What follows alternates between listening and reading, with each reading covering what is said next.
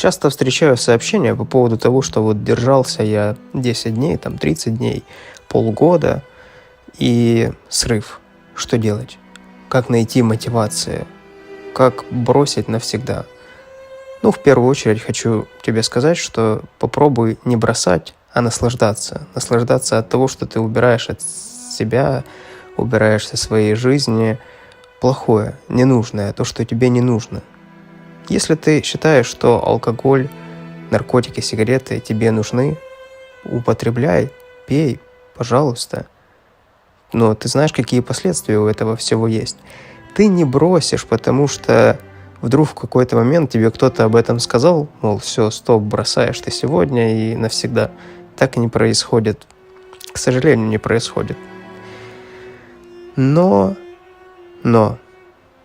большое но, когда ты реально понимаешь, что это тебе не нужно, что это у тебя забирает больше, чем ты получаешь, ты это уберешь со своей жизни.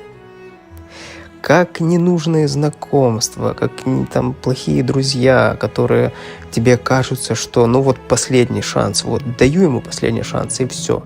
И он в очередной раз тебя предает, и ты в какой-то момент уже, получив граблями по той же шишке, ты уже в какой-то момент понимаешь, ну все, я тебе дал уже последний шанс, все. Теперь точно твоих контактных данных в моей телефонной книжке нету, и больше тебя в моей жизни тоже нету. Также и с любой вредной привычкой. Я неоднократно рассказывал на канале, что прежде чем убрать от себя вредные привычки, я пробивал дно. Да, то есть вот ты пробил дно, оно у каждого свое. То есть кому-то нужно там 10 измерений пробить дна, кому-то одно, да, кому-то 100, вот так. А у кого-то это смыслом жизни становится такой вечно бросающий. Становится, знаешь, на вот эту вот, на такую зависимость от вот этих вот американских горок, когда ты вот жизнь начала налаживаться, начал ты зарабатывать деньги, там все нормально. Взаимоотношения стали улучшаться, ну все прям пошло как нужно. Бах! И срыв. И ты это все потерял. Но ты можешь сказать, если бы не это, да я бы уже достиг. Но нет, это ты обманываешь сам себя. Да, ты пытаешься, может, кого-то еще обмануть, но в первую очередь ты себя обманываешь. В первую очередь наслаждайся. Вот наслаждайся. Наслаждайся, что ты можешь дышать полной грудью, если ты бросаешь сигареты. Наслаждайся от того, что ты проснулся утром, и у тебя не болит голова, тебя не тошнит, если ты бросаешь пить. Наслаждайся, что ты помнишь вчерашний вечер. Наслаждайся, что ты, хоть, может, ты и немножко находишься в неуравновешенном состоянии, потому что нервная система расшатана от этих всех наркотиков, но ты знаешь, что ты владеешь сам собой. Вот наслаждайся этим. Когда ты через позитив к этому подходишь, у тебя все получится. Но когда ты подходишь к этому с негативом, вот держусь вот сквозь зубы, знаешь, вот так прям я держусь. Вопрос часов, вопрос дней, когда ты вернешься в привычный образ своей жизни. Это точно произойдет. Абсолютно точно. Я в этом уверен, потому что я знаю. Потому что я знаю, когда я держался 30 дней, и потом на 31-й брал пиво там с раками, и чтобы там... Потому что я победил. А на следующее утро я 2 дня там еще умирал, потому что было плохо. Да, и потом все возвращалось обратно. Или как придурочная это вот 21 день. 21 не пей, новая привычка придет. Да бред это все. Нет. Если ты не принял решение для себя, ничего не уйдет. Это я к тому, что у меня тоже был 21 день, на 22 я и курил сигареты и так далее. Но потом со временем, когда я понял, как оно работает, знаешь, это как будто бы в какой-то момент ты понимаешь, ну все, теперь я понял. Вот я пробил очередное дно, я знаю, что будет вот такой вот период, когда мне будет максимально трясти, но его нужно пережить. Вот для того, чтобы попасть вот туда, необходим энный промежуток времени, когда мне просто нужно прожить. Но прожить как? Наслаждаясь. Вместо прошлых привычек негативных я буду теперь использовать, на это место ставить позитивные привычки. Вместо утренней сигареты на балконе я теперь встаю и иду гуляю утром. Вместо желания выпить алкоголь я напиваюсь воды. Вместо желания выкурить сигарету я ем морковь. Когда у меня появляется энергия для того, чтобы... вот та энергия, которая раньше шла на гульки, вся эта энергия идет в мой бизнес, в мою жизнь, в мой капитал. Собирай свои зожные дни, коллекционируй их. Если ты связан с инвестициями, то это так же, как заполучить первый свой капитал, который потом начинает приносить тебе твои дивиденды. Точно так же и здесь. Ты первый, второй, третий день, четвертый, пятый месяц, второй месяц, год, второй год, третий. И потом это работает на тебя. Ты только приобретаешь. Убираешь ненужное, принимаешь все нужное. Твоя жизнь начинает улучшаться. И ты не живешь мыслями о том, что вот, сейчас ты набираешь, вот уже у тебя полные руки вот этой твоей жизненной энергии, всего наилучшего, того, что ты сам себе желаешь. И потом в какой-то момент тебя тряснуло, и ты все потерял, потому что пошел напился или там накурился или еще. Нет такого, потому что этого у тебя больше в жизни нету. Нет такой опции. Да, ты можешь. Можешь ли ты выпить? Ты можешь выпить, но оно тебе не нужно. И ты не пьешь поэтому. Тот, который пьет, он не может не пить. Понимаешь? У него нет такой опции. Потому что это как будто бы забрать какую-то игрушку. А ты когда не пьешь, когда ты убрал от себя все вредные привычки, когда ты не куришь сигареты, да тебе это и не нужно. Ты даже и не рассматриваешь это как опцию. Не нужно это тебе. Вот так. Потому что это не дает тебе ничего. Это только забирает. Но если ты считаешь, что это дает тебе, значит, это твой путь. Стань лучшим алкашом. Стань лучшим наркоманом. Уйди как можно быстрее за счет этого из этой жизни.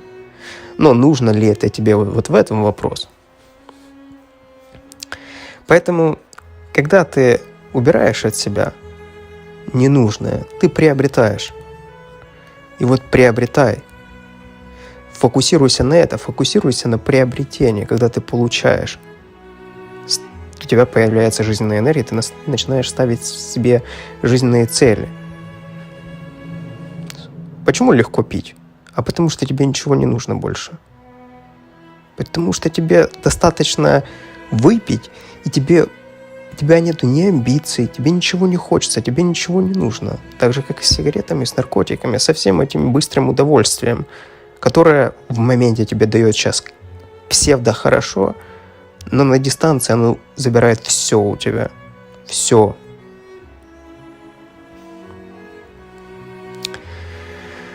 Вот. Поэтому, если подытожить, основная мысль, ты, когда от себя отсекаешь ненужное, фокусируйся на позитиве. Фокусируйся на том, что ты приобретаешь. Нормальная жизнь, вот чистая жизнь, а это про достижение. Это про постановку цели и достижение этих целей. Это когда ты контролируешь себя, и ты постепенно идешь к своей цели, к своим задачам, которые ты себе ставишь. Ты приходишь к этому. Ту картинку, которая у тебя в голове, а у тебя есть картинка этого в голове. У тебя есть, она, может, еще с самого детства идет. Но это есть, у тебя эта картинка. И ты, твоя задача эту картинку воплотить в жизнь. Ты постепенно, по чуть-чуть, с каждым днем, ничего не теряя, приходишь к той картинке. Потом у тебя новая картинка начинает формироваться. И это же так интересно. Это же интереснее, чем что-либо, когда ты ставишь цели и приходишь к ним. Когда ты на протяжении всей жизни убираешь ненужное. Алкоголь, сигарет, наркотики – это всего лишь 3 вещи, да, такие маленькие, но на пути еще всего столько. Там неподходящее дело для тебя, да, не тот бизнес, не те взаимоотношения, там, не та пища, ну вот это вот все, не тот интерьер и так далее. Вот это ты от себя все отсекаешь и делаешь из себя, прям вытачиваешь себя вот того, кем ты хочешь быть. Формируешь себя. Вот для кого ты это делаешь? В первую очередь для себя. Потому что ты есть у себя. Формируешь себе ту жизнь, о которой ты мечтаешь. Понимаешь, если ты себе ее не сформируешь, ты себя и в трезвости, в чистоте ты себя не удержишь никогда.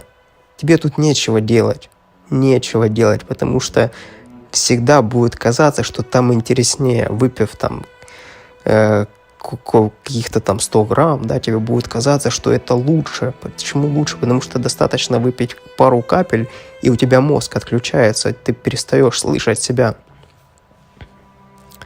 Да, ты начинаешь слышать себя. Когда ты в чистоте, ты начинаешь слышать себя, и ты уже не можешь ходить там с гнилыми зубами. Ты не можешь ходить там с лишним весом. Ты не можешь ходить там в каких-то плохих взаимоотношениях, общаться с какими-то там неподходящими для тебя людьми, работать на нелюбимой работе. Тебе все это придется менять, и ты поменяешь это, потому что иначе тебе нечего делать в чистой жизни. Потому что ты смотришь на себя в зеркале, и ты либо себе нравишься, либо не нравишься. Если не нравишься, то тебе приходится работать. Другого выхода нет. Работать на себя, выходить там по утрам на пробежку, может быть. Просто причесаться банально. Банально помыть зеркало это, в которое ты смотришь. Ну, то есть ты понимаешь, куда направляется жизненная энергия. На все то, что тебя окружает, ты начинаешь улучшать. И это такой экспоненциальный рост, когда ты в секунду, в какой-то момент, хотя оно постепенно, да, все накапливается, но в какой-то момент ты понимаешь, что ты в той жизни, о которой ты мечтаешь. Что для этого нужно? Убирать то, что тебе не нужно. Не фокусируйся на, допустим, там, алкоголе, как будто бы это все в твоей жизни. Это всего лишь что-то одно. Вот ступай в этот путь, иди к самому себе, потому что конкретно в чистоте ты будешь видеть именно самого себя. Себя настоящего. Будешь чувствовать, что тебе нужно. Когда ты утром просыпаешься, ты понимаешь, так, хочу это и делаю это, и у тебя есть силы для этого. А то, что тебе мешает это делать, ты либо уже убрал, либо сегодня уберешь. Верь в себя, потому что если ты не будешь верить в себя, в тебя никто не поверит так, как ты способен это сделать. И вселяй эту веру во всех остальных. Своим примером. Будь примером для других, понимаешь? Когда на тебя смотрят, и ты включаешь этот механизм продуктивности, когда смотрят на тебя и пытаются достигнуть того же, что и ты, а ты впереди себя, опять же, смотришь на таких же людей, только которые добились большего, чем ты. Ну, для меня лично это смысл. Как я уже говорил, да, я живу ради того одного единого момента, когда я буду уходить с этой жизни, а все мы будем уходить с этой жизни. Вот, и этот будет единственный такой момент, когда я пойму, что я все сделал правильно для себя. Вот ради этого момента, мне кажется, мы все и живем. У всех он будет, и я топлю за то, чтобы мы, пока мы можем, делали все ради этого момента.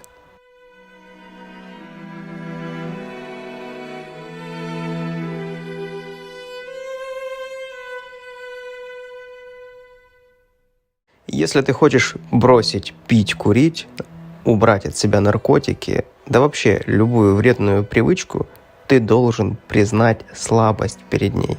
Ты должен понять, что ты зависим. Вернее, ты должен признать, что ты зависимый.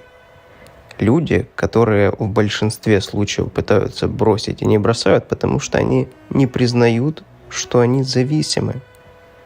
Они не признают слабость. Свою слабость, которая есть. Но тяжело это признать, потому что хочется сказать, я на самом деле не такой. Получается так, что употребляю. Это ж так, потому что я балуюсь. И не бросают. И не бросают по той причине, что не признают слабость. Но сильный человек тот, который способен признать свою слабость, а не тот, который скрывает свою слабость под видом того, что он сильный.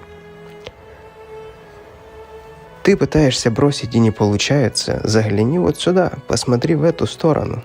Посмотри, от чего ты прячешься, от чего ты скрываешься. Ты боишься, что это уйдет с твоей жизни навсегда. Ты боишься, что кто-то подумает о тебе что-то. Боишься, что кто-то с тобой перестанет общаться и так далее, и так далее. Но на самом деле, чтобы пойти в жизнь в чистую, в трезвую жизнь, это, во-первых, путь сильных, во-вторых, туда добираются меньшинство. Это путь избранного. Не каждый способен на это. Это сильный человек способен убрать от себя лишнее, ненужное.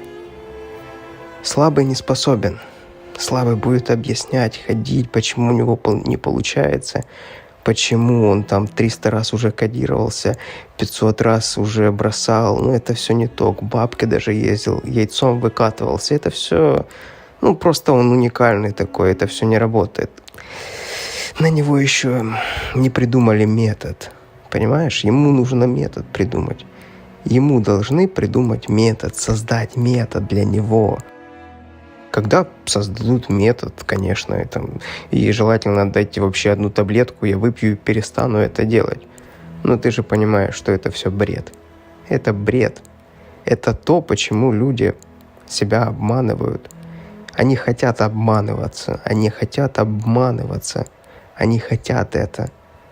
Потому что так будет проще. Но подожди. Если ты выбираешь путь сильного, почему ты думаешь, что все ограничится тем, что ты уберешь от себя вредные привычки и больше тебе не нужно будет ничего побеждать? Люди думают, я не пью уже неделю, но как-то легче не становится. И начинают пить. Потом легче становится. Так, а почему тебе должно стать легче? Думаешь, если просто не будешь пить, курить, то тебе за это будут платить зарплату? Но так же не бывает. Тебе нужно преодолеть это.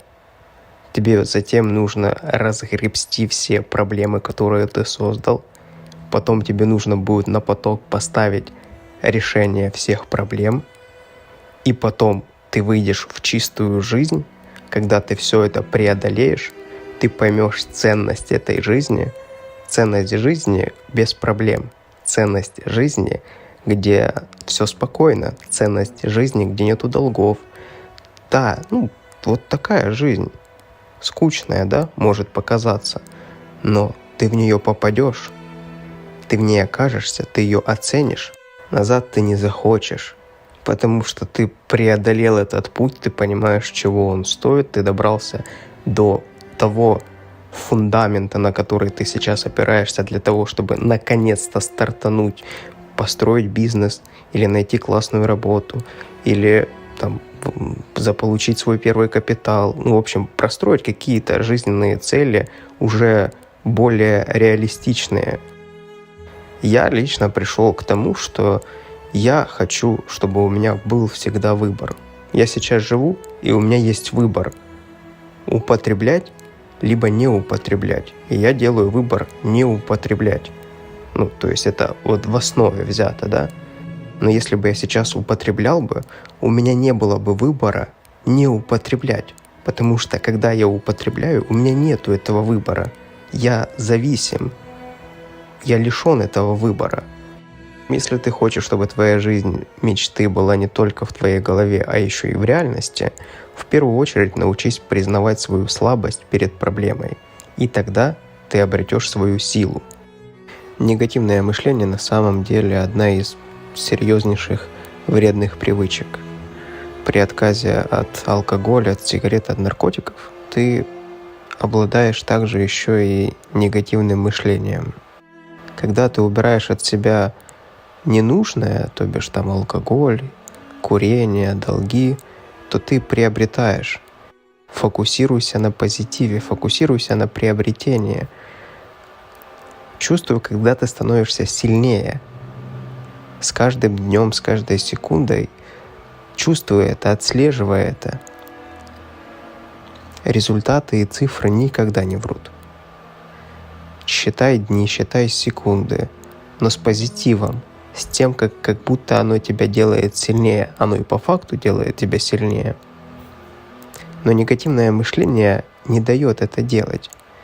Негативное мышление показывает тебе, будто ты теряешь. С каждой секундой человек начинает напрягаться, еще больше и больше притягивать к себе проблемы. В итоге он просто доходит до того, что он весь на иголках, и вот он ждет уже этого момента, когда ему сорваться. Потому что окружает себя потерями. Ему кажется, что тогда, когда были у него вредные привычки, он якобы обладал чем-то хорошим. Но по факту он постоянно терял. Начиная с здоровьем, заканчивая деньгами и так далее. Фокусируйся на позитиве, прививая к себе позитивное мышление. Как? Фокусируйся на приобретениях. Фокусируйся на том, что ты можешь дышать спокойно, у тебя не болит голова, ты можешь вдохнуть и выдохнуть и не закашлять. Фокусируйся на том, что ты можешь выйти вечером прогуляться, а на утро у тебя не будет болеть голова от того, что ты пил всю ночь или выпил вечером. Фокусируйся на этом, фокусируйся на том, когда ты начинаешь наконец-то зарабатывать деньги. Что дают вредные привычки, вернее, что они забирают? Они забирают у тебя стабильность. Ты не можешь стабильно работать, у тебя постоянно происходит то густо, то пусто. То ты только вошел в продуктивную работу, буквально 2-3 дня, и упал, и все потерял. А когда ты фокусируешься на том, когда ты приобретаешь, ты получаешь. Вот смотри, ты завтра просыпаешься, ты проснулся, у тебя не болит голова, ты полон силы и энергии. Тебе приходят какие-то мысли, ты начинаешь мыслить позитивно, ты начинаешь генерить какие-то ситуации, в которые ты притягиваешь к себе какой-то позитив, какую-то деятельность позитивную. Ты начинаешь что-то делать, создавать. Ты зарабатываешь деньги, ты зарабатываешь взаимоотношения с людьми какие-то позитивные. Вот на это все фокусируйся. И ты в какой-то момент поймешь, что ты начинаешь аккумулировать вокруг себя реально кайфовые какие-то вещи. И ты понимаешь, что нет, я уже не хочу терять это, то. Уже мне нравится быть с деньгами, мне нравится контролировать себя, мне нравится ощущать себя, мне нравится, когда я хорошо пахну, мне нравится убранная квартира, дом, вымытая машина, мне нравится, как машина пахнет чистая, мне нравится, когда вещи мои чистые. Мне нравится, что я завтра проснусь, и я буду полон силы и энергии для того, чтобы реализоваться в этом дне. Когда ты мыслишь вот так, тогда и у тебя в жизни появляются вещи, которые притягивают к себе хорошее. И тут магии никакой нету. Ты фокусируешься на этом. Ты смотришь на вещь, и ты видишь в этом то, какую пользу оно может тебе принести, а не какой ущерб. Понимаешь? Понимаешь, когда ты просыпаешься утром, и ты думаешь о том, как же хорошо, проснулся, как пахнет хорошо. Вообще себя ощущаю классно. Да, есть какие-то там эмоциональные всплески, но это только потому, что у меня еще не выровнялась нервная система. Пропью витамины, улучшу свое здоровье, сделаю чекап здоровья, наконец-таки. Посмотрю, какие у меня, может, есть проблемы. А может, вообще никаких проблем нету, и выдохну. А если есть какие-то проблемы со здоровьем, пойду вылечусь. И ты начинаешь приобретать слой за слоем, слой за слоем, слой за слоем. И ты видишь, вот я у тебя уже настроил на эту волну, и ты понимаешь, насколько круто ты себя можешь чувствовать. И ты уже понимаешь, что это абсолютно другая жизнь, нежели та, когда ты выпил, потерял ключи, потерял там деньги, потерял здоровье, поругался, подрался, просыпаешься на утром с этим всем балластом, который у тебя был на протяжении там вчерашнего дня, думаешь, как это разобраться, как это все распетлять, потом понимаешь, никак не распетлять, а уже вечер, думаешь, ну хоть как-то скрыться в этом всем, пойду выпью, покурю, а проблем меньше не становится. Ты идешь, пьешь, куришь, еще создаешь какие-то проблемы, а потом это все зацикливается. И потом имеешь то, что имеешь, и понимаешь, а как отсюда вылезти? А вылезти отсюда никак. Так просто ж вылезти, просто ты перестал пить, отмотал буквально там на 30 секунд назад, вспомнил то, что я рассказал тебе, и начинаешь приобретать в жизни. Начинаешь выстраивать свою жизнь, и в твоей жизни начинают появляться люди, которые точно таким же и обладают, которые настроены на продуктивность, на позитив. И согласись, когда ты мыслишь так, то ты, увидев такого человека, который и генерит одни проблемы, ты сделаешь все, чтобы этого человека не было в твоей жизни. Потому что у такого человека одни проблемы. Ты его тронешь и заразишься теми же самыми проблемами. Потому что это генератор проблем, который перекидывается сразу же и на тебя. Фокусируйся на позитиве. И здесь нет никакой магии, типа там просто верь в хорошее и все будет хорошо, хотя это тоже работает. Заведи экселевскую таблицу. Заведи блокнот. Отмечай свои достижения. Начни вести дневник побед. Поначалу. Ты не будешь всегда это вести. Ты там спустя какое-то время, может через полгода, через год, через, у кого как, всех по-разному. Когда ты уже почувствуешь силу, когда ты начнешь фокусироваться, вот ты там какую-то задачу выполнил, у тебя что-то получилось, ты записал, ага, есть такое, 1, 2, 3, 5, 10 выполнил. Не список дел, а именно вещи, которые ты выполнил, и это все получилось. И потом, когда у тебя начинают происходить эмоциональные всплески, когда ты перестаешь себя контролировать, и кажется, все плохо, ты берешь блокнотик, открываешь, ага, так, а я что выполнил это, достигнул. И это у меня все получилось. У меня же на самом деле жизнь хорошая, все у меня получается. Вот. А еще круче, если ты пропишешь себе рутину.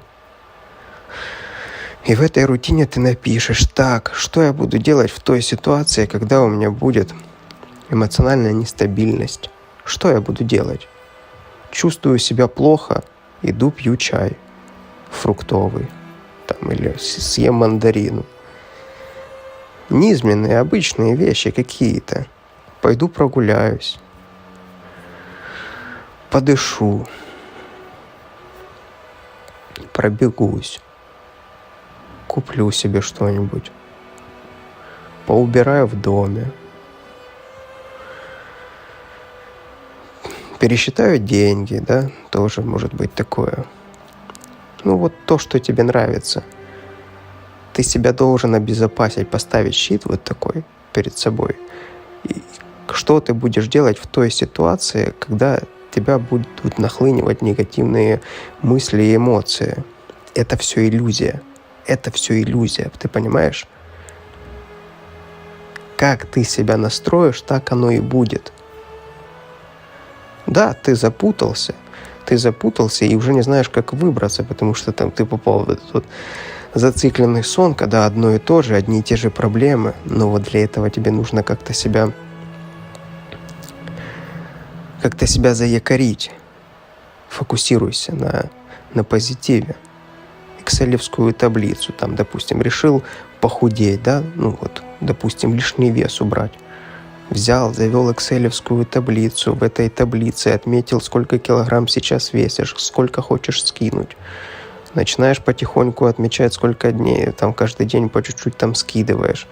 Выводи там в процентное соотношение. Ты можешь скинуть там, я не знаю, там 500 грамм, а в процентном соотношении это может быть там 7, 5%, 10%. Пытайся превратить все в цифры. Ну, то есть методы, есть реально варианты. Просто ты должен понимать, знаешь, есть вещи, которые, ну, там, тяжело отследить, да? Но их можно оцифровать, вот отцифровывай. Там, если для тебя важно решить финансовые вопросы, взял, повыписывал, если есть долги, все долги повыписывал, взял, поотмечал, так, этому первому отдам, второму отдам, третьему, со всеми договорился. Начинаешь отдавать там по десятке, по полтосу, по сотке, по тысяче, по чуть-чуть, и смотришь, так, ага, вот уже поотдавал, там хотя бы там 10 тысяч отдал, может, 1000 отдал. Ну, то есть фокусируйся на том, что ты решаешь проблемы, выходишь из этого. То же самое, как вот трезожники, да, сообщество, которое наше. Если еще там не состоишь, заходи, там ссылка есть в Телеграм. Закрепленные комментарии читай, там все есть. Все есть. Я все оцифровал, все написал, как у меня это получилось, как я убрал от себя вредные привычки. Дни зачем считать? Я считал дни, потому что каждый день делает меня сильнее. Каждый день, каждая секунда, каждая минута.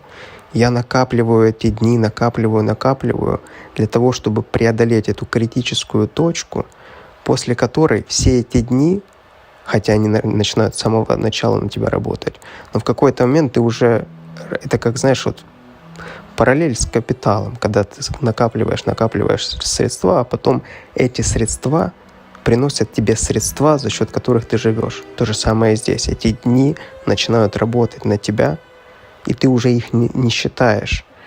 Даже нету мысли об этом.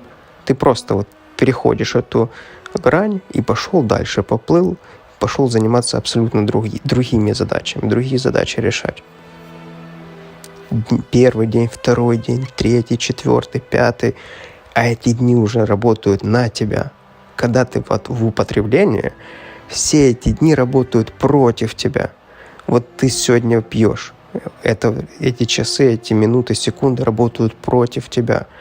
День пьешь, 2 пьешь, месяц, год пьешь. Это все работает против тебя.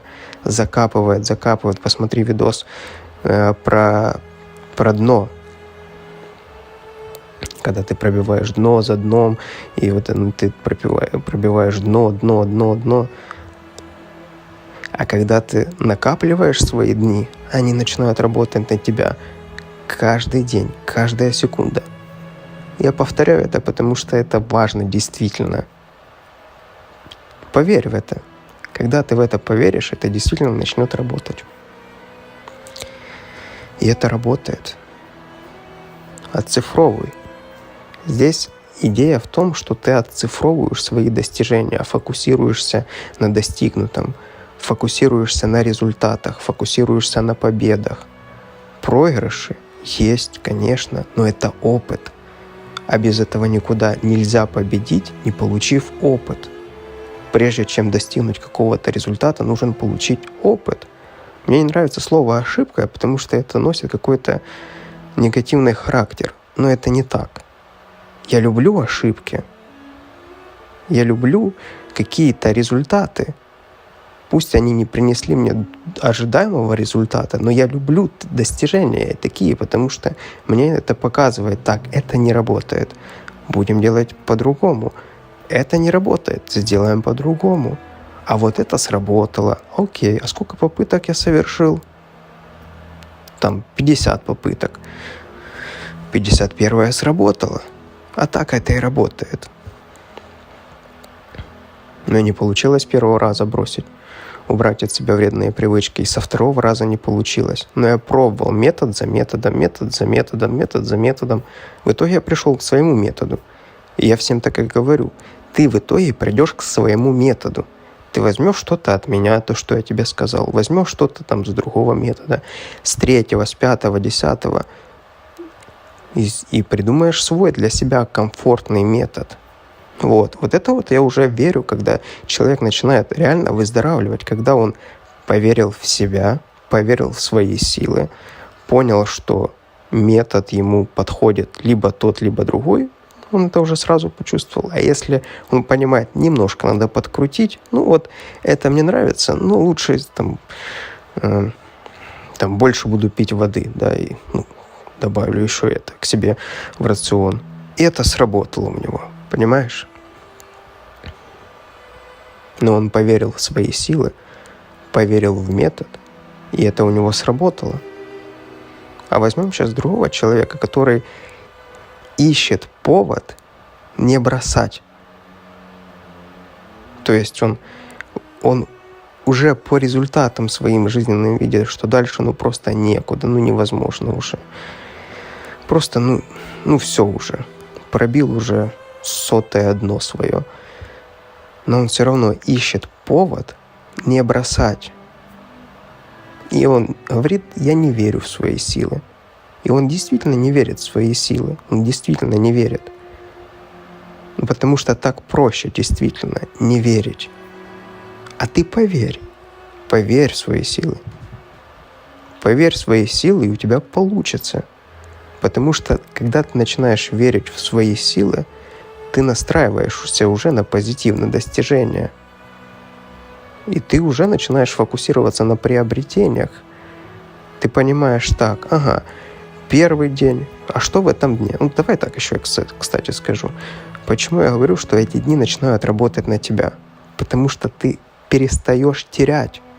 У тебя потери пропадают.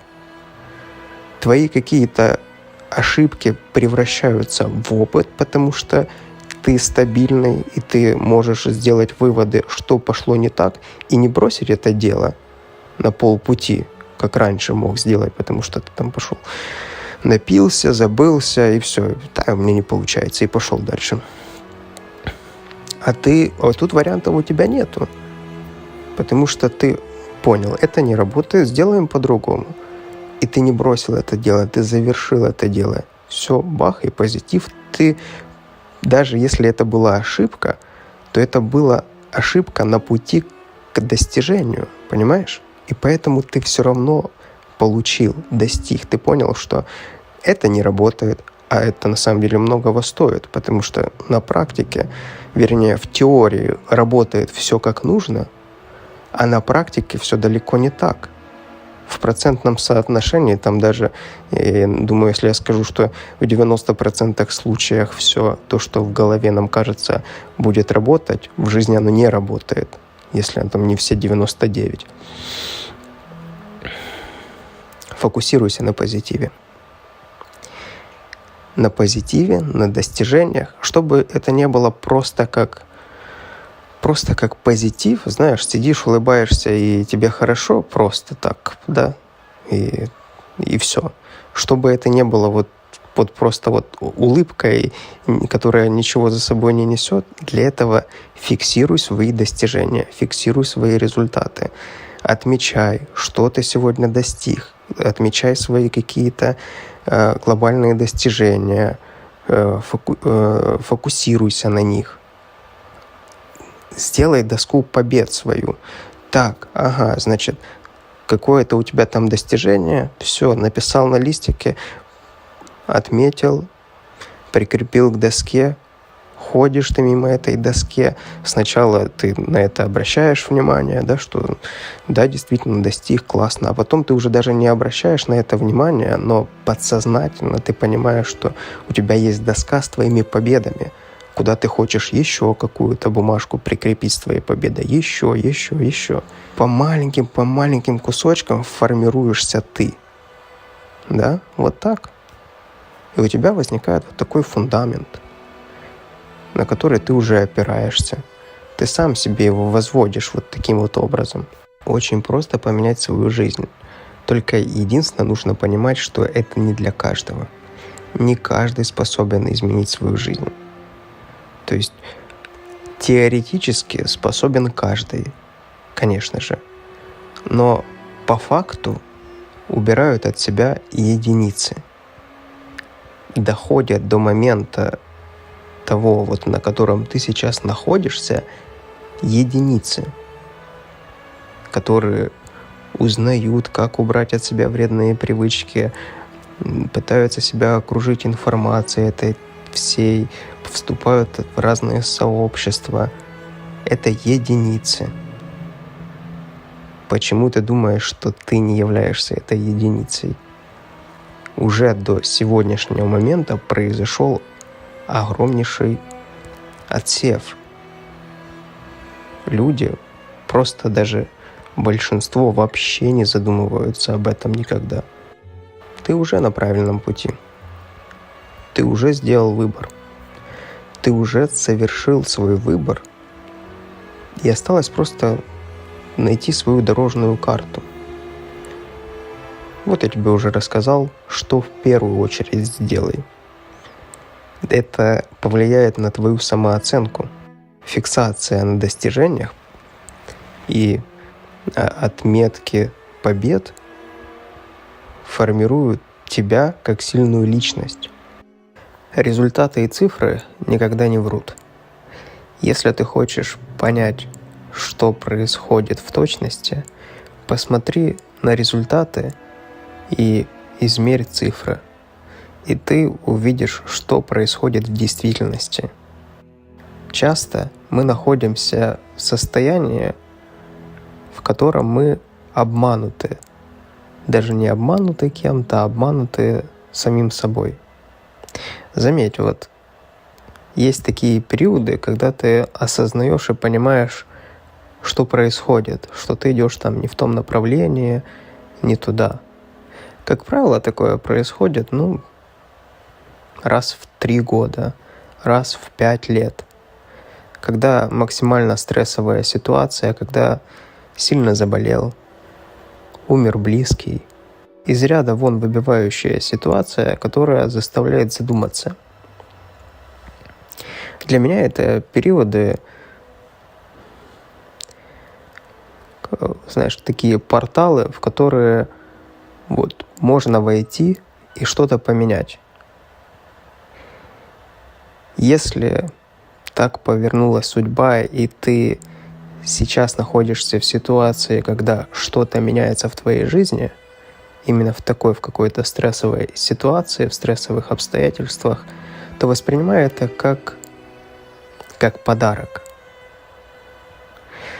Потому что если ты сейчас работаешь на нелюбимой работе, находишься в каких-то токсичных взаимоотношениях, твоя жизнь полна вредных привычек, то если ты сейчас не уберешь это все со своей жизни, не начнешь это убирать, то в следующий раз это произойдет, скорее всего, года через 3-5. Но там дальше уже время начинает работать против тебя, потому что если тебе сейчас это будет проще, легче, и ты выиграешь для себя больше времени, то потом все больше будет сожаления. И знаешь, когда попадаешь в обстоятельства и в ситуацию, когда, кажется, вся жизнь уже прошла, то стоит, я думаю, задуматься о том, что, может быть, все это было сделано в твоей жизни именно ради вот этого момента, который ты можешь сейчас совершить действие и повернуть свою жизнь в абсолютно другое направление. Можно сожалеть об утраченных там годах, днях, но это все время тебя формировало сделать тебя таким, как ты есть сейчас. Что нас гложет и убивает? Убивает то, что мы не имеем таких успехов, как имеют остальные. А кто это остальные?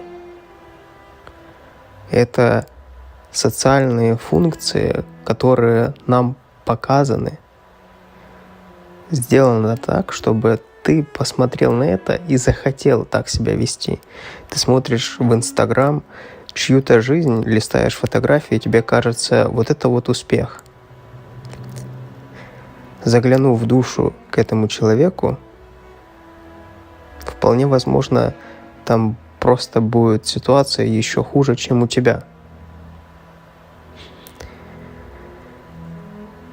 Возвращаясь к тебе, когда ты находишься в ситуации осознания того, в какой точке ты находишься, не сожалей о прожитых годах и днях. Все то, что было, это формировало тебя сегодняшнего. Этим мы и отличаемся друг от друга. Опыт. У всех у нас разный опыт. Взять меня, тебя. Мы с тобой разные, у нас разный опыт. Мы можем вести себя одинаково в определенных обстоятельствах, но по сути мы будем разные. Я топлю за то, чтобы каждый находил в себе свою суть. Вытаскивал со своей сути самое лучшее. Перерабатывал свой опыт. Становился продуктивным. Начинал жить свою жизнь. Какая твоя жизнь? Кто ты? Как понять, кто ты и для чего ты вообще здесь? Ты все прекрасно понимаешь. Утром, когда ты просыпаешься, и ты понимаешь, что ты живешь, и ты понимаешь, что этот день будет наполнен какими-то новыми возможностями. Но потом, буквально через несколько часов, у тебя включается обычный образ жизни, обычные твои привычки стандартные, и ты опять вклиниваешься в ту жизнь, в которой ты ничего не можешь поменять, и ты становишься обычной функцией. Ты уже не человек, ты просто функция, которая выполняет свою задачу. Причем задача, кто ее поставил? Социум. Ты, который, не обращая внимания на приобретенные свои вредные привычки, вредные, позитивные привычки, создался сегодняшним. Ты управляешь своей жизнью. Если кажется, что не управляешь, то просто вспомни себя вот в эти периоды, когда ты максимально осознаешь, кто ты и для чего ты. Становится страшно что-то потерять. Потерять взаимоотношения, круг лиц, которые тебя постоянно привычно для тебя окружают, работу, заработную плату. Постоянно страшно. А не страшнее ли прожить жизнь, являясь постоянным заложником обстоятельств, пытаясь спрятаться за рюмкой, за пачкой сигарет, за наркотиками, за токсичными взаимоотношениями, прячась от себя настоящего. Быть собой сложно ли? Когда ты живешь свою жизнь, являешься самим собой, то несложно. Но когда ты выполняешь функции, навязанные социумом, причем еще если социум, люди, которые тебя окружают, имеют те же негативные привычки, то ничего хорошего с этого не получится. Но ты вправе выбрать. Ты каждый день просыпаешься и делаешь свой выбор. Это банально. Так, а мы тут про банальные вещи в целом и говорим. А тут особо ничего нового и не придумаешь. Это как когда ты начинаешь заниматься новым делом. Когда мы начинаем заниматься новыми для себя вещами, мы ведем себя как дети. То есть тоже ничего не понимаем, начинаем обучаться и так далее, и так далее. И спустя время мы становимся профессионалами и понимаем, что это уже навык этот мы освоили. Точно так же и с нашей рутиной. Ты прорабатывал свою рутину? Вероятнее всего нет, просто по накатанной. Как-то вот пошло и пошло, да и к чему-то пришло сегодня. А если ты это не прорабатываешь, значит, кто-то за тебя это проработал. Если ты живешь сегодняшним днем, значит, если ты живешь сегодня, являешься тем, кем ты есть, значит, кто-то же это сделал. Вполне вероятно, ты принимал решение переложить ответственность на другого. Это я тебе все рассказываю о том, что на самом деле ты контролируешь свою жизнь. Просто есть обстоятельства, в которых ты перекладываешь ответственность на другого. И тогда вроде те ситуации, которые тебя окружают ежедневно, вроде бы и к тебе отношения не имеют никакого, а с другой стороны, ты и сам создал эти все ситуации. Возвращаясь к вредным привычкам, как их убрать со своей жизни? Да так же, как и все остальное, когда ты начинаешь убирать и меняешь какую-то свою привычку из вредной на позитивную. Как это происходит? Ты просто берешь и заменяешь. Да, если ты раньше на празднике употреблял алкоголь, то теперь ты можешь путешествовать. Можешь выезжать на природу, заниматься спортом, и так далее. Просто это берется и прописывается. И когда ты начинаешь работать над этим, то это точно так же, когда ты начинаешь приобретать свой новый навык какой-либо. Ты не умел ездить на велосипеде, потом научился и понял, даже потом не обращаешь внимания, как ты крутишь педали. Также и с тем, когда ты убираешь алкоголь. Ты на этом фокусируешься, начинаешь понимать, как глубоко тебя это засосало, в чем проблема, начинаешь искать варианты, на что это можно заменить, начинаешь осознавать, как сильно ты попал в эту яму глубоко, начинаешь осознавать, какие еще за собой тянет эта вредная привычка. И в конечном счете ты приходишь к тому, что находишь решение и убираешь это со своей жизни. Убираешь, заменяя на какую-то более лучшую привычку для тебя. Жизнь, на самом деле, все равно, какие у тебя привычки. Хорошие, позитивные, плохие, да, и у нас жизнь еще не любит пустоты. То есть, когда пустота появляется, она чем-то заполняется очень быстро. И на это ты можешь повлиять. Ты можешь влиять на то, чем заполняется пустота твоей жизни.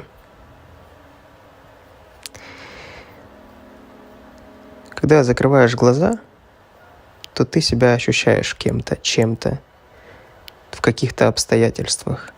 Вот закрой сейчас глаза и представь, или даже просто почувствуй, кто ты, что ты, для чего ты здесь, к чему ты стремишься. Может быть, пустота.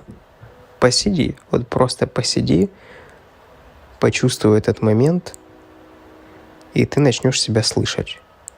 И этот голос, на самом деле большинство этот голос боится.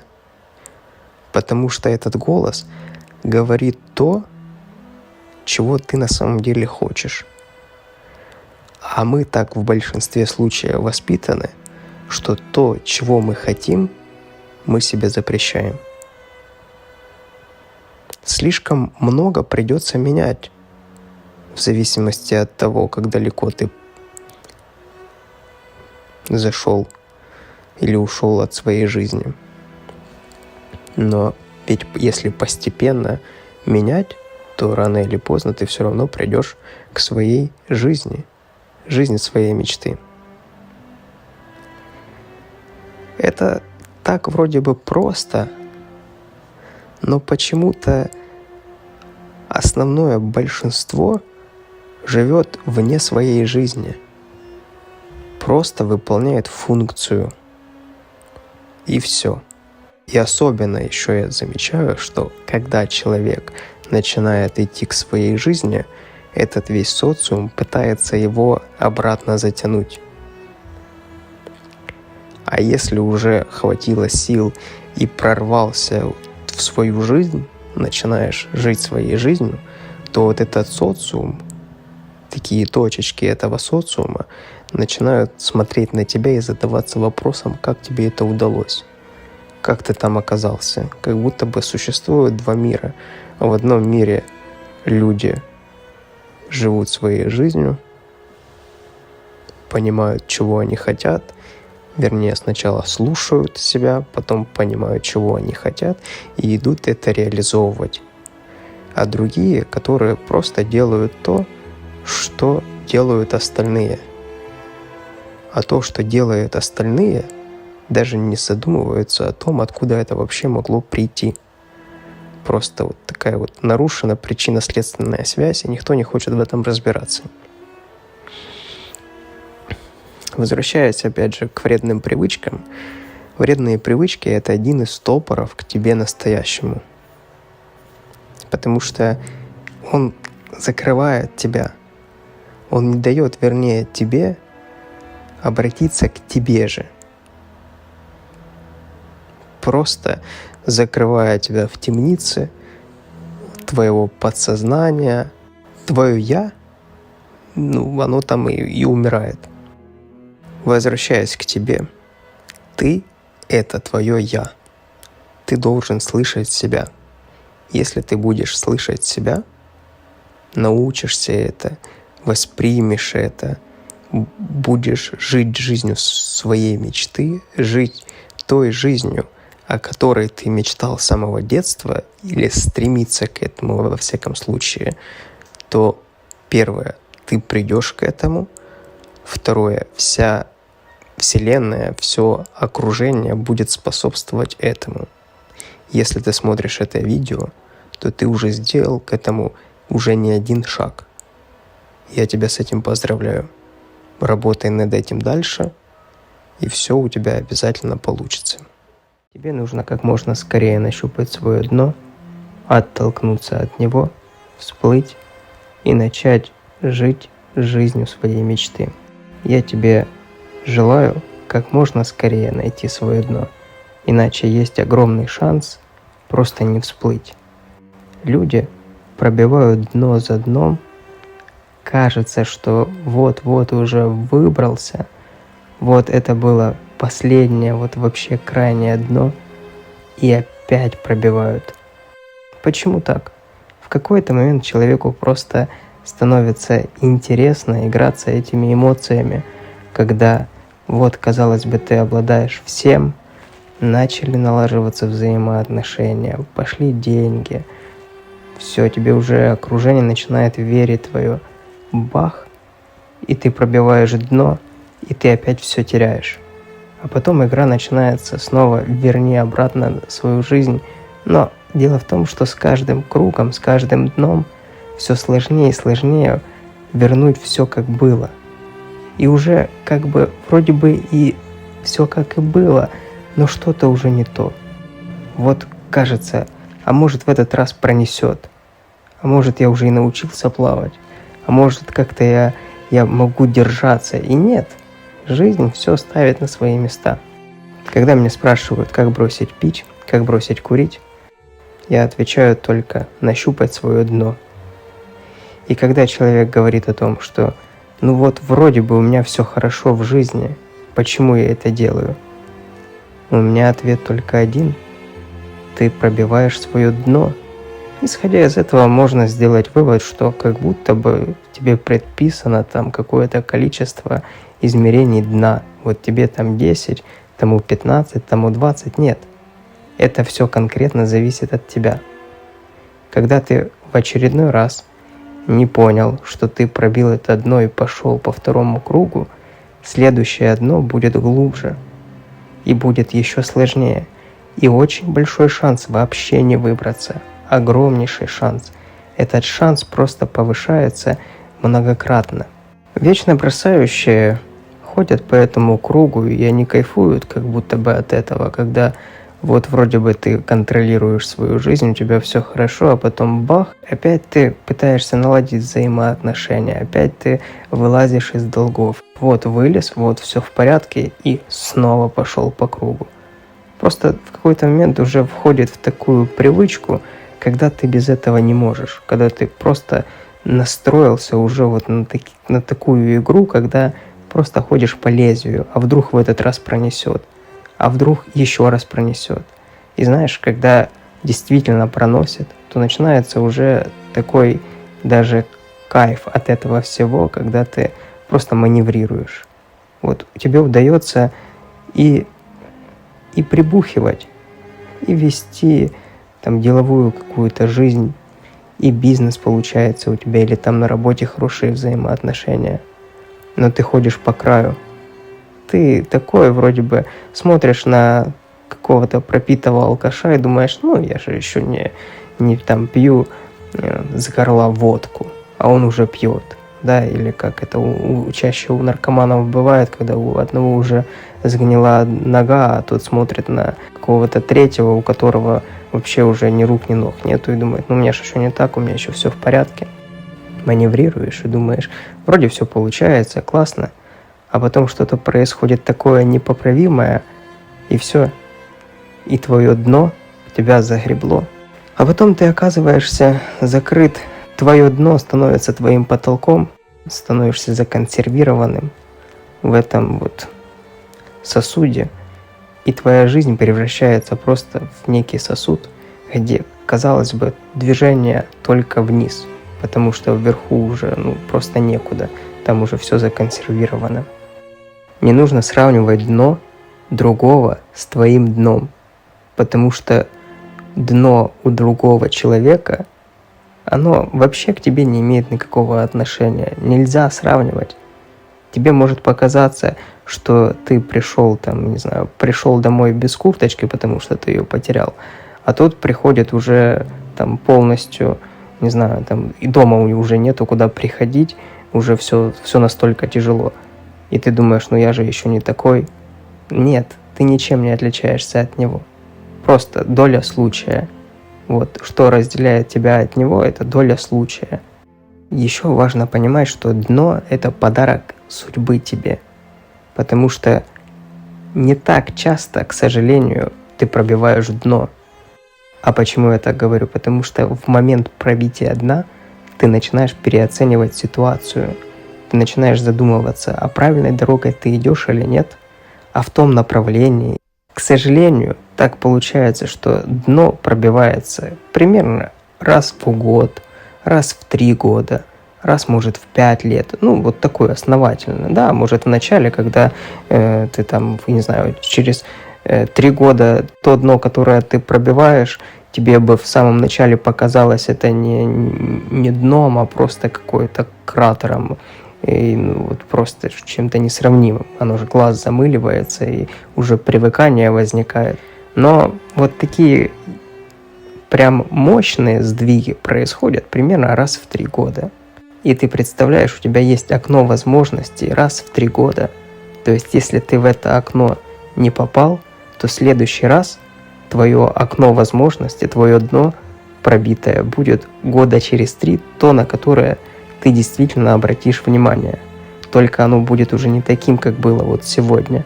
Оно будет в сотни раз жестче. И ты уже будешь терять не то, что ты сегодня потерял, а в сотни раз больше.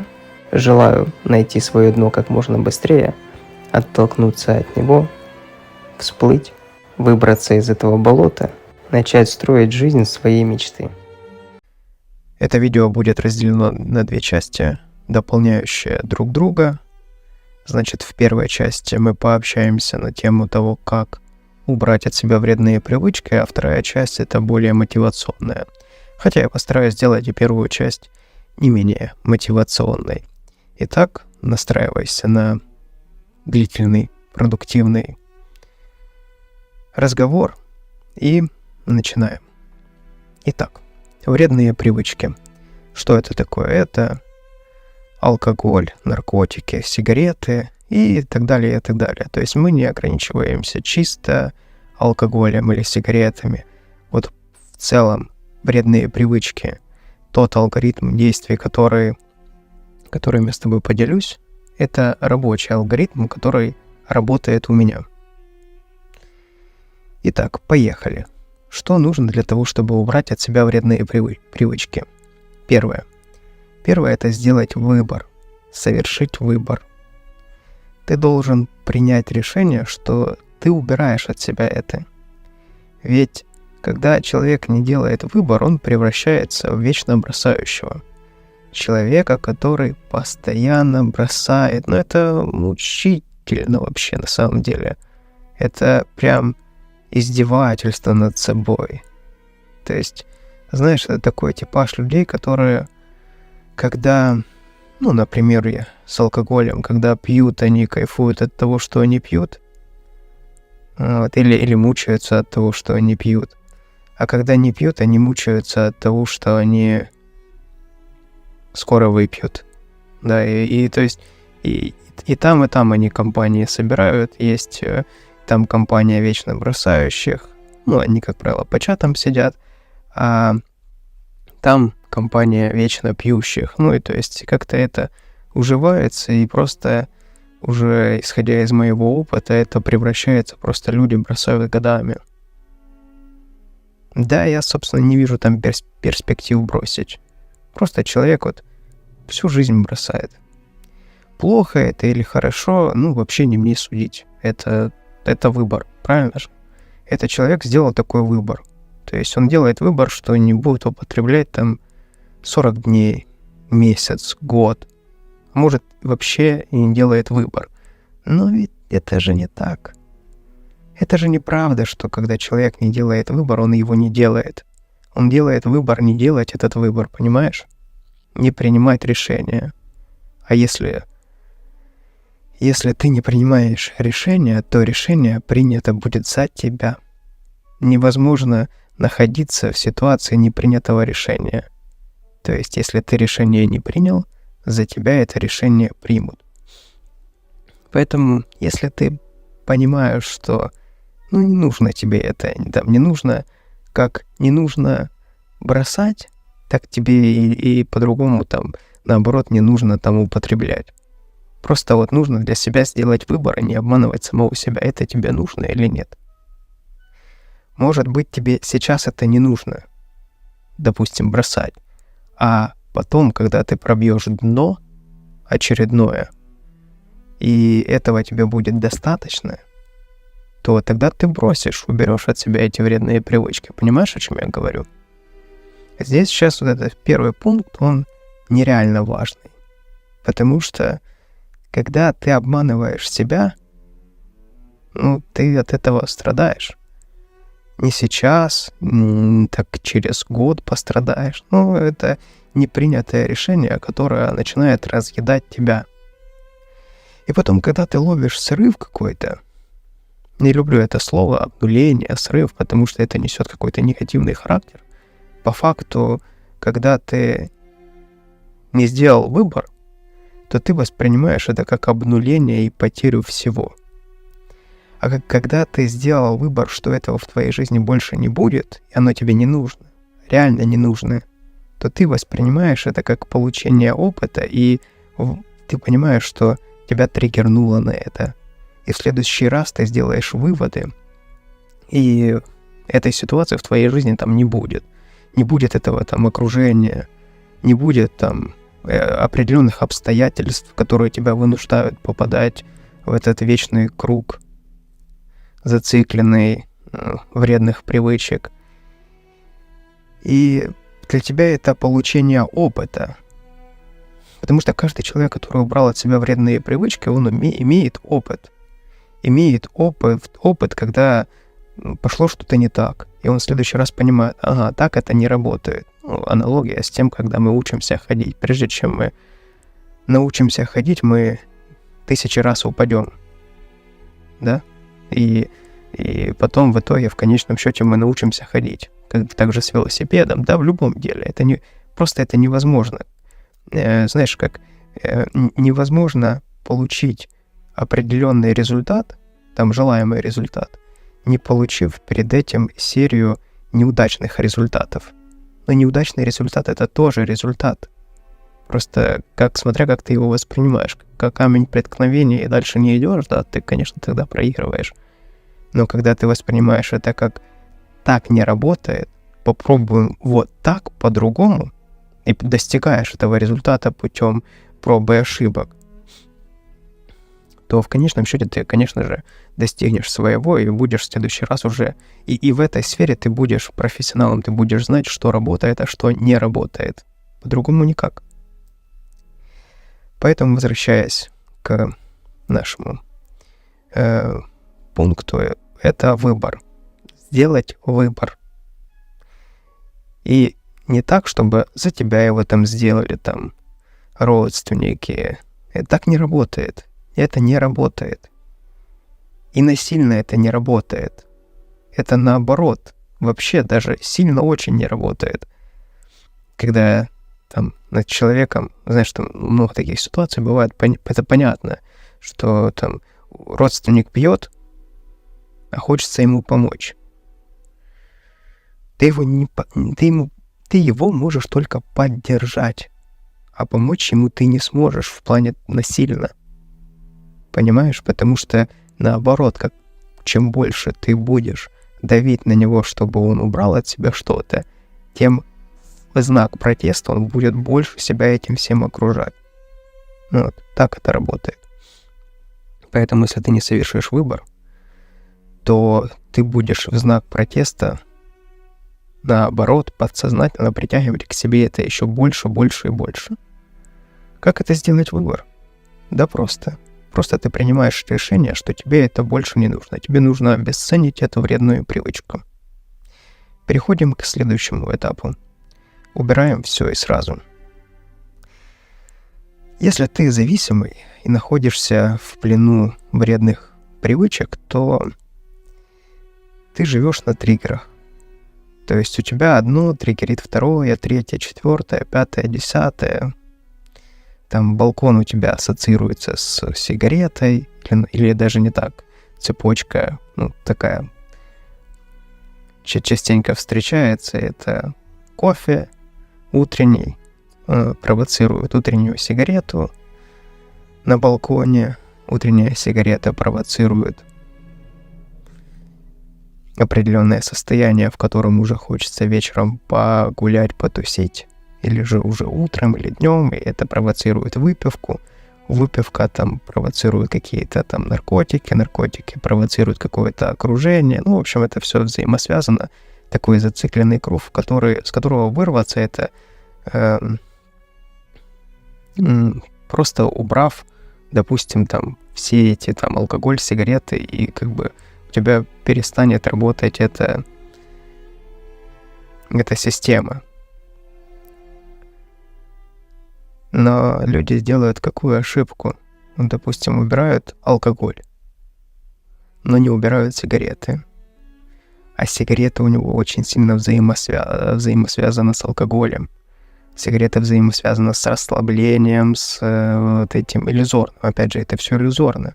Потому что человек, казалось бы, вроде делает выбор, да, что выбор в сторону радости и веселья с сигаретой и там с алкоголем.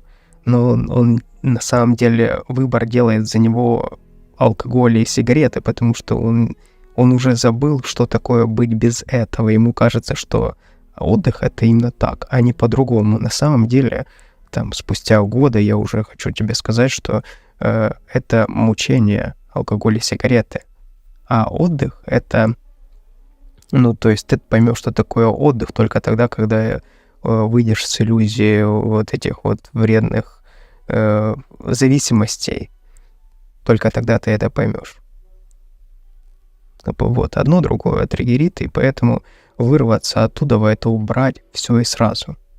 Потому что, когда ты убираешь, допустим, сигареты, выпивку оставляешь, то когда ты выпиваешь, тебе очень сильно хочется курить, это вообще становится просто ужаснейшим моментом в твоей жизни, когда ты просто готов на стену лезть, потому что ты прям, ты считаешь, ты не можешь без этого. Не можешь. И тогда это начинает носить такой негативный характер, типа, знаешь, как убирать от себя вредные привычки, вот освобождаться от этого плохого всего, это тяжело. И потом ты начинаешь в это все верить, и ты просто не можешь поверить, что на самом деле все наоборот. Понимаешь? Иллюзия. Просто надо принять, что ты зависимый. Вот больной человек зависимый. Реально больной. Как больной там гриппом. Вот ты в этом периоде сейчас больной человек, которого жестко триггерит все вокруг. Вся жизнь выстроена таким образом, что одно провоцирует второе. И все, абсолютно все. И окружение, и так далее. Но за окружение чуть дальше пообщаемся еще. Поэтому надо убирать все и сразу. По-другому это будет мучение. Да, для одного проще убрать алкоголь, для другого проще убрать там траву, для третьего там и какие-то более сложные наркотики, для четвертого там сигареты, для пятого, десятого там игроманию убрать. В итоге это все заканчивается тем, что человек больше начинает, когда убирает только одно, а второе оставляет, он начинает и еще глубже нырять во вторую там вредную привычку. То я помню, как у меня было, когда я убирал сигареты, и попытался заменить это на электронку. Ох, я тогда столько курил. Это продлилось, может быть, там дней 14. Вот. Но это было до такого доведено, что я просто уже не мог дышать. Понял? Сам просто не мог дышать. Я каждый вдох пытался всунуть в себя вот эту электронку, чтобы хоть как-то угомонить вот это желание. А на самом деле я тогда что делал? Провоцировал себя еще на большее желание курить. Такой зацикленный круг, замкнутый. Поэтому убираем все и сразу, дабы одно не провоцировало второе. Далее, третье. 21 день. Это такая жесткая иллюзия, опять же, на которую я сам попал, потому что я думал, что как везде все трубят, что 21 день, и потом ты становишься независимым. И нет, это на всю жизнь. Ты должен понять, что нельзя бросить курить, иногда покуривая, и нельзя бросить пить, иногда там попивая. Это не работает, все это просто не работает. Это как есть, извини меня за выражение, поесть Г. Понимаешь? Ты же не идешь и не ешь Г. Но не ешь ты. И тебя не ломает от этого, понимаешь? Вообще не ломает.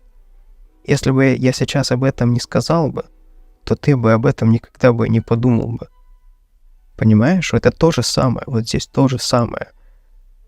То есть ты же не думаешь о том, что сейчас там перестану есть Г.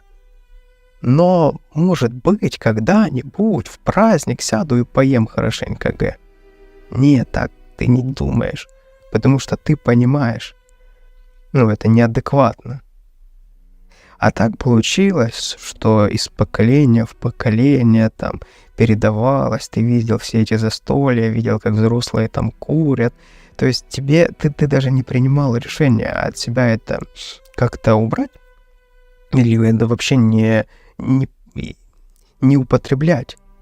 Ты не принимал решение, это за тебя приняли решение, и тебе уже было понятно, что как только ты станешь взрослым, ты будешь это делать.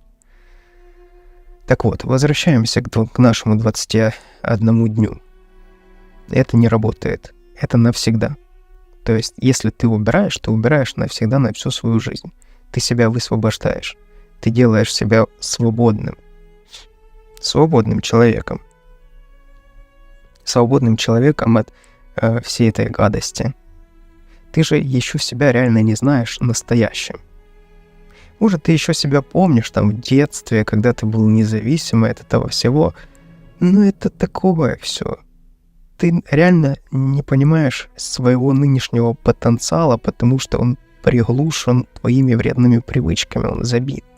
Любая твоя какая-то инициатива очень быстро заканчивается вся пятничными какими-то попойками, либо выкуренной сигаретой. Вот ты помнишь это состояние, думаешь, вот сейчас как сделаю что-то, и вся твоя вот эта вот энергия сливается какими-то там после какой-то попойки, после какого-то там нахождения себя в негативном окружении, после сигареты, и все, и руки опускаются, думаешь, какое-то даже уже в какой-то момент начинает тебя бесить просто это мимолетное, жгучее желание пойти что-то сделать, которое в секунду распыляется ни во что, и потом ты думаешь, ну как оно же было, я же хотел, а где оно, куда оно делось? Ладно, возвращаемся к нашему 21 дню. По своему опыту скажу, что я был в иллюзии 21 дня, я надеялся, что спустя 21 день не будет никакого там желания, я смогу употреблять как все, и, благо, что у меня этот опыт был, и я смогу с тобой им поделиться, что, оказывается, вообще без разницы это все, хоть 21, хоть миллион первый день, это вообще не работает. Не работает, это просто для красивого словца придумали, вот просто. Все, больше никак. Там, понимаешь, если ты придумал, что ты не будешь пить год, и спустя год ты начнешь пить, то спустя время ты поймешь, что этот год без выпивки был лучшим годом в твоей жизни. Это ж даже я не только по себе сужу. У меня есть, скажем так, бигдата. Я смотрю за большим количеством людей, вот в сообществе трезожника, я смотрю одни и те же, понимаешь, а работает одинаково. У всех работает одно и то же. Мы думаем, что мы какие-то уникальные, каждый там чем-то отличается, у него супер уникальная ситуация, отдельная, все. Нет, все работает одинаково, у всех работает все одинаково. У тебя, у меня и так далее, все одинаково. Каждый придумывает для себя какую-то шифровку, конечно, и придумывает, чем он отличается, но по факту выполни 1, 2, 5, 10, все, ты выйдешь из этого всего. Это, понимаешь, это мне норм рассказывать тебе, потому что я не заинтересован в этом никак материально. Понимаешь?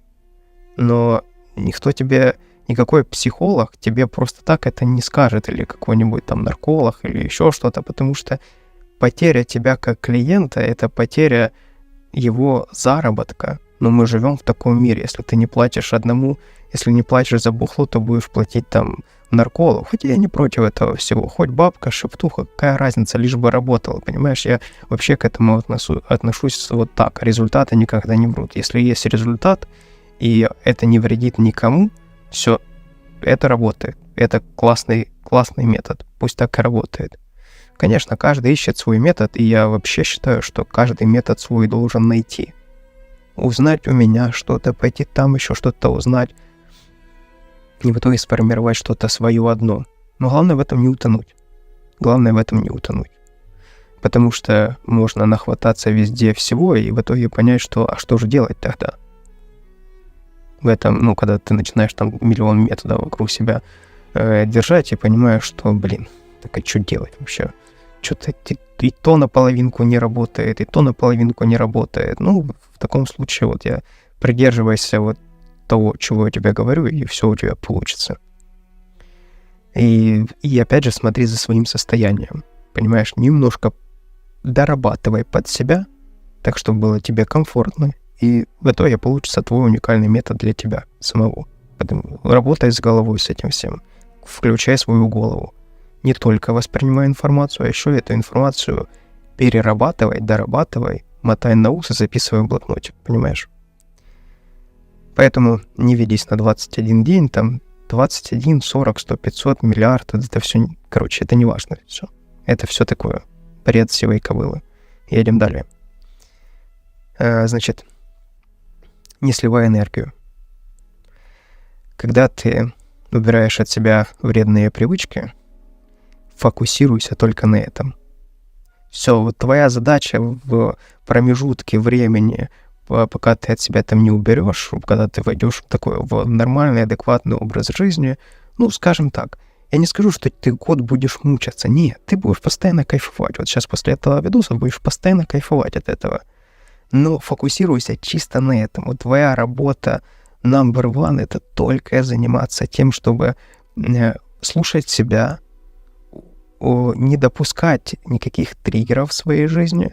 Если они возникают, то прорабатывать их, не вестись на них. И самая важная твоя задача, самая твоя главное, это для того, чтобы получить свой фундамент в жизни, на который ты дальше опираешься, чтобы у тебя все в жизни не сыпалось. Это первая задача — это высвободить себя, сделать себя свободным, доступным только самому себе. Понимаешь? Вот что нужно сделать. Не сливай энергию. Не рассказывай об этом никому. Не рассказывай там что-то там. Ну, понимаешь, самое первое, что возникает в желании, это весь мир поменять. И это супер, если ты это поймешь сейчас, и если это внедришь в твоей жизни, это все у тебя сработает. Работай только над собой. Направляй всю энергию на себя.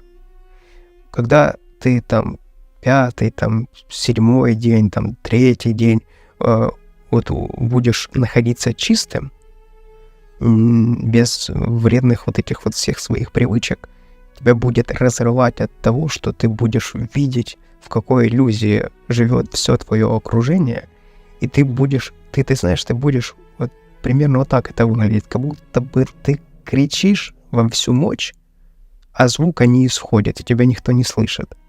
Вот так это будет. То есть ты будешь говорить: да как ты можешь курить?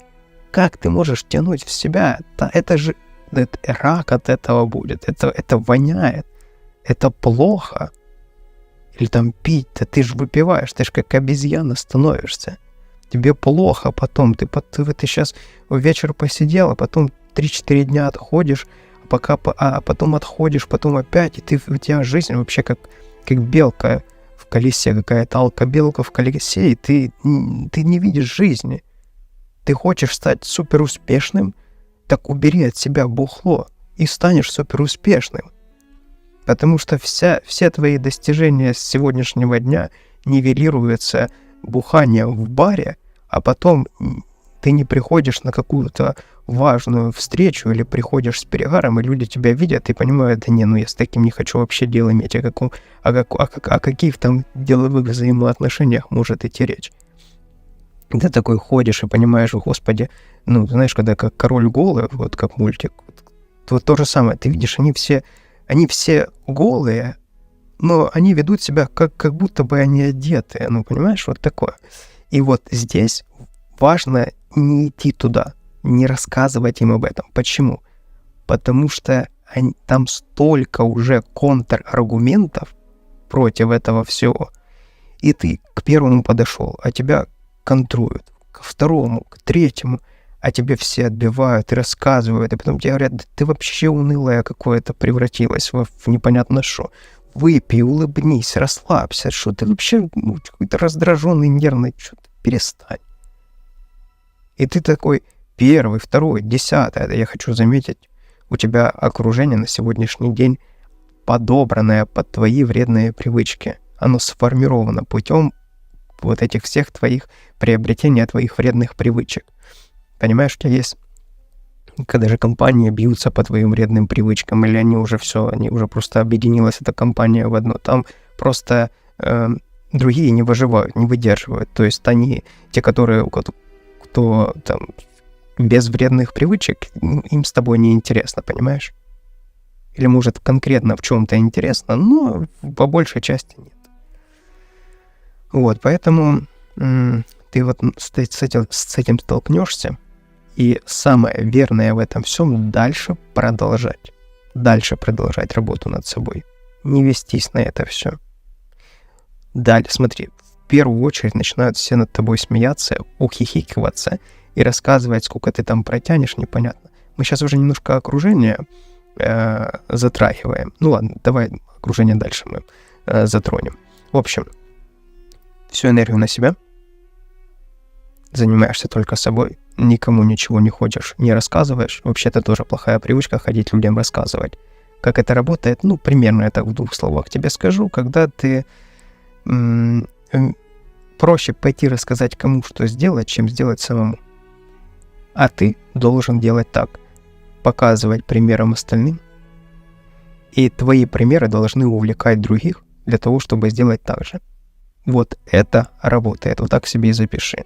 По-другому это не работает. Не сливай энергию. Даже по-другому еще скажу тебе.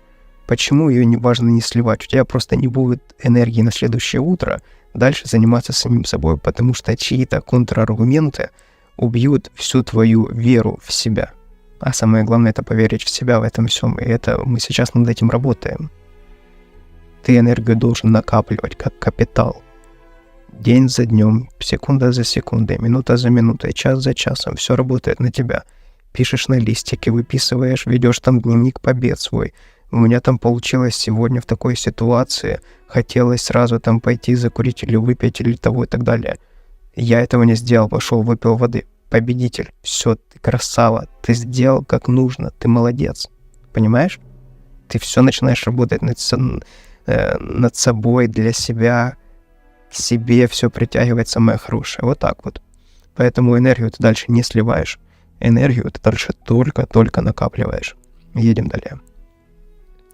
Вечеринки и праздники.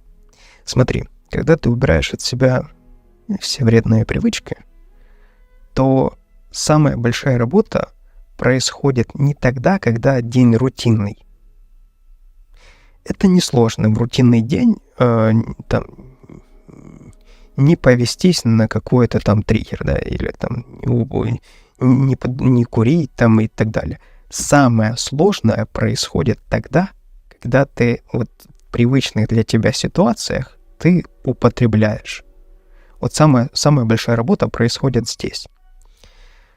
Значит, вечеринки всякие, праздники, я бы рекомендовал их не пропускать. Понимаешь? Сейчас это такая тонкая грань. В этот момент, в этот период у тебя будет четкое понимание, где твои, где не твои. Где просто собутыльники, а где настоящие люди, с которыми имеет смысл дальше продолжать взаимоотношения. Я тебе хочу сказать, не гонись за большинством. Тебе достаточно в жизни иметь там 2-3 человек, все этого достаточно. Кому ты доверяешь, кто тебя поддерживает, вот, твоя основа, твой фундамент.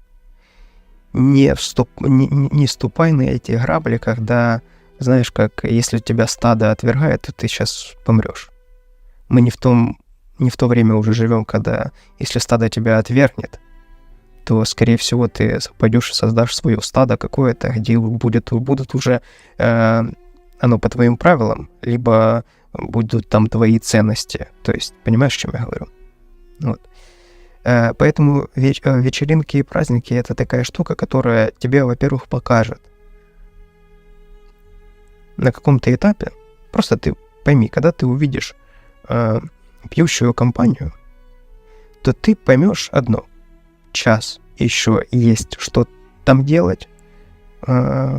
Спустя час уже там это превращается в повторение одних и тех же историй. Круг за кругом, одно и то же. Просто одно и то же. Тебе станет просто противно там находиться. Поэтому, значит, люди, которые не употребляют, не любят такие компании, а те, которые употребляют, не любят таких людей. Потому что люди, которые употребляют, ты им портишь весь кайф. Понимаешь? Вот.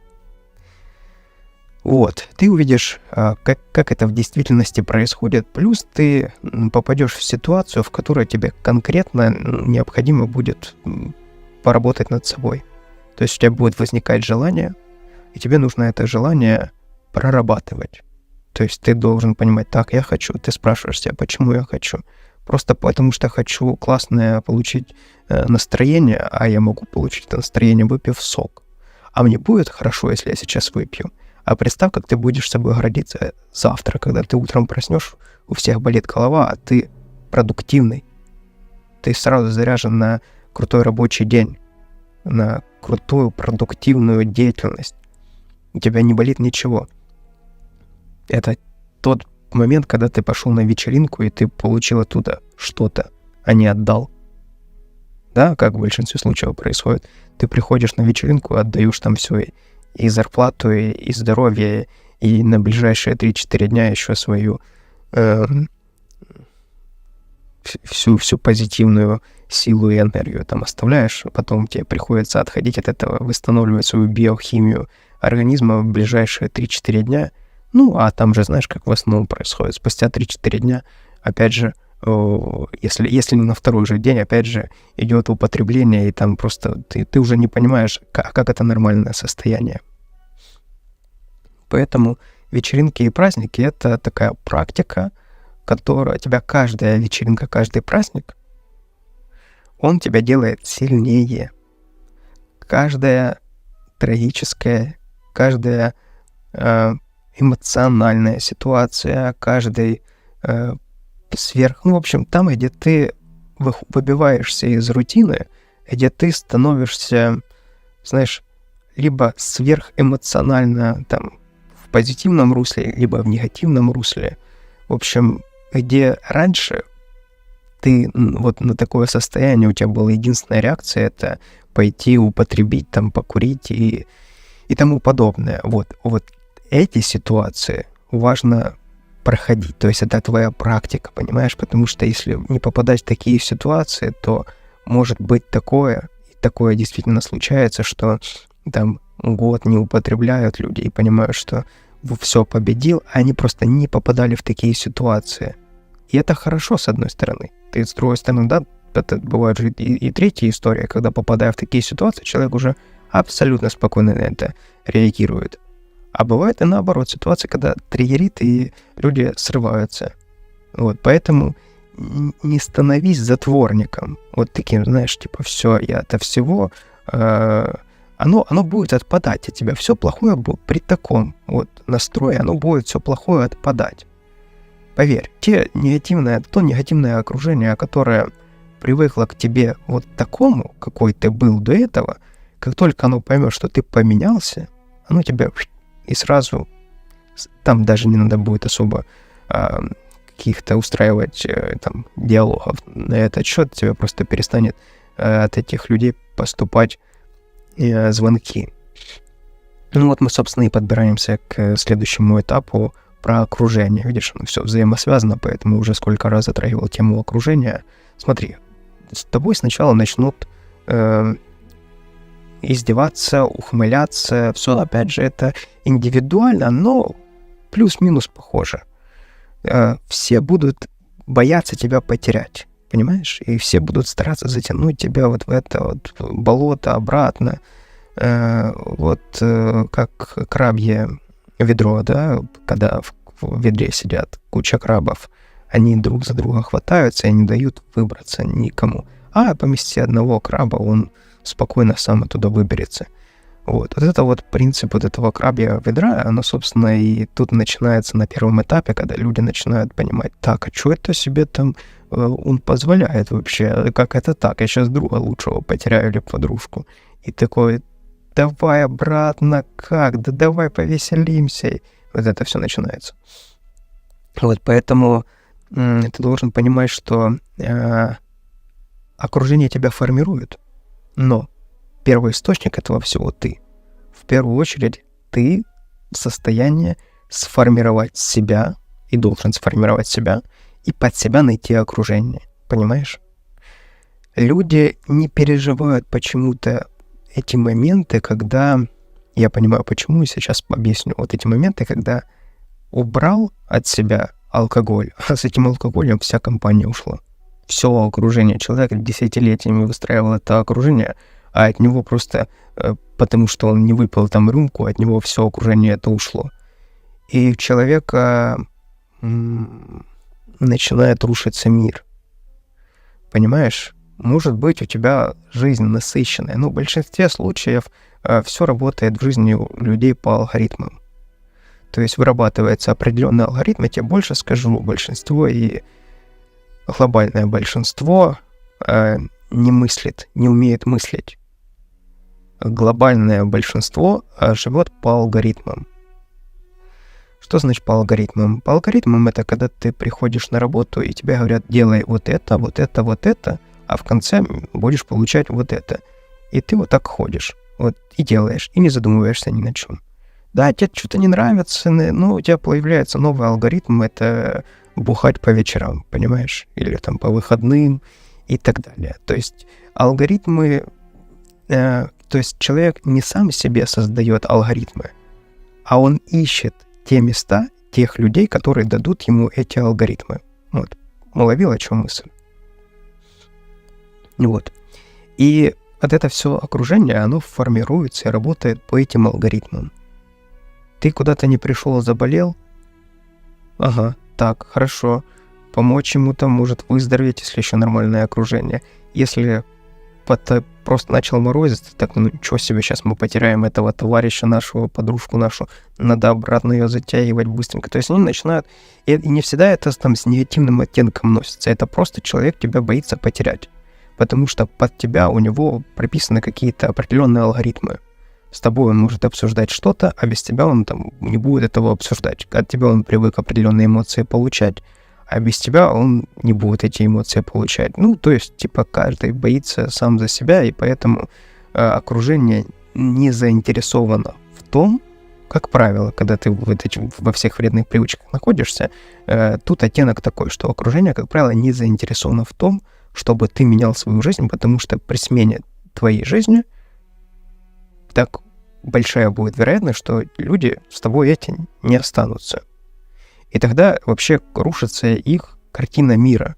Если ты такой ходишь и задумываешься о том, что как-то мы живем неправильно, то человеку проще объяснить тебе, что ты мыслишь неправильно, чем задуматься над собой. Да? Как вот это вот присказка, что мы не видим у себя бревна в глазу, зато видим пылинку в чужом глазу. Вот такая вот ситуация. Поэтому окружение в данном случае, ты реально заложник своего окружения, и ты должен это понимать. И твое окружение точно поменяется. И не бойся этого, потому что на смену этого окружения придет новое окружение. Новое окружение, которое ты сознательно сформируешь.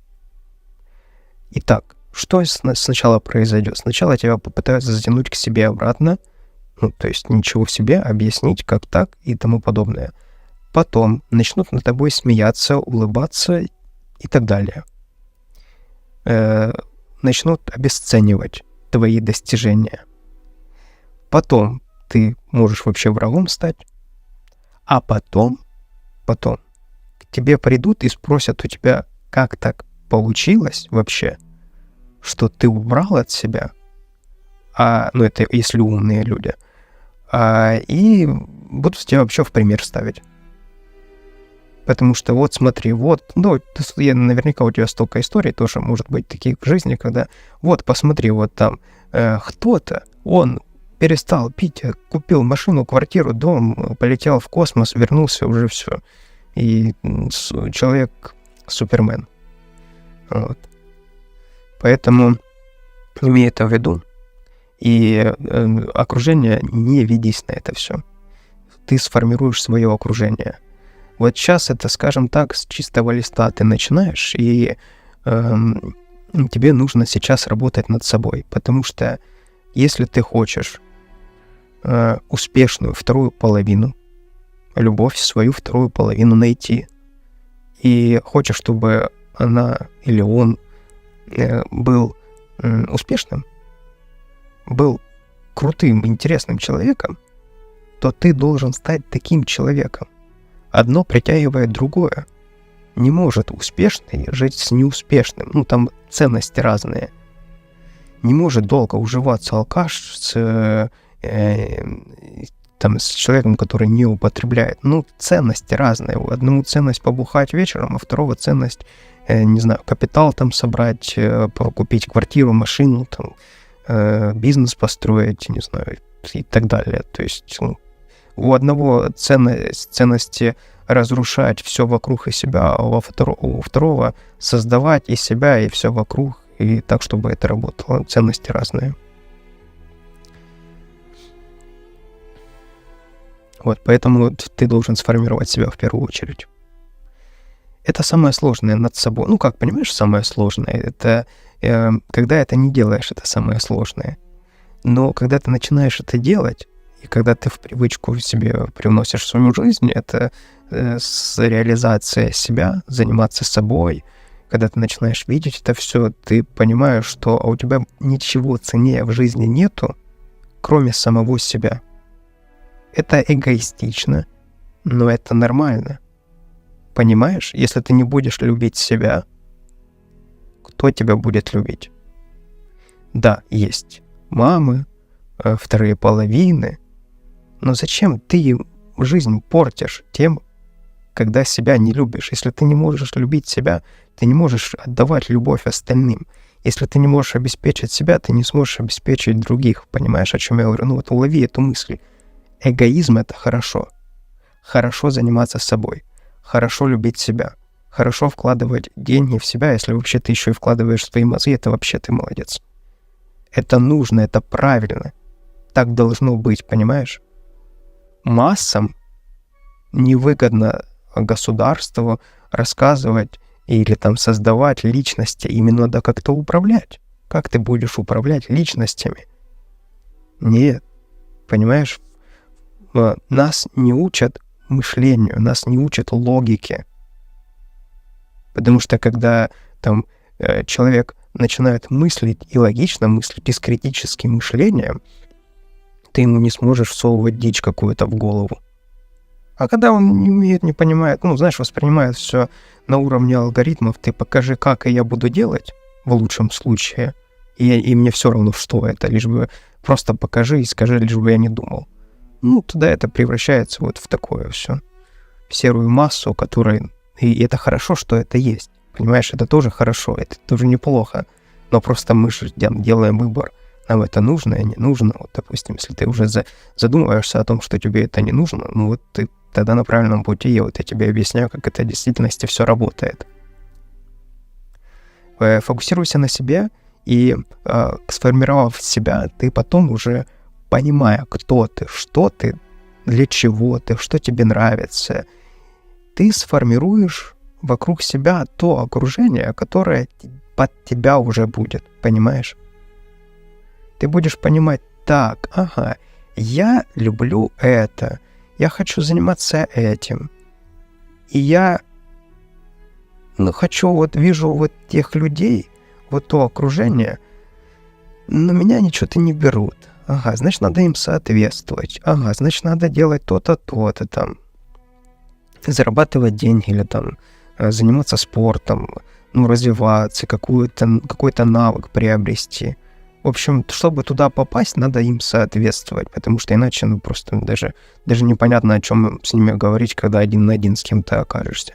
И ты начинаешь работать над собой, а потом ты смотришь, уже ты такой добиваешься каких-то лидерских позиций в том окружении, а потом смотришь, как-то уже в этом окружении и что-то уже не очень. А ты уже привык развиваться, часть людей каких-то осталась с этого окружения, и там ты пошел уже в следующее, формировать себе новое окружение. Понимаешь, о чем я говорю? Таким образом дальше ты развиваешься путем создания себя, путем когда ты даешь себе возможность, даешь себе финансовые возможности, когда ты работаешь над собой, фокус на себя направляешь, что ты в конечном итоге и то окружение, в котором ты хочешь оказаться, ты туда попадаешь. Но не позиции жертвы, где окружение определяет, кто ты есть и тому подобное. Следующий этап – это спорт.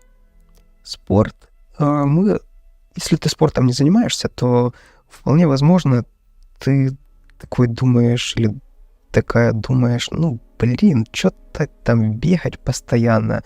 В общем, как-то тяжело это все. Вот это вот не надо такого придумывать себе по поводу, что это тяжело. Смотри, просто себе потихонечку начинай внедрять такие маленькие штучки, типа просто вот сейчас встать, пойти прогуляться. Это несложно. Вообще несложно. Вот ты сейчас слушаешь, если ты сейчас дома или там будешь после работы идти, но если сейчас, допустим, дома, просто в наушники дальше одел и иди на прогулочку. И подыши воздухом, походи. Желательно ходи в тех местах, где там занимаются люди спортом. Ты постепенно начнешь видеть вокруг себя спортсменов. Постепенно тебе захочется, вот ты будешь выходить на прогулку. Во-первых, это полезно для здоровья, психологического здоровья,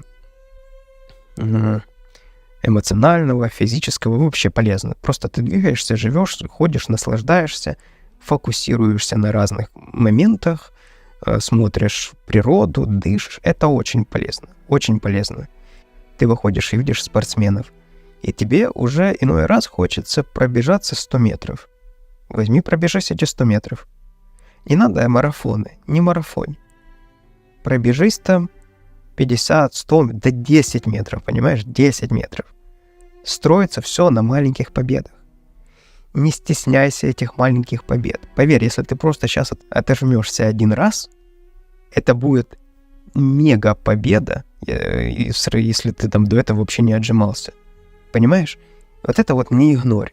Не падай из крайности в крайность, когда ты там то ничего, то сверх много. Ты такой нагрузил себя, а потом просто завтра лежишь, не можешь не подняться, спину рванул, там все болит. Думаешь, его нафиг вообще, это потихонечку. 2 раза подтянулся там, или просто повисел на турничке, просто прогулялся, просто там поездил на велосипеде. Вот что я имею в виду под понятием спорт. Погонять кровь, понимаешь? Вот вышел и просто продышался, легкие продышал. Кстати, не забывай дышать глубоко. Часто мы дышим, знаешь, так. И ты в какой-то момент понимаешь, какое жесткое напряжение, в каком жестком напряжении ты находишься, поэтому не забывай дышать глубоко, это важно. Прогулявшись утром, ты насыщаешь свой организм свежим воздухом, вообще другое состояние, вообще другие мысли абсолютные. Вот добавляй в свою жизнь на ежедневной основе спортик. По чуть-чуть. Но вот, понимаешь, каждый придумывает для себя, почему это ему не нравится. Тебе не нравится название тренировки, придумай это просто прогулки. Тебе не нравятся прогулки, придумай просто пойти подышать, посмотреть природу, понаслаждаться там, вот понаходиться в моменте, просто без мыслей, помедитировать. И опять же, по поводу медитации, тебе не надо там сверху что-то мощное, там супер какие-то знания, просто одел, включил, благо там музыки хватает, в том же ютубчике ввел там, так, медитация там на природе, бах, ввел, включил наушники, посидел там 5 минут, понаслаждался, все, пошел дальше. Вот, понимаешь? Вот, в кайф, в удовольствие. Плюс к этому всему ты начинаешь, твой организм, он же выздоравливать начинает все это время. Там, понятно, у тебя какое-то по здоровью будет вылазить какие-то неприятности.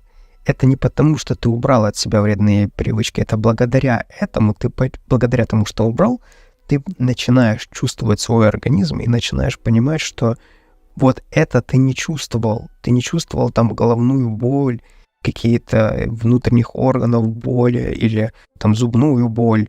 В общем, ты это не чувствовал, и ты понимаешь, что вот оказывается оно болит. И ты начинаешь на это обращать внимание, и не игнорь это, а пойди к врачу.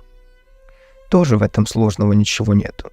Я еще очень рекомендую сделать чекап. Хотя бы раз в год чекап, то есть обследование всего организма.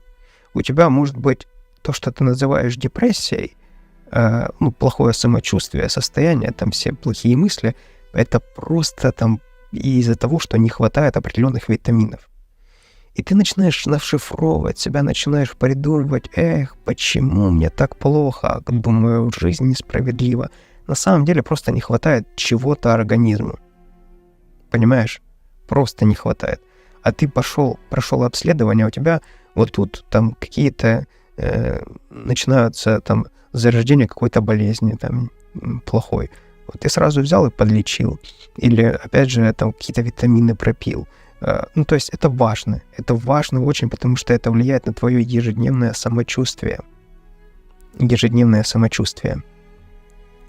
Потому что ты сейчас полезешь в интернет, так, у меня там болит то-то, ты там поймешь, что ты вообще уже не жилец. Понимаешь? То есть не нужно так делать.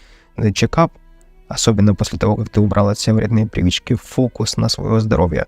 Начинай чувствовать свой организм, вот каждую клеточку. Вот ты сейчас вот попробуй почувствовать твою там голову, плечи, там ноги, туловище, руки, да. Вот почувствуй, это же ты. Это же ты. Ты любимый. Или любимая, вот, это ты. Понимаешь? Тебе надо вот внутрь себя смотреть. Вот организм, как себя чувствует. Работать над тем, чтобы организм себя хорошо чувствовал. И подсознание тебя отблагодарит за это в виде позитивных мыслей, позитивных каких-то продуктивных мыслей, самочувствия крутого. Стоматолога обязательно посети, потому что это улыбка, понимаешь, это очень важно. Вообще, на самом деле, улыбка реально играет определяющую роль в окружении. И ты сам себя, когда на себя смотришь, ты улыбаешься, и у тебя красивые там белые зубы, это ты рад себе, понимаешь? Но после вредных привычек там 100% есть и кариес, и гнилые там черные зубы, это точно есть. Вот. Постепенно, понимаешь? Сейчас ты там сделаешь одну там в этом месяце пломбу, потом вторую, третью, пятую, десятую, и вот потихонечку ты в себя инвестируешь. Это самое классное состояние, когда ты в себя проинвестировал, и потом чувствуешь, а оно реально работает. Реально ты получаешь классно, я деньги, которые заработал, в себя инвестировал, а теперь классно себя чувствую, я могу улыбаться красиво. Вот. И вообще теперь у меня вообще другие мысли, и на самом деле, как я мог себе позволить не показывать себе эту жизнь. Вот. Поэтому возвращаемся опять же к нашему спорту. Спорт — это имеется в виду физическая активность, потому что потихонечку, когда ты будешь добавлять, ты сегодня 100 метров, завтра 200 метров захочешь, может тебе больше нравится плавать, может тебе там бокс, может тебе тренажерный зал, может велопрогулки, то есть надо тебе место, где ты будешь сбрасывать свою негативную энергию, потому что она накапливается, и потом она превращается в желание как-то ее привычным образом слить, выпить, там, покурить и тому подобное, понимаешь? Вот, а тебе нужно найти место, где ты будешь это все, там баня та же самая, тоже классное место, вот, где ты будешь сбрасывать весь негатив и приходить в нормальное состояние. Вот это вот твое нормальное состояние, оно будет со временем все больше и больше ты будешь находиться в этом состоянии. Поначалу ты будешь очень раздраженным, но со временем потом уже придет к тому, что для тебя будет ненормально, когда ты находишься в нормальном состоянии. А поначалу будет наоборот, когда тебе будет ненормально, когда ты находишься в нормальном состоянии. Далее, движемся далее, это негативные убеждения. Вот пропиши себе все негативные убеждения, которые у тебя есть. То есть, что я имею в виду? Ты должен понимать, с чем ты борешься. Вернее, что в тебе прописано такого, что тебе кажется ценным твои вот эти вот вредные привычки. То есть, что имеется в виду? Там, ты пьешь, потому что там чувствуешь, что ты веселый, да, и после этого становишься там компанейским и так далее. Вот это все возьми, пропиши. Важно этот список вот прямо по возможности сейчас. Почему важно прописать? Потому что таким образом ты лучше понимаешь. Вот не поленись. Вот сейчас встань и буквально накидай там 5, 10, 15, 20, как у тебя получится. Почему ты там употребляешь там алкоголь или там сигареты, вот что это провоцирует, почему ты думаешь, что это в твоей жизни важно и нужно. Когда ты это сейчас пропишешь, далее напротив этого пропиши себе позитивные убеждения. Это таким образом получится у тебя аффирмация твоя. То есть, пример тебе привожу. Когда у меня плохое самочувствие, я иду пью алкоголь, чтобы чувствовать себя хорошо. Это вот такое негативное убеждение. Твое позитивное убеждение. Когда я чувствую себя плохо, я иду на прогулку, гуляю, дышу воздухом и начинаю чувствовать себя хорошо. Просто вот как пример. Я банально привожу, но тут все на банальностях этих все и строится. Все, понимаешь, вот относись к этому как к маленькому ребенку, к себе. Потому что мы такие суперпрофессионалы в отдельных каких-то направлениях, в которых мы добываем там себе навыки. Вот там мы профессионалы. Но коснемся мы какой-то другой тематики, о которой не думали, то мы там маленькие такие же дети, как и дети, которые вот в самом начале учатся чему-то. Не бойся быть банальным здесь. Не бойся, не переживай. Вот вообще не переживай по поводу этого. Прописываешь себе позитивные убеждения, там, и опять же, я утром просыпаюсь, иду, делаю кофе, после этого выпиваю кофе, мне хочется закурить сигарету. Теперь ты просыпаешься и выпиваешь стакан воды и идешь на прогулку. Тебе нужно на каждое твое негативное убеждение прописать позитивное. Таким образом ты заменишь одно вторым, и ты будешь понимать, что делать в той ситуации, когда у тебя начинает там триггерить, у тебя включается этот алгоритм, ты сразу подставляешь новый алгоритм на это место, и таким образом ты вытесняешь то, что работало до этого, на новое, что будет работать теперь. Следующий этап — это первый час в сутках. Дай его себе. Выдели время, начни там просыпаться, может, на часок раньше, либо передвинь. Даже лучше будет передвинуть на час все свои дела, которые у тебя там есть, и вот дай его себе. Проснись, пойди там почисти зубы, может, прими душ, может, пойди там, желательно на прогулку, на улицу выйди.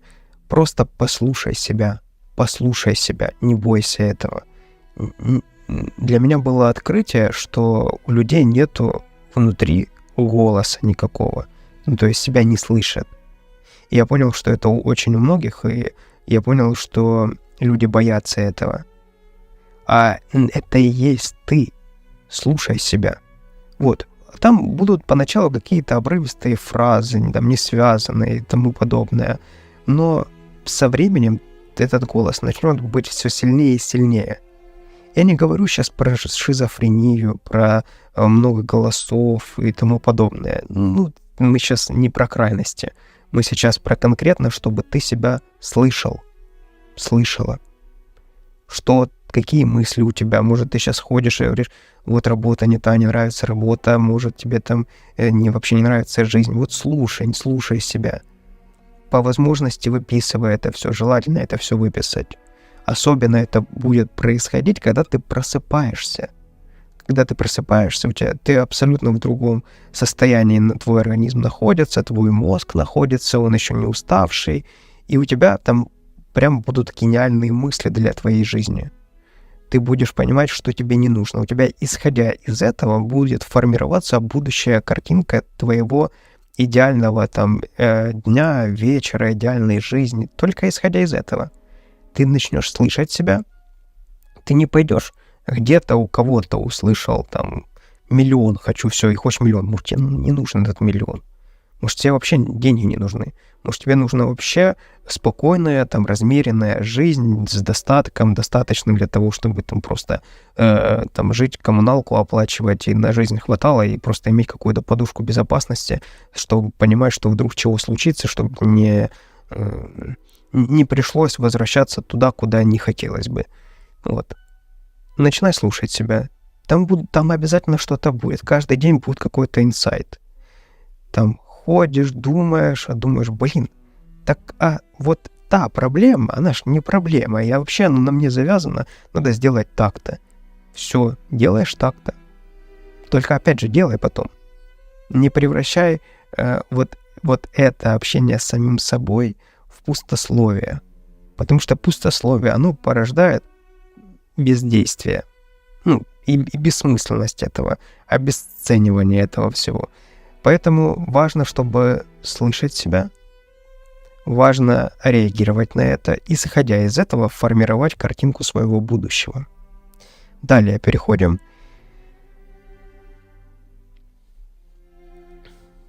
Да, еще момент. Вот первый час в сутках обязательно он должен быть именно для этого. Это будет определять твое будущее. Следующее. Идеальный день и вечер. Вот исходя из первого часа, как базис его берем, и оттуда мы формируем свой идеальный день и вечер, чтобы понимать, что мы делаем в этот период. Потому что на сейчас у тебя четко есть понимание, что делать там днем, ты, допустим, работаешь, а вечером ты там тусишь, да? Или там сам с собой, больше никого у тебя нету, ты там пьешь тоже, сам с собой тусишь. Вот чтобы такого не было, для этого важно прописать, чем ты занимаешься. Чем ты занимаешься на протяжении этого периода, что ты делаешь в выходные, что ты делаешь, какой твой идеальный день. Вот какой твой идеальный вечер, то, к чему ты будешь стремиться. Если сейчас тебе не нравится твоя работа, то в твоих планах на будущее, на ближайшее будущее поменять работу. Ты начинаешь искать уже работу. Не думать, что ты ищешь работу, а все, ты начинаешь уже искать работу или бизнес открывать. Или начинаешь откладывать деньги для того, чтобы, опять же, найти новую работу, и у тебя была подушка безопасности, чтобы чувствовать себя нормально до периода, пока ты начнешь получать там нужные тебе средства. Вот. Поэтому важно прописать этот идеальный день и вечер. Поутру мы с тобой определились, что мы там выделяем себе первый час, в котором мы формируем свою жизнь. Первый день ты будешь выходить непонятно, что еще чуть-чуть вернусь к первому часу. Второй день будешь тоже непонятно для чего, просто гуляешь, ходишь. А потом какая-то сцепка произойдет, а на третий бах, есть классная мысль. А потом еще. И вводи это в привычку. Не 21 день, не 15, не, как я говорил, 100-500, а все, ты просто ежедневно выходишь на улицу. Даже в дождь пойди. Одень, это ж вообще другая романтика. Одень дождевик, возьми зонтик, просто постой на улице, вот под подъездом, если ты или в частном доме живешь, под козырьком, просто постой там. Вот, почувствуй себя, почувствуй природу. Вот. Это важно для дальнейшего твоего развития, чтобы понимать, где ты будешь еще думать о своем идеальном дне и вечере. Вот, идеальный день, идеальный вечер, как ты его представляешь, как ты его хочешь. Не придумывай здесь, не бойся здесь мечтать. Здесь твой полет мысли должен быть какой. То есть, понимаешь, та внутренняя картинка, которая у тебя сформируется, это та твоя цель, к которой ты будешь дальше стремиться. И не бойся старайся ставить такие цели, которым можно что-то ежедневно делать, да, не такие, что прямо они тебя потушат. То есть ты сначала ставишь цель длинную, далекую, понятную, достижимую, и потом разбиваешь на маленькие шажки. Сегодня это сделай, завтра то, послезавтра 3, 5, 10. Чтобы стать миллионером, необходимо вначале заработать 100, потом 1000, потом 5, потом 10, потом 20, потом 50, потом 100, потом 200, потом 500, потом 600, 700, и уже понятно, как стать миллионером, понятно? А когда у тебя нет ничего, и ты хочешь быть миллионером, ты не станешь никогда миллионером. Никогда. У тебя эта цель убьет, прибьет, и ты больше никогда не захочешь даже думать в эту сторону. Потому что организм на биохимическом уровне не будет понимать подкрепления позитивного, почему тебе туда идти. А когда ты, например, миллиона, да, когда ты положил туда 100, ох, у тебя уже 100 есть. Потом еще 100, у тебя 200 есть. Ты сегодня на 200 уже богаче долларов, чем был неделю тому назад, когда не имели ничего. Понимаешь? Потом у тебя 500, потом 1000, потом 5 и так далее. Постепенно ты уже так думаешь, как заработать больше, как может чуть-чуть еще сделать, может какой-то бизнес открыть, может дело, может новую профессию, навык приобрести. Вот. Поэтому конкретная цель, понятная, куда ты хочешь прийти. Дальше движемся. Идеальная жизнь. Из этого всего сформируется у тебя идеальная жизнь. Той жизнь, у которой ты хочешь жить. Вот как ты хочешь. Ты хочешь нервничать, ты не хочешь нервничать, ты хочешь просыпаться в такое время, ты хочешь квартиру вот такую, ты хочешь дом такой, машину, работу, бизнес, капитал, пассивный доход, и жить в таком месте, возле моря, возле поля, возле леса, дом с озером, машина, понимаешь, велосипед, там муж, жена, дети, не дети, собака, не собака, кошка, не кошка.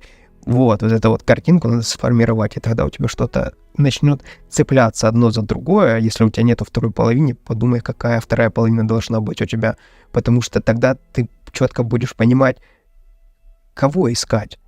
Потому что когда ты не понимаешь, кого ты ищешь, ты никого не найдешь. Да, это как идти с точки А никуда. И нет точки Б, ни точки С, и вообще непонятно, что и куда ты идешь. Ты идешь вправо, влево, а какая разница, а зачем? Вот, понимаешь, о чем я говорю? Вот поэтому идеальная жизнь — это ты вот садишься и, прописываешь свою идеальную жизнь, формируется она, опять же, твоим мечтанием, представлением, ощущением. Не воруй ни у кого вот эту вот мечту, понимаешь? Потому что ты попадешь туда, ты положишь жизнь на то, чтобы достигнуть того, чего тебе не нужно. Это социальные сети. У меня лично там в Инстаграме нету, есть социальная эта страница, но я туда не захожу уже там несколько лет. И только вот YouTube, Telegram, да, это там, где я делюсь своими мыслями. И все. Вот. Социальные сети, они дают тебе ложную цель, натянутые улыбки, за которыми скрываются слезы и депрессия. И ничего. Вот, кстати, социальные сети, если ты создаешь контент, да, окей. И просто создавай и выкладывай, будь мотиватором других. Остальное, только для получения навыков и учебы. Остальное тебе не нужно, это все. Это ведет к ложным целям, к депрессиям и самое страшное, сравнением себя с другими. Вот это убивает все. Убивает все, и ты просто... Ты же даже не понимаешь, с кем ты тягаешься. Ты видишь образ, который создали специально для того, чтобы нравиться тебе. Для того, чтобы мотивировать. Но этот образ не соответствует действительности. Понимаешь? А ты будешь себя сравнивать, и твои достижения будут обесцениваться. Поэтому, опять же, возвращаемся к тому, что фокус только на себя, занимайся только самим собой. Только самим собой, все. И идеальная жизнь — это твоя идеальная жизнь. Если в твоей идеальной жизни утром тебе там нужны прогулки, а кому-то это будет бессмысленное времяпровождение, значит, в твоей жизни будут прогулки, понимаешь? И неважно, кому это нужно, не нужно и так далее. Вот, то есть не бойся здесь быть самим собой. Это самое важное, это самое главное. Быть самим собой. Это тяжело, потому что тебе все говорят: будь как все. Понимаешь, будь как все, и ты будешь тогда, возможно, будешь молодец. Вот. А на самом деле все наоборот. Все тянутся к тем, которые хотят быть самим собой, являются личностью, которые смотрят внутрь себя, понимают, чего они хотят, и убирают от себя то, что не хотят, не задумываясь. Ты в какой-то момент дойдешь до того, что так, этот человек не нравится, все, до свидания. И все, и даже второго шанса не будешь давать. Эта вредная привычка тебе не нравится, бах, и убрал. Все, у тебя нету второй жизни, ты понимаешь? Пойми, нету второй жизни, нету второго шанса. Только вот именно вот этот момент, который вот сейчас уже прошел, и все. И его ты провела или провел, вот имея то, что есть. Все, больше ничего нету. И этот момент мог быть плохой, мог быть хороший. Если он плохой, ну, значит, надо убрать то, что тебе делает плохо. Если он хороший, значит, надо добавить еще больше того, что делает хорошо. И главное, чтобы это не было тебе плохо потом после этого. Итак, подводим итоги. В общем, все это есть в закрепленном сообщении в Трезожниках. Ссылка в описании, смотри. Там ты заходишь, это все бесплатный курс. Просто походишь по этапам, отвечаешь на все эти вопросы. Это я сейчас сократил, там чуть больше вопросов. Отвечаешь, и там все в виде инструкции, как это сделать, и пишешь себе. И это является твоим фундаментом. Это твой фундамент, на который ты дальше опираешься. Это то, на чем ты дальше построишь стены устойчивые, крышу и так далее, по аналогии с домом. Это то, что даст тебе уверенность, силу, понимание, на что ты опираешься, и самое главное, доступ к самому себе. Вот это и является фундаментом. Как убрать от себя вредные привычки. Это вкратце мы так обсудили, я постарался тебе рассказать, как это в действительности происходит, какие есть подводные камни, а дальше мы переходим к следующему этапу. Причины, почему убрать от себя нужно эти вредные привычки. Первая причина — это деньги. Значит, деньги. Деньги — это хорошо, конечно. Особенно в наше время, когда за деньги ты себе дашь и безопасность, и защиту. И это хорошо. Деньги — это классно. Деньги — это то, что должно у тебя быть. Финансовая грамотность — это очень важно. Без этого ты будешь рабом. Точно будешь рабом. Точно. Долги надо убирать со своей жизни. Долги у тебя наверняка есть. Особенно в режиме вредных привычек, долги там просто множатся. Кредиты, долги. Да, сейчас первая задача у тебя убрать это все. Убрать долги, кредиты, и все получится. Я тебе сейчас объясню как. Смотри. Тебе кажется, что когда ты уберешь от себя алкоголь, сигареты, что там у тебя еще было, значит, и у тебя возникнет какая-то сумма, да, нарисуется определенная. Определенная эта сумма нарисуется, и ты понимаешь, что это большая сумма на самом деле. Но я тебе хочу сказать, что ты можешь эту сумму умножить на 10. Вот сколько это будет в своей жизни. Вот плюс к своей зарплате, вот эту сумму, которую ты получил, умножь на 10, это твой будет доход через год-полтора. Точно будет. Почему так? Да все просто. Вредные привычки, они блокируют твой заработок. Сколько бы ты сейчас не зарабатывал, хоть миллионы, ты будешь в десятки раз больше зарабатывать точно. Потому что тебя это точно останавливает. На тот заработок, который у тебя есть, большой, маленький, это абсолютно не важно. Твой потенциал в 10 раз меньше в употреблении. Потому что, когда ты употребляешь, ты себя как бы остепеняешь. Типа, зачем? Успокойся. Нормально все идет потихоньку. Может, и так амбициозный, а тут просто это тебе как бы дает в период там, скажем так, остепениться. Вот. А убери это, у тебя не будет этого ступора. Ты будешь лететь, как ракета. Так оно и будет, потому что это нормально. Это нормальное состояние человека, когда он стремится к развитию, стремится к достижениям, стремится... Что ты получишь? Убрав вредные привычки, ты получишь стабильность. Бери свою продуктивность, добавляй стабильность, и что получается? Ты будешь стабильно продуктивным. С понедельника по воскресенье. Выходные, не выходные, праздники, не праздники, у тебя будет все под контролем. Тебя не будет уже устраивать то, что устраивало раньше.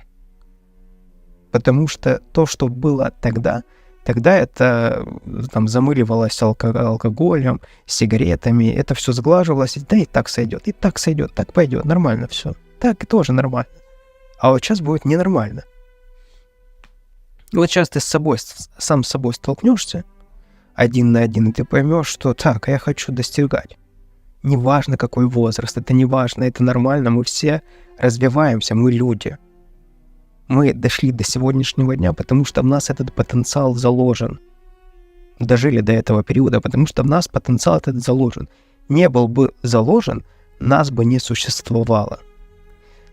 Нормальное, обычное состояние – это желание развиваться. Деньги с этим взаимосвязаны. У тебя будут в десятки раз больше денег. В десятки раз больше. Тебе точно нужно будет заниматься финансовой грамотностью. Потому что пойдут большие потоки средств денежных. И это тебе нельзя сейчас понять с нынешним мышлением. Ты сейчас будешь думать, да откуда они придут? Или просто сядь же, будешь сидеть и думать, что что-то поменяется. Так точно не поменяется. Так ты только вернешься к тому образу жизни, который был. Нет, это про действие, понимаешь? Это все, это движение, это про силу, про достижение, про соприкосновение с тем, что не получается, и превращение это в получается, понимаешь? Вот. Начнешь изучать финансовую грамотность. А что такое финансовая грамотность? Я тебе сейчас просто все объясню. Смотри, твой заработок должен быть таким, чтобы 20% от этого дохода ты оставлял на свою жизнь, а 80% инвестировал. Что делать дальше, когда ты проинвестировал 80%? Куда инвестировать? Разделяй. Крипта, акции. Но это уже следующим этапом. Это я дальше буду записывать видео. Недвижимость, там, земля и так далее. Разделяй эти 80%. Потом, к чему нужно прийти? Нужно прийти к тому, чтобы тот пассивный доход, который был с этих инвестиций, получался, когда ты будешь получать 100%, чтобы точно так же 20% ты брал себе на жизнь, а 80% снова инвестировал. И твоя задача дойти до того периода, когда 20% пассивного дохода будет перекрывать твои все жизненные потребности. И тебе не нужно будет работать. Я тебе открою секрет. Ты, скорее всего, будешь дальше продолжать работать и будешь зарабатывать еще больше. Но вся эта система будет таким образом работать, что ты будешь в полной безопасности финансовой. Не ждать никаких, конечно же, пенсий и тому подобное. Ну и там лет за 5-10 ты это до 15 даже лет это вполне возможно сформировать, и дальше это просто будет все приумножаться. Ну это так, про деньги мы чуть-чуть коснулись финансовой грамотности. Возвращаемся к нашей ситуации. И деньги, да, что значит деньги? Ты будешь точно больше зарабатывать, потому что твоя жизнь начнет улучшаться, у тебя пропадут источники расходов постоянных, больших сумм. В пятницу пойти в бар — это сумасшедшие деньги. Может, тебе сейчас кажется не так, ты потом поймешь. У тебя начнут оставаться деньги. Ты эти деньги начнешь накапливать и начнешь вкладывать в себя, и у тебя абсолютно долги закроются, понимаешь? Наверняка же сейчас долги есть, и твоя жизнь, в первую очередь, ты выдохнешь, когда уберутся с твоей жизни кредиты, долги, ипотеки, вся вот эта дичь.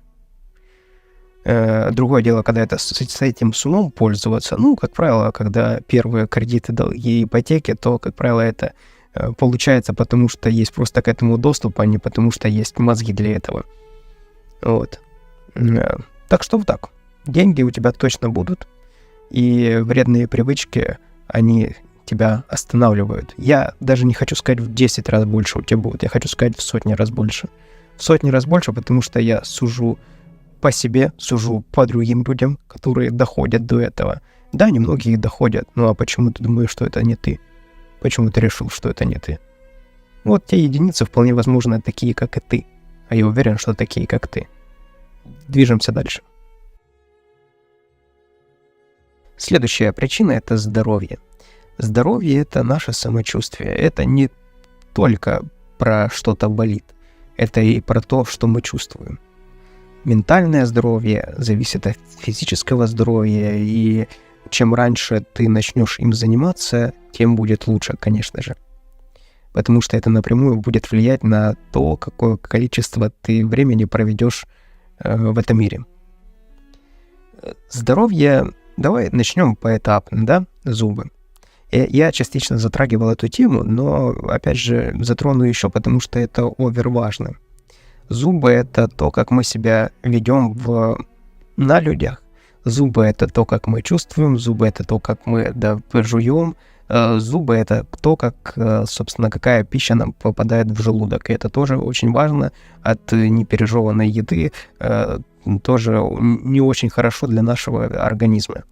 И зубы — это еще плюс ко всему. Это первое, что ты явно увидишь, когда ты начнешь ими заниматься. Это в первую очередь начнет отражаться на твоей улыбке. Если у тебя нету там зубов, у нас нету, понимаешь, такой привычки у большинства ходить к зубному. Если у тебя есть такая привычка, ты молодец. Просто ты молодцы, твои родители, ты молодец, это точно круто. Но у большинства запущенная ситуация с этим всем, потому что вредные привычки — это первый признак того, как человек забивает на самого себя, понимаешь? А зубы — это то, собственно, отражает, насколько ты забил на себя. Поэтому это плюс еще ко всему, знаешь, там плохо пахнет со рта, ты там к этому привыкаешь, а люди это чувствуют, нету в этом никакой эстетики. Плюс зубы болят, понимаешь? Когда зубы начинают болеть, это все. Это больше ничего не существует в жизни, кроме как зубной боли, да. Если к этому еще зубной боли и головную боль добавить, что рядышком ходит, это вообще бонус. Первым делом, пойди, нету денег, если нету сейчас денег, пойди просто на консультацию, пусть тебя проконсультируют, тебе покажут границы, сколько это все стоит. Ты пойдешь на первую консультацию, сядешь в кресло, тебе посмотрят зубы, не бойся, что там увидят, поверь, это профессионал, стоматолог, он, собственно, ради этого работает, чтобы приходили к нему такие клиенты, как ты. То есть не переживай, что там будет стыдно, не стыдно, это нормально, какая нафиг разница. Вот. Он тебе пропишет, или она, в общем, стоматолог пропишет, нарисует в цифрах, что нужно сделать, и в периоде, что нужно сделать для того, чтобы вылечить твои зубы. И, собственно, там уже и сразу подпишись на второй приход. То есть скажи так, у тебя денег сейчас, допустим, ограниченное количество, скажи, что пусть тебя посчитают, тебе скажут определенную сумму, и ты скажи, давайте разбивать это на год. Или там на 1,5, на 2. И все, я тебя разобьют, там скажут, в следующем месяце в такую дату приходи. У тебя будет как раз период, время для того, чтобы собрать средства для вот этого прихода. Все просто. Объясняю, потому что я понимаю, что когда ты с этим не сталкиваешься, тебе кажется это очень сложно.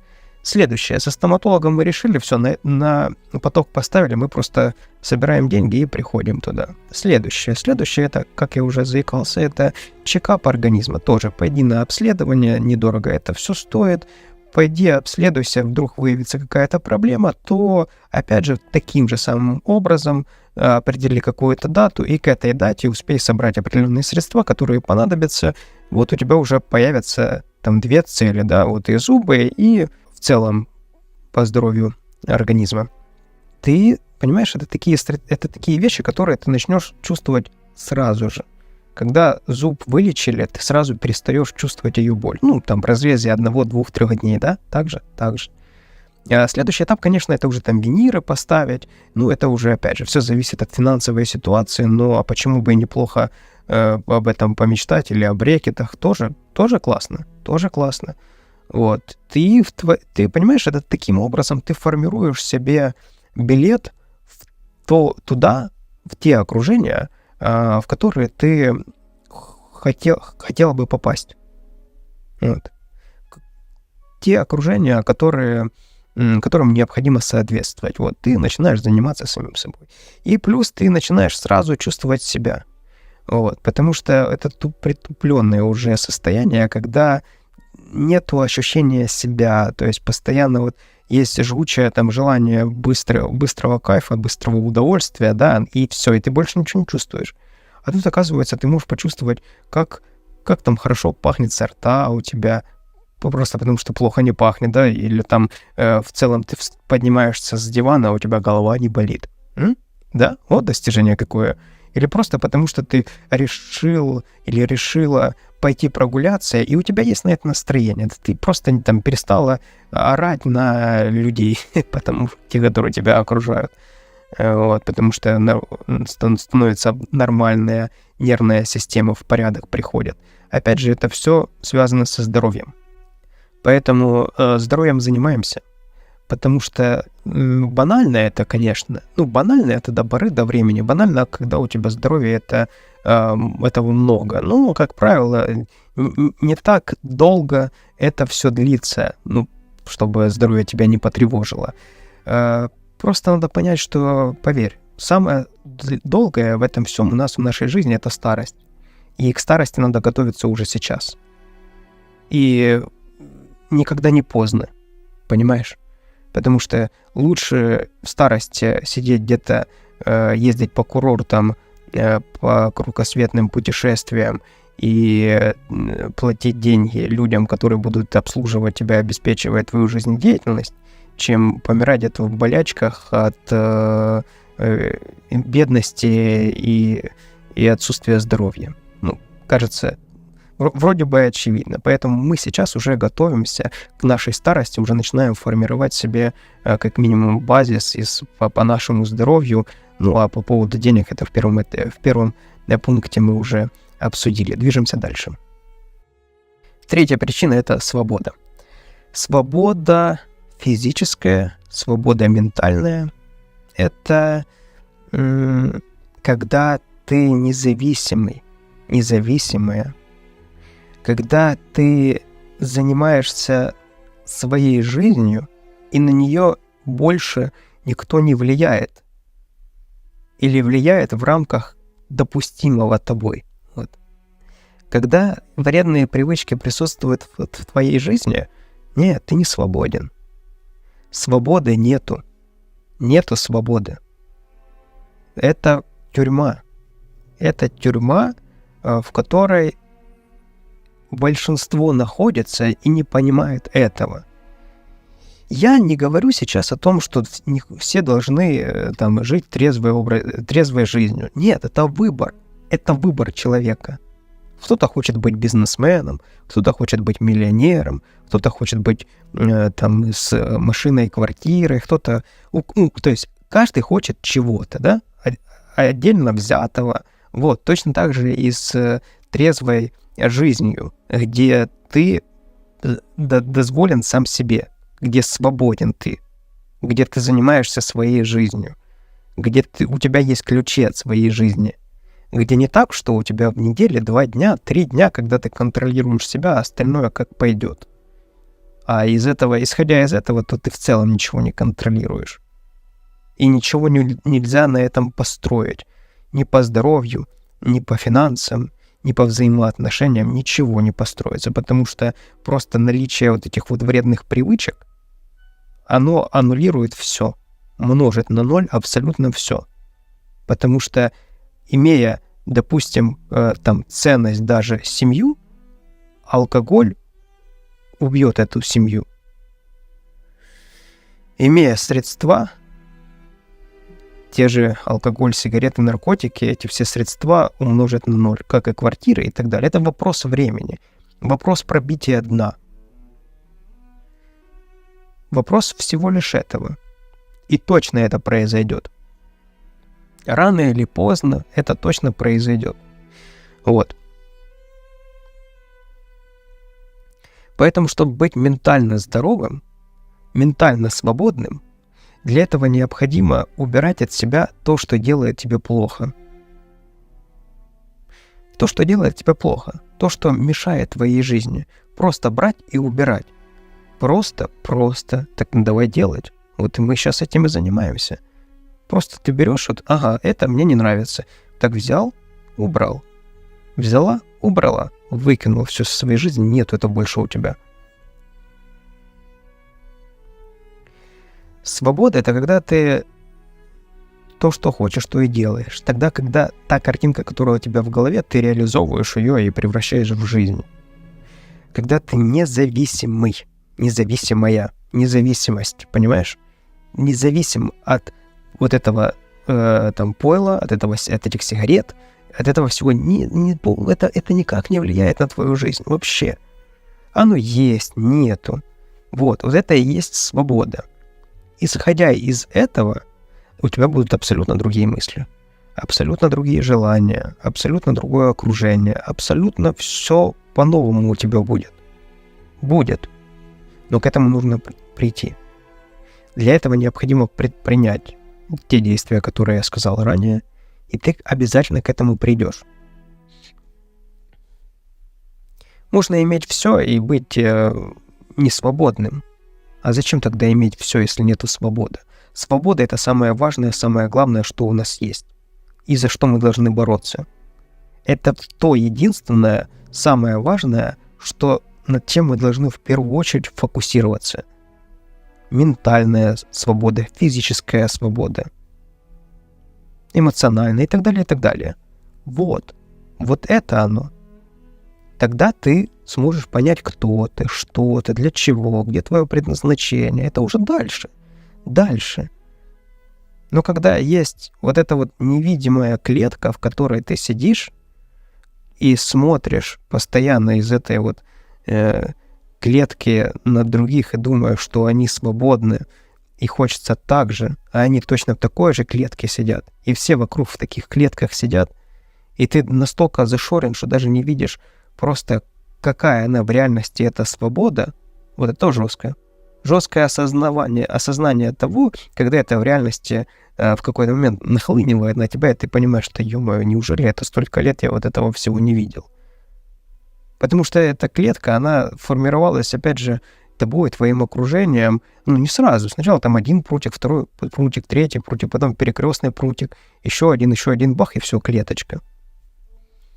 Поэтому свобода — это важно, и пусть ты будешь без финансов, но ты будешь независимый. И поверь, финансы в очень скором времени появятся. Даже на примере того, как это происходит, когда у тебя нету, знаешь, как ты ментально не свободен, ты не можешь даже принять определенного решения, чтобы позволить себе определенного там высокого заработка. Как ты можешь себе это позволить? Там же много кто из окружения или все окружение там же сидит вот в таких условиях и не рыпаются, чего мне рыпаться? Я там что, слишком умный? Вот это вот, знаешь, фразочка. Умный слишком. Которая носит какой-то оскорбительный фон. Хотя, умный, конечно. Но если умный, то умный. Что взять? Умный, да. Поэтому, чтобы прийти к свободе, вредные привычки — это верный путь к этому всему. Ты тогда начнешь очень легко распознавать, когда в твоей жизни появляется нечто, что мешает твоей свободе. Когда у тебя очень много этого всего, алкоголь, там, сигареты, там, лудомания, это игромания, собственно, и казино, всякие ставки и так далее, наркотики, в общем, вот это вот все, то ты даже не понимаешь, что конкретно влияет на твою несвободу. Потому что куда ты ни коснись, кажется, что это все. И, это вот все и по отдельности, и вместе это все не свобода. Убери хотя бы одно, все равно все остальное делает тебя заключенным этого всего. Делает заключенным тебя этого всего. И ты думаешь, так что уже убирать одно, если все равно оно все вместе как-то так работает. Может, не существует никакой свободы. Быть постоянно там зависимым от чего-то, это вообще в целом нормально. И ты в какой-то момент понимаешь, что надо убирать все. Надо убирать все и сразу, и тогда в какой-то момент ты приходишь к тому, когда это у тебя все улетучивается, ты об этом спустя время какое-то там забываешь, и ты приходишь к этапу, когда что-то несвободное в твоей жизни быстренько появляется, ты его в секунду убираешь. Человек, привычка, окружение, еще что-то. Ты сразу видишь, ты сразу спать не можешь уже Потому что ты понимаешь, что твоя свобода уже является твоей зоной комфорта, и когда в твою зону комфорта попадает что-то, что тебя обременяет и делает заключенным, то ты сразу это убираешь. Ну, то есть эта работа постоянно происходит. В какой-то момент ты поймешь, а может, на тебя еще и сахар плохо влияет, а может и нет. Может, ты ровно к нему дышишь. Есть, нет, без разницы. А может и наоборот, тогда ты уберешь это все. А может, твоя несвобода заключается в том, что ты сутками сидишь за компьютером, и тогда тебе нужно будет с этим поработать и просто добавить там прогулки, там 10 тысяч, 15 тысяч шагов в сутки делать, и все нормально, у тебя все будет. Ты будешь понимать, что ты контролируешь это все. Контролируешь себя, контролируешь свою жизнь, а значит, любую поставленную цель ты сможешь достигнуть, потому что тебе ничего не будет мешать. Потому что ты это все контролируешь. 4. Внешний вид. Внешний вид очень важно. Не бывает красивых, либо некрасивых. Есть люди, которые следят за собой, либо не следят. Вот так это и работает. Посмотри на себя в зеркале, ты себе нравишься. Вот прямо сейчас встань и пойди посмотри на себя. Сними всю одежду и посмотри на себя. Ты себе нравишься? Поставь на паузу и пойди посмотри. Я не шучу, это очень важно. Это реально важно для того, чтобы дальше было понимание, с чем тебе работать и с чем ты будешь дальше жить. Ставь на паузу, жду. Я надеюсь, ты это сделал, либо сделала, и теперь ты понимаешь, что это ты, это твое тело, это неплохо и это нехорошо. Это единственное, что у тебя есть, и то, над чем у тебя есть контроль. То, что точно есть контроль над чем у тебя. То, что точно принадлежит тебе. Это твое, это ты. Это не важно. Лишний вес, не лишний вес, там, морщинка, не морщинка, это абсолютно не важно. Это все. Это все твое любимое, то, что ты принимаешь. Это твоя сумма на сегодняшний день всей твоей жизни. И вот с этим тебе дальше и работать. В каком направлении? Ты выбираешь дальше работать, улучшать либо ухудшать. И это вот ключевое. Это как выбор, вот самый первый пункт в самом начале видео. Ты улучшаешь либо ухудшаешь. Если ты ухудшаешь, ну, собственно, тогда, получается, это выбор тоже имеет место быть. Тогда, просто не нужно ждать от этого каких-то положительных результатов. Если ты улучшаешь, у этого абсолютно другая рутина. И когда ты в зеркало приходишь, и ты себе нравишься, это тебя мотивирует дальше предпринимать действия на улучшение самого себя. Ты улавливаешь суть, понимаешь, о чем я говорю? То, что ты имеешь, тем, кем ты являешься, это твое достижение на сегодняшний день. Это твое достижение будет через год, через 2, через 3, через 50 лет. Это будешь ты, и это будет твоим достижением. На сегодняшний день это сумма твоих действий, достижений и результатов. И не нужно себя угнетать, что как-то не так, что-то не так. Это просто настрой, понимаешь? Есть люди, казалось бы, у кого все, кажется, это просто картинка, а ему что-то или ей вечно что-то не нравится. И это просто подход такой к жизни.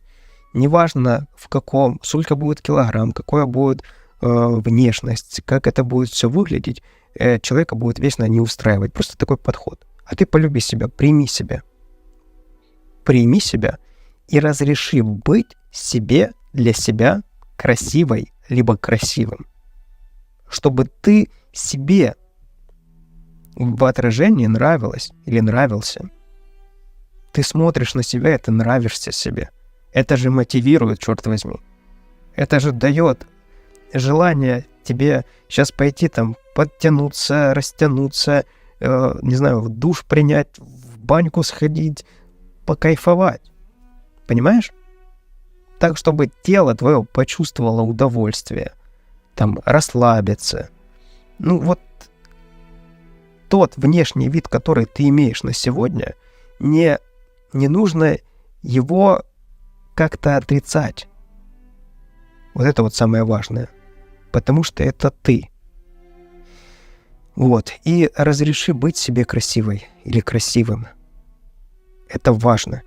Потому что это будет тебя мотивировать в дальнейшем к достижениям каких-либо там планов, к результатам. И твоя уверенность твоя в себе, в своих силах, в своей внешности, она будет работать на тебя.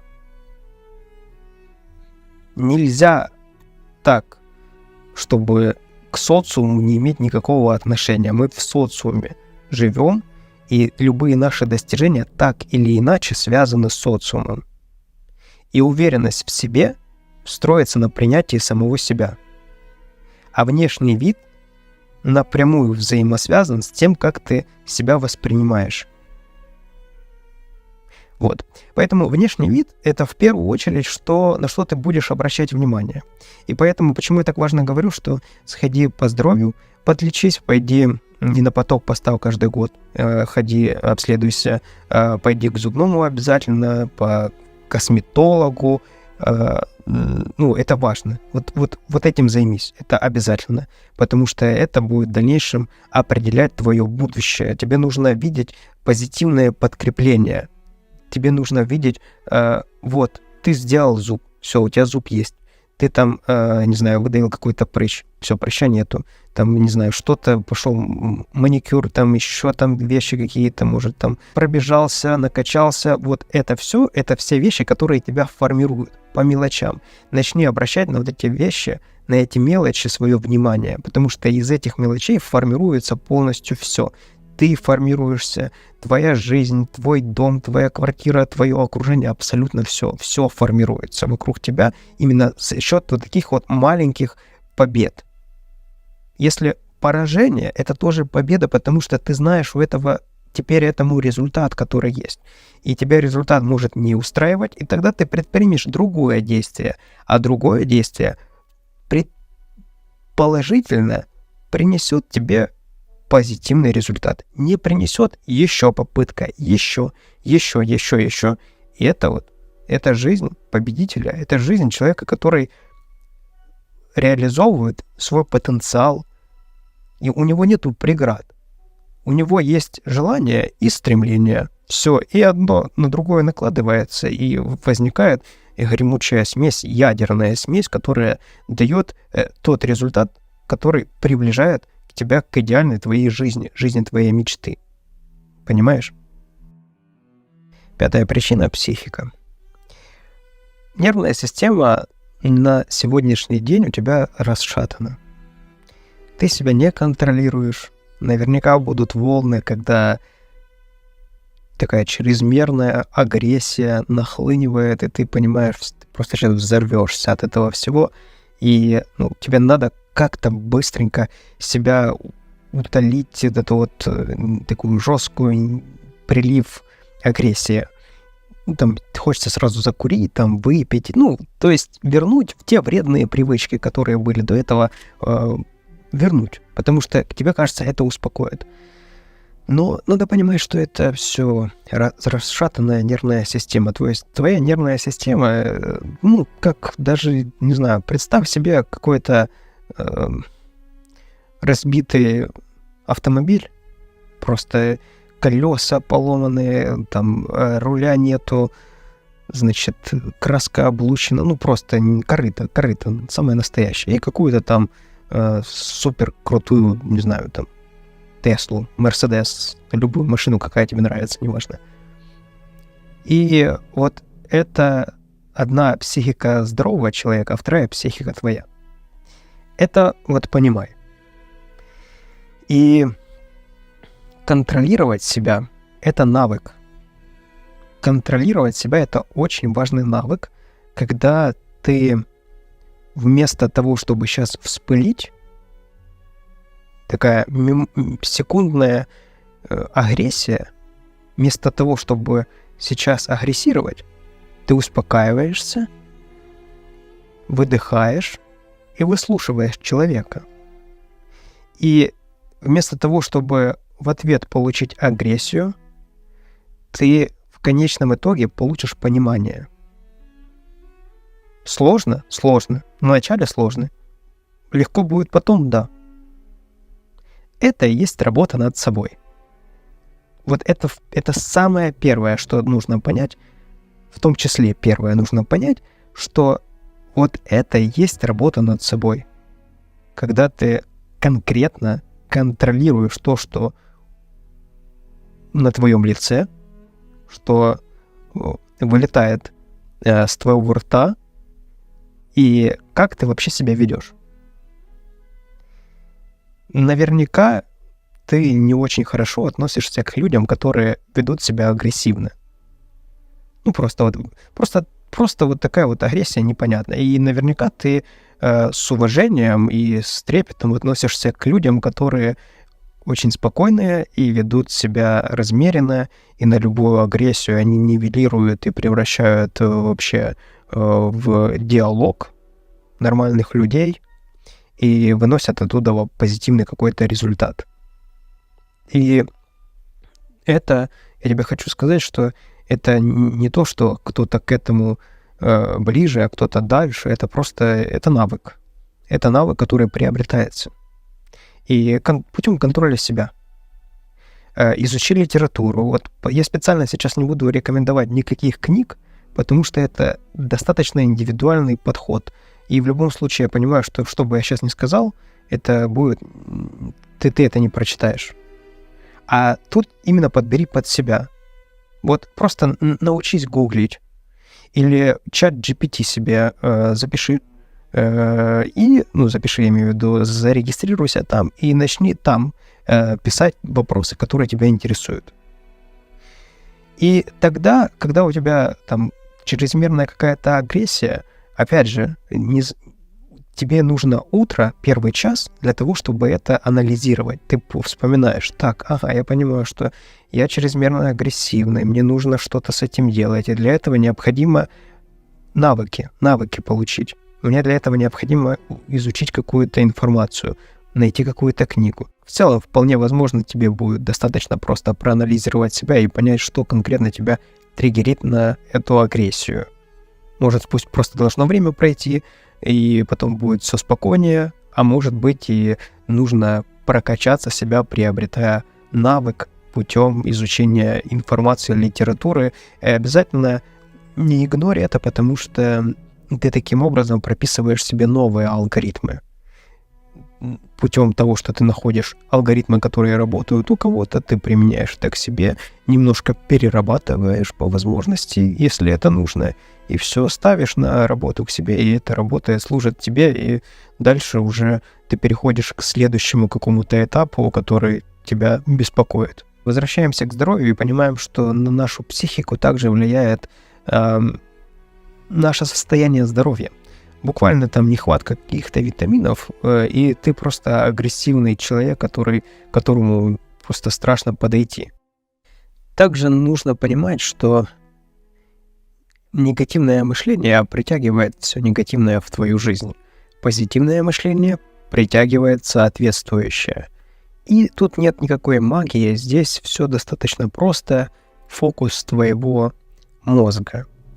Ты сейчас, допустим, в комнате находишься, где бы ты сейчас ни находился, сфокусируй свое внимание на красных вещах.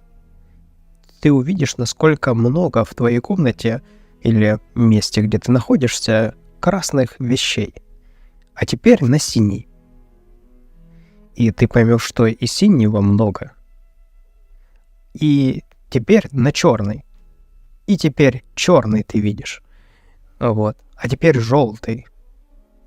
И желтый ты начал замечать, может, не так много, а может, еще и больше. Вот это и есть сила фокуса. То, на что ты фокусируешься, то ты и видишь в своей жизни. Ты видишь плохое, ты будешь обращать внимание только на плохое. Ты видишь хорошее, только обращать будешь на хорошее. В этом и заключается основная идея того, что в твоей жизни все хорошо, либо все плохо, то, на что ты акцентируешь твое внимание, а то, на чем ты фокусируешься. Так получается, что ты невольно делаешь больше и больше этого. Хочешь, чтобы было все плохо, будет плохо. Будет плохо много историй от окружающих. И вообще все окружение будет сливать на тебя весь негатив. Не в плане того, что будет с тобой, хотя и может ругаться с тобой, он может просто тебе высказывать, что у них там что-то не получается, кто-то плохой и так далее и тому подобное. Это все просто вот происходит в повседневной жизни. Либо наоборот, либо ты позитивный человек, и в таком случае все вокруг будут тебе приносить только позитив, только позитивные новости, только что-то хорошее рассказывать о своих достижениях. Согласись, есть люди, которым не хочешь ты рассказывать о своих достижениях, потому что ты расскажешь о своих достижениях, и там будет самое жесткое обесценивание этого всего, и в таком случае ты просто ищешь человека, которому интересно будет рассказать. Либо если расскажешь этому человеку, который все превращает в негатив, что-то свое хорошее, то потом ты будешь выходить от него, и такое ощущение, как будто бы вроде ты хорошую новость поделился, а твоя хорошая новость превратилась в самое худшее достижение твоей жизни. Вот. И психика — это то, собственно, что и определяет наше будущее. Я бы назвал это еще мышление и психика, это все-таки я бы разделил бы, но тем не менее одно на другое очень сильно влияет. Ты работать можешь над позитивным мышлением, но твоя встревоженность, твое неуправление самим собой, твои психологические какие-то проблемы, непроработанные ситуации, они просто будут тебе подкидывать постоянно что-то негативное. Ты будешь вроде бы настроился на что-то хорошее, а какая-то одна мелочь, одна штука какая-то просто тебя выбивает на весь день, и ты ничего не можешь с этим сделать. Тебе кажется, что весь день идет наперекосяк. А на самом деле произошло что-то только в чем-то одном. Понимаешь, допустим, там, что-то порвалось. Все, это порвалось и порвалось. А потом ты начинаешь себя зацикливать над тем, что, значит, это порвалось, туда не успелось, там не получилось. А это вообще могут быть невзаимосвязанные вещи. Просто одно за другим так получилось. Но ведь можно же по-другому. Порвалось, куплю новое. Не получилось, подключу профессионала или сам научусь, сделаю, будет еще круче. Не успелось туда, значит, нужно, может, оно и не нужно вообще, если не особо хотелось. А если не успелось, то, может быть, не нужно было то действие, которое делалось перед этим, может, это надо исключить.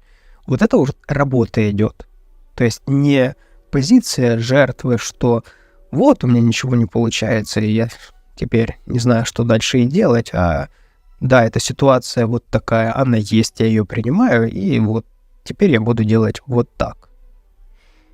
Психологическое состояние определяет твое будущее, тебя и все твое окружение. Поэтому недооценивай это, не воспринимай это как просто плохая погода, поэтому плохое настроение. Во всем можно видеть как хорошее, так и плохое.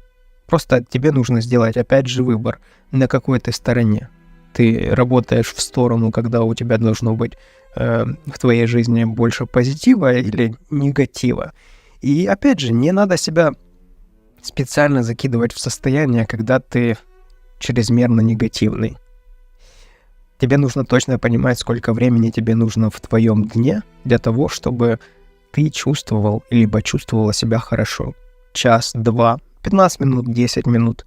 Но какое-то время точно должно быть, что вот ты один на один с самим собой, и тогда ты контролируешь себя, свою жизнь, ты точно понимаешь вектор направления, твой фокус, куда ты стремишься, в каком направлении идти.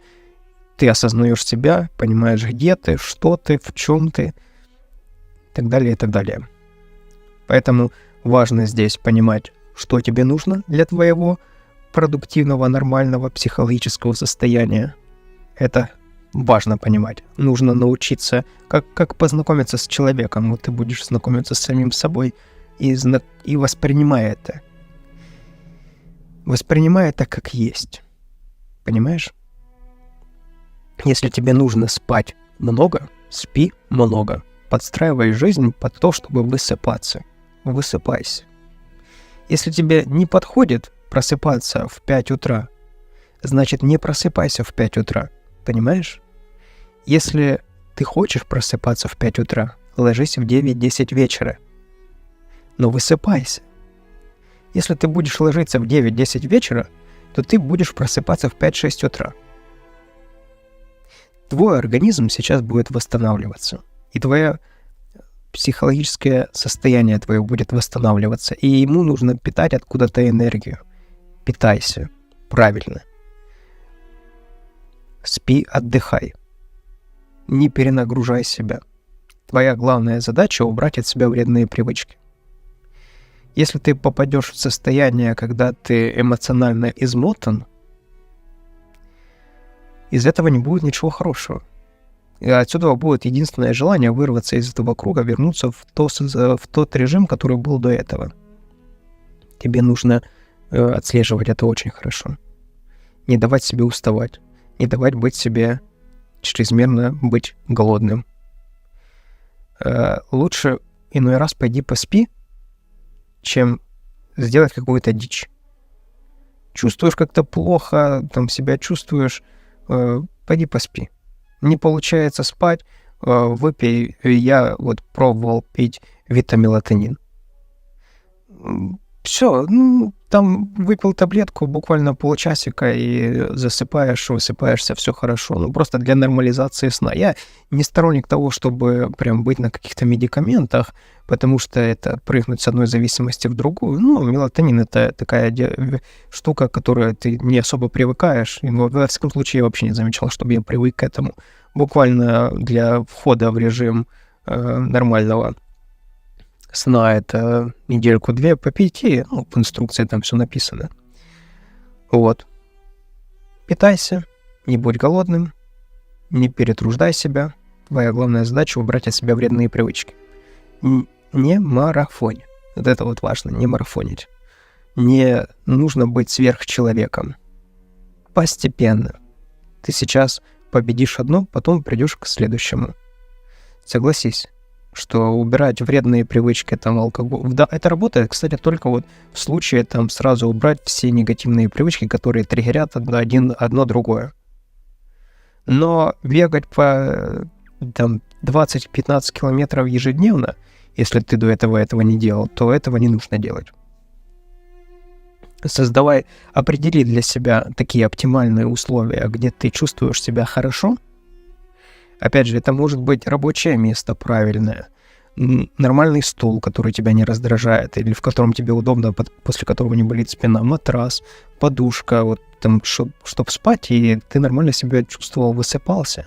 Нормальная там комната, вот посмотри в телеграм-канале «Дневник утра», тоже ссылка в описании, там есть пост по поводу того, как спать, да вообще все посты нацелены на то, чтобы ты был максимально продуктивным, но как раз один из них есть пост о том, какое должно быть твое спальное место, про подушку, про матрас, про температуру, про, собственно, свет в спальне. Там все есть. Обязательно это посмотри, если это тебе обязательно поможет высыпаться, точно поможет. Так, про сон мы пообщались, значит, про еду мы пообщались. Еду тоже выбирай для себя такая, которая будет тебе несложная. Знаешь, можно такое есть, после которого ты будешь потом несколько дней отходить. Вот так, чтобы было легко тебе, и чувствовал, был прилив силы и энергии, и не наоборот. Вот я, например, там днем стараюсь не есть, потому что днем меня это прибивает очень сильно, а утром ем что-то такое, в чем много энергии, и не бьет на сон. Вот. А уже ближе там во второй половине дня, там уже, когда уже выполнил все самые такие важные вещи, там уже перехожу больше в стадию отдыха, там можно уже и поесть более плотно. Так, движемся дальше. Фиксируем тут, что нам важно подобрать себе оптимальные условия, где мы будем адекватными, да, что нам для этого нужно. Определяем, сколько времени нужно быть с самим собой наедине для того, чтобы себя слушать. Но, как правило, вот этот час утром, который ты будешь гулять сам с собой наедине, этого должно быть достаточно. Если нужно больше, меньше, там ты уже подберешь под себя. Это все вещи, те, которые, знаешь, ты под себя подстраиваешь, потому что то, что одному хорошо, второму это не значит, что будет хорошо. Тут основная задача подобрать конкретно под тебя то, что будет работать конкретно у тебя. Понимаешь? Вот основная идея заключается в этом. Пей воду. Вода, ты отвык пить воду 100%. Любое желание, оно может там ассоциироваться у тебя с какими-то вредными привычками. И поэтому может хотеться пить воды, а у тебя будет желание курить сигарету, понимаешь? Вот, поэтому пей воду. Вот, пусть вода с тобой будет ближайшие там несколько месяцев постоянно под рукой. Также смотри по поводу квадратуры, по поводу жилья. Достаточно тебе места, недостаточно. Может, нужно сменить место жительства. Может, тебе не хватает конкретно твоего места, в котором ты живешь. Может, у тебя семья, и там у тебя нету твоего кабинета, твоей комнаты. Значит, надо будет поработать над тем, чтобы либо арендовать, может быть, более там, по квадратуре большую площадь, либо, значит, вообще переехать, жить отдельно, мало ли, разные ситуации бывают, но вот это вот игнорируется часто, что люди, все хорошо, но вот спальное место вообще что попало, значит, место, где ты в целом работаешь, живешь, тоже как-то так получилось, и все. А это важно, это определяет то, что будет с тобой дальше. Вот. Может быть, просто ты не сможешь построить свой рабочий день продуктивный, потому что у тебя нету там нормального спального места, да, либо у тебя нету места там, где ты можешь питаться нормально, либо нету места отдыха, либо у тебя шумно постоянно дома, потому что ты не можешь позволить себе жить одному. Либо, опять же, как я сказал, если живешь с семьей, то у тебя нету конкретно твоего личного пространства. Кстати, на эту тему тоже есть пост на телеграм-канале «Дневник утра». Значит, у каждого должно быть личное пространство, потому что это важно. Это не принято было, но вот теперь ты об этом знаешь, а теперь это у тебя принято. Должны быть личные границы, и за этим нужно следить, потому что в этом являешься весь ты. Или вся ты. Зафиксировали, едем дальше. 6-я причина — это окружение. На эту тему было много уже сказано. Добавлю, что окружение — это твое отражение. Если свой внешний вид ты можешь видеть в отражении зеркала, то свою ментальность, свои интересы ты можешь видеть в своем окружении. В окружении компании, людей и тому подобное. То есть, опять же, это не только физическое окружение, я имею в виду, которое, значит, конкретная компания, с которой ты общаешься. Это может быть, опять же, социальные сети, группы какие-то. У нас сейчас жизнь так получается, что по большей части мы находимся в онлайне. Поэтому следи за этими своими группками всякими. Если там есть какой-то негатив, просто выходи оттуда. Если вообще тебя социальные сети пожирают твое время, уходи оттуда. Не начинай утро свое со социальных сетей. Не заканчивай вечер, ночь, не начинай свою социальными сетями, потому что там задача только одна. У всех социальных сетей это забрать твое время, чтобы продать тебе как можно больше рекламы, если это вкратце, так сказать. Следи за своим ментальным здоровьем, цифровым здоровьем, можно еще так это назвать. Выходи с тех групп, которые несут тебе негативное, оставляй только то, что несет тебе продуктивный позитив, и не бойся, ни в коем случае не бойся убирать со своей жизни людей-паразитов. Люди-паразиты, у них задача только одна — у тебя забрать. Не дать, а забрать. забрать твое время, забрать твой позитив, забрать твои деньги, ну, в общем, что-то у тебя забрать. Этих людей убирай. Делай так, чтобы ты был интересным тем людям, которые отдают. Для того, чтобы общаться с такими людьми, тебе тоже нужно научиться отдавать. То есть, понимаешь, надо войти в такой режим, когда ты как ядерная энергетика работает, да, когда она может генерить очень много. И тебе нужно вот войти в такой режим, когда ты можешь генерить очень много энергии, ты можешь с ней делиться, но опять же думай, с кем делишься, потому что можно с кем-то поделиться так, что потом несколько дней отходить. Нас этому не учат, нас этому не учили. Но это так работает. Нормальный, адекватный взаимообмен — это приветствуется. То, когда ты отдаешь и ничего не получаешь, когда ты чувствуешь, знаешь, себя ворованным, пообщавшись с кем-то, ты чувствуешь себя, как будто тебя обокрали. Вот это убирай. Не бойся чистить свои контакты. Не бойся блокировать людей. Особенно в наше время, в цифровое время, когда к тебе может просто ворваться в твою жизнь кто-то из ниоткуда, ноунейм какой-то, даже без аватарки, с названием этого аккаунта одной буквы, все. И он может сделать тебе целый день, оскорбив тебя. В общем, ты понимаешь, о чем я говорю. Смысл заключается в том, что будь начеку в этом. И убирай сразу, блокируй тех, кто даже хоть намек тебе показалось, что что-то идет не так. Не трать на это свое время. Формируй свое окружение сам. Не будь жертвой окружения. Будь человеком, который создает окружение свое. И подбирай людей себе по твоим интересам. Не нужно общаться с биологом на тему радиофизики. Просто для примера тебе. Это будет не по интересам. Будет непонимание. Это не то. С биологом общаясь на тему биологии, с СММщиком на тему СММ, с строителем на тему стройки, с человеком, который добился успеха, на тему успеха. Вот, это все разделяй. Не пытайся сделать с этого такую солянку. Да, попадаются люди по разным интересам, это классно, это хорошо.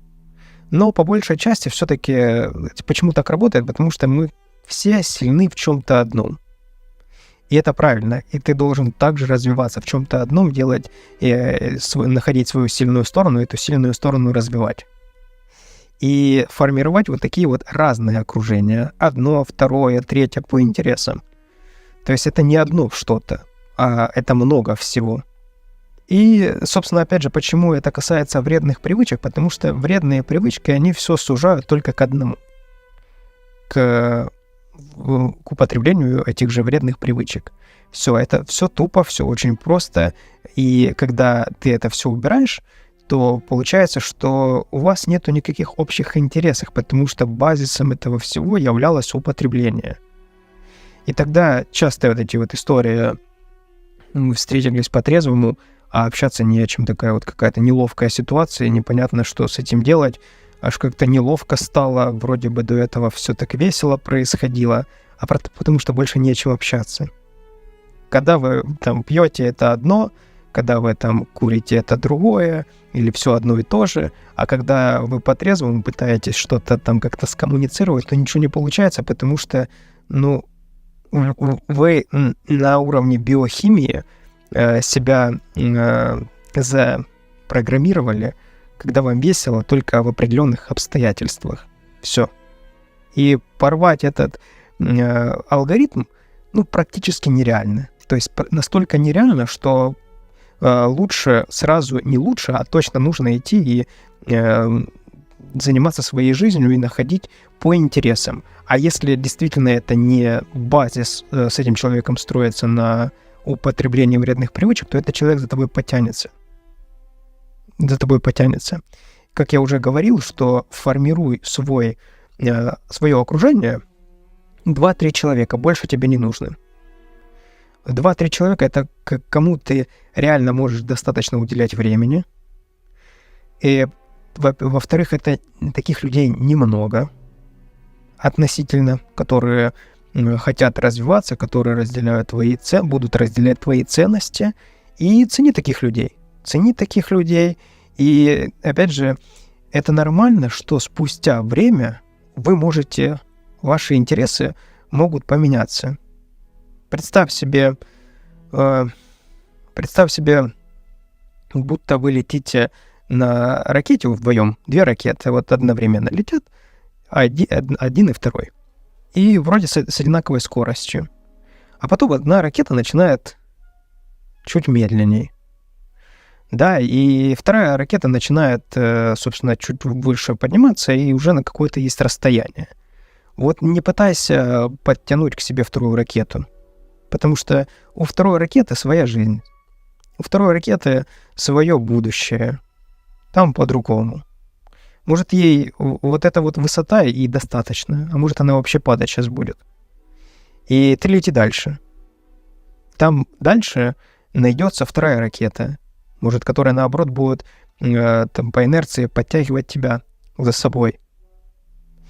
А твой фокус внимания будет на вот той ракете, которая уже все там, уже падает, и ничего дельного не получится. Поэтому это нормально.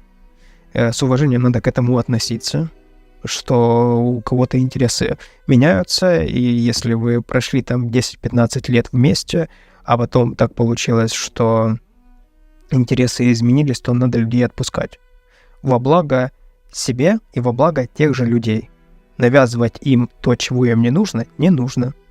И от этого станет плохо только тебе. И еще и второму человеку вполне возможно. И превратится это, когда один напрягает второго, а оно не нужно. И одному плохо от этого, и второму плохо от этого. Поэтому не бойся отпускать людей. Это тоже важный навык. Спустя чисто математически за годы жизни это обязательно произойдет. И просто с любовью и благодарностью к этому относись, и ни в коем случае не как к потере, а как благодарность за полученный опыт от взаимоотношений и каких-то там общих достижений, и все, и занимайся своей жизнью. Фокус, опять же, на себя. Вот я уже в какой раз повторяю фокус на себя, потому что это работает, знаешь, как ты направляешь фокус на себя, ты заряжаешь, вот внутри генеришь столько энергии, что ты не замечаешь, как начинаешь делиться этой энергией со всеми остальными.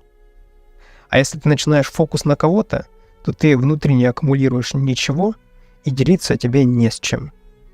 То есть это как бы, так сказать, типа ты вроде бы и эгоист, но это такой продуктивный эгоизм, от которого всем хорошо. Когда ты родитель, ты должен любить себя. Если ты любишь себя, ты будешь любить своих детей и сможешь обеспечить своих детей, потому что ты сможешь обеспечить себя. Напоминаю в очередной раз историю про то, как при полете в самолете, когда ты должен в первую очередь пристегнуть себя, а только потом близких, там, детей и тому подобное, потому что в первую очередь, если ты себя не спасешь, то ты не сможешь спасти и всех остальных. Думаю, тему окружения мы сейчас уже подводим к итогу и переходим к следующей теме. 7-я причина — вера в себя. Вот эти все манипуляции, о которых я рассказываю, это все про веру в себя. Когда ты веришь в свои силы и в себя, ты понимаешь, что ты можешь достигнуть абсолютно любой цели, любого достижения, и у тебя есть опора, у тебя нет внутренней пустоты, и ты опираешься, почему я называю фундаментом, да, я первый курс свой назвал «Фундамент здорового образа жизни», фундамент трезвого образа жизни, потому что ты начинаешь на это опираться, и на этом начинается строиться твоя жизнь. Отвечая себе на базовые вопросы, и таким образом, ты начинаешь верить в себя. Если ты поверишь в то, что неважно, кем, вот просто кем угодно, вот ты этим и человеком являешься, найдется еще один, второй, который поверит в то, что ты таким являешься, а потом начнут видеть подтверждение этому, а потом уже и группа людей, а потом и все остальные поверят, что ты это и есть. Вот тот, кем ты себя изначально спозиционировал, тот, в кого ты поверил. Тебе больше не в кого верить, как в себя. Понимаешь? Потому что из этого происходит то, во что начинают верить все остальные. Если ты не веришь в себя, то ничего не получится в твоей жизни. Ничего не получится. Будут получаться только либо случайности, а если случайность, то это не закономерность, значит, во второй раз не повторится. Либо это будет что-то, что будет кому-то нужно, и он будет это использовать. А если он будет это использовать, значит, это не будет принадлежать тебе. И вера в себя — это базис для достижения любой цели. Любой цели. В денежной цели, в здоровье, в спорте, да, в человеческом плане, в любом вообще. То есть даже если бы человечество не верило в себя, мы бы не могли бы полететь на Луну. Или там не достигнуть какой-то глубины океана. Понимаешь? Вера в себя, она формируется путем маленьких побед. Путем того, что мы видим, что в окружающем мире у нас что-то получается. Вера в себя утрачивается, когда мы видим подтверждение того, что у нас ничего не получается. Сейчас я объясню. Смотри. При достижении какой-либо цели мы ставим какую-то цель. И мы предпринимаем много-много-много попыток. Если остановиться на неудачной попытке, то мы, получается, не сделали выводы с неудачной попытки и не пошли дальше добиваться. А прежде чем мы достигнем, то мы обязательно должны получить какой-то негативный результат. Негативный результат я не имею в виду в плане, что это плохо что-то, а негативный результат это означает, что не тот, который положительный, логично, не тот, который мы ожидали. Но почему мы изначально должны быть уверены в том, что у нас точно это должно получиться на 100%, именно так? Ведь в голове это по одному, а на практике это абсолютно по-другому. Мы изначально должны закладывать, что количество попыток n неизвестно, оно будет неизвестно какое количество у нас, но мы точно дойдем до конечной цели нашей, пока получим нужный нам результат. В этом заключается идея всех достижений. Мы заточены на то, чтобы достигать. Мы получаем то позитивное подкрепление, которое нам дает возможность дальше двигаться. Как я говорил, что если у нас длинные слишком цели без промежуточных целей, то мы никогда к этому не придем. Мы не сможем с нуля заработать миллион, потому что нас этот миллион просто убьет. А сама мысль о том, что у нас сейчас есть там единица, а нам еще надо 999 зарабатывать, это будет для нас прям убийственно. Но если мы поставим с 0 до сотни до 200, то мы каждое это достижение будем отмечать, будем давать себе позитивное подкрепление, и у нас на уровне привычек, на уровне биохимии будет вырабатываться нужная энергия, нужные привычки для достижения результатов. В чем отличие успешного от неуспешного? Успешный, он доводит до ума, он достигает цели. Он проходит через тысячи неудачных с точки зрения обычного человека, да, неудачного результата. Он проходит тысячи таких, делает попыток, и в конечном итоге он находит то, что работает. Поверь, в твоей жизни тебе не нужно тысячи рабочих механизмов. Для того, чтобы заработать миллионы, чтобы обеспечить себя на всю твою жизнь, тебе нужно просто найти одно дело. Да, тебе надо перепробовать тысячи, но тебе нужно найти что-то одно, что будет приносить большие суммы. Тебе нужно только одно, не 1000, а только одно, то, что даст тебе все остальное, понимаешь? Да, прежде чем это найти, на это потребуется, может быть, год, 2. Ну, на самом деле, это не так много времени. Просто люди перестают делать попытки. Сделали что-то одно и перестали. Все. А почему-то нет веры в себя, не верят в себя. Убрать вредные привычки – это одно из твоих достижений.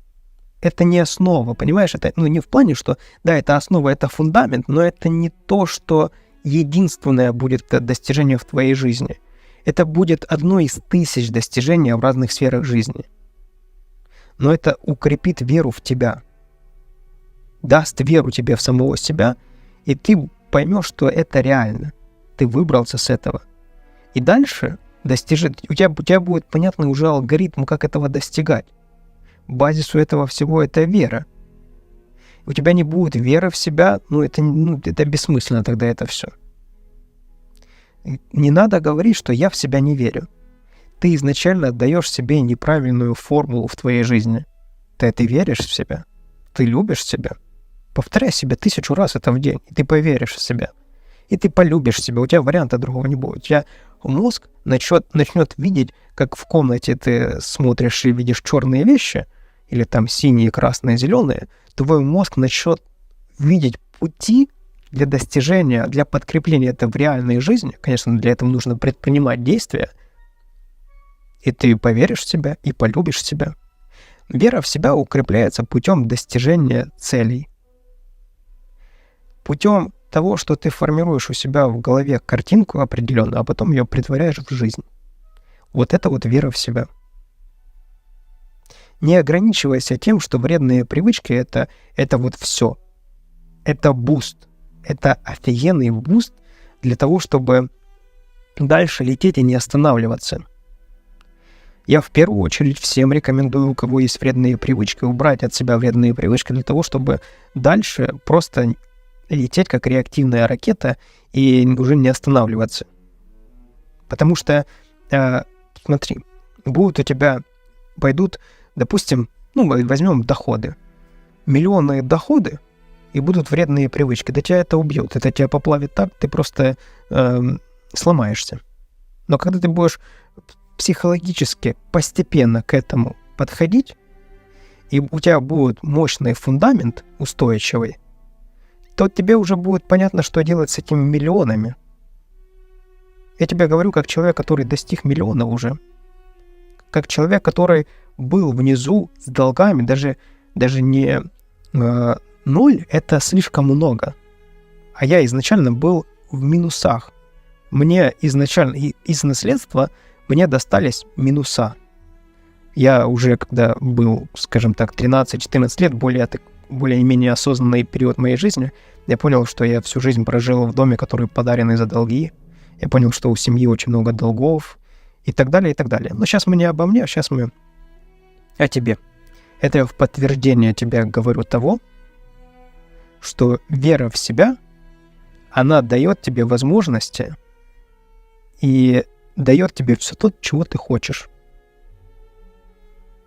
А не вера в себя, она как раз только и подкрепляет все твои опасения и все твои страхи. Фундаментом этого всего является контроль над собой. Контролируешь себя, контролируешь жизнь. Контролируешь жизнь, достигаешь цели, веришь в себя. Веришь в себя, достигнешь любой абсолютно цели. Создашь любую картинку в реальности, которая у тебя есть в голове, и этого требует жизнь. Это реально нужно в жизни, миру, планете. Понимаешь?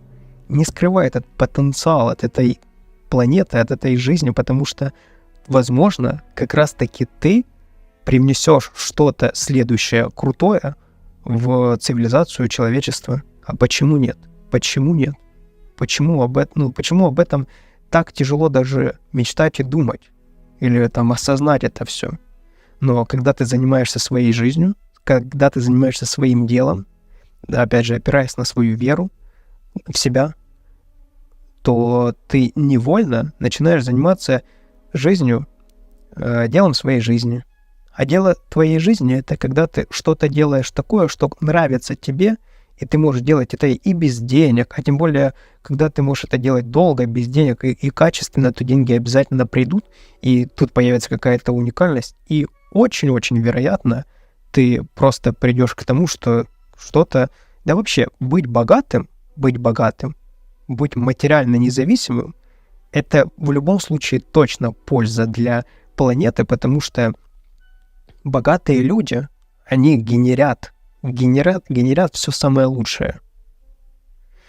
Генерят все самое лучшее, они инвестируют деньги в развивающиеся компании, они сами что-то создают, они дают там кров для людей, они, то есть от них и исходит, от предпринимательства, от инвесторов, от людей с деньгами, от них исходит все самое позитивное. Есть, конечно, и негативная сторона, это, опять же, в семье не без урода, но, тем не менее, быть богатым — это классно. Быть богатым — это хорошо для всех, потому что таким образом ты можешь обеспечить себя, обеспечить остальных, дать возможности другим и послужить еще мотиватором. Поэтому ты не имеешь права не верить в себя. Ты должен верить в себя, потому что, как минимум, ты есть сам у себя. Понимаешь, о чем я говорю? Переходим к следующему этапу. 8-я причина — семья. Семья — это в первую очередь кто страдает от вредных привычек твоих. Потому что, по сути, с вредными привычками ты единственный, кто от этого кайфует. Удовольствие, пусть оно и какое-то эфемерное, но, по сути, если так взять, алкаши, курильщики, наркоманы — это, по сути, кайфажоры. Кайфажоры, которые получают удовольствие, и им хорошо, а единственное, кому плохо, это всем окружающим их. И семья — это те, кто в первую очередь страдают. Сколько случаев, когда наркоманы выносят все, наркоманы, алкаши, все выносят с квартиры ценности, обманывают, воруют, обещают и не выполняют, скандалят, дерутся, убивают. Истинное зло. Реально, если так взять, то человек, который не контролирует себя, просто животное, которое способно убить человека. Не хотелось бы оскорблять животных. Поэтому важно еще понимать, что банально будет сказать, что ты ответственный за семью, хотя это так. Но важно понимать, что ты формируешь свою семью, ты. Не нужно включать позицию жертвы. Мол, там меня не понимают, разведись. А может, тебя понимают, может, ты не даешь возможности просто даже диалог с тобой построить. Опять же, возвращаемся к психическому состоянию, психологическому. Может быть, ты просто человек, с которым нереально общаться, и уже понаходил кучу ниточек, за которые ты дергаешь свою семью для того, чтобы лишь бы тебя не трогали, и ты мог пить, курить, наркоманить, играть и так далее. Поэтому позиция жертвы — это в целом трезвый образ жизни — это не про жертву. Трезвый образ жизни — это про победителя, про человека, который понял, что есть механизмы, которые не работают или которые не способствуют тому, чтобы человек добился желаемого успеха. Поэтому подходить к этому нужно с позиции победителя, человека, который управляет собой, своей жизнью. И если у тебя уже есть семья, то и ты любишь свою семью, то будь победителем, показывая примером. Я знаю, что хочется получить поддержки, но тут не будет поддержки. Здесь по-другому работает все. Здесь работает так, что ты сначала действуешь, как я уже объяснял по поводу того, что ты сначала принимаешь для себя решение, делаешь выбор, потом за тобой наблюдают и с одной стороны, боятся тебя потерять, а с другой стороны, ну, про семью хочу сказать, что они начинают в тебя верить. Семья всегда верит в тебя, потому что она хочет тебе хорошего, хочет себе хорошего, и в какой-то момент начинает тебя приводить в пример уже. Поэтому не нужно требовать от семьи излишней поддержки, достаточно той поддержки, которая есть. Если семья построена на алкоголе, то этой семьи нет перспектив для развития. Нету смысла жизни без алкоголя. Логично, да. А настроятся ли семьи на алкоголях? Конечно. На наркотиках и тому подобное. Давай так, обсудим это с двух сторон. С одной стороны, при условии, что выбора нету, нужно расходиться, нужно это делать. Бывает так, что, значит, нету перспективы развития у семьи, потому что если там еще есть дети, то от этого страдают только дети, пойми. От всех скандалов, от этого всего страдают только дети. Взрослые от этого получают свой какой-то псевдо-кайф, непонятный никому, но, тем не менее, им это нормально, а страдают от этого реально дети. Поэтому тут важно это понимать и осознавать. Также важно очень понимать, что семья может разрушиться еще в том числе из-за того, что просто нету общей цели. Когда есть общая цель, то все работают на нее, и все к ней стремятся. Общая картина, к которой идут. Когда в семье у двух людей, допустим, мужа и жены, разные картинки, то это как лебедь, рак и щука. Каждый тянет в свою сторону, и ничего не получается. То у этой семьи нету перспектив, конечно же. И чем быстрее она закончится, тем быстрее люди перестанут друг другу портить жизнь. Берем второй случай. Второй случай, когда вторая половина, наоборот, только поддерживает человека, когда тот решил поменять свой образ жизни. Тут, опять же, нужно правильно это все преподнести. Не требовать намного больше, чем реально может человек дать. И общаться. Общаться,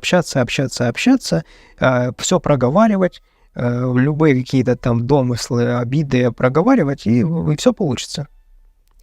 И, опять же, возвращаемся к тому, что ты подходи к этому как с позиции сильного человека, волевого человека, который способен показать пример. Бывает часто, что зависимый один делает зависимого второго. Вот. И в данном случае, первый хочет поддержки от второго, а второй хочет поддержки от первого. Замкнутый круг. Один другого не понимает, и получается, просто ничего не получается. И выход из этого всего, чтобы ты проявил инициативу, показал силу воли. Силу воли я имею в виду, что веру в себя, все, что я рассказал, и вывел вас из этого круга. Может быть, второй человек, вторая половина не выйдет отсюда.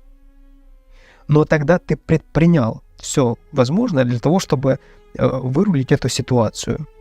И в таком случае дальше уже двигайся сам.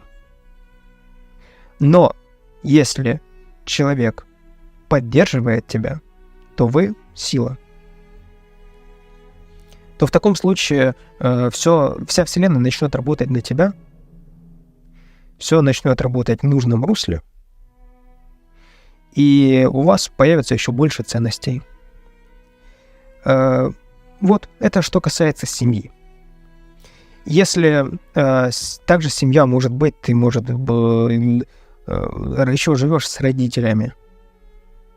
В таком случае тоже не жди от них поддержки. Они какую поддержку могут дать, они ее дали уже, они ее проявили. Каждый хочет, родитель, для своего чада все самое лучшее. Просто не всегда это самое лучшее, а реально является хорошим для этого ребенка. Но если ты уже совершеннолетний, то в таком случае уже бери инициативу в свои руки и начинай жить своей жизнью. Понимаю, что есть много ситуаций, когда родители алкаши, родители с вредными привычками, с наркотическими зависимости и тому подобное, тогда ты тем более должен понимать, что у тебя плохая наследственность. И если в таком случае и только ты можешь вырваться из этого замкнутого круга и вырвать все свое поколение будущее оттуда, сделав выводы из этого всего и пойдя уже с выводами того, что как это все работает, и а там уже, если не получается вытащить оттуда близких, к сожалению, это их выбор. К сожалению, это их выбор, и зачастую происходит так, что чем больше пытаешься их оттуда вытащить, то тем больше они там укрепляются, потому что кажется, что ты забираешь у них конфету. Иной раз лучше отпустить человека, чтобы он сам спокойно достиг своего дна, оттолкнулся от него и уже выплыл и дальше пошел. Это таких много примеров я видел, когда просто все, уже человек понимает, что никто его не заставляет ничего там бросать, и вообще это для него уже не бросать, это никакая для него не вкусная конфета, а это уже и нет не на кого переложить ответственность, и человек по нему берет на себя ответственность, уже хватается за то дно, которое вот уже уходит с-под него, и он уже пытается там уже какое-то там 100-е дно пробивать, и все, отталкивается, и все нормально идет. Вот. Возвращаемся, возьмем позитивную сторону, возвращаемся к семье. Ты, кем бы ты ни был, мужчина, женщина, ты веди себя как сильный, и пусть за тобой идут. Пусть у тебя вторая половина тоже сильная, и тогда у вас вообще сумасшедшая будет синергия, один другого будет дополнять, и таким образом вы только будете усиливать один одного, и все у вас прекрасно получается. Но, опять же, возвращаемся к себе, и ответственность в свои руки за себя, не ждем ни от кого поддержки. Единственная поддержка, вся поддержка, которая могла быть, она уже дана. Большего не жди. Большего — это позиция жертвы. А мы не про позицию жертвы. Мы про веру в себя, веру в свои силы, в достижение цели и создание жизни своей мечты. Идем дальше. 9-я причина — целеустремленность. Фокус на поставленной цели дает силы быть целеустремленным. Целеустремленность — это когда ты фокусируешься на главном и все остальное убираешь со своей жизни. Когда ты находишься в плену вредных привычек, ни о какой фокусировке, ни о какой целеустремленности не может идти и речи. Единственная цель — это добраться до пятницы, до выходных, до праздника и там уйти в забвение, знаешь, вот такое вот валка-круг войти и выйти из него, может и вообще никогда не выйти. Целеустремленность — это определяющий фактор, который, это, во-первых, навык, который приобретается путем достижения цели. И это фактор быть успешным. Просто это слово стало таким быть более носить негативный оттенок из-за успешного успеха, но я вкладываю в это понятие успех. Это когда твои желания притворяются в жизнь. Вот это вот успех для меня. Чего-то хотел, ты этого достиг. Вот это вот и есть успех. И на пути к приобретению этого навыка стоит, конечно же, вредные привычки. Ты очень многое уверенно слышал истории, а может быть и видел. Человек имеет уникальный опыт, вот золотые руки, ну все прям прекрасно, но пьет. Да, и вот вроде бы и все вокруг верят в него, и вот прям уже рассказывают, неделю не пил, вот молодец, сейчас все быстренько рассчитается с долгами, и он опять начинает пить. Ну, почему так? Так ему нравится все. Зачем? Он такой, значит, начинает пить, пробивает дно, потом, понимает, дно пробил, необходимо решать эти проблемы, идет, выруливает проблему, все такие, вау, класс, начинают аплодировать, круто, красавчик. И начинает опять пить, курить, наркоманить, и все такие, да, блин. И он такой, да. Но сейчас вот мне денек-два, и я вот вновь войду в режим. Ну, и, в общем, это вот я таких называю вечно бросающие, которые, ну, вот им просто нравится весь цикл этого всего движения. Тут какая цель у человека? Выйти, выплыть с дна, дойти до определенной точки, поддержать все в режиме, вот как оно есть, нормально, чтобы было, и опять спуститься на то же дно. Вот. Ну, конечно же, с каждым разом все глубже и глубже пробивается это дно до поры до времени, пока у всего есть предел, опять же. У всего есть предел. Также, с другой стороны, на уровне биохимии человека целеустремленность, она достигается путем маленьких побед. Маленькие победы, они очень быстро нивелируются вредными привычками. Смотри, допустим, заработал человек, хорошо, какую-то крупную сумму. С одной стороны заработал где-то в одном направлении, а в другое направление пошел, проиграл все или пропил. И вроде бы в одном он успешный, а в целом по результатам взять, ну, нет. И единственная тут цель у человека — это просто постоянно пытаться выкарабкаться. То есть не, значит, выстроить фундамент, построить стены, построить крышу и начать выйти в режим обогащения, когда каждый твой день, каждая секунда, минута работает на тебя, и твоя жизнь все лучше, лучше, лучше и лучше, и ты в итоге приходишь в режим, когда ты там стареешь, но у тебя есть капитал, и ты живешь, наслаждаешься жизнью, с одной стороны, да? А вместо этого у тебя жизнь, она просто рулетка. То густо, то пусто, ну, зачастую просто пусто. А густо — это когда хоть что-то есть. И лично я убрал от себя вредные привычки, когда я понял, что мне не хватает в моей жизни продуктивной стабильности. Потому что все обнулялось, когда 2-3 дня, 4 дня я продуктивно работаю, а потом я пошел, потусил, потому что могу себе позволить.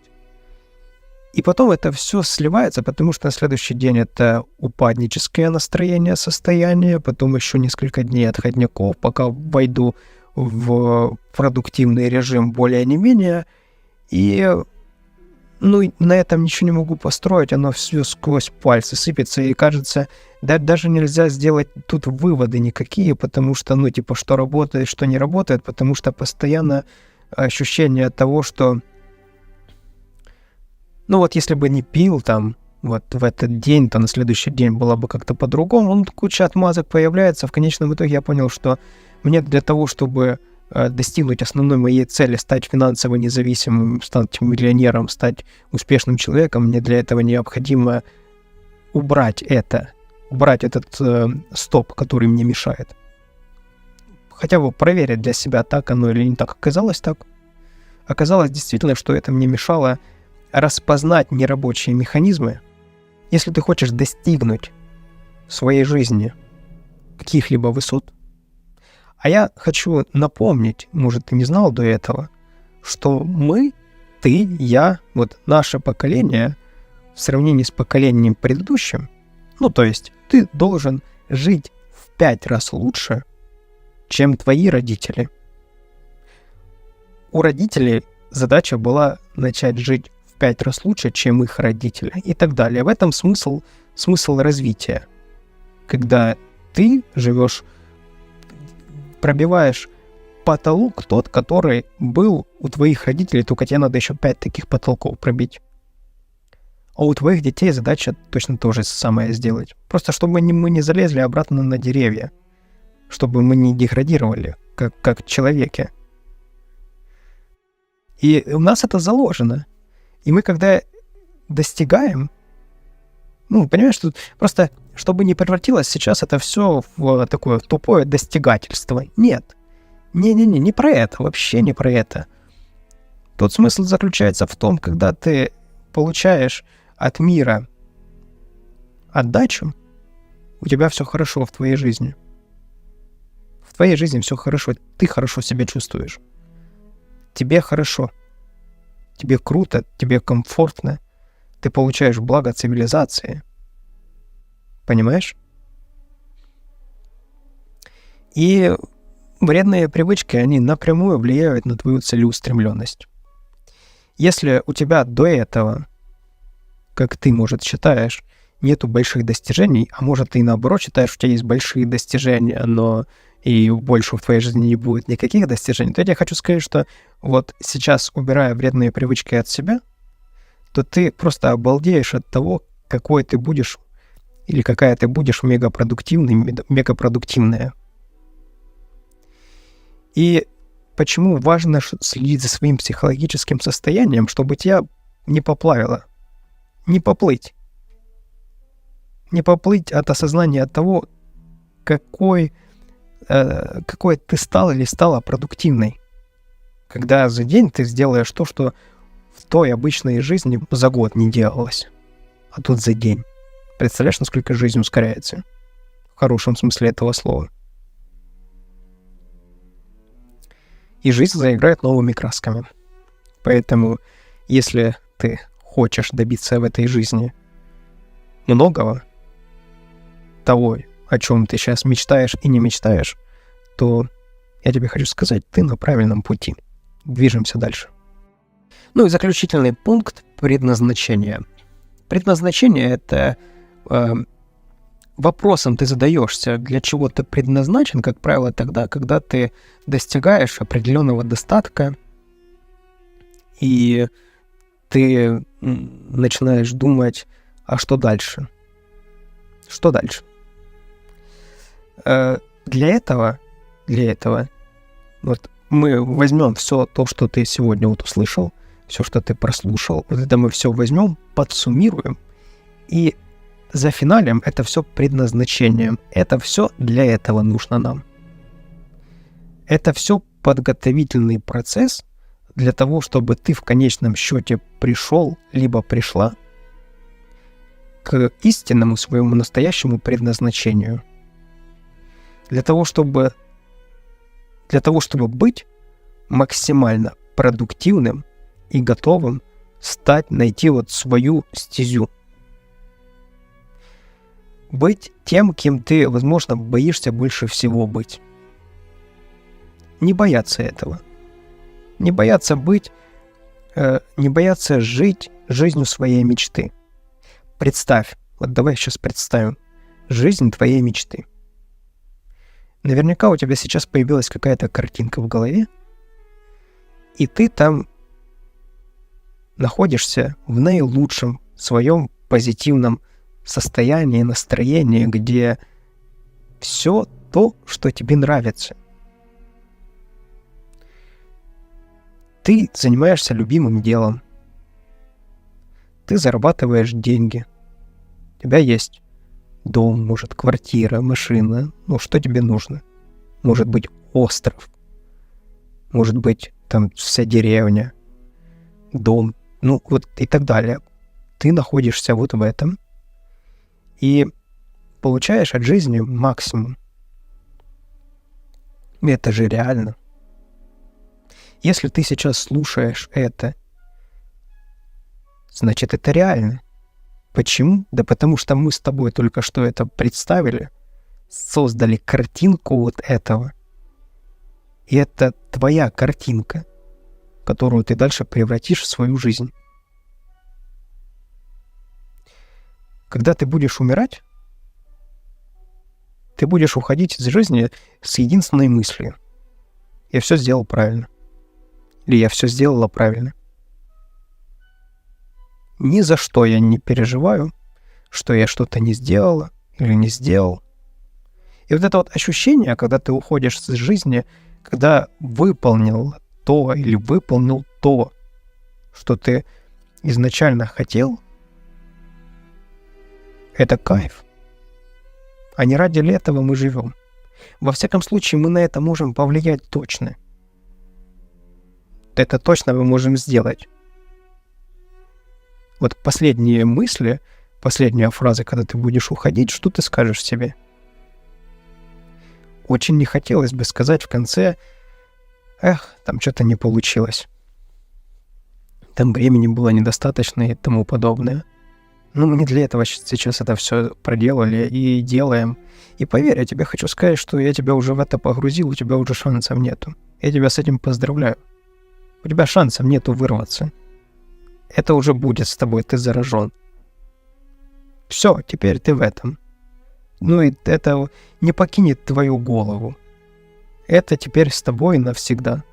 Я тебя хочу с этим поздравить, потому что ты пришел или пришла к этому. Ну, то есть, если ты сейчас это слушаешь и до этого момента дослушала или дослушал, это означает, что ты к этому готов и хочешь этого. Я тебя поздравляю, тебя ждут впереди годы, наилучшие годы, когда ты достигаешь своих там целей, задач, являешься источником энергии для себя, других, и, может быть, и на поколение даже вперед. Почему? А может вообще и на века. Это же круто. Да, мы начинали с того, что там вредные привычки, просто там, казалось бы, мелочь убери, и все. Это нет, это не мелочь, это то, что тебя сдерживает. Это то, что сдерживает твое предназначение. Что такое предназначение? Это то, для чего ты непосредственно находишься здесь. Тут нет никакой там мифической там магии и тому подобное. Это то, что ты хочешь делать, то, что тебе нравится. Вот то, в чем ты чувствуешь, что ты получаешь максимальную отдачу, это оно и есть. Может быть, делать обувь, может быть, там шить одежду, может быть, катать асфальт, может выращивать цветы, писать книги, стихи, петь песни, там снимать видео, не знаю, там вышивать, все что угодно, лишь бы это тебе нравилось. Лишь бы тебе это нравилось. Будет нравиться тебе, это понравится и остальным.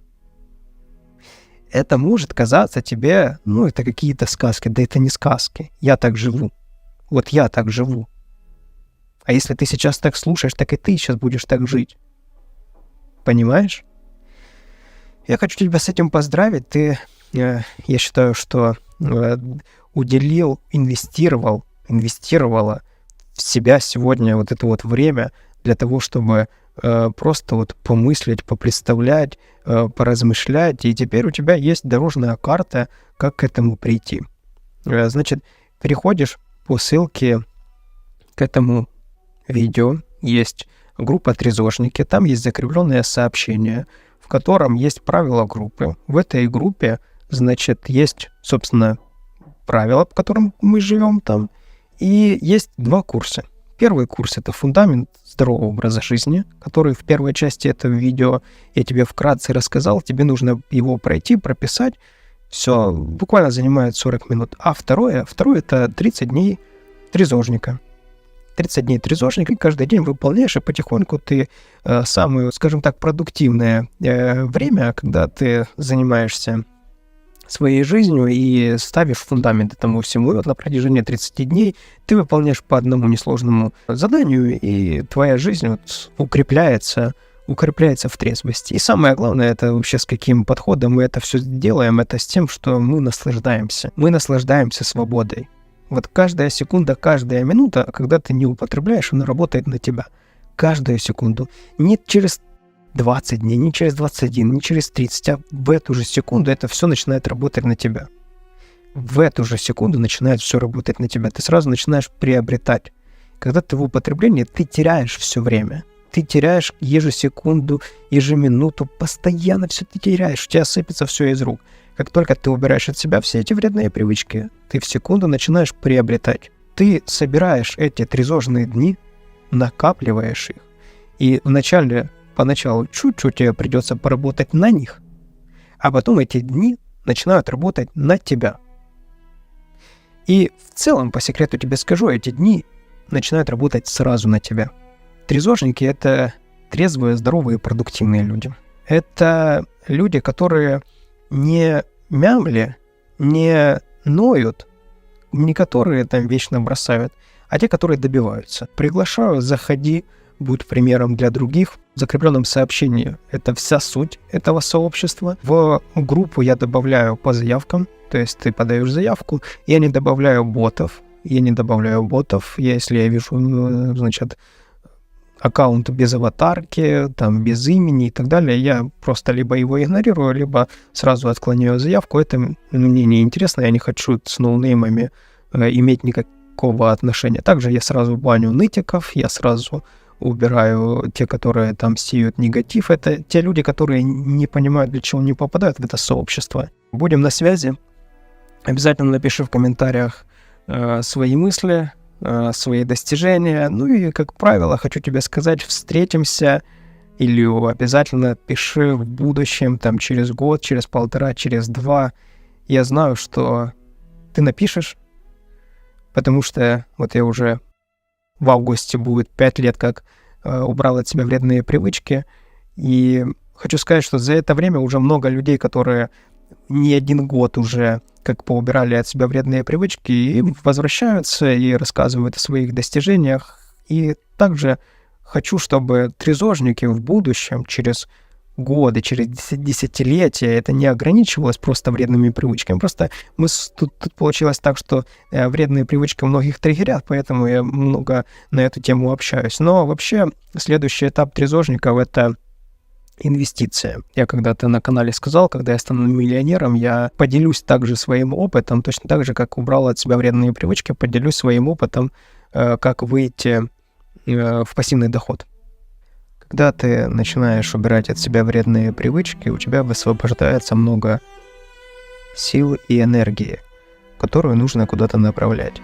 Всю эту энергию направляй в себя и в свою жизнь, и работай над самим собой. Не нужно переключаться на других. Очень огромнейший соблазн переключиться на кого-то, друга, знакомого, подружку и так далее. Начать рассказывать им, как они неправильно живут, объяснять, разбиваться об стену, доказывать, приводить какие-то примеры, советовать литературу, советовать видео и так далее, и так далее. Но этот человек тебя не просил об этом. Но ты этим начинаешь заниматься, упорно доказывая. Почему так? Потому что ты долгий период жил в иллюзии. И в какой-то момент у тебя упали шоры, и ты начал понимать, что происходит. Посмотрел по сторонам, и ты увидел, как все живут неправильно. И вместо того, чтобы заниматься своей жизнью и выкарабкиваться самому, ты начинаешь переключаться на другого. Почему так? Так проще. Мы у себя не видим бревно в глазу, а у кого-то маленькую даже пылинку. И что происходит? В чем проблема? Проблема заключается в том, что всю энергию, которая у тебя высвобождается, которую ты должен направить на себя, ты ее распыляешь, теряешь и сам сливаешься. Сливаешься от того, что не находишь никакой поддержки. Со стороны ты выглядишь как человек умалишенный, который всем бегает, рассказывает, как живет неправильно. Ты для этого окружения неадекватно мыслишь, а новое себе еще не сформировал, и пытаешься поменять свое окружение, не поменяв людей, не поменяв непосредственно, кто в нем находится, на новых, и поменять в этом окружении их мозги. И ты проигрываешь. И всегда будешь проигрывать. Когда ты садишься в самолет, в первую очередь тебе говорят, чтобы пристегнулся ты, а потом уже пристегивал своих детей, близких и так далее. В первую очередь позаботься о себе. Сможешь позаботиться о себе, позаботишься о других. Люди теряются в этом, люди пропадают в этом от того, что не знают, куда направлять энергию. Но ты теперь знаешь. Ты всю энергию, все свои силы должен направлять в себя. Только когда ты станешь сверхсильным, сверхмощным, только тогда ты можешь себе позволить заниматься другими. Скажу тебе честно, когда ты достигнешь этого этапа, почти на 99% ты больше никогда не посмотришь на другие жизни, потому что поймешь, как много тебе еще следует сделать в твоей жизни. Направляй все свои силы, всю энергию в свою жизнь, и ты сразу же начнешь видеть результаты этому. Крутые результаты, достигнутые цели у тебя начнут появляться в жизни. В какой-то момент ты поймешь, что твоя жизнь насыщена таким количеством побед, что ты просто никогда ни за что в жизни не будешь готов променять эту жизнь на ту, которая у тебя была до этого. Почему люди срываются? Потому что им нечего терять. Потому что им кажется, что та жизнь, которая с вредными привычками, наполнена какой-то ценностью. Но этой ценности нету. Это иллюзорная ценность. А когда у тебя в твоей реальной жизни, в жизни твоей мечты, появляются уже ценности, которыми ты вдохновляешься, которые тебя мотивируют, которые дают тебе силы дальше двигаться, ответь себе честно, поменяешь ли ты эту жизнь на ту, которая полна проблем, обмана, деградации, демотивации, отсутствия денег, здоровья, нормальных взаимоотношений с людьми, постоянные ссоры, разочарования и так далее, и так далее. Этот список можешь ты сам долго продолжать. Сделай ценной жизнь ту, о которой ты мечтаешь. С каждым днем ты приближаешься к этой жизни, к жизни своей мечты. Когда ты своему «я» позволяешь идти к этой жизни, как минимум не мешаешь. Просто не мешай, просто отойди. Дай себе достигнуть тех результатов, о которых ты мечтаешь. Просто перестань себе мешать. Просто выкини из жизни то, что тебе мешает. Оставляй хорошее, выкидывай со своей жизни плохое и никогда не переставай выполнять эту формулу. И доводи эту формулу до идеала и никогда не переставай ее выполнять.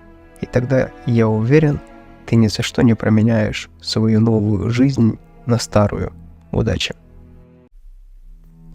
Почему так сложно бросить пить? Почему так сложно бросить курить? Убрать со своей жизни наркотики, начать зарабатывать много денег? Почему так сложно?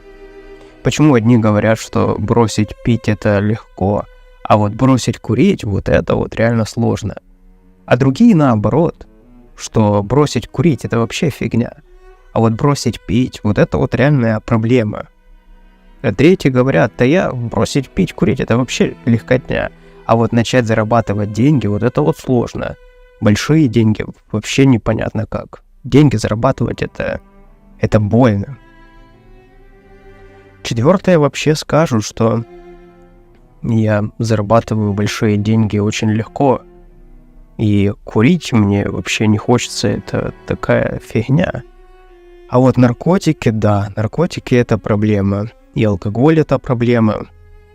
Казалось бы, одни и те же люди, но у всех как-то оно вроде бы в одном сходится, а в другом нет. Почему так? Да, проблема в твоих установках. Проблема в том, что ты хочешь, чтобы то, что в твоей жизни происходит, было сложным.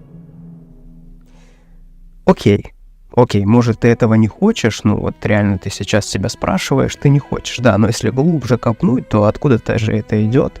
Тебе кто-то объяснил, что зарабатывать деньги — это тяжело. Кто-то доказал это. И ты из 10 вариантов заработка выберешь самый сложный.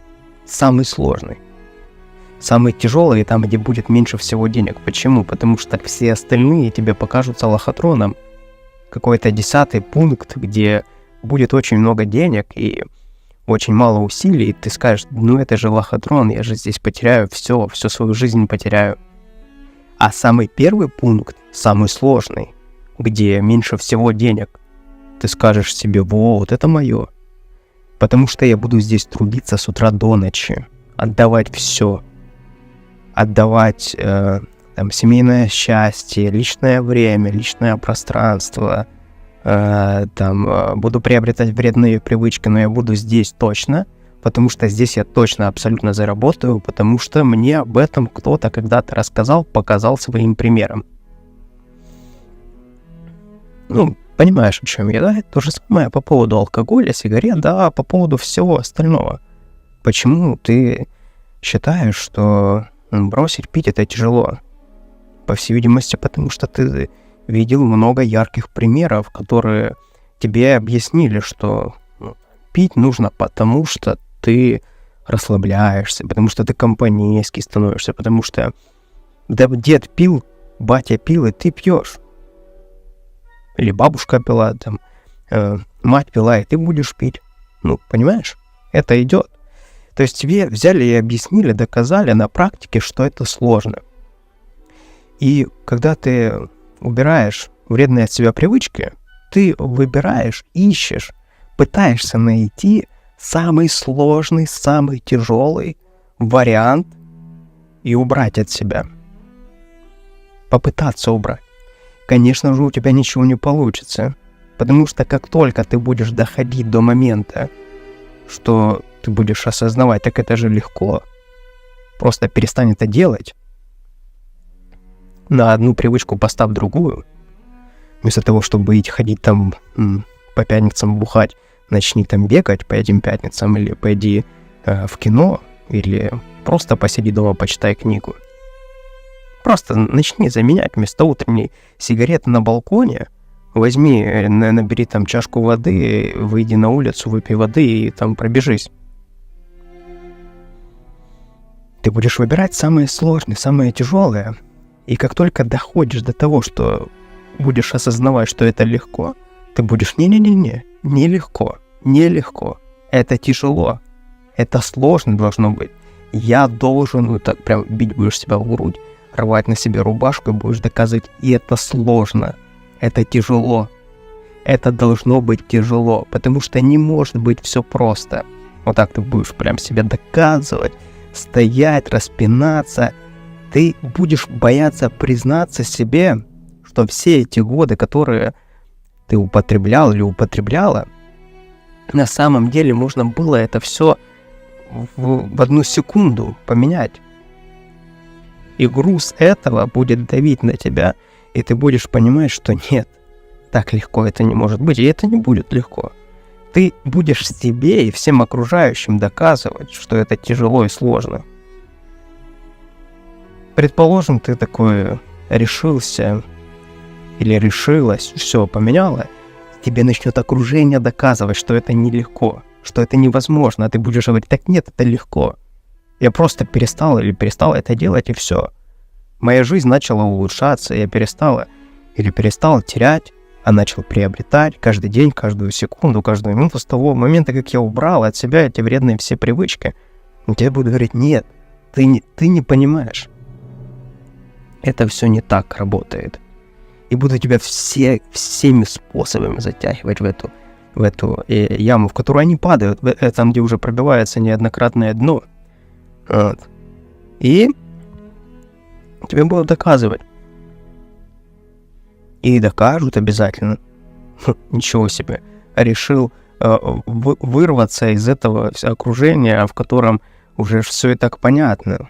Пей, кури, там, наркомань, зарабатывай тяжелый день, и все остальное, ну, так, все ж понятно, просто иди по плану и не выпендривайся.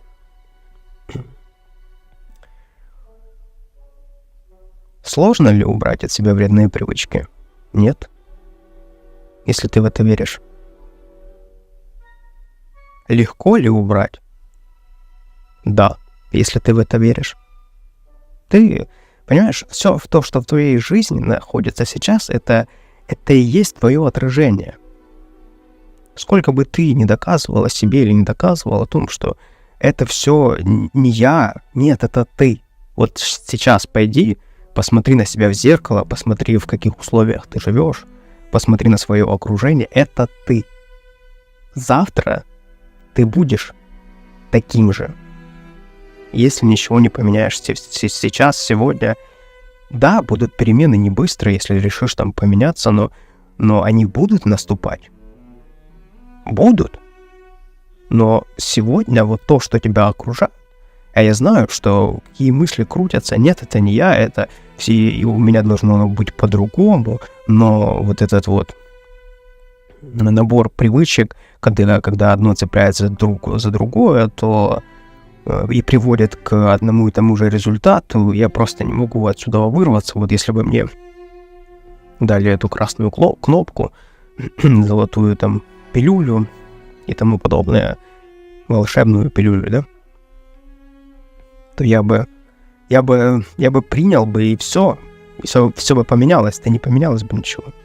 Вся волшебная пилюля, о которой ты мечтаешь, находится здесь и сейчас. Вот то, что ты сейчас слушаешь, если ты сейчас это дослушал до этого момента, я тебя поздравляю. Ты дошел до этого момента, когда ты уже осознаешь, что что-то идет не так, но ты пытаешься схватиться за какую-то возможность. Я тебя с этим поздравляю, ты добрался до этого. Если ты сейчас сделаешь то, что я тебе скажу, то у тебя все получится. Потому что получилось у меня. Я чем-то отличаюсь от тебя? Нет. Нет. Да, мы хотим, конечно, вернее, даже мы себе доказываем, что моя проблема, она уникальна. Так как у меня нет ни у кого. Да, он там бухает, потому что хочет тусить, но у меня-то проблема другая. Меня там никто не понимает, или там и у меня наследственность, или я устаю, мне тяжело. Моя жизнь тяжелая. Моя тяжелая, понимаешь? Не его, у него-то вообще непонятно, что у него там, все ж понятно, а вот моя, понимаешь? Зачем создавать велосипед? Я себе задавался таким вопросом, вернее, задаюсь таким вопросом постоянно, когда вхожу в какую-то новую нишу, в какую-то тему новую, где я хочу получить какой-то результат, я всегда смотрю на того, кто создает тот результат, который мне нужен. Я пытаюсь проанализировать максимально, узнать, как он это делает, и просто беру это и копирую. Когда я научусь уже это копировать, когда я уже понял, как это все работает, тогда я начинаю творить. Тогда я начинаю что-то добавлять, но уже на основу ту, где все понятно, как работает, где ясен механизм. Понимаешь? Я то, что наблюдаю, то, что я вижу, когда люди хотят поменять свою жизнь, но при этом всем пытаются найти что-то этакое, я объясняю себе только так, что человек не хочет ничего менять в своей жизни. Он ждет, что ему откуда-то кто-то даст какой-то рецепт, которым он воспользуется, а он никогда не воспользуется. Никогда не воспользуется. Потому что он скажет: так нет, этот рецепт мне не подходит. А в чем тут проблема? Как ты думаешь? Проблема заключается в нежелании. Вот как люди спрашивают, как помочь близкому человеку убрать вредные привычки? Да никак ты ему не поможешь, если ему это не нужно. Все просто. Ты будешь кричать, плакать, смеяться. Это не поможет, это наоборот усугубит. Это выбор человека. Выбор человека жить так, вот так, как он хочет.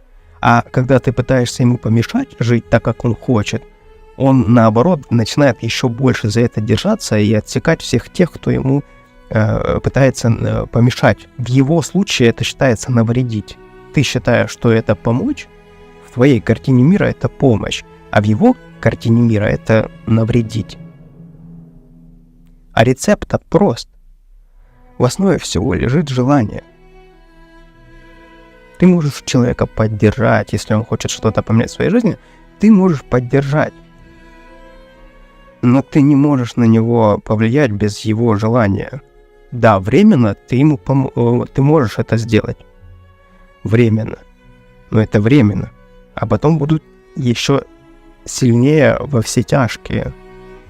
Так и пробиваются дно. Когда человек начинает пробивать дно, как правило, там за дном следует новое дно. И откуда берутся вот это вот дно? Откуда оно берется? Одно из – это помощь окружающих. Вернее, когда окружающие пытаются навязать другому человеку то, что ему хочется. И он всячески пытается сделать, чтобы эти люди к нему не мешали. И он даже и сам бы, может быть, уже убрал бы от себя все эти вредные привычки. Убрал бы. Но за счет того, что на него давят все остальные, что это нужно делать, он может просто стать в позу и кричать, что наоборот это ему нужно. Да, он, возможно, там с очередным дном поймет, что это ему не нужно, но это будет уже его выбор, его конкретное желание. Каждый себе представляет, вернее, многие представляют себе, что человек, который пробивает дно, это уже спившийся бомж, который, все, уже человеческого облика нету, это просто уже там животное, да? Вот такая картинка какая-то. Но на самом деле это не так. У кого-то это действительно такое дно. А у кого-то дно как-то нелепо выглядеть после рюмки спиртного на каком-то мероприятии. И это для него будет дно уже, понимаешь? Тут сравнивать смысла никакого нету. У каждого свой путь. Каждый к этому приходит по-своему. Так или иначе, об этом задумываются все. Конечно же. Спроси у человека, хочет ли он убрать вредные привычки, он тебе скажет, конечно. Конечно. Все говорят да. А делать что-то для этого не. Завтра. Или с понедельника там. С Нового года начнем и тому подобное. Нет. Почему так? Почему? Потому что в этом в случае, когда человек находится в плену вредных привычек, у него все ясно, все понятно, что происходит. У него прорисован каждый день, он знает, что он будет делать в пятницу, он знает, что он будет в субботу там отсыпаться, в воскресенье еще будет отходники какие-то ловить, в понедельник он будет как огурчик, там на работу уже пойдет, а вторник, среда, какую-то там среду, четверг уже опять будет ждать пятницу. В общем, у него все прорисовано. Все эти вредные привычки сильно укоренились, и вообще что-то менять что-то в жизни не каждый может. Или не каждый хочет. Может каждый, да, но не хочет не каждый. Почему так? Да потому что мы живем алгоритмами. Мы живем алгоритмами. Понимаешь, вот что такое алгоритм? Вот тебе нужен хлеб. У тебя сразу в голове срабатывает алгоритм пойти купить в магазине хлеб. Если денег нет, то, соответственно, новый алгоритм там срабатывает, как-то их заработать, либо где-то занять. Пойти хлеб купить, это понятно. Реакция на определенные там какие-то ситуации, на все алгоритмы есть, заложены в общество. Понимаешь? Вот это все заложено.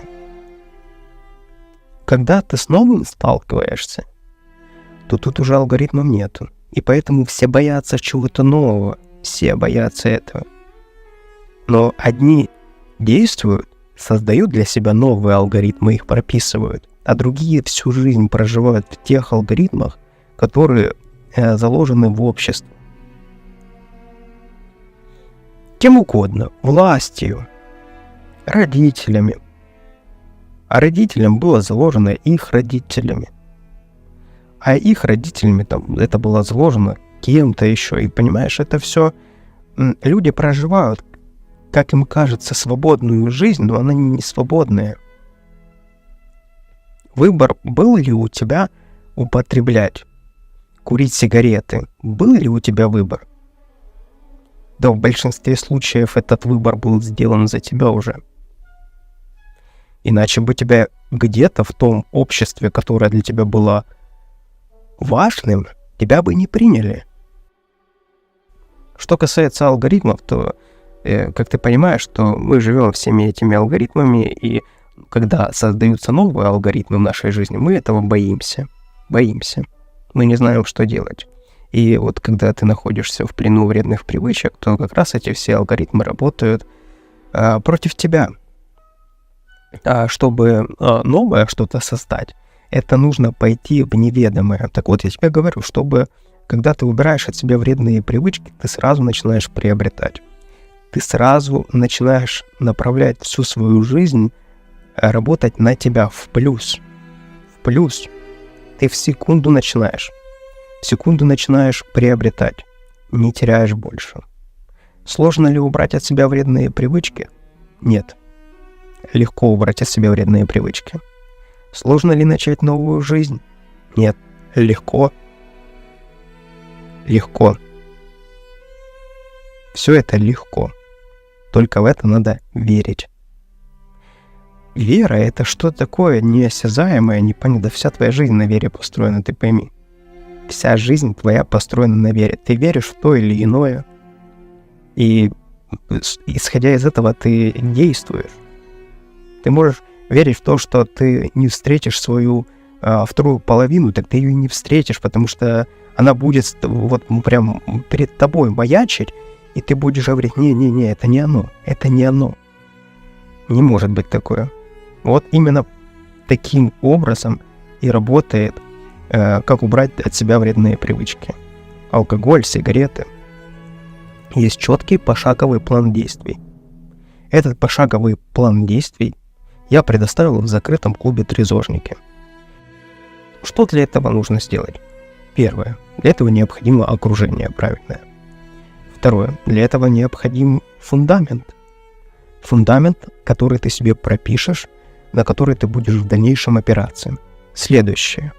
Нужен фундамент из дней, в которых ты будешь выполнять определенные действия, которые будут тебя укреплять в твоей новой жизни.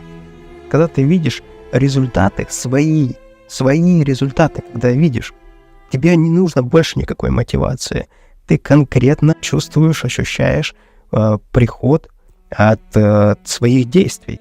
Я тебе хочу сказать, что наконец-то я тебе готов ответить на вопрос, как бросить пить, как бросить курить, как начать жить жизнь своей мечты. Простым ответом. Пожалуйста, переходи по ссылке в описании и инвестируй в себя. Вот, это то, что работает у меня, то, что работает у остальных, то, что проверено, конкретно проверено мною. Я сейчас не начинаю вести канал о финансах только потому, что я не дошел до той точки, в которой я точно понимаю, что все это работает наверняка и мною уже проверено. Вернее, те наработки, которые есть у меня сейчас, это точно они работают, но мне нужен конкретный результат, к которому я стремлюсь, и относительно ближайшее время это уже, это вопрос времени больше остается сейчас. И будет тогда у меня новое направление, это про финансы. Бедность — это вообще родоначальник всех вредных привычек. А я в этом всем вырос. Я вырос в семье, где денег вообще не было.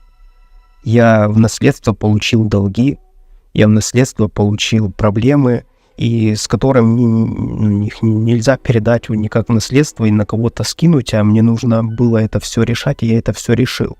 Один из пунктов Это было убрать от себя вредные привычки, потому что я понял в какой-то момент, что бы я ни предпринимал, вредные привычки, они мне все обнуляют.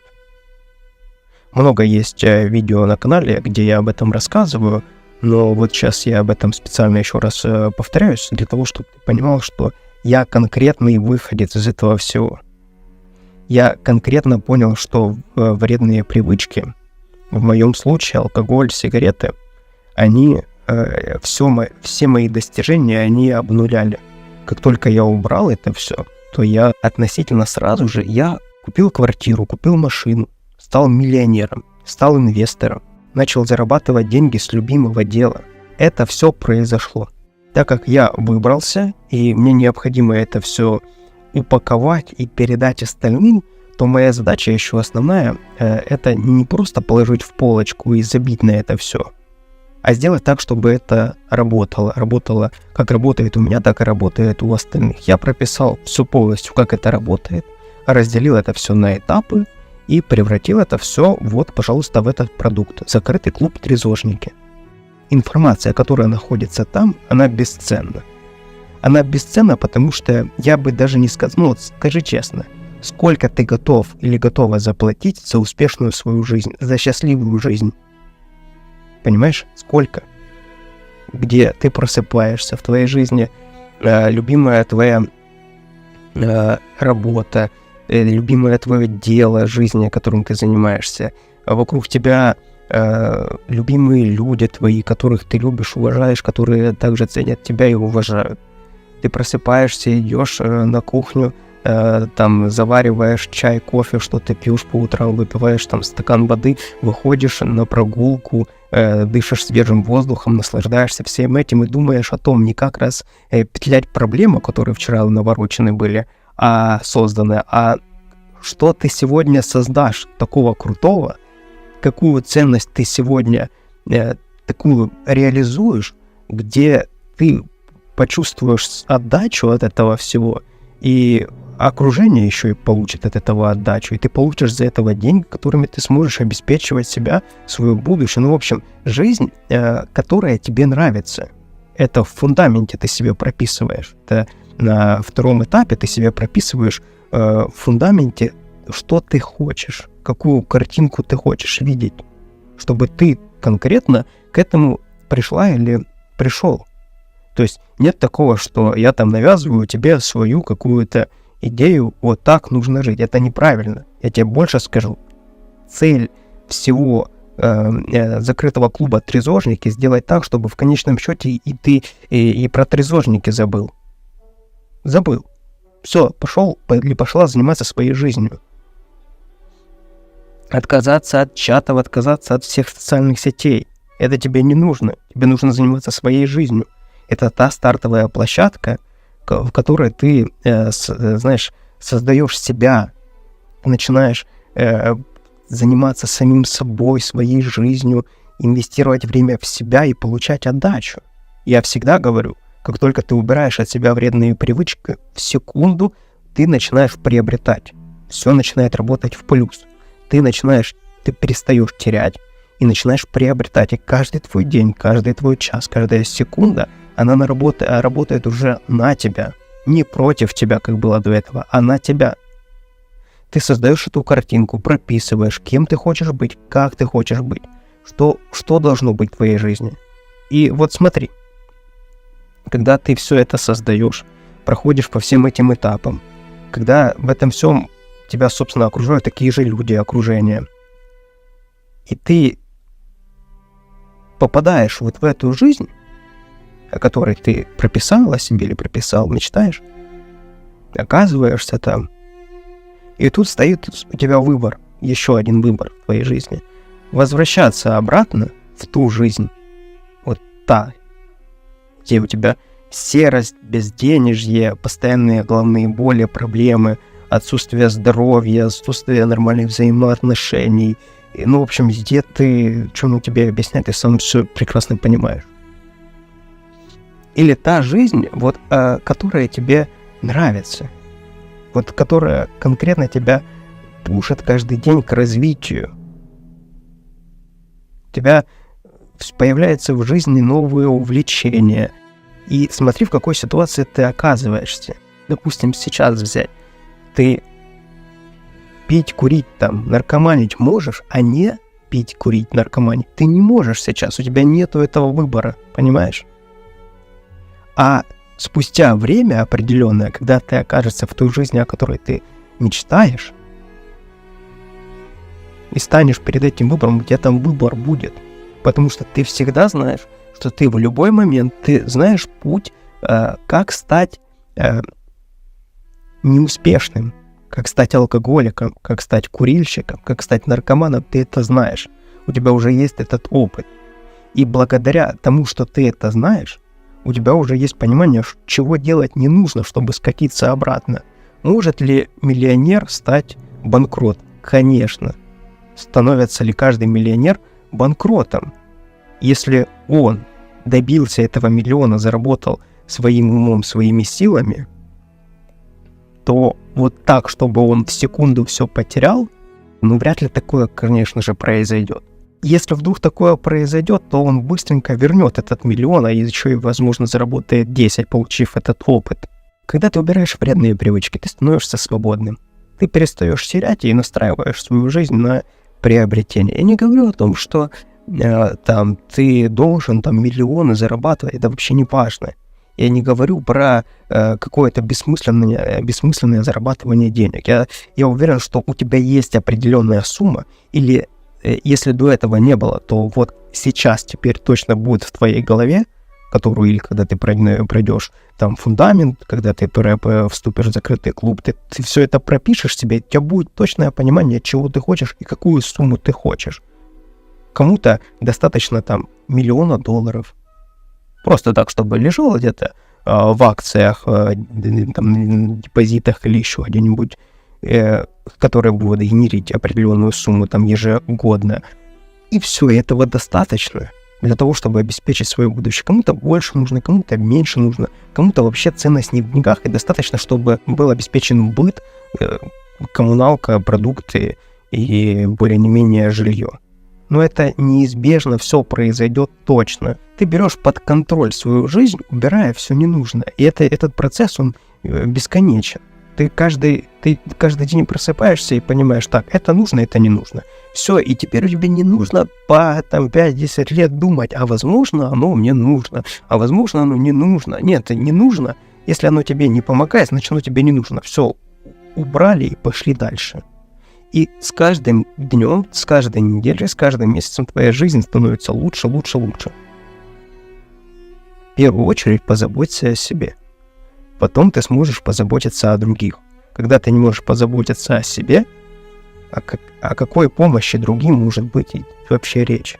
Знаешь, как это в большинстве случаев происходит? Человек себе не может обеспечить и помочь себе, он бежит помогать другим, а потом говорит, так я ему помог, а он мне не помогает почему-то. Так что ты ему помогаешь? Ты ему помогай безответно, не жди отдачи оттуда. Можешь — помоги, не можешь — откажи. Все. Не нужно вот это тянуть, там просит у тебя человек занять деньги, можешь подарить — подари. Не можешь — нет, скажи, нет у меня такого, нет у меня для этого бюджета и тому подобное. Ну так это жизнь. Я просто это привожу в пример, такие банальные вещи, но я привожу тебе так, как начинает выстраиваться в дальнейшем жизнь твоя. Ты об этом не задумываешься никогда. Ты, знаешь, твои мысли ограничиваются тем, что да или нет, ну там выпить или не выпить. Я же хотел бросить, но ладно, брошу завтра и тому подобное. У тебя реально выбора нету. Ты не стоишь перед выбором. Тебя лишили этого выбора. Я тебе говорю, пожалуйста, используй этот инструмент, инвестируй в себя и занимайся своей жизнью. Занимайся. Это не для всех. Это не для всех. Это точно не для всех. Люди, которые думают, что трезвость или отсутствие там вредных привычек, это когда ты ничего не делаешь. Да нет, наоборот. Наоборот, когда ты убираешь от себя все лишнее, ты высвобождаешь такой источник энергии, который направляешь в свою жизнь, и потом ты получаешь крутые результаты. Тебе нравится петь, ты убрал все остальное, убрала все остальное, все, что не нужно, ты начинаешь заниматься. Там голос подтянулся, там песню купилась или написалась. Нравится там строить. Прикинь, строитель, который не пьющий, не курящий, без вредных привычек. Да этот строитель, он на вес золота. Я вообще, когда увидел, с какие зарабатывают деньги строители, у меня был это вообще диссонанс какой-то. В детстве вот был момент, когда у меня на квартире жил паренек, он выглядел, такой. Сейчас бы я сказал, он на алкаша похож полностью, вот такое. Вот.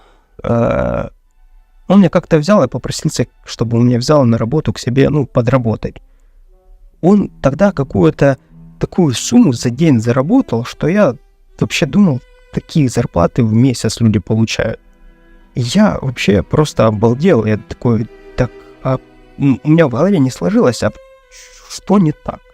А потом, когда он заработал эти деньги за день, он пошел в игровые автоматы, поиграл, там попил пиво и все остальное, а потом все сложилось. Понятно. Все понятно. Возвращаемся, да, если ты строитель, ты перестаешь употреблять, начинаешь заниматься своими навыками, тебе то ты добавил, тот инструмент купил и тому подобное. Кажется, у меня не получится или не получается. Да поверь. А откуда, как ты думаешь, появляются вообще эти истории успеха? Откуда они вообще берутся, все эти истории успеха? Человек просто занимается этим. Когда ты ежедневно занимаешься, тренируешь свою мышцу определенную, то эта мышца тренируется. Представь себе, она становится мощнее, сильнее, рельефнее. Но когда ты ее не тренируешь и ждешь, что от нее что-то будет, там ничего не будет. Айтишником стать, допустим, да? Вначале ты такой приходишь и думаешь, боже мой, это же вообще инопланетяне. Вообще непонятно, о чем они говорят. В первый день, да? Во второй день приходишь, вот это вот слово я уже знаю. Так, а вот это непонятно. Фигня какая-то, да? Но выбора у тебя нет, ты уже решил стать айтишником или айтишницей. Все, выбора нету. И на третий день приходишь, ты уже понимаешь, какое, хотя бы предложение, смысл его понимаешь. На четвертый день ты уже начинаешь просто смотреть на клавиатуру и думать, что-то они там набирают. На пятый день ты такой уже можешь ответ человеку дать, и так далее. На шестой, на седьмой, на восьмой день ты уже разбираешься, то потом начинается на какой-то там 20-й, 30-й день, тебе это уже настолько это всего много, тебе это уже все снится, ты уже думаешь, господи, это же все айтишники, вокруг тебя одни айтишники, как ты не мог раньше этого вообще замечать? Все айтишники. А на других ты смотришь, думаешь, ты не айтишник еще? Как так? Как ты можешь жить, если ты не айтишник? Они же зарабатывают там деньги, там свободное время у них, все остальное, бла-бла-бла, бла-бла-бла. Это же вообще гениально. Это может быть не айтишники, это может вообще там про фермерство какое-то быть. В общем, смысл в том, что твой мозг начинает вот это все переваривать, ты уже начинаешь пути искать развития в этом всем, видеть начинаешь пути развития, тебе это снится начинает. Ты начинаешь уже подтягивать навыки, ты начинаешь думать, такой язык программирования или такой изучать, а ты как минимум начинаешь понимать, что есть разные языки программирования. Начинаешь иерархию вот эту все разбираться, начинаешь в зарплатах разбираться, начинаешь вообще какой-то там сайт создавать или программы писать, кодить. И там, в общем, каждый день ты в этом направлении работаешь и понимаешь, что развитие есть в твоей жизни в этом всем. Потом ты в какой-то момент становишься вот тем, на которого ты когда-то смотрел и думал, это Бог. Вообще просто. А потом ты такой с таким становишься и думаешь, так это же просто. Это просто все. Берешь и делаешь. Вот какое бы ты себе дал бы напутствие, да просто бери себя в руки и делай каждый день. Просто в этом направлении не можешь идти, просто ляг и лежи. Просто глаз приоткрой и смотри. Просто и все. И действуй. И тебя потом спустя там годы на тебя будут равняться, а ты будешь не понимать, как так можно не понимать этого всего. А это все потому, что последовательность действия, усилия, бьешь в одну точку, и все получается. Вот. Понимаешь, ты когда-то сделал или сделала выбор. Было очень непонятно, а потом стало понятно. И это одно из направлений. И там есть еще какие-то направления в твоей жизни. И оно все так будет улучшаться. Это реально так будет все улучшаться. Почему я в этом уверен? Потому что я точно знаю, когда ты уберешь от себя то, что тянет из тебя силы, забирает силу, забирает время, ты вот так ляжешь, будешь лежать на диване. Первый день ты там посмотришь сериалы, там на первую неделю пересмотришь там все, что хотелось пересмотреть. На второй неделю ты уже просто, места не будешь находить себе, потому что, лежать уже просто, честно говоря, спина болит. Ты там уже все отлежено до такой степени, просто уже неинтересно. Хочется чем-то заниматься. Тут, конечно, станет большое испытание. Многие вот на этом этапе и валятся. Потому что, оказывается, нужно что-то делать. Нужно себя развлекать как-то. Я не имею в виду там развлекать, это значит ходить по клубам. Если нравится, пожалуйста, ходи.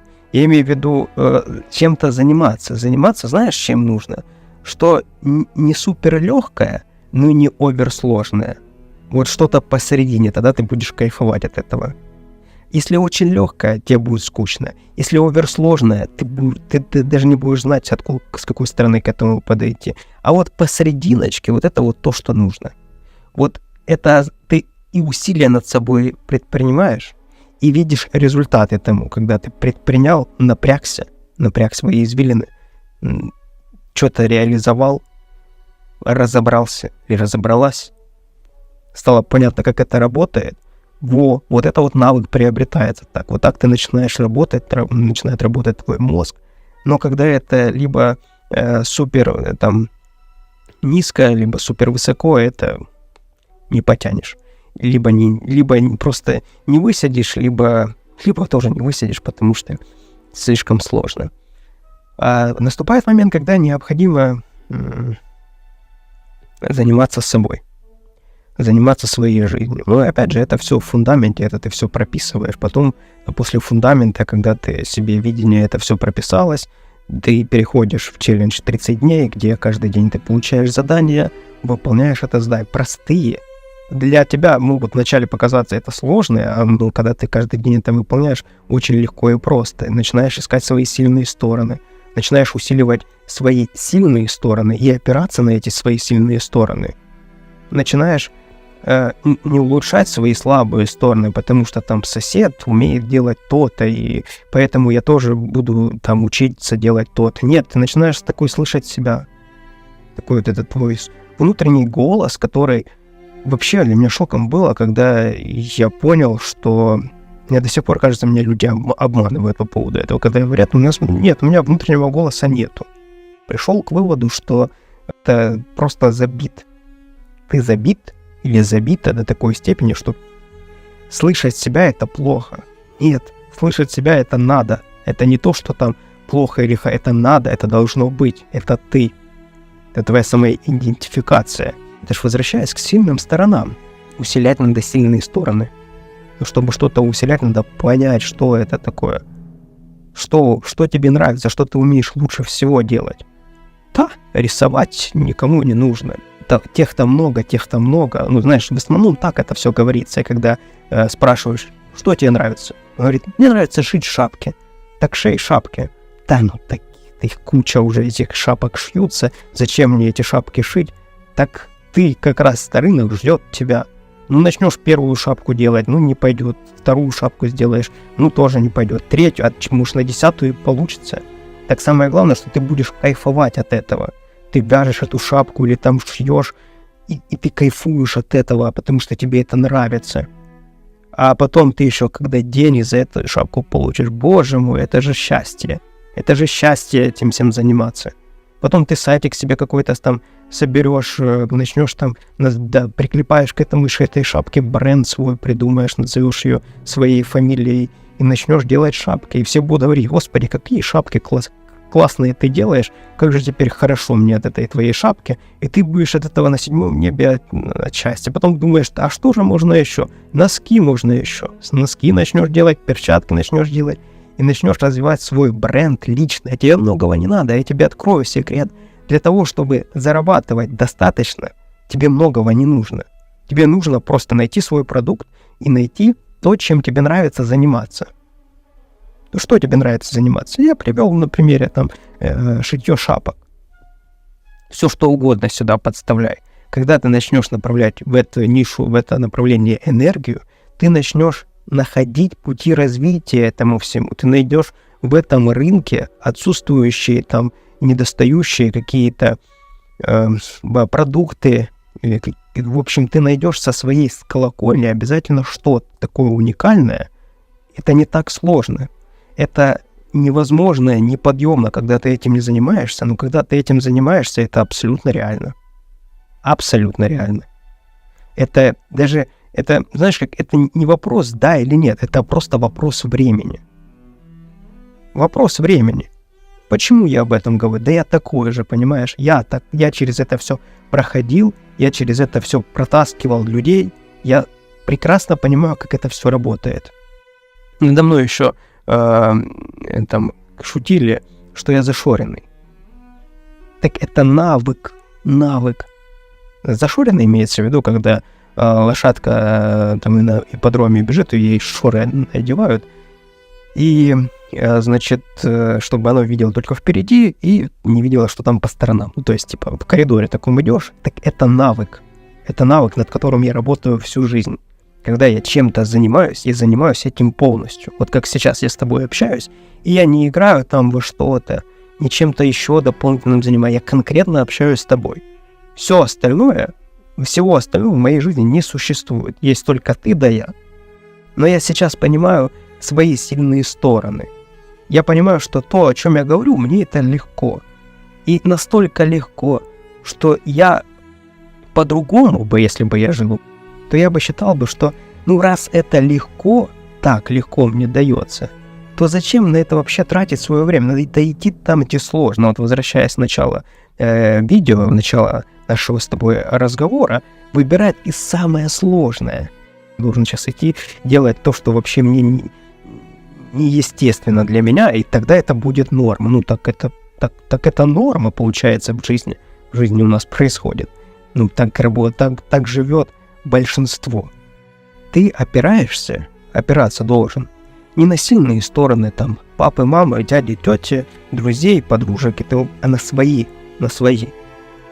То есть ты опираешься на себя. Чтобы понять, что это такое, да, необходимо себе позадавать вопросы. Так большинство, я тебе хочу сказать, что живет и даже не подозревает, что можно жить иначе как-то. Вот ты сейчас на этапе, когда ты такой, знаешь, смотришь в приоткрытую дверь и думаешь: а есть там жизнь или нету? Вот я тебе говорю, есть. Просто там, где ты находишься, там жизни нету. Вот за той дверью, вот за той щелочкой, там жизни нету.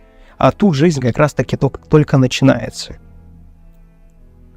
И так большинство живет, когда они даже не знают, что можно не употреблять. Они дико смотрят на тех, кто не употребляет. Типа, тех, кто употребляет, это норма, а кто не употребляет, так они больные. Возвращаемся к нашим сильным сторонам. Чтобы ими заниматься, необходимо время для этого. Время у тебя есть. Ты знаешь, откуда во время это высвободить, откуда высвободить эту энергию. Что для этого нужно сделать? Я тебе сказал, пожалуйста, заходи в закрытый клуб «Трезожники». Смотри, я честно сел и ответил себе на вопрос.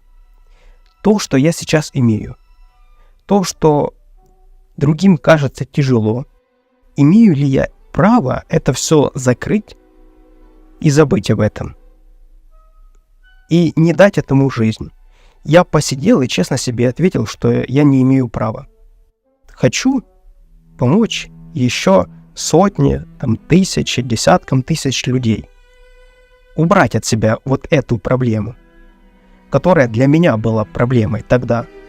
Знаешь, как для меня дико было, когда я смотрю, нахожусь в этой проблеме, проблемы у меня с алкоголем, сигаретами, денег нет, все, ну, вообще полный набор, букетик. И я сижу, а вокруг меня такие же. Я уже точно понимаю, что это большая проблема, и отсюда нужно выбираться. А все остальные, ну, это для них это не есть проблема, для них это норма. И это, знаешь, ощущение такое, будто бы ты орешь со всей силы, вот так просто а все остальные, вот они глухие, и тебя даже не слышат. Ну, там слышат, ты что-то рот открываешь, да? Вернее, видят, а они слышат ничего. И для меня тогда это было, ну, это одно из таких прозрений, о котором я в этом сейчас, в этом общении нашем с тобой не затрагивал тему, это вообще отдельная тема. Это как про работу сам на себя. Это как дело своей жизни. Это у меня перед этим было за много лет, до вот этого осознания за много лет было у меня другое осознание по поводу того, когда ты занимаешься своим любимым делом.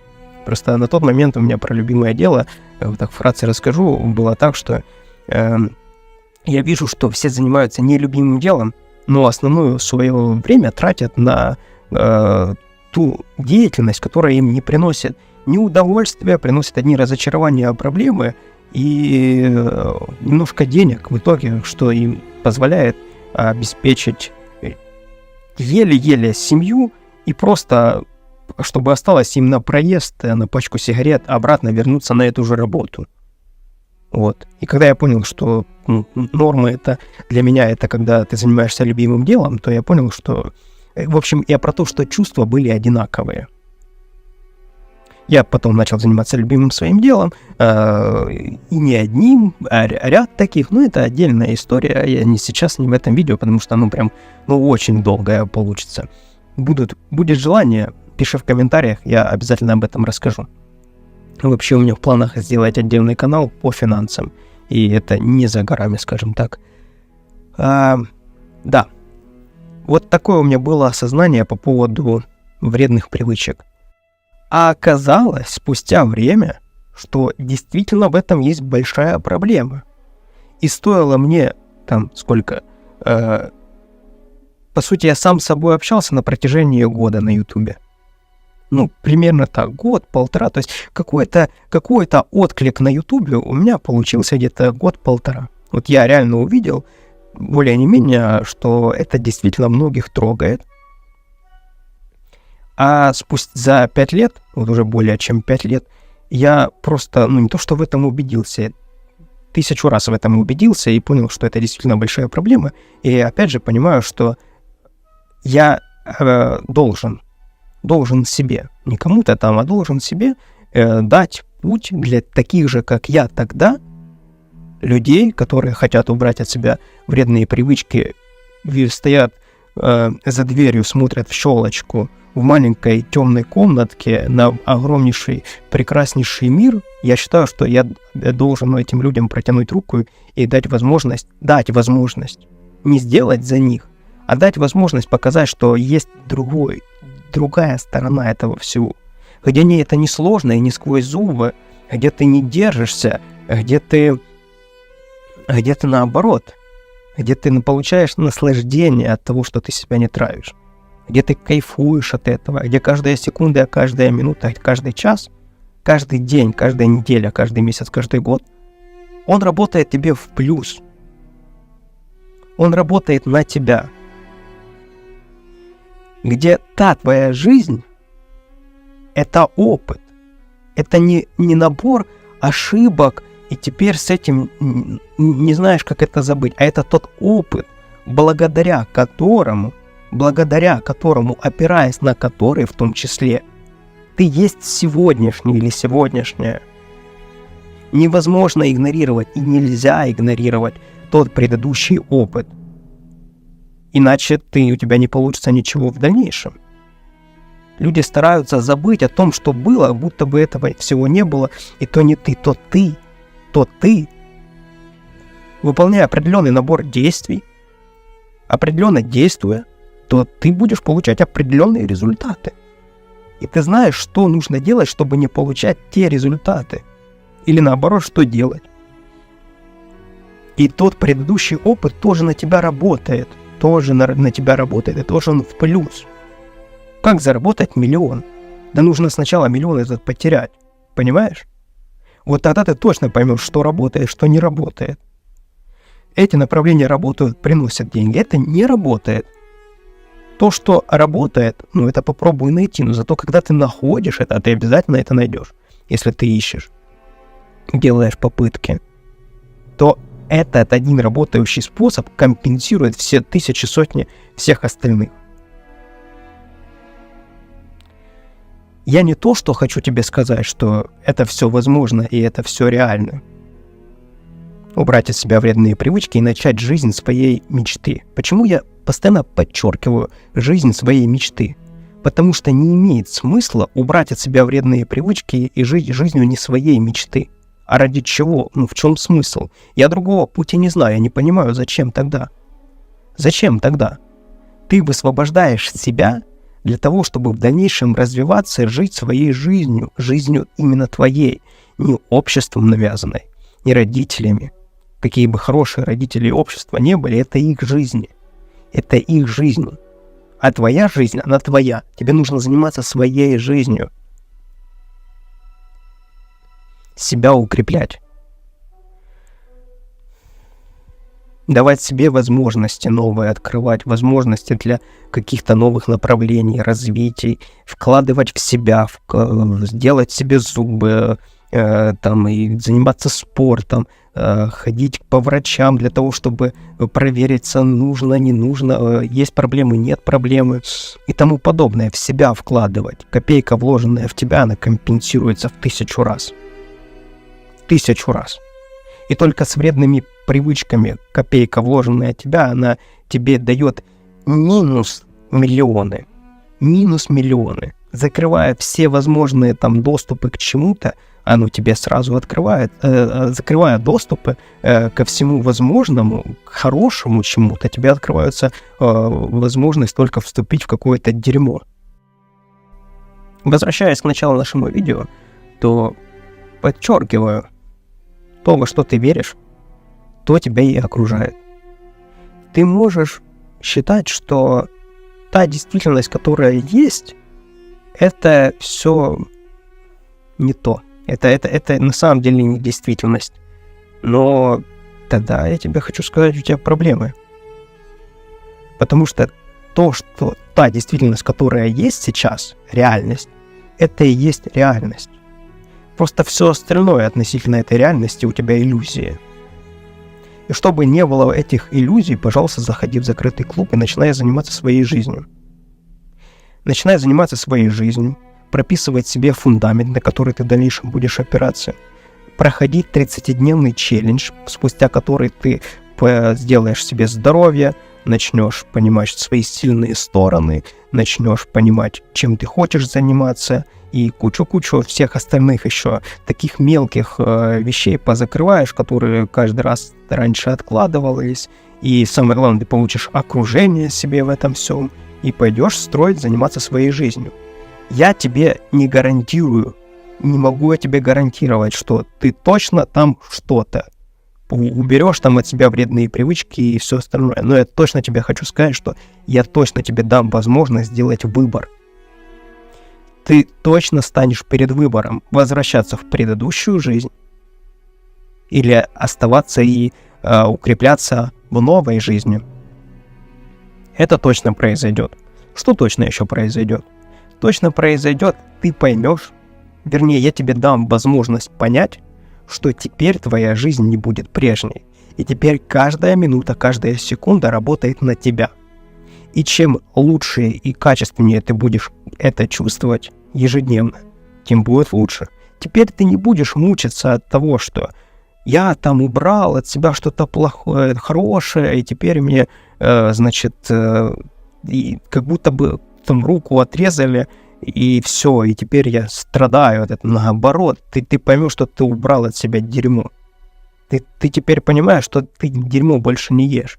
И как же тебе просто хорошо от того, что ты просто принял решение, что теперь ты просто так не питаешься. Теперь ты будешь жить новой жизнью.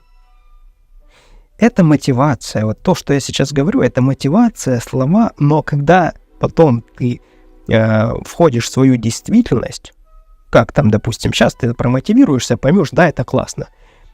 Но завтра ты проснешься в своей рутине, старой, предыдущей, и там просто дальше включается механизм, по которому ты живешь, и в последнее определенное там время, сам знаешь или сама знаешь, какое время это все. И все, и то, что мы сейчас с тобой пообщались, это все до одного места. Да, до одного места это будут еще какие-то отклики время от времени, но это будет уже, знаешь, такое, не люблю это ощущение, чувство, когда ты начинаешь себя жалеть, так вот, да, то есть ты начинаешь себя гнобить, тебе начинается противно быть от себя, ну я же хотел или хотела начать новую жизнь, но не получилось. Так не получилось почему? Выводы ж надо сделать почему. У тебя не было видения прописано, что делать нужно дальше.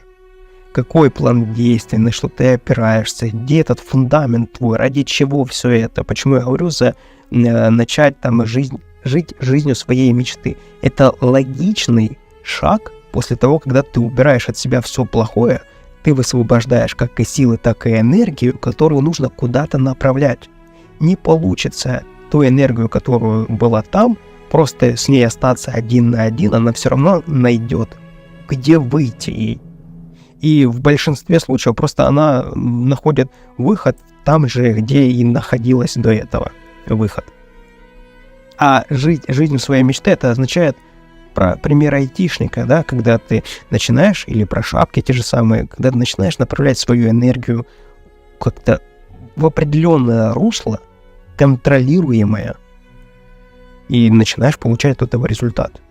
Почему я хотел убрать от себя вредные привычки? Потому что я хотел быть независимым, это раз, свободным, это два, и третьим, чтобы у меня был выбор.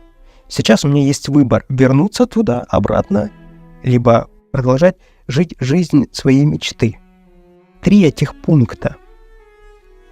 Я не мог раньше сделать выбор этого там, не пить, потому что я был зависим. Еще хочу чуть-чуть пообщаться с тобой по поводу жизни твоей мечты. А когда ты еще по поводу жизни своей мечты пообщаешься с кем-то, более того, скажу тебе, скорее всего, ты и не найдешь времени сам с собой пообщаться, потому что это же, как я буду просто так общаться на эту тему сам с собой, думать, что там будет происходить, зачем это нужно, это бессмысленная трата времени и тому подобное. Нет. Самое главное, чтобы ты сейчас вынес или вынесла отсюда, это ты есть у себя самое важное, самое ценное и самое главное. Если ты не начнешь ценить себя, никто не будет ценить тебя. Это никому не нужно. Задача и цели каждого — это работать с самим собой, улучшать себя, работать над своей свободой, работать над своим богатством, успехом, самоутверждением, реализацией самого себя. Это норма, это должно быть нормой жизни. Я думаю, что, скорее всего, ты на этапе, когда это не то, что не норма жизни. Это вообще какие-то матерные слова я только что рассказывал. Но если это так, если это близко к этому, то я тебя поздравляю, ты очень на верном пути. А если для тебя это не матерные слова, а норма жизни, я тебя еще вдвойне поздравляю и только вперед. Никогда ты не проиграешь на этом пути. Никогда. Все остальные будут смотреть на тебя и спрашивать, как. А ты будешь отвечать, да легко, просто действуй в своем направлении. Просто подумай, чего тебе нравится, и если обычными простыми словами, да, сказать, что делать, просто посмотри, что тебе нравится, и начни это делать. Вот смотри именно в этом направлении. И опирайся только на основное. Это нравится, не нравится, нравится, не нравится. Это тебе делает лучше или это делает тебе хуже? Точно да или точно нет? Все. И иди в этом направлении. Иди в этом направлении, развивайся, ты не проиграешь. Для меня самое страшное — это прожить жизнь и осознать, что я что-то где-то побоялся сделать. У меня есть один такой случай, и надеюсь, это будет последним случаем в моей жизни. Горка, детство, снежная горка. Катаемся мы на санках, и там есть такой пригорок, и там такой пригорок и пенек стоит. То есть ты спускаешься, заезжаешь на этот пенек, и оказывается, типа трамплин такой высокий. Да, это реально там высоко было, и, все мы там прыгали, многие, вернее, прыгали с этого пригорка, а я побоялся, я такой стою, и я понимаю, что, страшно, короче. И я не съехал оттуда. И до сих пор не съехал, понимаешь, в чем дело? Мне уже 32 года, прошло уже 20 с лишним лет, а я все еще не могу оттуда съехать, потому что я не могу туда вернуться никак. Даже сейчас я съеду, но это будет уже абсолютно другое. Понимаешь, о чем я говорю? Я рад, что такой урок я получил с самого детства. Я не хочу еще дополнительные какие-то вещи подобного рода иметь в своей жизни. Там, где страшно, надо идти. Где страшно, но понимаешь, что это твое, нужно точно идти туда. Понимаешь? Где ты понимаешь, что в будущем это твоя точка роста и точка развития. Вот это оно. Вот это оно туда, куда нужно направлять свои силы и свою энергию. Все самое крутое, оно очень простое. Почему я постоянно говорю, что не придумывай велосипед. А многие ступают на эти грабли, когда начинают убирать от себя вредные привычки, такие вот идут, все там по этапам проходят, а потом начинает казаться ему это как-то слишком просто. И начинают придумывать велосипед. Я говорю, не придумывайте велосипед, зачем? Все просто, вот вы нашли выход из ситуации, вот так и работает, вот так и действуете. Люди смотрят по сторонам, так все ж мучаются, все ж мучаются, я что же хочу мучиться? Мучайся тогда, это уже твой выбор становится. Я тебе попытался, ты обратился, я тебе показал, дальше выбор за тобой. Просто не придумывай велосипед. Хочешь получить результаты, иди туда, у кого эти результаты есть. Это же логично и просто. Люди находятся всю жизнь в одних и тех же проблемах. Для меня, как человека, который вырос в таком окружении, где, скажем так, купить холодильник – это проблема всей жизни. Проблема всей жизни. Купить новый холодильник – проблема всей жизни. Когда этот холодильник покупается, этот холодильник никогда не покупается, потому что закрадывается мысль, что это же так просто. Но я же так долго мучился из-за того, что отсутствие этого нового холодильника, и это какое-то преуменьшение всех тех прожитых лет. Нет, я дальше буду мучиться. Человек хочет и нравится ему петь, но ему просто кто-то сказал в его жизни, ты плохо поешь. И этот человек оказался достаточно весомым аргументом, чтобы человек пошел работать грузчиком на стройку. Или на склады. Понимаешь? Я знаю, что такие люди, которые начинают заниматься своей жизнью, у них нету... Они, как правило, занятые, и у них нет времени на каким-то там бессмысленным, группам, чатам, где они там просто сидят, трещат ни о чем. Нет, они занимаются, идут своей жизнью. Они идут, создают какие-то свои там продукты, какие-то реализовывают цели. Они вообще находятся в другом пространстве. Вот я тебе сейчас говорю с тобой прошлым и говорю тебе будущим. Ты в будущем будешь жить абсолютно по-другому. У тебя будут абсолютно другие устои. Ты будешь ориентироваться на свои желания, не на желания остальных, а на свои желания.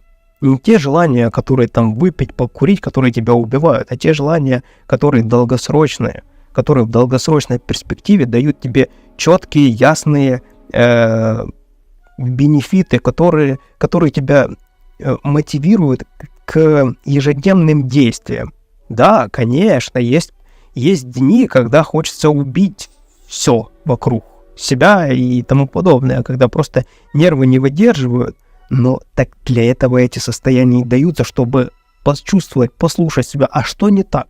Что тебе не нравится здесь? Что тебе не нравится здесь? Может, ты сидишь за столом, и тебе не нравится этот стул, который нужно было 300 лет уже поменять на новый. Может, тебе нужно пространство для тебя лично одного, где тебя не будет никто трогать. И ты не будешь беситься. Понимаешь? Может, тебе нужно ежедневные прогулки по 10 тысяч шагов на природе для того, чтобы выплескивать все свои там негативные эмоции. Может, тебе на бокс нужно записаться. В общем, ты начинаешь задаваться вопросом, а что не так? Почему не так? Начинаешь задаваться вопросами. И затем начинаешь получать ответы. Не переживай, что если что-то не получится. Получится в следующий раз. Точно получится. Ты простроишь какую-то иллюзию относительно теорию, иллюзию относительно чего-то, и потом пойдешь эту теорию воплощать в жизнь, а оно окажется не так.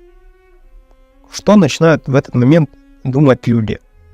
Ну все, я неправильный, это не для меня, я там бестолковая, бла-бла-бла, все остальное. Но если подойти с мозгами к этому делу, то что оказывается? Ты теперь знаешь, что это не работает, и нужно теперь второе действие предпринимать какое-то, простраивать новую теорию, да? Строить новые планы по-новому. И хорошо бы сразу простроить там 4, 5, 10, чтобы у тебя были варианты выбора. Что будет, если не получится? Если не получится, значит второй вариант используем. Если нет, то третий вариант используем. Если все это не сработает, то задаем рамки там 3 месяцев. Если на протяжении там 3 месяцев это не сработает, все, заканчиваем. Переходим к следующему. Значит, то, что мне раньше казалось, что работает, теперь это оказалось, что не работает. И прикинь, какое у тебя будет отличие от остальных. Остальные, другие люди, которые не хотят предпринимать действия и просто текут по течению, которое им определили другие. В твоем случае ты будешь знать точно, что это не работает. А они будут думать будут, что это работает. И будут на каждой пьянке, на каждой тусовке, в каждой удобной случай рассказывать о том, что вот, было бы у меня больше времени, я бы вот это реализовал бы и стал бы миллионером. Но смысл, я думаю, тебе ясен и понятен в том, что ты начинаешь работать на себя, в себе, в своей жизни начинаешь работать, двигаться и приобретать. И я сейчас вспоминаю вот ту жизнь, в которой я получил достаточно опыта, чтобы понять, что мне это не нравится. Я вспоминаю, что там все сложно, там так все сложно как-то. Настолько все сложно, что все заканчивается какими-то обычными вещами, типа там попить пиво, покурить сигареты и тому подобное. То есть кажется, что зарабатывать деньги, это... все объясняют, это невозможно. И ты смотришь по остальным и понимаешь, что реально невозможно. А допускают одну и ту же ошибку, идут туда, там, где денег нет. Ты хочешь заработать деньги, иди в том направлении, в ту нишу, где есть деньги. там, где конкретно ты можешь заработать деньги и масштабировать это все. Ты хочешь найти свою вторую половину, но ищешь не там. Понимаешь? Или наоборот, ты не понимаешь, что ты ищешь. Как ты можешь найти то, чего ты не знаешь, что ты ищешь? Оно же может быть перед тобой постоянно, но ты для себя или не определила, или не определил, что ты хочешь. Каким должен быть этот человек? С вредными или не с вредными привычками? Добрый или там злой? Значит, понятно, что хороший должен быть человек, но этого мало.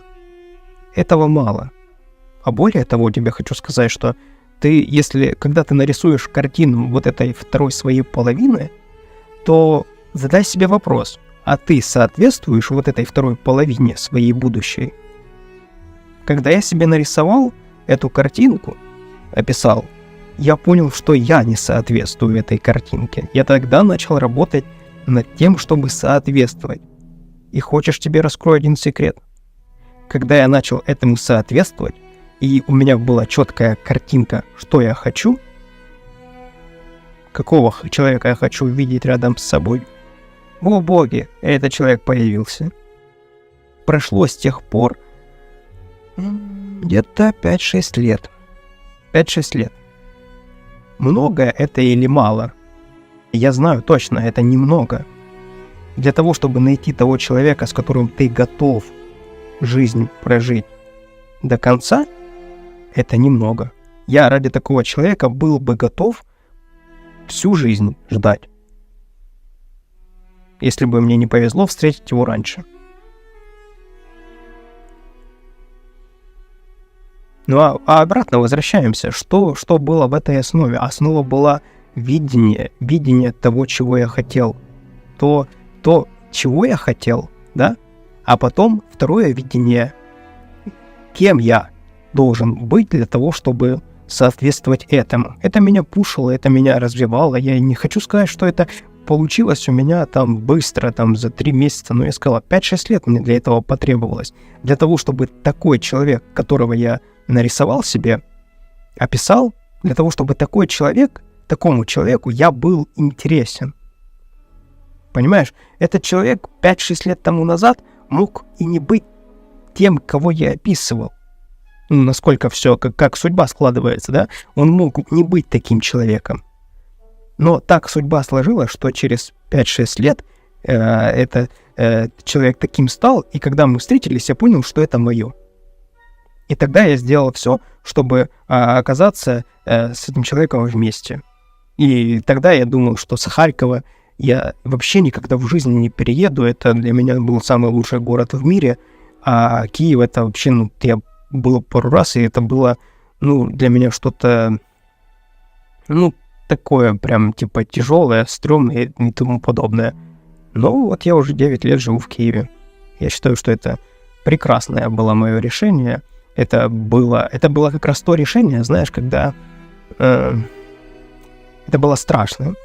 Точно было страшно, потому что я менял кардинально свою жизнь. Тогда у меня был бизнес в Харькове, и когда я переезжал в Киев, я оказался в ситуации, когда либо я возвращаюсь в Харьков, и бизнес продолжает существовать, либо я, собственно, его закрываю, скажем так.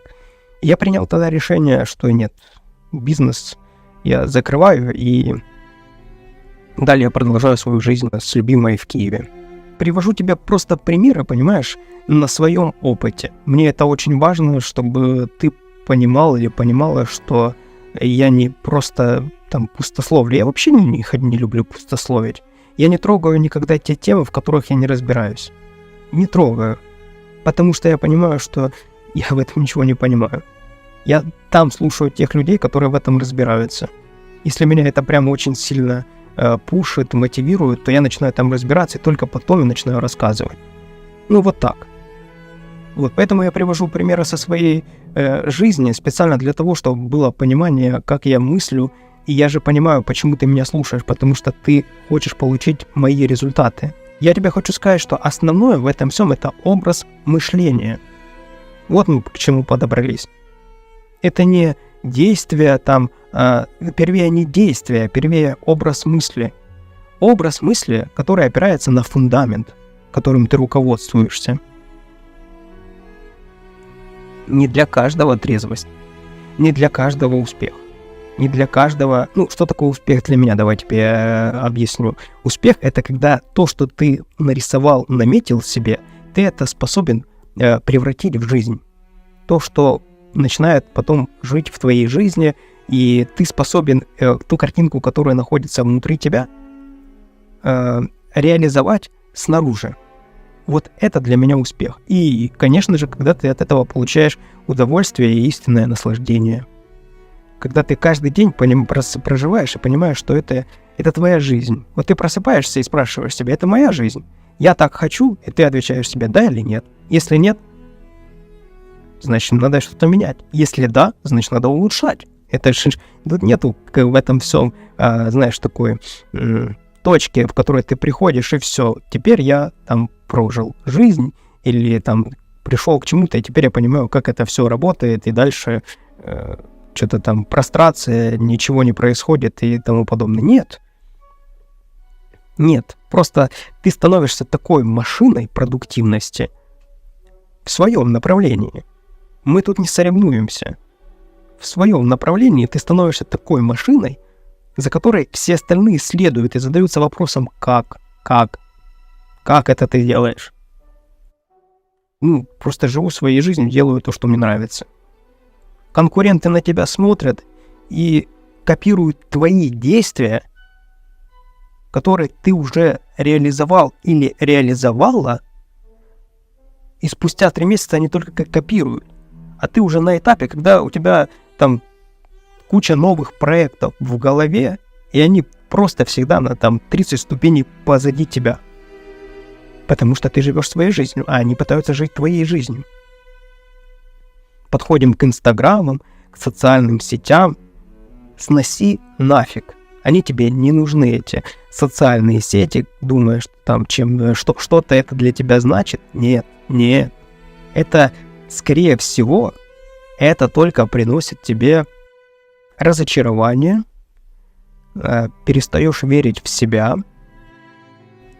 По сути, один негатив. Начинаешь себе объяснять, что социальные сети — это же там поток информации и тому подобное. Ты себе задавай вопрос: в моей реальности это что-то значит или нет? 99,9, значит, ты ответишь, что нет, конечно. Нет. А если что-то будет значить, и ты столкнешься с этим в жизни, то, поверь мне, и ты и без социальных сетей спокойно с этим справишься. У людей на сейчас беспрецедентный случай, когда имеют доступ люди ко всей информации мира. То есть ты имеешь доступ ко всему, что ты хочешь сейчас достигнуть, ты имеешь доступ сейчас ко всему. Тебе достаточно задать правильные вопросы. Но по факту мы ходим все по алгоритмам. Как социальные сети, алгоритмы социальных сетей работают. Они работают по истории твоих просмотров. Тебе понравились видосы с собачками, тебе социальные сети будут накидывать собачек. Тебе отреагировал на какой-то там жестяковый контент, тебе больше жестякового контента будет сыпаться, и ты будешь думать: господи, в мире одна жесть. Привожу тебе в пример то, что социальные сети по факту только забирают у тебя времени. Я понимаю, что тебе нужно от себя сейчас убрать вредные привычки. Вот такой контент приветствуется. Ты конкретно понимаешь, что тебе что-то нужно, и я тебе сейчас даю готовое решение. Сейчас мы с тобой просто общаемся, но я тебе уже сказал, что готовое решение твое — это закрытый клуб «Трезошники». Заходи, проходи по этапам, от и до, не выдумывая велосипед, и у тебя все получится, ты получишь результаты. Жить жизнью своей мечты, я повторюсь, не каждый может.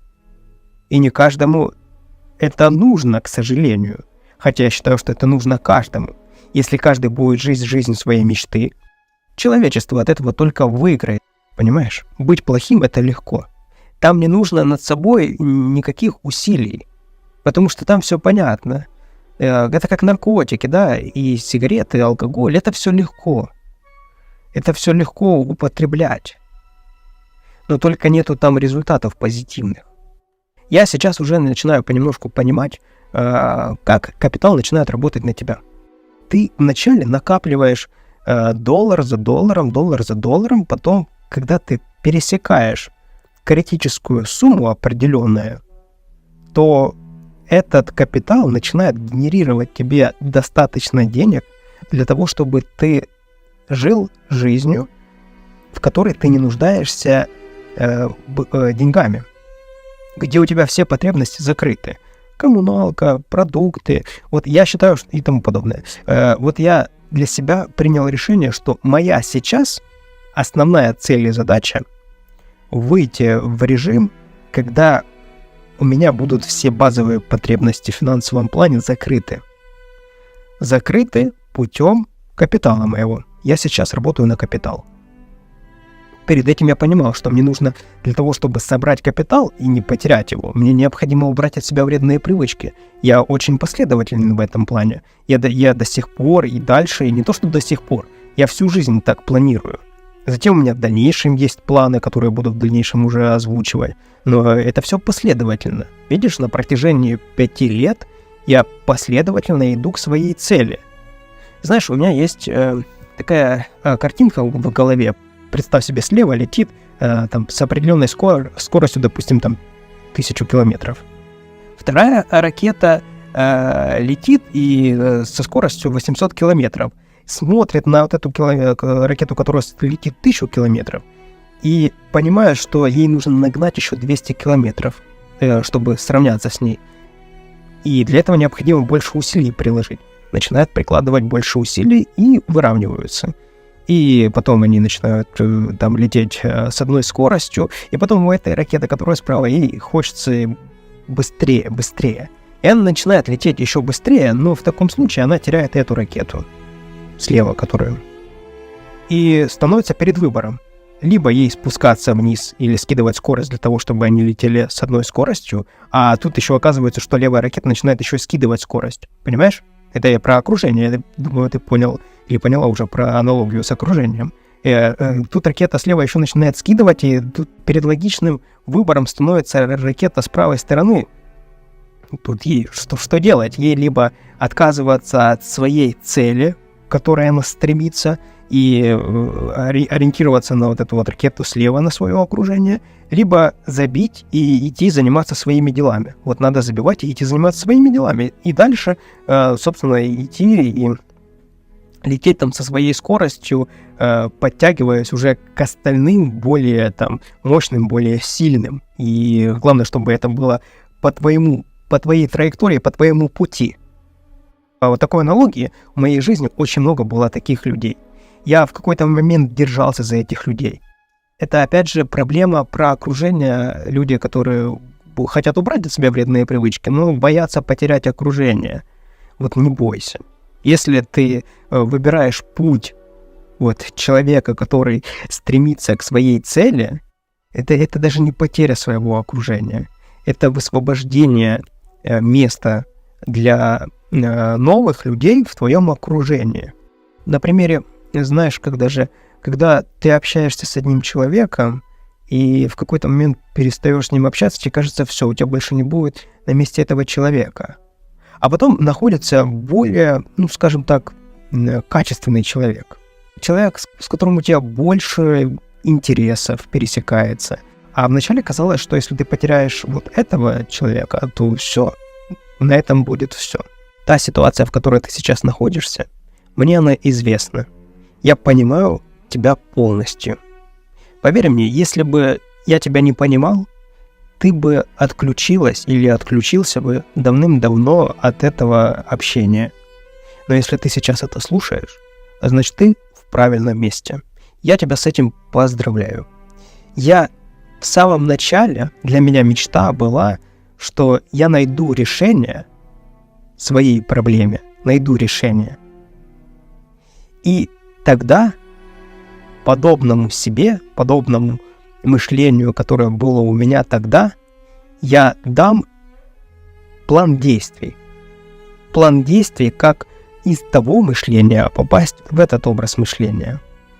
И я тебя поздравляю, мне на это потребовалось 5 лет, и дальше это все продолжается.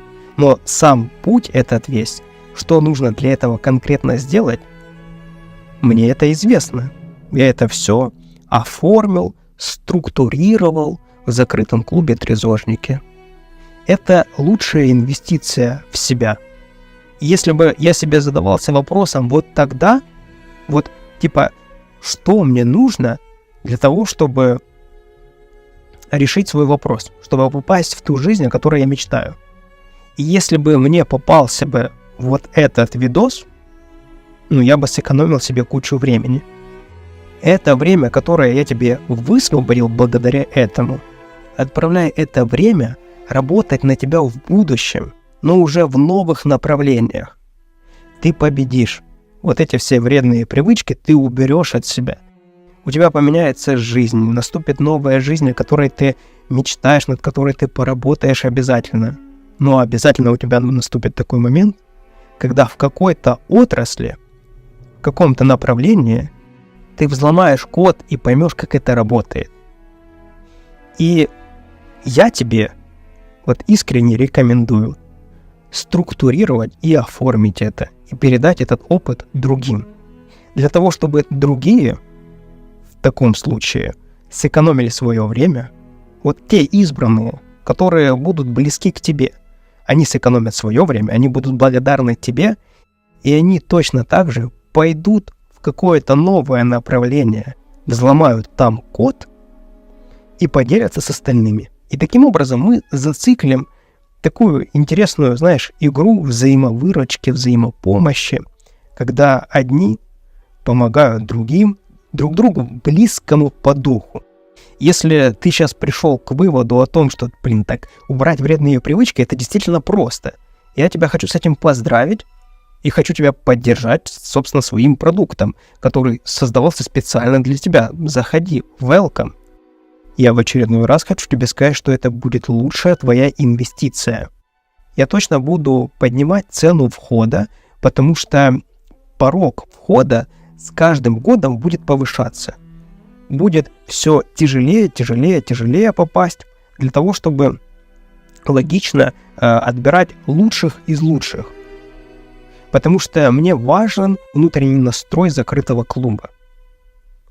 Мне важно, какие мысли у людей, потому что это как мой дом. Хочется общаться и нужно общаться именно с людьми, которые тебя вдохновляют, которые вдохновляются тобой, и от которого вы получаете энергию для свершения, для достижения своих целей, где ты наполняешься, а не где ты теряешь и только приходишь в какие-то негативные мысли. А моя задача сделать счастливым себя и сделать счастливыми людей вокруг себя. Кстати, есть еще ссылка в описании, отзывы и истории трезожников. Вот зайди, посмотри.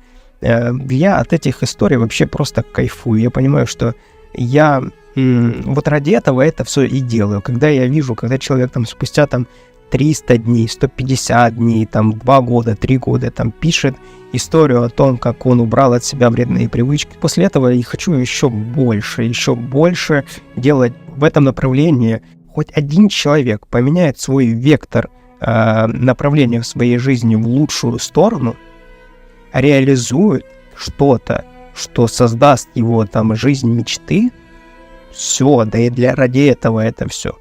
Те деньги, которые ты зарабатываешь на том этапе, на котором ты сейчас есть, это самые тяжелые деньги. Самые тяжелые деньги, самые дорогие деньги для тебя, правильнее даже сказать, потому что те деньги, которые ты сейчас зарабатываешь, и их направишь в себя, инвестируешь в себя, в свои знания, в свое мышление, вот это спустя определенное время, это компенсируется многократно. Так, и давай же пообщаемся, для кого же это подойдет, а кому не подойдет. Это точно не подойдет для тех, кто не хочет работать над собой. Это точно не подойдет для того, кто ищет волшебную пилюлю. точно, вот прям точно не подойдет. Я знаю этот тип мышления, это люди, которые не хотят никаких усилий прикладывать, но хотят что-то получать и без того, чтобы как-то усложнять там свою жизнь, ну, такие, это воры времени. Все эти люди, они придут там через 5, 10, 15, 20 лет, но сейчас для этих людей это все будет бессмысленно. И давай так, кому это подойдет? Подойдет тому человеку, который хочет поменять в своей жизни что-то конкретное, который способен действовать, который хочет действовать. Ты же получишь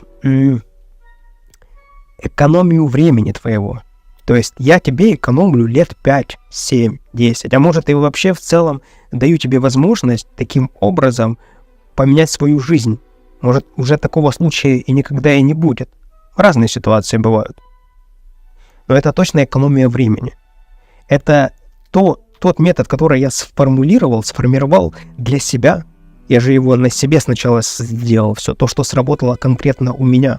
Я все попробовал. 21 день, как там рассказывается, привычка там прививается, это все бред собачий. Это все попробовано.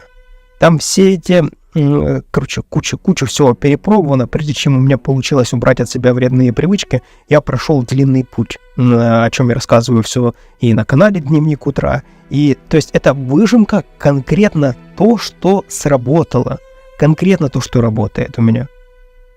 Это не домыслы там, это не то, что я там прочитал книгу, и читал я много книг, и легкий способ бросить пить, и легкий способ бросить курить, и, ну, в общем, тонны информации. Я когда начинал убирать от себя вредные привычки, это сейчас уже более, как мне кажется, более развито все это направление. Но тут очень много спекуляции. Куча чатов, где тебя делают просто, знаешь, каким-то сектантов. Куча, наверное, оно было всегда, может, мне просто повезло в это все не попасть, но сектантство в этой теме, ох как. Поэтому я и подчеркиваю, что самая важная цель этого всего, цель закрытого клуба, чтобы в конечном счете ты убрал от себя зависимость от социальных сетей, чтобы твоя трезвость, чтобы твоя новая жизнь, она была твоя, никому другому не принадлежала, никакому чату, никакому методу, никому всему остальному. То есть это инструмент, которым ты, как инструмент, допустим, там, как лопата, да? Ее можно разными способами использовать, но смотря что тебе из этого нужно получить. Если нужен конкретный результат, используй ее по назначению. То же самое и здесь. Экономия твоего времени, структура, четкая структура, оформление, окружение. Это для тех людей, которые ищут возможность. Хотят найти возможность как? Хотят сэкономить время. Хотят окружить себя теми, у кого это получилось. Хотят получить опыт от того, у кого это получилось. И у которых за трезвостью, за тем, как они уберут вредные привычки, есть что-то дальше. Люди делают основой своей жизни всю жизнь убирать вредные привычки. Бросать пить, бросать курить, и наркоманить, лудоманить и тому подобное. Но на самом деле это одно из на пути к твоей главной цели. Главная цель твоя — это создать условия, создать жизнь своей мечты. И эта мечта, она будет твоя преображаться. Понимаешь? Это два разных мышления. Одно мышление, когда ты мучаешься, тебе плохо, ты хочешь там пить начать или там еще что-то, курить и тому подобное. А другое, когда ты высвободил это все, когда ты кайфуешь от того, что тебе не нужно больше этим заниматься, когда твоя жизнь наполняется позитивом, есть и какие-то негативные стороны, но негативные стороны, они превращаются в решение этих негативных ситуаций, и в итоге ты получаешь опыт, на который в дальнейшем опираешься. Вот что такое проблемы становятся. Если у меня проблемы, вот я себе сейчас задаю вопрос, у меня таких проблем больше не существует, которые были тогда. потому что я их не решал, я их накапливал. А сейчас есть ситуация, даже проблема, это, видишь, у меня не поворачивается язык это называть проблемой. У меня есть определенные ситуации, в которые меня не устраивает результат. Я беру эти ситуации и, собственно, изменяю и получаю другой результат до тех пор, пока не получу мне необходимый результат. В общем, ты прививаешь к себе в образ мышления человека, который живет, понимаешь? Не пытается жить, не копирует там кого-то, а находит свои сильные стороны, опирается на них, усовершенствует их, и далее развивается, начинает доверять себе, обращает на свои чувства внимание, обращает внимание на свое личное пространство, начинает устанавливать свои личные границы и тому подобное. То есть конкретно, когда ты занимаешься собой, своей жизнью. Вот для таких людей, которые хотят вот такую жизнь, вот для них вот этот закрытый клуб. Все, что нас сегодня окружает, это прекрасные инструменты для того, чтобы сделать хорошую, комфортную, счастливую свою жизнь, затем жизнь своего окружения, своих близких. Занимайся собой, работай над своей жизнью, и все у тебя обязательно получится.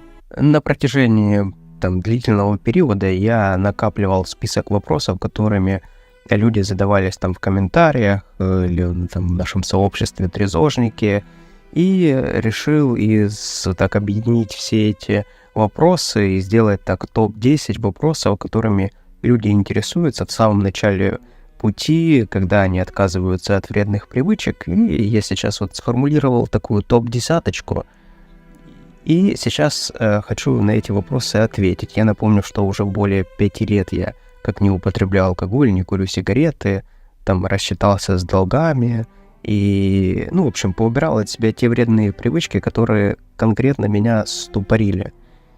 И исходя из этого опыта, который я за все это время приобрел, я хочу, собственно, зачитать все эти вопросы и ответить, потому что, вспоминая себя в самом начале, мне это было бы прям очень интересно. Не знаю, как получится, буду отвечать по-честному и то, что будет приходить в голову. Да, собственно, поехали, да? Первый вопрос — это как изменилось твое восприятие жизни после того, как ты перестал употреблять алкоголь? Значит, самое первое, что приходит в голову, это я понял, что я просто не умею жить. Вот банально я не умею жить по-другому, потому что алкоголь, когда он присутствует в жизни, он имеет свойство заполнять все пустоты. Вот там, где пустота образовывается, он полностью заполняет, и в какой-то момент у тебя в жизни алкоголь начинает играть первую роль. Это такой принцип всех наркотиков, да, они заполняют твою жизнь и делают полностью тебя зависимым от них. Такой принцип. Я понял, что я жить не умею. Потому что куда ни пойди, везде алкоголь. И вообще, в какое направление ни двинься, везде присутствует алкоголь. Погулять — алкоголь, расслабиться — алкоголь, посмотреть кино — алкоголь, отпраздновать — алкоголь, погрустить — алкоголь, да вообще все. Просто бери какое-то упражнение, и можно туда сразу ставить плюс алкоголь, и хорошее будет времяпровождение. И когда его убрал... я же убрал алкоголь, потому что я уже пришел к этому, то есть я уже совершал не одну попытку, и я уже задолго до этого я понял, что это мне очень сильно мешает. И то есть я четко понимал, что это мне не нужно, и я четко понимал, что я нахожусь в ситуации, когда я бессилен. То есть вся информация, которая мне попадалась, она мне не подходила. То есть, то, что работало у кого-то, оно у него работало, но конкретно в моей ситуации оно какого-то большого отклика не находилось. Кто-то в религию удавался, кто-то... Кому-то просто достаточно было пойти, к бабке, выкатать яйцо, и все. все человек кодировался и нормально, да, у кому-то кодировки помогали. Ну, это так, на первый взгляд, казалось, что все вокруг могут, а я не могу. Ну, вот так. Хотя, на самом деле, спустя время я понимаю, что здесь ситуация противоположная. На самом деле, большинство не может убрать от себя вредные привычки. Это меньшинство убирает. Но когда ты в самом начале находишься, тебе кажется, наоборот, все могут, единственное, ты не можешь. Вот. И, значит, как я перестал употреблять алкоголь, я понял, что в моей жизни, как много пустоты. И ее чем-то нужно занимать. И я пришел к выводу, что вот очередная какая-то у меня была попытка, я проанализировал, что идет не так. Я понял, что тоже надо полностью менять образ жизни. Потому что все вредные привычки, они являются твоим образом жизни. Не так, что... Это, кстати, большая ошибка у людей, что, значит, человек хочет убрать от себя какую-то конкретную вредную привычку, но он не хочет менять образ жизни. То есть, понимаешь, ты хочешь убрать алкоголь, а у тебя все друзья алкоголики. Понял? Или там ты хочешь перестать курить сигареты, но у тебя вся жизнь на этих сигаретах завязана. У тебя все знакомые курят, у тебя на перекурах, собственно, это так и называется, да, перекур. Прям не перерыв, а перекур. И это понятно, что это перерыв. И все завязано на это. Для этого надо поменять образ жизни. И, знаешь, вот это было одно из таких вот прозрений, что, как это такое, знаешь, не очень хочется менять что-то. Вообще не любят ничего менять. И я не исключение. Вот я понял, что надо менять образ жизни, получается. Значит, если я вставал там и совершал определенные там действия, раньше вставал там, открывал глаз, значит, и шел, заваривал кофе, выходил на балкон, курил сигарету, а после этого запускалась вся эта цепочка, и к концу вечера я уже хотел пить алкоголь, то я теперь понял, что, значит, вместо там утренней сигареты с кофе нужна прогулка и там вода, и на вечер, значит, я должен уже устать настолько, чтобы мне не хотелось там идти искать приключения себе, а ложиться спать. Но я так сейчас образно, на самом деле, по каналу, если походить, то все это... Я там очень подробно об этом всем рассказываю. Вот. И возвращаясь к вопросу, как изменилось мое восприятие жизни после, это две разные жизни. Вообще две разные жизни. Знаешь, я думал, что я так когда-то скажу, но я не думал, что это настолько будет наполнено таким смыслом, эти мои слова. Да, я даже не знаю, как тебе это объяснить. Вот если ты в начале пути, смотри, вот то, что у тебя есть сейчас, только это все противоположно и все хорошо. Противоположно этому, что у тебя есть сейчас, где все плохо, только все хорошо, потому что ты уже в таком режиме, там много всего, но одно из ты начинаешь решать проблемы. То есть ты перестаешь накапливать проблемы и начинаешь их решать. И ты воспринимаешь проблему не как что-то, что нужно отложить, а как то, что нужно решить. А решение проблемы — это достижение там каких-то целей, открытие новых направлений там, и тому подобное. Поэтому так завершим ответом на этот вопрос так. Жизнь изменилась кардинально, и та жизнь, о которой я мечтал, она действительно так и оказалась, была за вот этим вот решением убрать от себя, в том числе и алкоголь. Так, следующий вопрос, это второй. Есть ли какой-то неожиданный навык или талант, который ты обнаружил, отказавшись от старых вредных привычек? Главный навык, который я открыл, это упорство. Знаешь, я почему его открыл? Потому что я понял, я так начал анализировать, просматривать себя, думаю, смотри, вот я пить алкоголь и там курить... Смотри, когда я говорю вот сейчас пить алкоголь, это я подразумеваю пить алкоголь, курить сигареты, и, то есть, ну, вот, в общем, все вредные привычки. Это же тоже нужно уметь. В здравом уме, вот я сейчас на сегодняшний день, мне вот предложи за деньги вот ворваться в ту жизнь, в которой я тогда находился, когда тебе постоянно плохо. Вот, ты просыпаешься, тебе плохо. Ты засыпаешь, тебе плохо. Или ты там напиваешься настолько, что тебе нужно, может, отключаешься просто. Ну, в общем, тебе постоянно хреново, и все. И еще и груз проблем. Вот я вообще ни за какие деньги туда бы не пошел бы. И в здравом уме, ну, это реально странно туда окунуться вот в ту жизнь, где ты чувствуешь плохо себя. Ну, плохо. Ну, все сферы жизни, они тупо идут на спад. И я посмотрел и понял, что я если чем-то одним занимаюсь, в том числе и пью, то я пью до последнего. И я специально эту тему так понимаю, потому что я понимаю, что это не только у меня так. Это действительно, я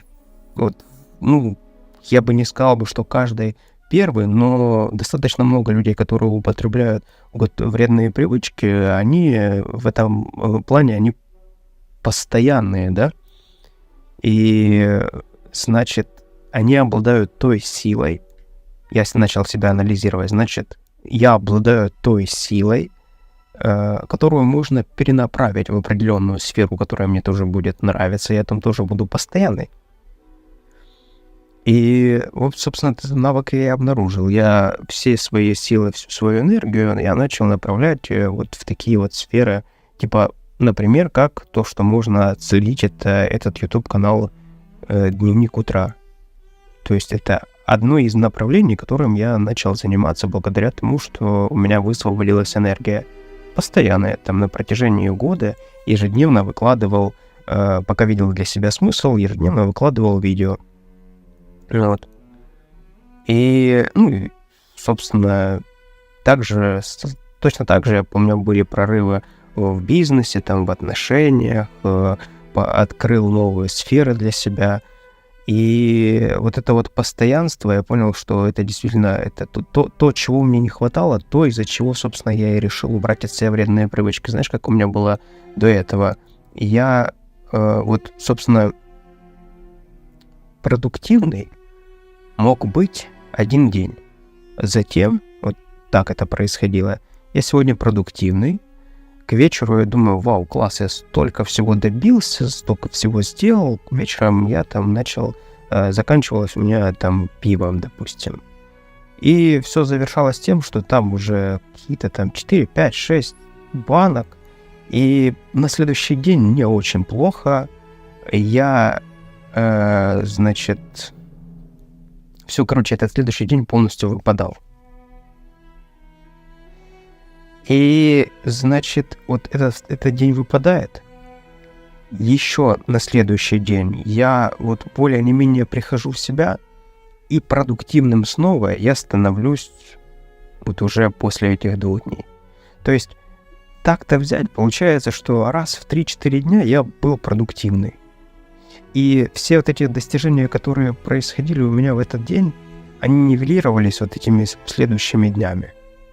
И то есть, казалось бы, вроде бы вот все, вот нащупал тему, просто фигач в нее.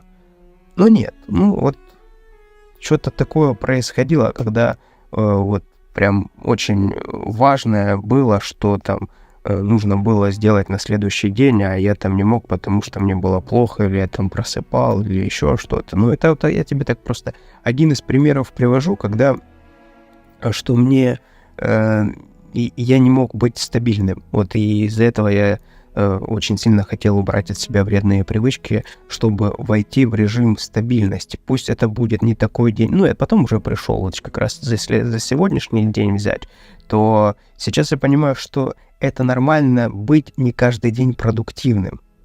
раньше, если я списывал, то я списывал это на алкоголь и думал, что вот в этом проблема. Спустя время оказалось, это нормально, быть не каждый день продуктивным.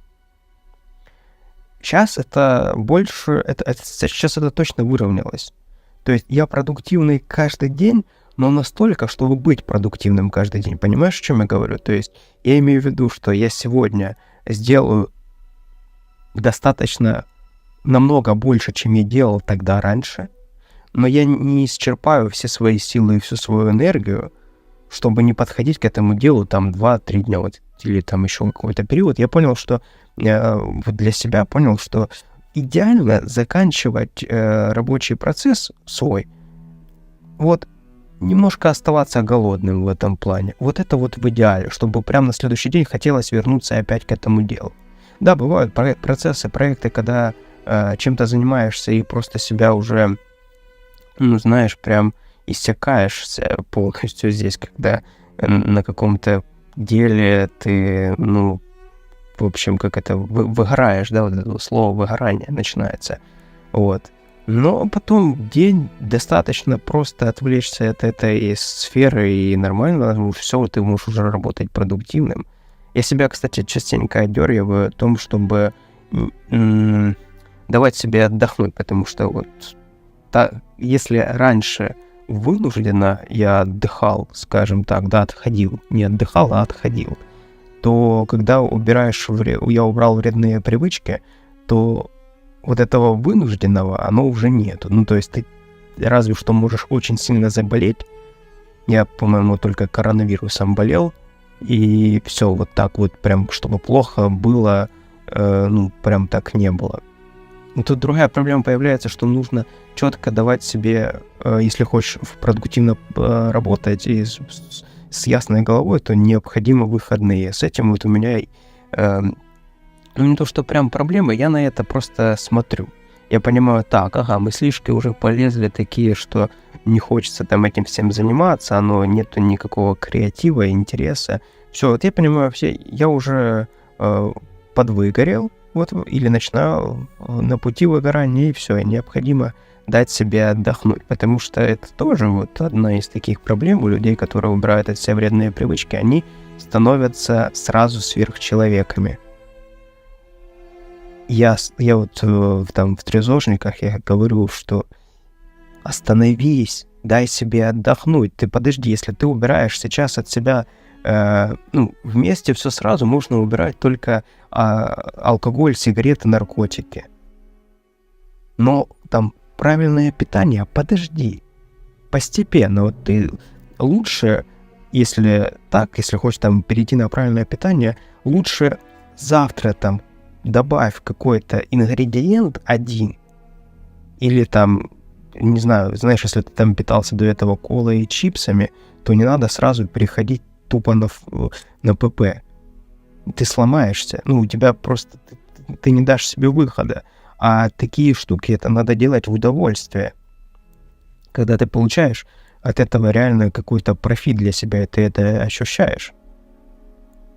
Вот, постепенно, то есть там ты хочешь перейти на правильное питание, ты просто лучше больше сегодня овощей себе добавь в тарелку. Когда видишь человека, который на 2-3 день там как убрал от себя вредные привычки, и он уже там бегает по 100-500 километров, и во все спортзалы записался, и там ему осталось буквально 2-3 дня, и он сольется. Столько... И понятное дело, что энергия дается, очень много энергии приходит, и действительно ее нужно куда-то девать, когда ты убрал от себя то, что у тебя раньше забирало энергию, но с головой. Потому что просадка будет точно. Вот знаешь, там где-то на 30, скажем так, 2 недели, там 30 дней точно будет какая-то жесткая просадка, если человек вот во все тяжкие начинает себя...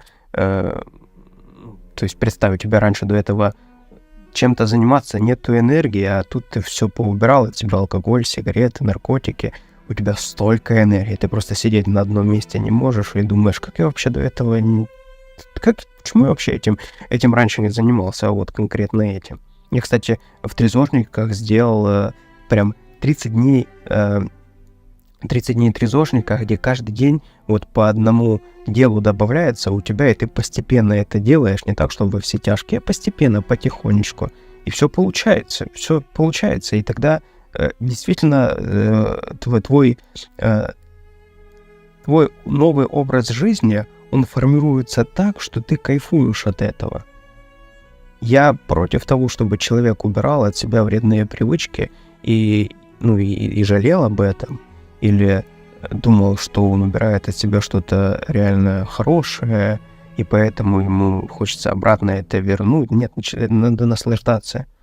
Тогда, когда ты убираешь от себя плохое, этим нужно наслаждаться и кайфовать. Вдохнуть, выдохнуть. И почувствовать, что ты не кашляешь от сигарет, да?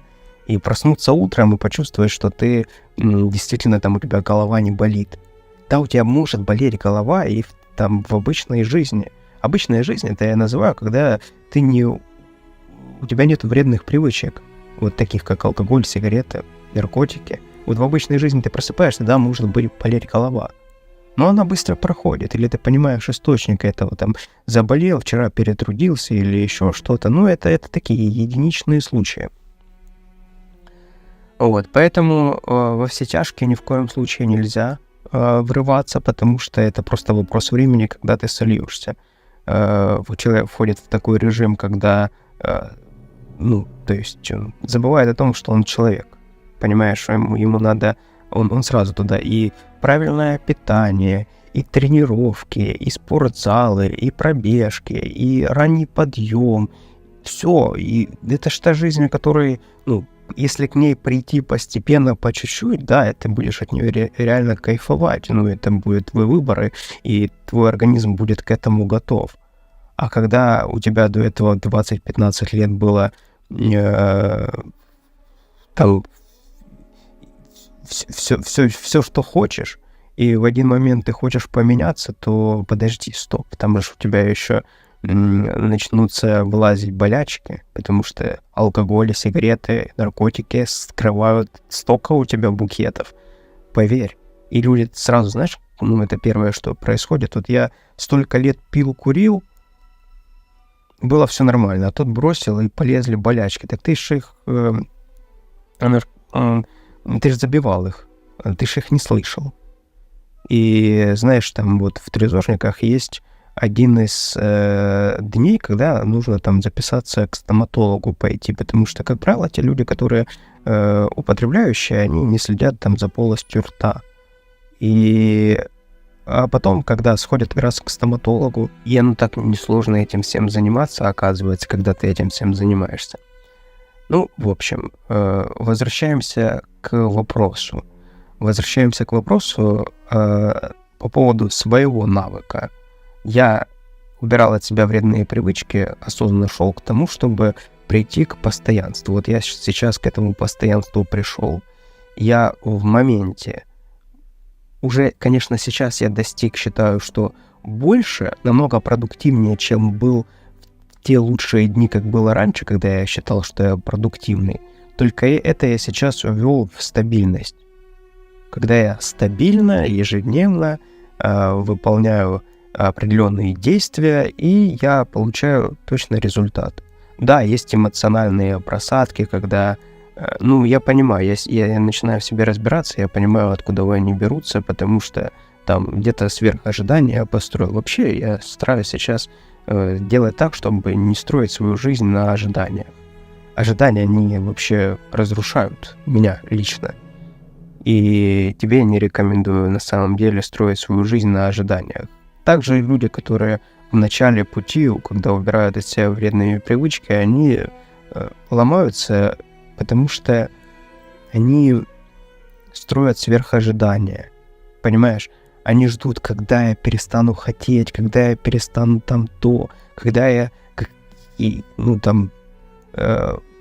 почему я еще не зарабатываю столько, я же убрал и так далее. Как только человек попускается в этом плане, он очень быстро начинает получать те результаты, о которых он мечтал. Знаешь, когда сильно что-то хочешь, обязательно этого не получишь. Вот так это и работает. Но в данном случае я в сообществе трезожники, я специально сделал свой путь, метод, зафиксировал, по которому вот на протяжении вот этих всех лет, то, что работало у меня, я взял, зафиксировал это, превратил это в метод, и там ты заходишь, пожалуйста, вот первое, второе, третье, четвертое, вот, собственно, вот то, что как я хотел себе в самом начале, но нигде этого не нашел.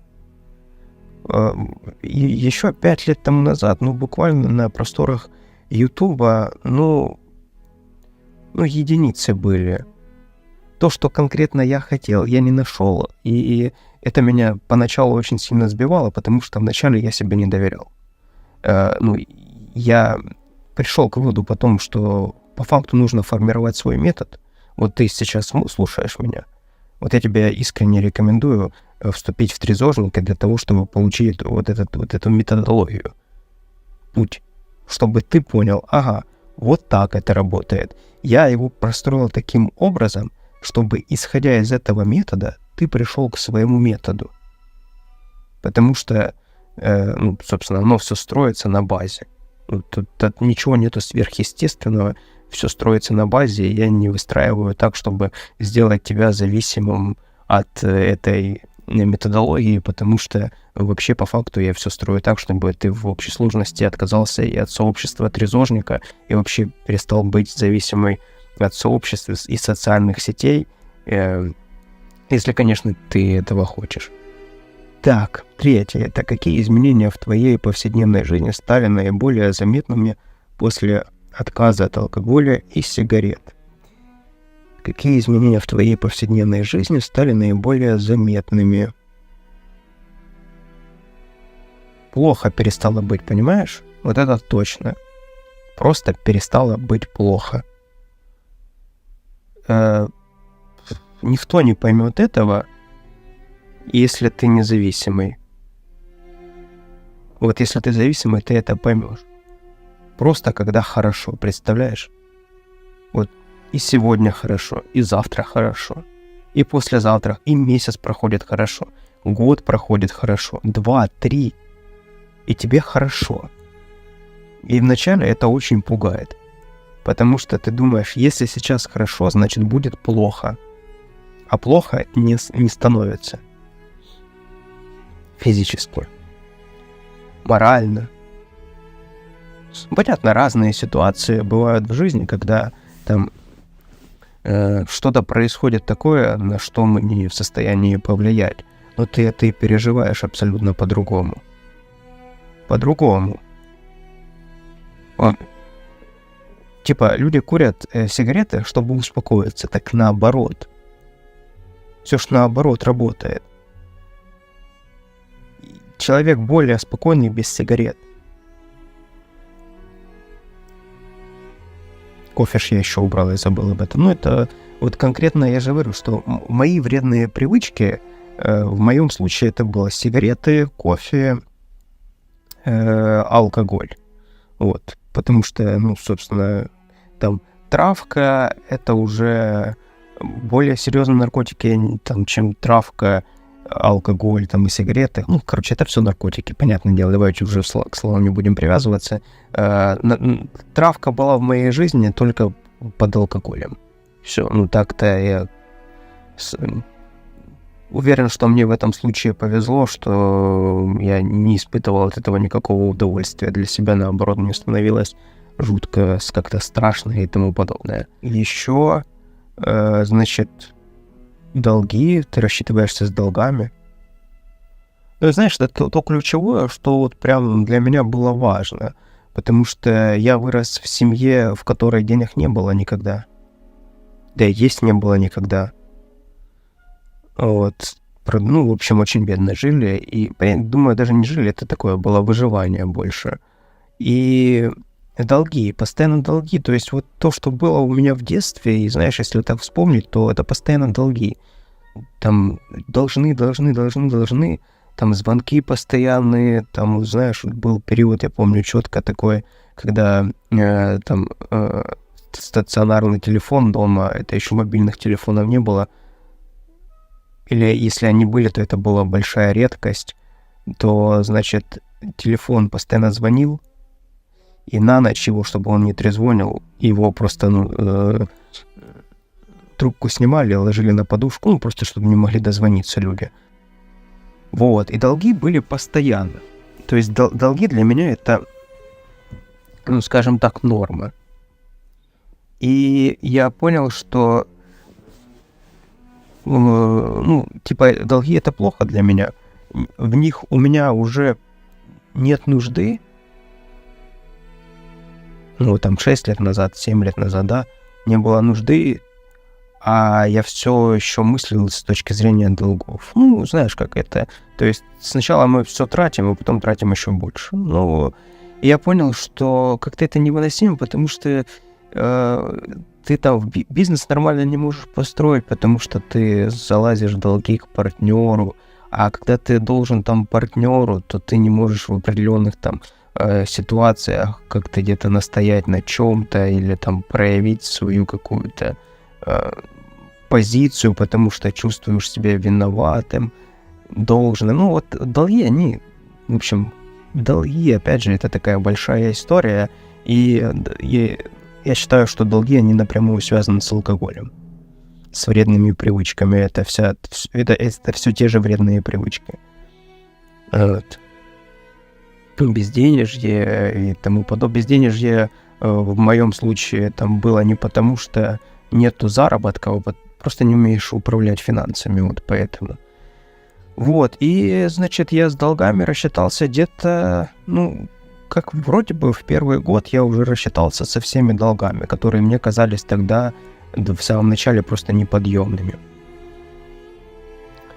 И я как-то задышал по-другому. В общем, ну вот этот бери вот букет, да, когда ты чувствуешь себя постоянно хорошо, у тебя много энергии, ты рассчитываешься с долгами, ты занимаешься любимым делом, и иногда закрадывается мысль, блин, аж страшно, как все, ну неужели так все. Ну, знаешь, меня вчера говорю, в той жизни я понимал точно, как это все можно изменить. Я понимал, что если сейчас добавить в это все алкоголь, там, сигареты, это все быстренько вернется. Вот. И, ну, тут важны цели. Понимаешь, тут важны цели, чтобы... Я себе ставил цели. Ну, и до сих пор ставлю. Мне важно было, там, купить квартиру, потому что у меня не было никогда жилья своего. Дом, в котором я вырос, в Харькове, этот дом был подарен из-за долги. И там суды постоянно шли. Вот на протяжении 15 лет, представляешь, шли суды, и в итоге этот дом забрали. Но я всю жизнь такую сознательную прожил в доме, который подарен кому-то. И ты каждый месяц ждешь того судебного заседания, после которого тебя выселят. И для меня так внушено было, что потеря дома — это равно смерти. Вот. Вот так. Да, вот. И поэтому ставил целью себе там купить дом. Вначале это было нереально. Знаешь как, я дошел до того режима, когда твоя идеальная жизнь — это просто когда все хорошо. Ну, когда ты обладаешь базовыми вещами, там, квартирой, там, не знаю, там, финансами для того, чтобы на завтра были деньги, там, деньги на полгода ближайшие. Ну, об инвестициях вообще тогда даже не мыслил. Я воспринимал это как то что-то на богатом, знаешь, такое сказано, что-то непонятное. Но потихоньку, когда ты шаг за шагом идешь, и у тебя нету самое главного того, что тебя обнуляет, а ты накапливаешь вот день за днем, вот я как в трезошниках я говорю о том, что каждый день тебя улучшает, каждая секунда, минута. Когда ты убрал от себя вредные привычки, ты просто должен научиться чувствовать это, когда каждый момент, он тебе в плюс, не в минус. Когда ты употребляешь, каждый момент, он в минус на самом деле. Ты сам того не видя, ты все это теряешь. Теряешь взаимоотношения, доверие, деньги. Постоянно в режиме... Ты входишь в такой режим потерь, когда ты просто даже не замечаешь. Для тебя нормой становится, что ты теряешь. Когда ты приобретаешь, тебе даже как-то становится не по себе. Вот. И когда ты, вот я говорю о том, что важно чувствовать эти моменты. Когда ты каждую секунду, каждую минуту, даже твое вот просто дыхание, которое там не затруднено сигаретами, это все равно в плюс. Это ты мыслишь по-другому в таком режиме. Вот. Это важно. Да, в общем, в повседневной жизни это отобразилось точно, абсолютно позитивно. Знаешь, единственное, что хотелось бы, вот мне бы честно хотелось бы, чтобы это было более понятно, более ярче. Понимаешь, о чем я говорю? Вот знаешь, когда ты чего-то хочешь, ты больше удовольствия получаешь от того, что ты это хочешь и там стремишься к этому, чем в момент получения этого. Когда ты получил этого, там все понятно, это как будто бы очевидно уже. Понимаешь? Вот, допустим, когда там был первый год без вредных привычек, в начале мне было сложно представить, что это будет 30 дней. Вот. А когда это уже там 90 дней, 120, там, 180, 240, а потом год, то есть, с одной стороны, тебя еще, ты как бы половину радуешься тому, что это действительно произошло, а во второй половине, это же очевидно. Это же очевидно того, что не было очевидно тогда. Очевидно, что если каждый день ты не употребляешь, то все эти дни суммируются и превращаются в 1 год. Вот. На там уже 2-3 год я уже об этом вообще не думал, о вредных привычках. Да и первый год я особо о нем не думал. Собственно, можешь посмотреть это все на канале. Я сейчас рассказываю, вот это все вспоминаю, рассказываю будто о другом каком-то человеке. То есть я сейчас себе сложно мне представить, что вот то, что было тогда, вот будет сейчас. В общем, я, знаешь, некие усилия делаю над собой для того, чтобы вспомнить то, что происходило тогда, потому что, это я уже... Это уже не про меня. Я те ситуации проработал, вынес оттуда все полезное и неполезное, и все продолжается жизнь. Но я понимаю, что мне важно вот тебе объяснить, как это все работает, к чему ты в итоге придешь. Так, далее. Далее у нас 4. Это как ты реагируешь на людей, предлагающих тебе выпить или закурить. И есть ли забавные истории из таких ситуаций? Так, смотри, у меня может быть ситуация нетипичная, потому что когда я, собственно, начал убирать от себя вредные привычки, то, я прям все об этом знали. То есть я и YouTube-канал завел, и Instagram тогда еще вел, там где-то еще прямые эфиры вел. То есть, вообще и прямо и в Инстаграме, и в этом, и в Ютубе. Тогда еще не было так модно это проводить, прямые эфиры. Вот тогда тогда еще такого понятия, может, не было. Может, оно только зарождался, стримил, скажем так, и с Инстаграма, и с Ютуба. Там было зрителей у нас, по-моему, человек по 30-40. Да, ты что, 30-40? 30-40 это много, может, 15-20, в общем, немного. То есть все знали о том, что я убираю от себя вредные привычки. И такого вот предложения, знаешь, я отношусь, вообще честно тебе скажу, вот, когда человек знает, что ты убираешь от себя вредные привычки, и он тебе что-то предлагает, то для меня это неуважение. Я думаю, что просто к тому времени уже в моей жизни были люди, только те, которые уважают меня, и уважаю я их. А все остальные уже отпали. Вот. И поэтому не было такого, вот как часто такое я раньше сталкивался, когда у меня были перед этим попытки убрать от себя, когда выпить, что там будет с тобой и тому подобное. В общем, такого у меня не было. Наоборот, даже у меня люди спрашивали, как это делать. Вот у меня друг, он, у него проблемы с травой. с травой, сигарет. Ну, в общем, у него, знаешь, как трава — это основной наркотик у него, но он так не считает. И вот мы с ним были поспорили, что давай ты 30 дней не поупотребляешь и посмотришь. Мне просто тебе главное этот день показать, вот там 30-й день, чтобы просто в твоей памяти это было, и дальше там ты будешь продолжишь, не продолжишь, это будет уже твой выбор. Просто чтобы в твоей жизни был этот один день, когда ты вот на 30-й день ты увидишь себя настоящего, ну вот какой ты, там, с расшатанной нервной системой, там, и там, ну, в общем, себя настоящего во всех красках, даже не надо мне себя показывать, вот, главное, чтобы ты сам себя увидел, чтобы там в дальнейшем, может, там, через какие-то годы ты там решишь убрать от себя, и у тебя было какое-то сравнение, вот, было воспоминание. Ну, и вот, да, он, собственно, 30 дней не употреблял, на 31-й день продолжил употреблять. Ну, со временем я перестал с ним общаться, потому что, слишком мы, скажем так, наши отношения, они иссякли. То есть те модели, которые мы выполняли друг для друга, они уже перестали работать. Но это нормально. Это нормально, причем, что я хорошо к этому человеку отношусь.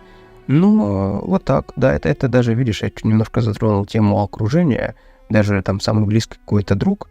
Тем не менее, я понял, что, он свой выбор сделал. Если он свой выбор сделал, по-честному он свой выбор сделал, соответственно, я тоже в таком случае делаю выбор. Вот я сделал выбор и понял, что на данном этапе жизни, нам, собственно, не по пути. Вот. При всем уважении к предыдущим всем там заслугам и тому подобное. Вот. А из таких забавных историй, я не знаю, насколько это забавная история, так первое не приходит в голову. Был один момент, я помню, кстати, всем рекомендую, это может странно сейчас прозвучит, но всем рекомендую сходить к нотариусу, написать завещание на тех людей, которым вы считаете, что нужно там завещать определенные вещи после там своей смерти. Вот так мы в какой-то день полностью там всей семьей поехали, написали друг на друга завещание. Понимаешь, ситуации всякие бывают, и оно не так дорого стоит, но для близких людей это, я думаю, это будет очень много решений, да, это им даст после там вдруг смерти, мы тут все не вечные, и знаешь, оно тем более сейчас в наше время, просто не знаю, что не то, что там будет завтра, а то, что будет через час. Вот у нас буквально всю ночь сегодня шахеды летали по Киеву. Поехали, написали завещание, и, значит, вот это вот нотариус, она говорит, знакомая наша, говорит, подождите, там сейчас на перекур выйду. И, это была немножко неловкая ситуация. Мне-то нормально, но я увидел в ее глазах неловкость в том плане, что она единственная, кто курила. Вот. И как-то ей было неловко в этой всей ситуации находиться, хотя у меня нет такого, если человек там курит, кури, пожалуйста, там, если это не касается меня, и ты меня там не заставляешь, все, что хочешь, делай, пожалуйста. Нет такого предубеждения, надо там менять людей. Вот ей было неловко немножко, и это было заметно. Вот. И как-то, знаешь, даже прозвучало вот это в стиле там бросаю курить. Хотя даже никто не спрашивал об этом. Но я даже уверен, она не знает, что там у меня есть YouTube-канал относительно всего этого направления. Но вот так. То есть такая ситуация была. Еще из интересных ситуаций, но просто перестали приглашать на... Это по обоюдному, и спасибо тем людям, которые там на дни рождения употребляют. Знаешь, и для меня это была норма тогда, когда люди просто, на день рождения, да, стол, и основная задача — это напиться там, вот. То есть такие дни рождения пропали из моей жизни, такие мероприятия, собственно, просто неинтересно. И опять же, я говорю за то, что люди, те, которые уважают, они понимают, что, просто не к месту будет.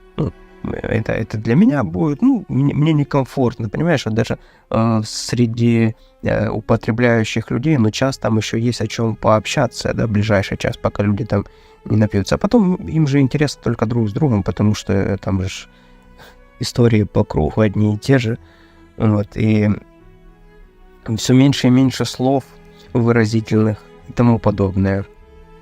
Вот. Ну, если еще в процессе что-нибудь вспомню такое, обязательно скажу. Давай к следующему вопросу у нас. Следующий, пятое. Какие удивительные вещи произошли в твоих отношениях, когда ты перестал употреблять алкоголь и курить? Знаешь, наверное, прям удивительные вещи. Ну, моя вторая половина перестала тоже употреблять и алкоголь, и сигареты. Первым делом сигареты. Ну, у Яны никогда не было проблем там с алкоголем, но она перестала там употреблять. Еще удивительно, потому что это была поддержка. Это немаловажно, это очень немаловажно, потому что в парах часто, знаешь, такое я встречал, что второй человек, он не понимает твои проблемы. Вот то, что я сейчас все обсуждаю, то человек, который не считает этой проблемой, он вообще не поймет, о чем мы говорим. И человек, который не сталкивался с такими проблемами, он просто не поймет, для тебя там некомфортно будет, что в в доме будет алкоголь. Он не со зла даже. Он просто этого не понимает.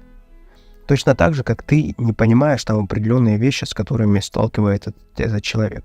Поэтому в данном случае тут просто надо общаться, разговаривать, и чтобы было понимание. Разговаривать без обид, потому что обиды, они создают проблемы. Ты должен со своей стороны донести мысль о том, что там тебе что-то некомфортно. И это причем не только касательно там этих вредных привычек, это касательно абсолютно всего. Вот. И если ты уже понял, что ты донес или донесла, и человек тогда это игнорирует, тогда уже имеет смысл делать выводы относительно этого человека. Потому что тот человек, который по-настоящему любит, он способен понять это. Я уже затрагивал тему, что деньги начали появляться. Да. Прошла череда неудач. Вот если вот так свести все, то ушел источник, который создавал проблемы. А не решение проблемы — это тоже создание тех же проблем еще новых, потому что те проблемы, они просто начинают множиться. И после вот этого момента, когда ты убралась туда, я даже сейчас за здоровье не говорю. Я больше сейчас за моральную сторону говорю. Вот. Ну, кстати, да, сделал зубы. Сделал вначале зубы, начал ими заниматься, и это тоже простимулировало, потому что это наглядно сразу видно и понятно. Окружение начало формироваться уже под новые мои запросы. Это тоже, кстати, я бы не сказал, что это обыденно, потому что люди часто, в большинстве случаев, люди живут в одном и том же окружении, даже не подозревают, что есть люди, которые там с другим мнением или по-другому, другое отношение к определенным вещам, или которые тебя могут мотивировать и стимулировать там к росту, к развитию. Рост и развитие — это очень важно, потому что, собственно, вот поэтому мы и человек, понимаешь? Потому что мы развиваемся. Если что-то тебе не нравится, значит, есть у этого корень какой-то, корень проблемы. И разбирайся, не игнорируй, потому что когда ты начинаешь игнорировать это, у тебя возникают и неврозы. Нереализованное что-то вот в тебе сидит, и ты в итоге заканчивается все неврозами. А у тебя же есть внутренняя карта. Знаешь, как правильно? Да у тебя внутренняя карта, она же загружена в тебя. Просто ты чувствуешь, что ты хочешь. То и делай. Ты поймешь, насколько жизнь, она многогранна, и что не все сделано, чтобы было плохо. Ты, к примеру, хочешь заниматься, допустим, там каким-то искусством. Хочешь. Это твоя страсть. Вот ты просто понимаешь, что ты можешь этим заниматься часами. Но родители или как-то повернулась так жизнь, что сейчас у тебя абсолютно другая работа. Люди к работе относятся, будто бы ее не замечают часто. Знаешь, будто бы кто-то принимает решение, чтобы ты где-то там работал, и на самом деле там проводишь большую часть своей жизни, как будто во сне, но ты не анализируешь, не понимаешь, зачем оно тебе. Ты нуждаешься постоянно в деньгах, но ходишь на работу для того, чтобы зарабатывать деньги, а по факту это часто заканчивается так, что ты просто работаешь на работе, чтобы обеспечивать себя для этой же работы. И как бы больно не казалось уйти с этой работы, по факту покинул эту работу и просто посидев, знаешь, в вакууме, послушав себя, я не говорю, сейчас надо уходить и там не беспечно там сразу начинать какой-то род деятельности. Я не об этом. Просто вот сейчас так разбираем ситуацию. Находясь в вакууме, послушав себя, ты поймешь, что ты хочешь, и ты пойдешь по пути, в котором тебе интересно. Там что-то не получается, но тебе интересно в этом разбираться. Нежели у тебя что-то не получается там, где тебе ничего не нравится, и ты себя насилуешь для того, чтобы этим дальше заниматься. И в итоге это все сказывается. Это сначала ты пошел туда, где тебя насилуют, там, где тебе не нравится, тем, что ты там находишься просто. Ты приходишь домой, начинаешь перекидывать эту всю энергию на домашние, соответственно. В общем, этот круг зацикливается очень быстро и легко, и ты прекрасно понимаешь. Даже если у тебя повезло, и ты сейчас не в такой ситуации находишься, то ты уверен, ты прекрасно понимаешь, о чем я. Вот поэтому слушай себя, слушай себя, не бойся.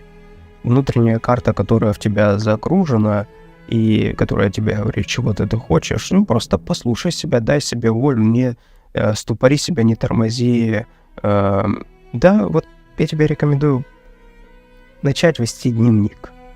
Просто начать писать. Просто возьми и...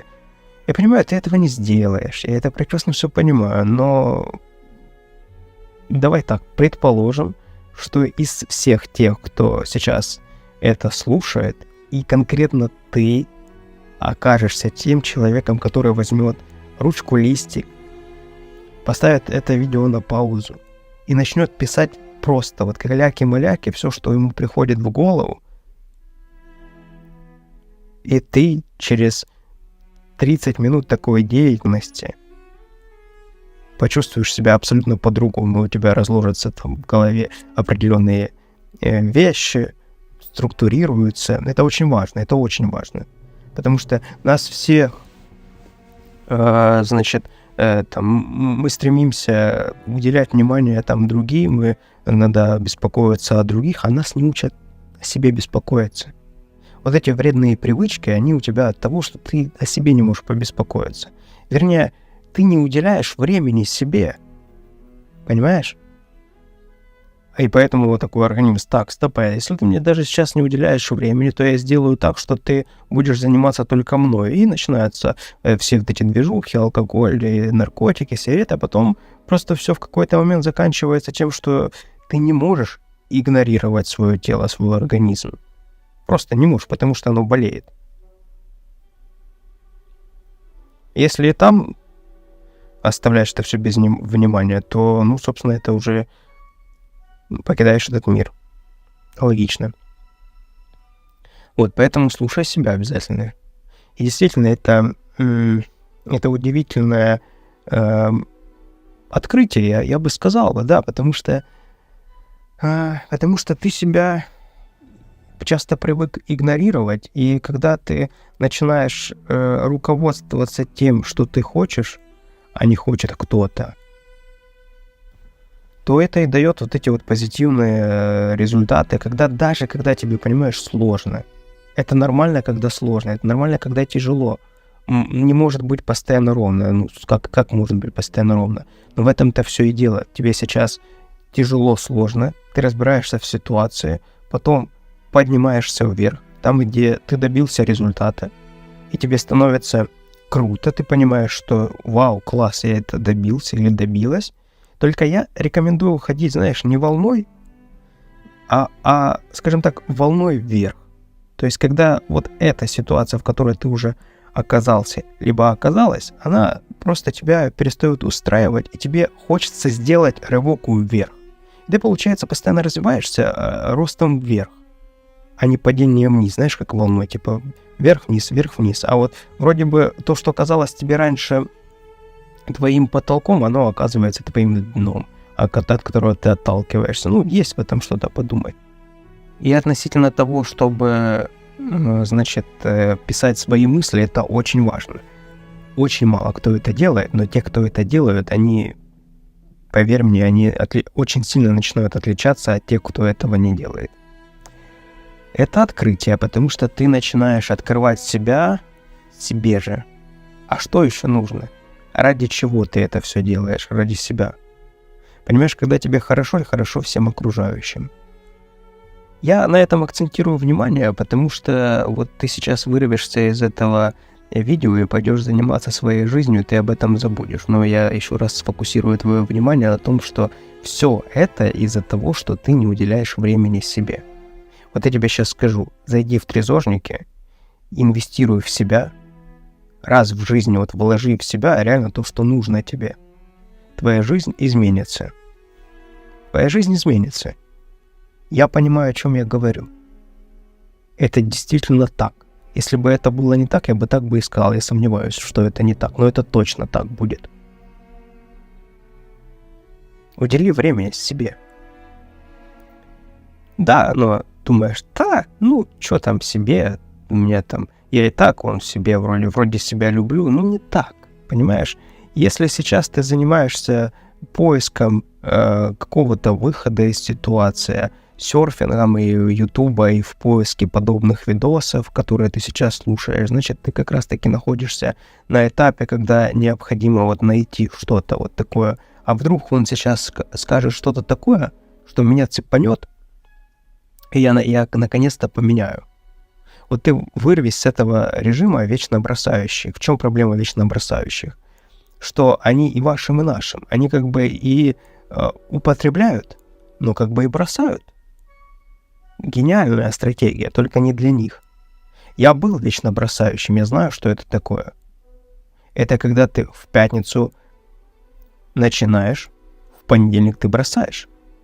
И вот так вот постоянно. Ну там же праздники еще встречаются. Ну, праздники это святое, понимаешь? Вот. Ну и после праздников, конечно же. Вот. Поэтому удивительное открытие, которое я для себя сделал, и которое ты для себя сделаешь, это твое внутреннее «я». Твое внутреннее «я», которое нуждается в том, чтобы ты себя услышал или услышала. Не бойся этого голоса. Я проговорю это. Для меня это очень очевидные вещи, но я встречал ситуации, когда люди боятся вот этого внутреннего голоса, который они не слышат его, то есть зачастую они его не слышат. Вот так. То есть для меня нормально, когда я слышу его, и плохо, когда я перестаю его слышать, когда слишком много вокруг меня всего происходит. Мне потом просто надо час времени вот так посидеть в тишине, просто вот почувствовать себя, услышать себя. Без этого часа мне тяжело реально очень. А у людей, у многих, наоборот, они очень боятся вот этого внутреннего голоса, потому что я это связываю с тем, что очень много игнорируется, и когда дается себе какое-то внутреннее обещание, оно нарушается, а дается это внутреннее обещание завышенное какое-то. Ну, как я там вначале говорил, что человек сразу становится суперменом, который и все полностью...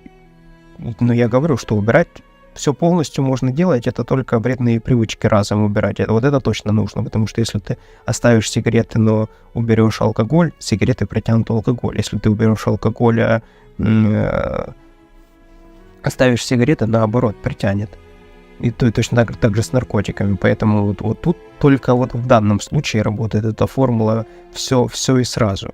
Не оставляй одно, потому что одно потянет второе. Я как человек, который точно с этим сталкивался и точно знаю, что нужно, что происходит, когда ты убираешь сигареты, оставляешь алкоголь, то, что происходит с тобой, когда ты употребляешь алкоголь, и как быстро хочется закурить сигарету.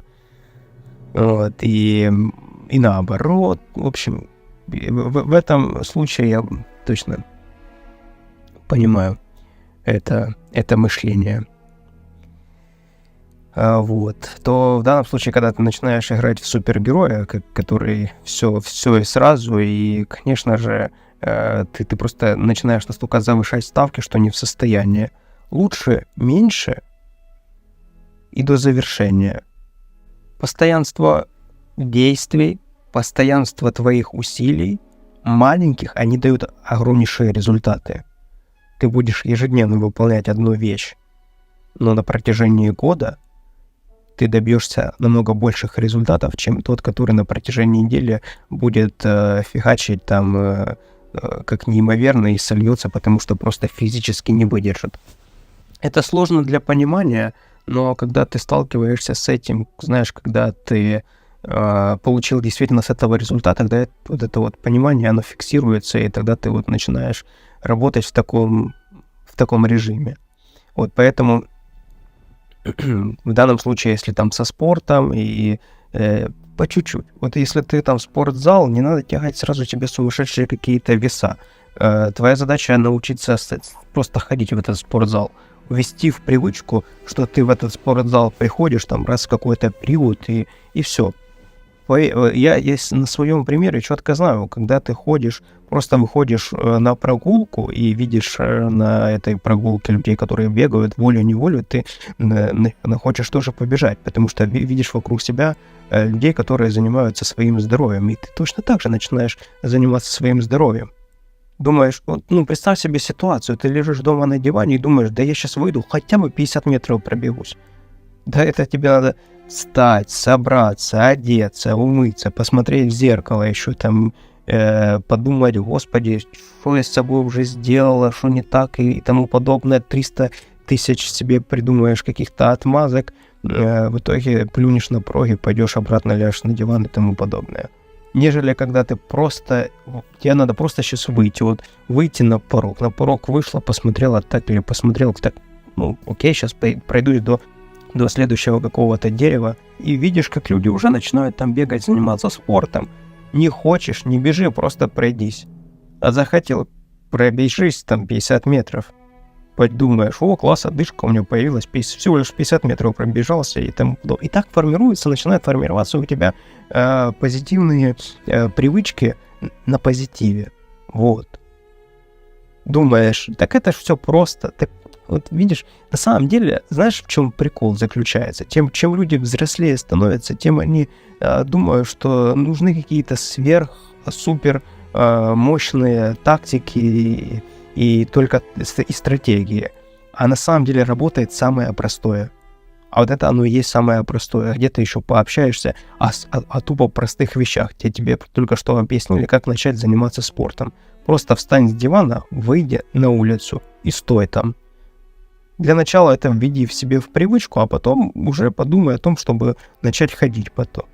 Потом на том, чтобы начать бегать. А может тебе бег и не понравится, понимаешь? Зачем тебе бегать, если тебе не нравится это? Найди свои какие-то штуки, велосипед, спорт какой-то. Это не надо думать так все узко. Вот надо по шаблону, знаешь, как это в основном происходит. Все, если человек начал убирать от себя вредные привычки, это ПП, спорт до изнурения. Просто, знаешь, вот в чем проблема тут заключается? Проблема заключается, человек начинает себя жестко, он как будто бы себя, вместо того, чтобы холить и леять, и пылинки с себя сдувать, он начинает издеваться над собой. Ну, это, знаешь, как вот какая-то ненависть к себе из-за того, что вот ты, мол, вот там какие-то штуки сделал, что тебе не понравились, и ты начинаешь себя просто издеваться над собой, потому что, ну, как ты допустил это или допустила? И вот начинает включаться вот этот такой внутренний издеватель, который просто тебя, вот, знаешь, в стиле: ага, вот такое у тебя было, значит, тебе будет за это вот так. И перестань мыслить в таком вообще, в таком ключе. Перестань мыслить и с точки зрения негатива, негативная мотивация. Мысли с позитивной мотивацией. Я пробегусь сейчас или пройдусь просто по свежему воздуху, и куплю себе какую-то, там, не знаю, дорогую воду. Ну, если тебе это нравится, там, куплю себе боржоми или еще что-нибудь. Или куплю себе сок, куплю себе шапку. Ну, если тебя это мотивирует. Ну, не обязательно прям дорогие подарки дарить. Ну, просто что-то интересное, что-то прикольное. Но это будет позитивно, ты будешь понимать, что ты это совершил, и тебе круто от этого становится. Классно, заслуженно. А не когда я сейчас буду отжиматься 500 раз, потому что я до этого употребляла там 500 или употреблял 15 лет. Нет, конечно, ты вернешься в ту жизнь, потому что в той жизни все прикольнее, чем в этой. Идея же создать свою жизнь, чтобы она стала лучше, чем предыдущая. Понимаешь? Вот, чтобы эта жизнь, которую ты новую строишь, чтобы она была кайфовее, чем предыдущая. Ну, прикинь себе ситуацию, вот твоя идеальная жизнь, в которой ты находишься, кстати, это в трезожниках в методологии есть. Представляй себе вот это видение, когда ты реально находишься в ситуациях, где тебе действительно кайфово, где ты просыпаешься в своей жизни, где ты, там, твои вещи, те, которые ты хочешь, значит, работа, на которой ты любишь работать, и любимое дело, работа или любимое дело, как хочешь это все называй, значит, потом ты, семья у тебя, в котором у тебя понимание друг друга и тому подобное. Да, рисуй себе эту картину. Машина, не машина, отдых там и тому подобное. Свобода, все, без долгов. И так вот променяешь ли ты вот эту вот жизнь, которая вот конкретно твоя, не моя, твоя, не соседа, именно твоя, вот которую ты себе представляешь, вот которая строится на твоих сильных сторонах. Вот эту вот жизнь себе представь, и теперь подумай, хочешь ли ты вернуться в ту жизнь, которая у тебя была. А теперь еще задай себе вопрос. Хотелось бы тебе убрать все то, что было у тебя до этого, чтобы не попасть в эту жизнь. Понимаешь, насколько все взаимосвязано? Насколько ты будешь ценить тут свою идеальную жизнь, потому что ты знаешь, что может быть плохо наоборот. И ты теперь точно знаешь путь, который необходимо преодолеть, и какие действия необходимо совершить, чтобы попасть вот в ту жизнь, которую ты не любишь. А это ничего себе понимание этого, это какое осознание, это опыт, который люди игнорируют. Они говорят о том, что я не знаю, как сделать это, но игнорируют то, что они знают, как сделать вот это, то, в чем они находятся. Пусть они получают негативные результаты, но для негативных результатов нужны действия, определенные действия, которые будут давать негативный результат. Соответственно, чтобы получить позитивный результат, необходимо совершить другие действия. Из этого формируется и ты формируешься, и твоя жизнь, и твои результаты, все это формируется. Здесь нету никакой, знаешь, неведанного, непонятного, закрученного, вот так, этого всего нету. Все просто. Ну, простое, сложное, согласен. Но если просто это делать, все будет просто у тебя. Если эти все слова слушать и не вкладывать смысл, то складывается, типа так просто, конечно же, сейчас так прямо поверил, так поверить, так действительно это просто все. Вот в чем проблема это заключается, люди ж не верят. Люди находят определенную методологию, и она у них начинает работать только тогда, когда они поверили. Вот я тебе сейчас говорю, верь в себя. Твоя задача поверить в себя. чтобы ты поверил или поверила в себя, тебе необходимо результаты. Тебе необходимо убрать от себя то ненужное, что тебя сливает, и тебя начнет ты заложишь себе фундамент своими действиями, которые начнут давать тебе нужные тебе результаты. Я тебе не говорю конкретно, что тебе нужно там заработать 1 миллион или там купить машину. Это может вообще тебе не нужно. Это в твоей картине мира может быть вообще не иметь никакого смысла в этом. А может наоборот. Может этого быть мало, понимаешь? Но это будет твое.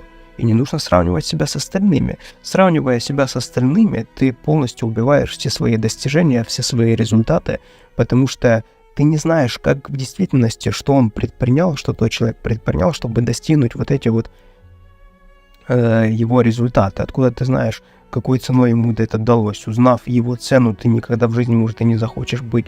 Поймешь, что твоя жизнь — это супер лучшее, что может быть только.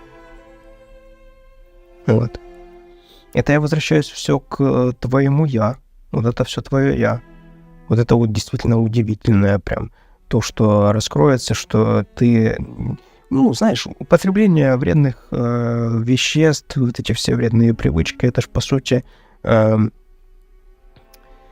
убийство своего «я», его, знаешь, закрытие в тюрьме и сделать так, чтобы перестать слышать этот голос, который тебе говорит какие-то вещи, которые тебе когда-то в самом начале казались правильными, а потом это как какая-то мантра, от которой ты просто не можешь никуда сбежать, и чтобы хоть как-то от этого уйти, начинаешь употреблять. Потому что ты уже не знаешь, за что зацепиться. За все, что ты берешься, ты ставишь себе то густо, то пусто. Знаешь, ты ставишь себе такие супер-мега-цели, которые ни один нормальный человек не в состоянии выполнить. Но ты будешь себе их ставить, потому что ты сам прекрасно ты прекрасно понимаешь, что почему так происходит. Потому что нету вот этого момента, где ты просто себе можешь позволить выйти спокойно из этого всего режима, в котором сейчас находишься, спокойно, без обвинения самого себя или самой себя, и пойти жить жизнь, начать строить жизнь своей мечты. Вот вспомни детство. Вспомни свое детство, как тебе хотелось. Как наверняка был такой момент, когда ты смотришь на взрослых и думаешь, что вы так усложняете все? Ну не так же это сложно, все же просто. Все же просто. И ты смотришь на все эти ситуации, и для тебя они очень простые. Потом ты становишься взрослым, об этом всем, конечно же, забываешь, и, находясь в тех же ситуациях, совершаешь одни и те же поступки, и думаешь, как же это сложно. Как же это тяжело и сложно. Но ты вспомни, чего ты хотел. Хотела. Чего? Там же было что-то. Что тебе казалось, вот я, когда вырасту, стану взрослым, я себе это позволю, это сделаю. У меня есть такое. И у тебя есть такое. Так дай себе это. Представь представь, что чем ты сейчас обладаешь. Если тогда у тебя было одно желание, но не было возможностей, то на сегодняшний день у тебя есть понимание того желания, и есть на сегодняшний день эти возможности. И ты пойдешь своим путем. Вот это будет твой путь. Понимаешь, на своем пути нету ошибок. Есть просто результаты. Потому что вот эти вот результаты, они есть либо негативные, есть либо позитивные в рамках твоей поставленной цели. Соответственно, негативные ты просто убираешь, делаешь с них выводы, и больше с ними не сталкиваешься. Если сталкиваешься, бывает такое. Ты делаешь опять выводы, а позитивные оставляешь, и ты находишься в режиме накопления вот этих вот позитивных рабочих схем. И с каждым днем, с каждым годом ты будешь все более быстрее, качественнее добиваться желаемых результатов. Тут же не смысл в том, чтобы войти в режим просто достижения ради достижения. Нет. Не в этом. Вообще так нельзя. Это проблема. Заключается она в том, что когда человек достигает чужие цели, он оказывается у разбитого корыта.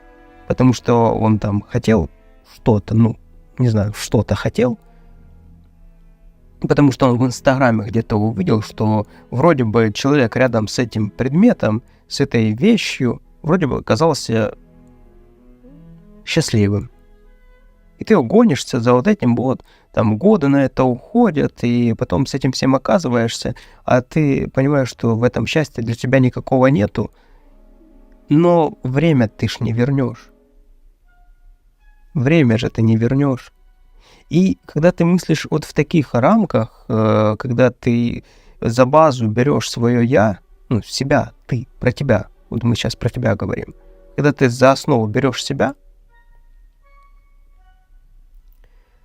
то у тебя нету вот этого неверного пути, потому что только ты знаешь, что как правильно. И не родственники, не соседи, а ты знаешь. И ты подбираешь в свою картину мира таких же людей.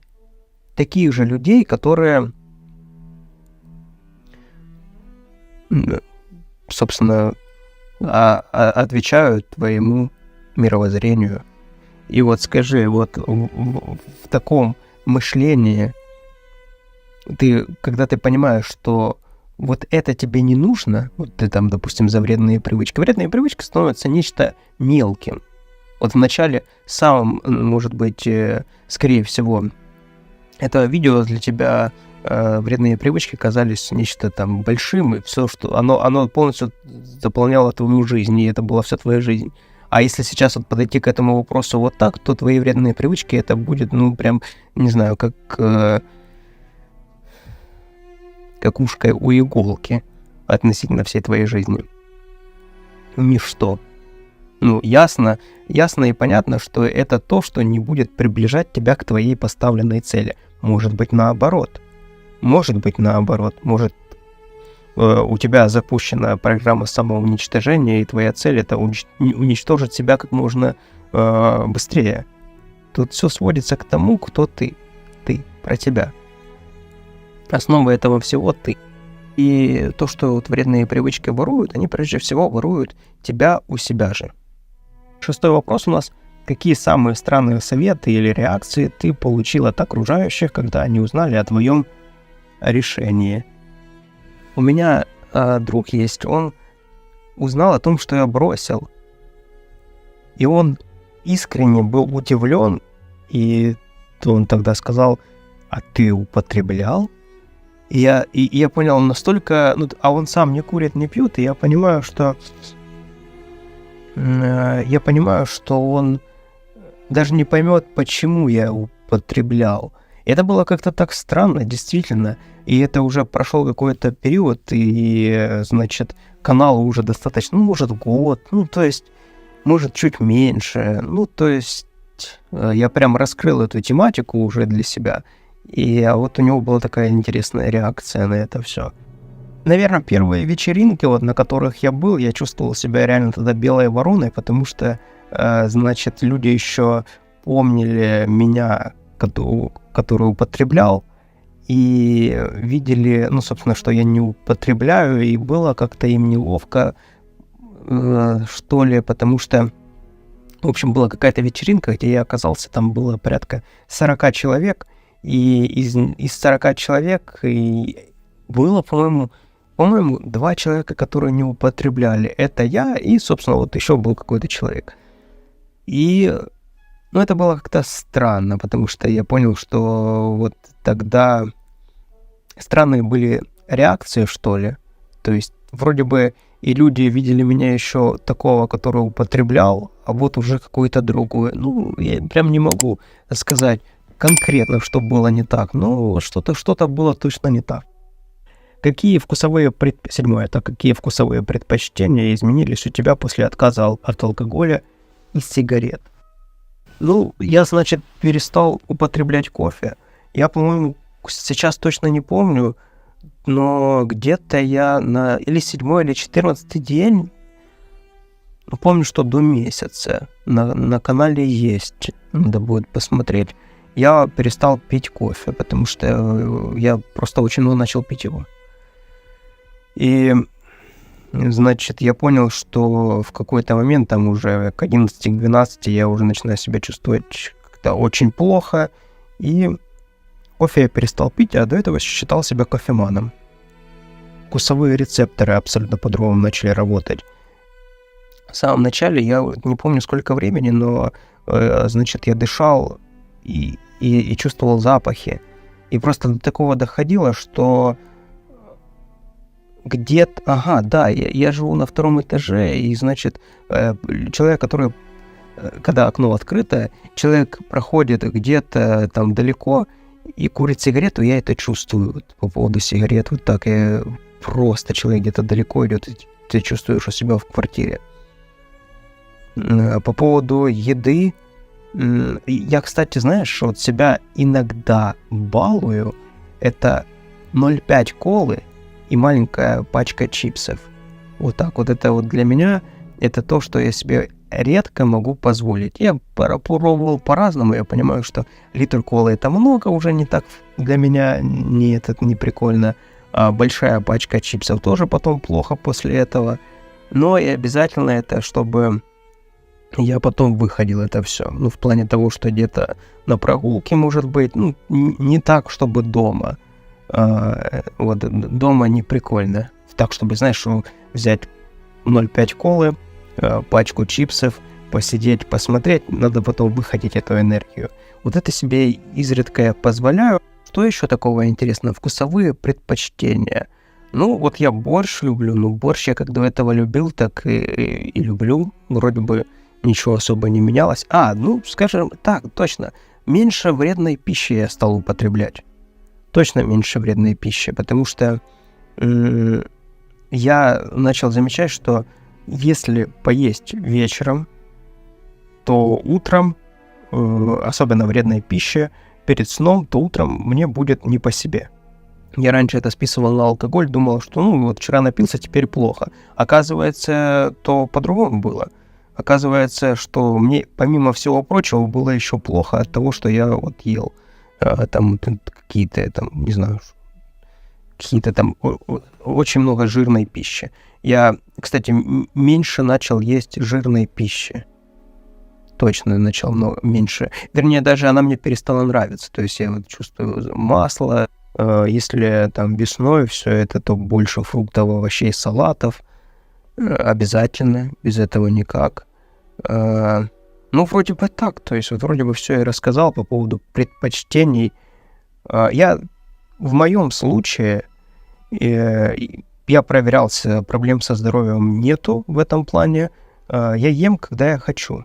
То есть мне важно, если я до этого мог хаотично есть, вот просто, не было такого, то сейчас, так как у меня есть режим, в котором я живу, я ложусь где-то до 9, до 10 вечера, я уже ложусь спать и встаю где-то в 5-6.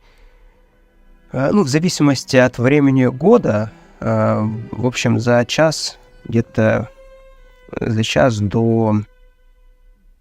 того, как встанет солнце. Вот примерно так. И причем я не призываю людей там вставать рано, я считаю, что ты должен высыпаться. Большая, кстати, вот надо было еще где-то в самом начале сказать, что большая тоже ошибка — это не высыпаться. Когда-то я думал, что много спать — это плохо. Нет, на самом деле спать много — это хорошо. Потому что ты восстанавливаешься во время сна и так далее, и так далее. Вот, в общем, это тема для отдельного видео, поэтому обязательно высыпайся. Свой режим строй таким образом, чтобы было много сна. Достаточного для тебя. Не нужно там считать, что если кто-то спит 8 часов, то ты должен спать 8. Спи столько, сколько тебе нужно, чтобы твой организм восстанавливался. Чтобы ты проходила все фазы сна, особенно в моменты, когда ты убираешь от себя вредные привычки, потому что твой организм начинает перестраиваться. И, собственно, тебе нужны силы. А для того, чтобы у тебя были силы, тебе нужно откуда-то черпать их. И чтобы нервная система приходила в норму, для этого необходим сон. Больше сна. Чем больше, тем лучше. Вот. Поэтому режим сна создавай себе. Я понимаю, что может быть работа и значит, там, нужно для нее рано вставать, значит, надо раньше ложиться, чтобы вот был у тебя период, когда ты достаточно высыпаешься.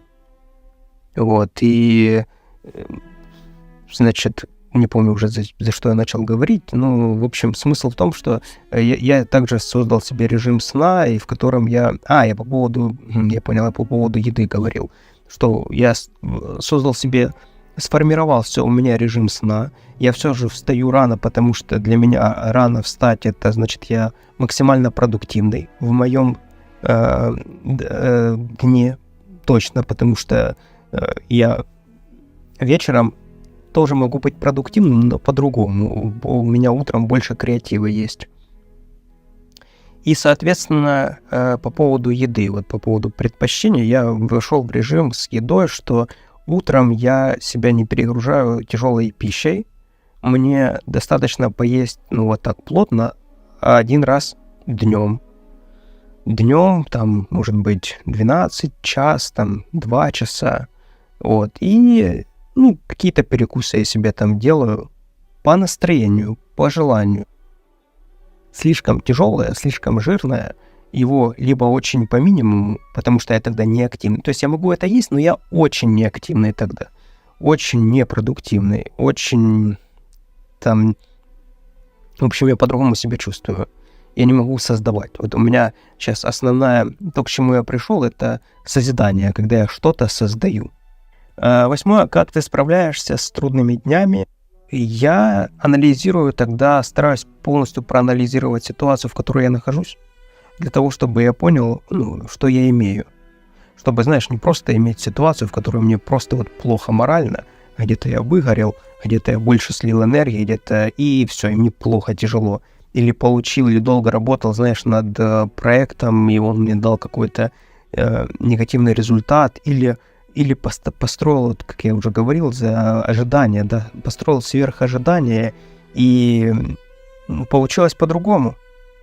Не получились, ожидания не оправдались, и я просто вот выхожу и гуляю. Я гуляю, стараюсь переключиться. Там, если это прогулка, то слушаю аудиокнигу какую-то, возможно, связанную с моей проблемой. То есть я могу искать решение проблемы в литературе.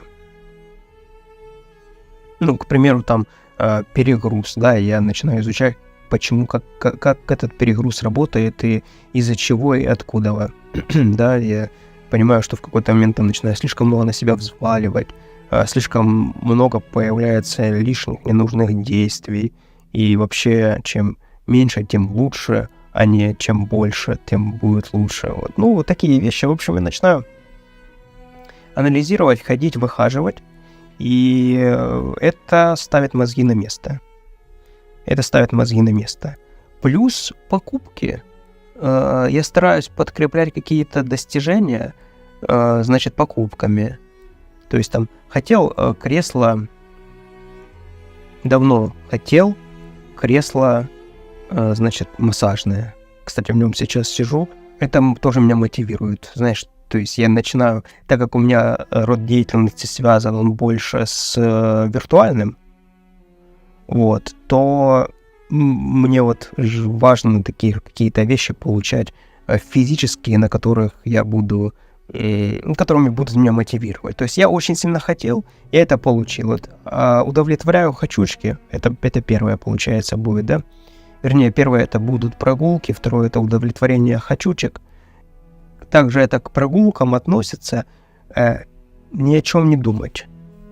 Я узнал относительно недавно, что в момент, когда ты ни о чем не думаешь, на самом деле твой мозг начинает работать еще более интенсивно, входит в определенную фазу, и подсознательно мозг начинает искать решение тем или иным каким-то твоим задачам. И наверняка у тебя такое было, вот это вот состояние, когда ты долго бьешься над какой-то проблемой, не можешь найти решение этой проблеме, а потом что-то получилось тебя отвлечь, там, прогулка, пробежка, ну, что-то такое, может, стрессовая ситуация, еще что-то случилось где-то, вот полностью произошло отвлечение. Когда ты вновь возвращаешься, или даже еще не возвращаешься, а просто чем-то другим занимаешься, тебе бах, приходит в голову мысль такая: точно, вот же, вот оно решение. И ты еще думаешь, как это вообще работает? Я вообще об этом не думал или не думала, а вот решение, вот это именно та фаза и есть. Вот также мне баня нравится, это тоже относительно давно я не был, кстати, в бане, надо обязательно сходить будет. Это очень хорошо чистит. Также, кстати, знаешь, что я еще? Ну, это связано, не связано с этим, но я думаю, все-таки связано. Я себе создал комфортные условия рабочие. Мне важна температура, в которой я работаю. Вот мне, если именно рабочий режим, то мне нужно кондиционер на 23 градуса. Если не в рабочем режиме, ну, смотря какое-то там время года, ну, там 26, если это 26, там 28 градусов. Часто случается так, что вот именно рабочие моменты, там рабочее место, все остальное, оно остается, там, знаешь, ты зарабатываешь какие-то деньги на этом, но у тебя там стол, вообще что попало просто. Непонятно, как ты там сидишь, и что ты будешь какие-то деньги вообще зарабатывать, если у тебя, не на чем. Вот в это надо вкладывать, так чтобы тебе комфортно было сидеть, комфортно было там работать, было место помыслить и тому подобное. Личное пространство очень важно, овер важно.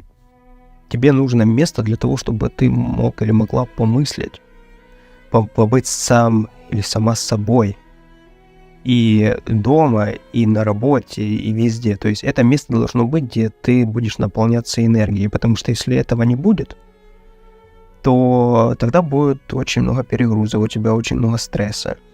Вот он именно там и появляется. Вот я так начинаю разбираться и понимаю, что да, я ж поэтому и создаю себе комфортные условия, потому что понимаю, когда вот именно наступают вот те дни, когда что-то какой-то перегруз, что-то идет не так и тому подобное, то намного проще это все переносится, когда у тебя есть инструменты для решения этих проблем. Когда ты можешь спокойно сесть и разобраться в ситуации, или спокойно сесть и ничего не делать. Да, посмотри, может, какой-то там сериал, может быть, просто там книжку почитай, вообще ничего не делать, выключить свет и сидеть с выключенным светом, просто со своими мыслями один на один и все. То есть нужно место силы, где ты будешь заряжаться. Да, классно это, когда место где-то на природе, но на природу ты там каждый день не поездишь, для этого нужно отдельное место, отдельное время и тому подобное. Вот создавать нужно свои комфортные условия для того, чтобы себе комфортные условия, которые будут тебя мотивировать, раскрывать твой потенциал. Вот еще, да. Чтобы создавать тебе наиболее комфортные условия для раскрытия твоего внутреннего потенциала. Ну, понимаешь, да, если ты художник, то, значит, постарайся сделать так, чтобы у тебя было все для того, чтобы нарисовать что-то качественное и красиво, и то, что ты считаешь нужным, вот этим себя и окружи. И то, что будешь считать в будущем тебе еще будет необходимо, тоже себя вот этим окружай. Следующий вопрос, это 9 у нас. Как твои сны изменились после того, как ты отказался от алкоголя и курения? Значит, так. Давай, получается, это за все годы уже, да? Давай вспомним в начале самом. Сны стали более яркие. Если это так можно сказать, может, более чувствительными. То есть я их стал запоминать. Сон стал крепче. Ну, в общем, в любом случае точно сон улучшился. И далее, если брать вот за промежуток времени более чем 5 лет, то я скажу так. Сон — это одно из важнейших составляющих твоего психологического здоровья и в целом просто здоровья, потому что во сне происходят очень очень-очень много важных вещей. И, значит, относительно сна я начал задумываться тогда, когда понял, что я не высыпаюсь или я просыпаюсь разобранным, в общем, тяжело как-то и тому подобное. И я не сразу к этому пришел, но сейчас я к этому уже пришел. Значит, с самого начала мы в семью купили кровать большую. Большую, так, чтобы двоим было комфортно спать. Вот. И на протяжении, значит, какого-то периода спали на матрасе. Матрас оказался слишком мягким. И я не придал этому значения. В первые там несколько дней у меня схватило спину. У меня есть проблема определенная там со спиной. Вот, и, собственно, защемило спину, и я как бы не придал значения, потому что на тот момент кровать была очень дорогая для меня. И, признаться себе было в том, что было куплено, не в кровати было дело, а в матрасе. Матрас был куплен, и с матрасом что-то не так, было реально, может, даже психологически тяжело, поэтому я просто принял, что пока так, пока нормально. Потом, со временем, вроде я привык, все нормально, адаптировался, и точно стало легче спать. До этого, если была, скажем, наверное, полуторка или как, то сейчас там уже это стала большая полноценная кровать. То есть 2 взрослым людям на ней комфортно. У каждого свое достаточно места и тому подобное. Это что немаловажно.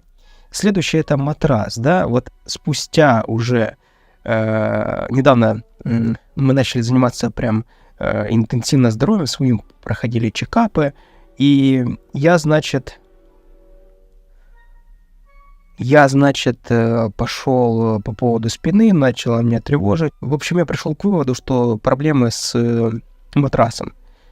И купил, получается, такой твердый матрас, твердый. Вот прям для моей спины это то, что нужно. Для меня то, что нужно. И я стал высыпаться. И, знаешь, просыпаясь утром, встаешь, не чувствую, что там что-то где-то хрустит, в общем, разобранным, разломанным, а прям комфортно, так, как нужно. Чувствуешь себя, чувствуешь, ты высыпаешься. Вот, это по поводу матраса. И по поводу температуры. Это следующее тоже очень важно. Конечно, по поводу подушки еще очень важно, чтобы она подходила, чтобы на этой подушке ты нормально себя чувствовал или чувствовала, чтобы голова там не болела, шея. Это очень важно. И также температура в комнате. И установлен был кондиционер. Кондиционер он был установлен относительно недавно, может, прошло уже как 3-4, может, нет, 2-3 месяца прошло. И я тебе скажу, вот это вот в общей сложности, это все очень благоприятно повлияло на сон. Собственно, все для этого и делалось, потому что я понял, что спать это очень важно, чтобы было комфортно, чтобы ты высыпался, вот это очень важно. И тогда будет и хороший крепкий сон, и тогда, собственно, будет и режим, если есть режим, и тогда будет, собственно, у тебя и сила и энергии для продуктивного рабочего дня своего. Вот это все в совокупности, к чему я пришел за 5 лет, и дальше планирую только совершенствовать это все. И по поводу сна, это такие базовые вещи, о которых писал, кстати, в телеграм-канале «Дневник утра». И они просто, это также ссылка есть в описании. Вообще, посмотри в описании к видео, там все очень важные ссылки, материалы, которые я оставляю. Вот это, пожалуйста, все пересмотри, это для тебя очень важно, это для тебя важно. Я пишу там тогда то, с чем я сталкиваюсь сам лично. И когда-то в самом начале, скажем так, да, то я обесценивал все это, спишь и спишь. И вообще я как уже говорил, что если спать меньше, то лучше. Но на самом деле нет, надо, чтобы ты высыпался, это очень важно комфортные условия тебе для сна.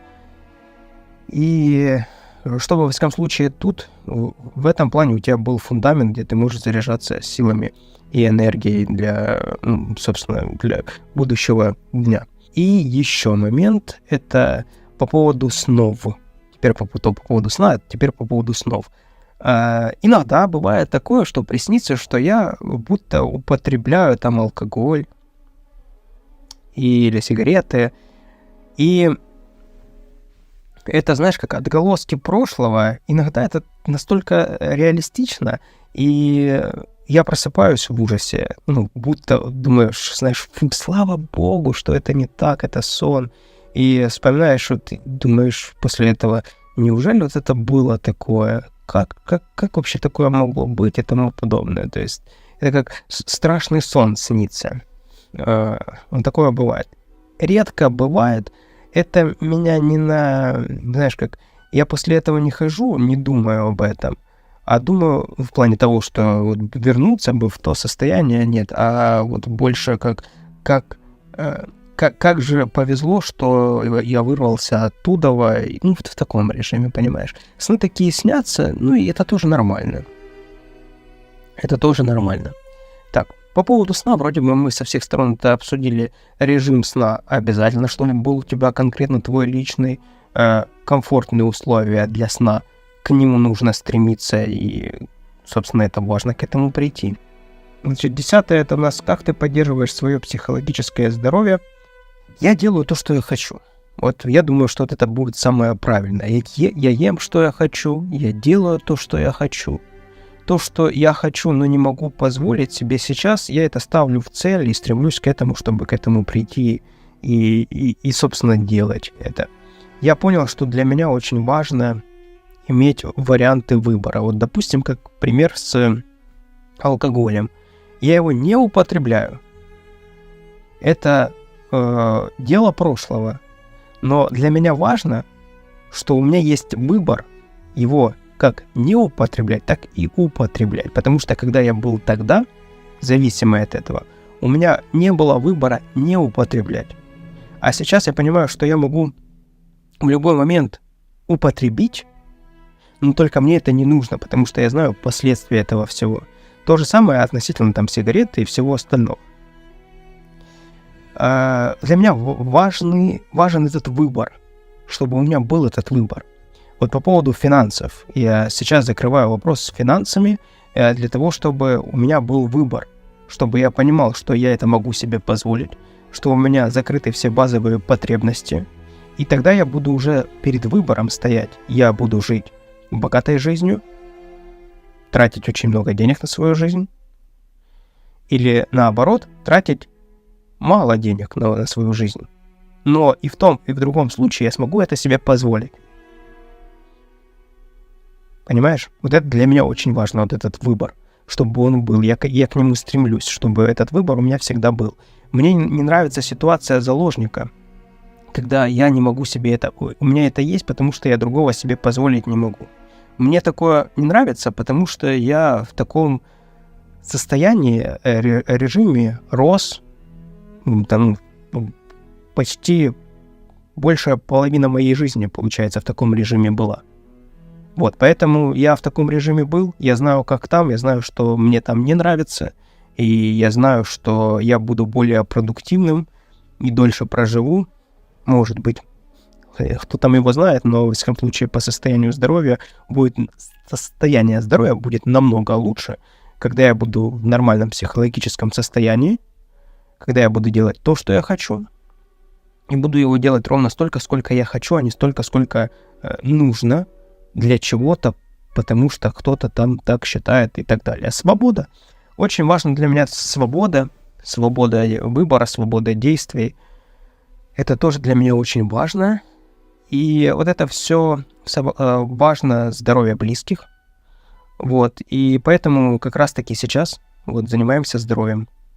Всей семьей занимаемся здоровьем, проходим чекапы, вот занимаемся глазами. Кстати, вот я недавно сделал себе коррекцию на левом глазу.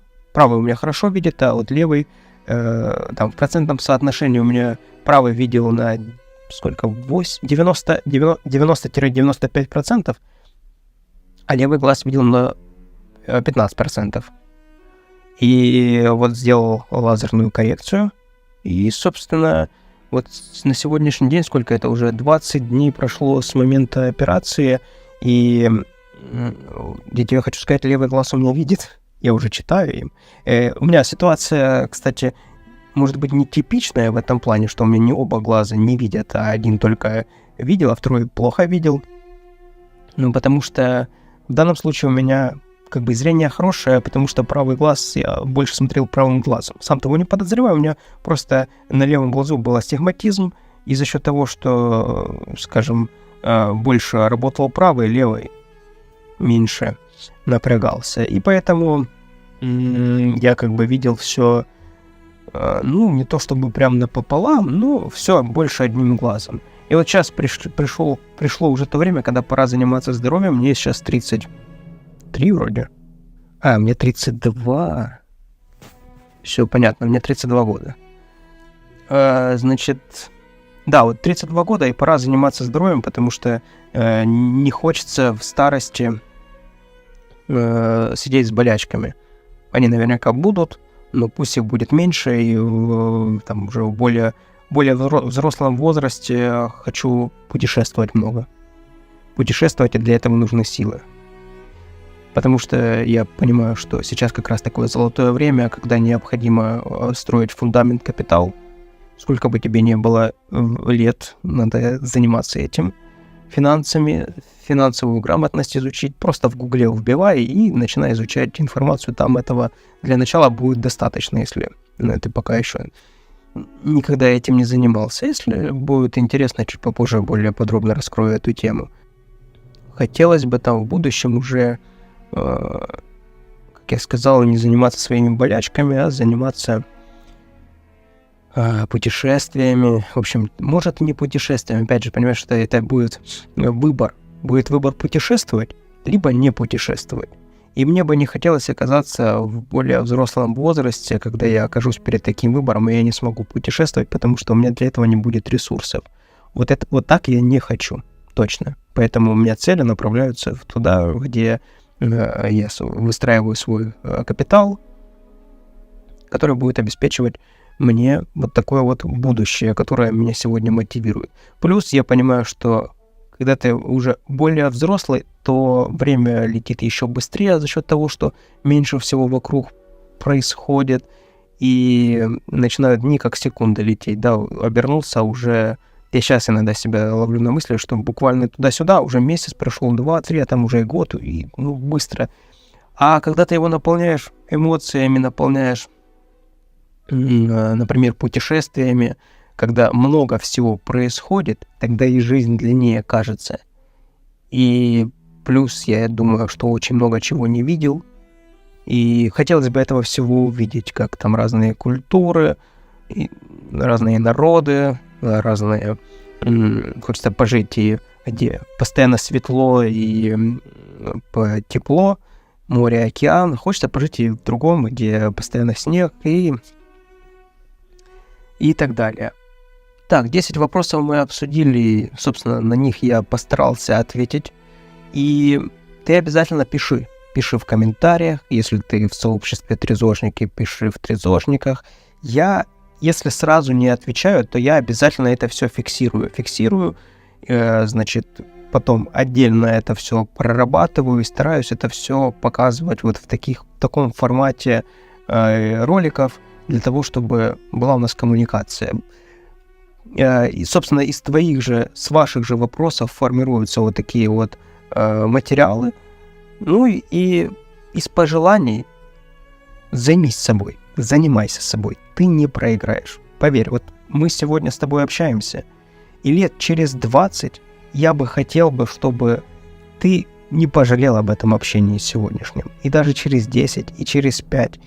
Если ты определишь свой вектор, который будет опираться фундаментом, собственно, на твой внутренний потенциал, на твое «я», ты никогда не проиграешь. Никогда не проиграешь. И подписывайся на этот канал, напиши комментарий, поставь колокольчик. Комментарий пишем для того, чтобы, во-первых, если есть какой-то вопрос задавай. Во-вторых, для того, чтобы чем больше увидят это видео, тем будет лучше.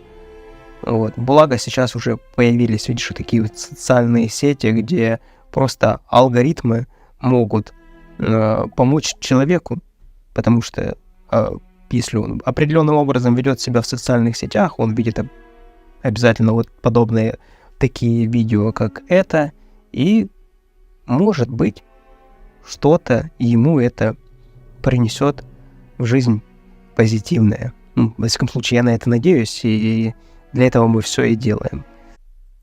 2 раза в году я пересматриваю полностью свою жизнь, делаю переоценку ценностей, ставлю цели, анализирую, что происходило, что происходит. Это 2 дня, это Новый год и мой день рождения. Ну, оно примерно так и совпадает, скажем, раз в полгода. И как раз сейчас подходит время к Новому году, и анализируя то, что происходило, я решил заодно записать для тебя такой новогодний подарок. Причем это видео будет актуально в любое время, когда бы ты его не смотрел. Значит, я назвал тему так как я ставлю цели в каждой области жизни и определяю топ-7 областей жизни. И думаю, что тебе будет реально интересно и полезно посмотреть мое видение, исходя, опять же, из моего опыта и наблюдений, как может измениться твоя жизнь за ближайший год, вот прям в топ-7 областей жизни. Если ты сейчас уберешь от себя вредные привычки и вот войдешь, скажем, в Новый год, причем я считаю, не обязательно привязываться к определенной дате, важно, вот ты решил и можешь в любой день недели, в любой день месяца поменять свою жизнь. Главное, чтобы ты был или была к этому готов, или готова. Так, и значит, затрону каждую из основных областей жизни и расскажу, чего ты добьешься и что следует ожидать. Потому что везде есть подводные камни, на которые обязательно обращать внимание. Плюс очень важно иметь видение, куда ты идешь, к чему ты стремишься. Имея видение, знаешь, я приведу тебе такую аналогию. Представь, что ты вот в руках несешь ведра с водой. И ты видишь дорогу, прекрасно, ты все видишь. Ты видишь, там где-то ямка есть, которую нужно обойти. И спокойно проносишь это ведро там полное, да, не потеряв воду. Это если у тебя есть видение и понимание, куда ты стремишься и к чему ты идешь. Ну и другой вариант, когда ты не понимаешь, куда ты идешь. Представь, ты опять же взял те ведра с водой, но только у тебя завязанные глаза, значит, обувь там не зашнурована, и ты вообще не видишь ямы, и тем более ты не понимаешь, в каком направлении двигаться. И представь вот такого человека, который метается с этими ведрами с водой, и уже там и воды нету, а он пытается куда-то идти. И тут бах, посмотрел в Инстаграме какие-то истории, ему показалось, что вот это его жизнь. Посмотрел в другую сторону, там ему показалось, сосед классно живет, пытается его скопировать жизнь. И в итоге человек находится в жутком состоянии, не понимая, что к чему он идет. Поэтому, чтобы такого не происходило, сейчас я вот буду видение рисовать, а ты там себе подбирай уже свои картинки, потому что ты отдельная личность, у тебя отдельная дорога, и я стараюсь вещать так, чтобы не навязывать свое мнение, а чтобы ты мог, исходя из моего опыта, из моих наблюдений, делать свои выводы.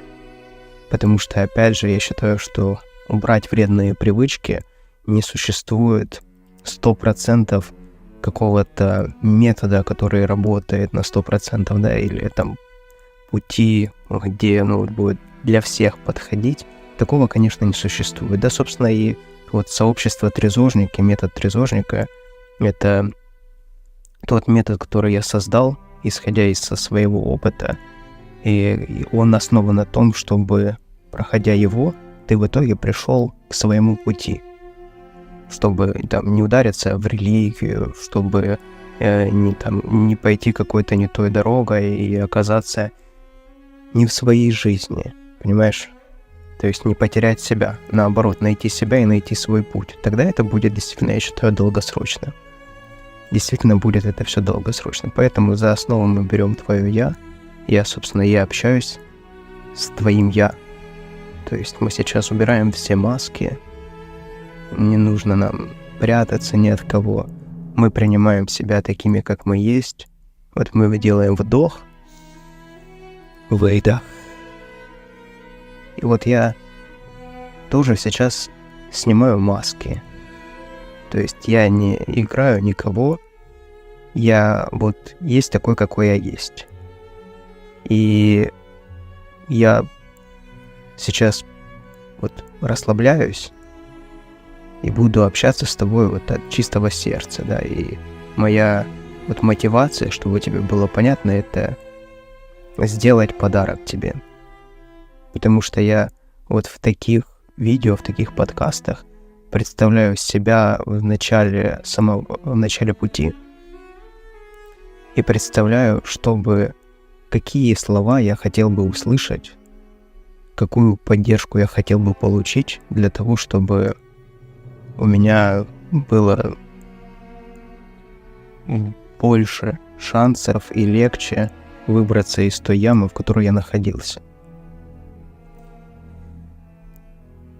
Поэтому общаемся так: ты — это я — это ты. Вот мы соединяемся вот в такую одну энергию, и я тебе рекомендую взять листик, ручку, в общем, дневник свой, да, заведи дневник.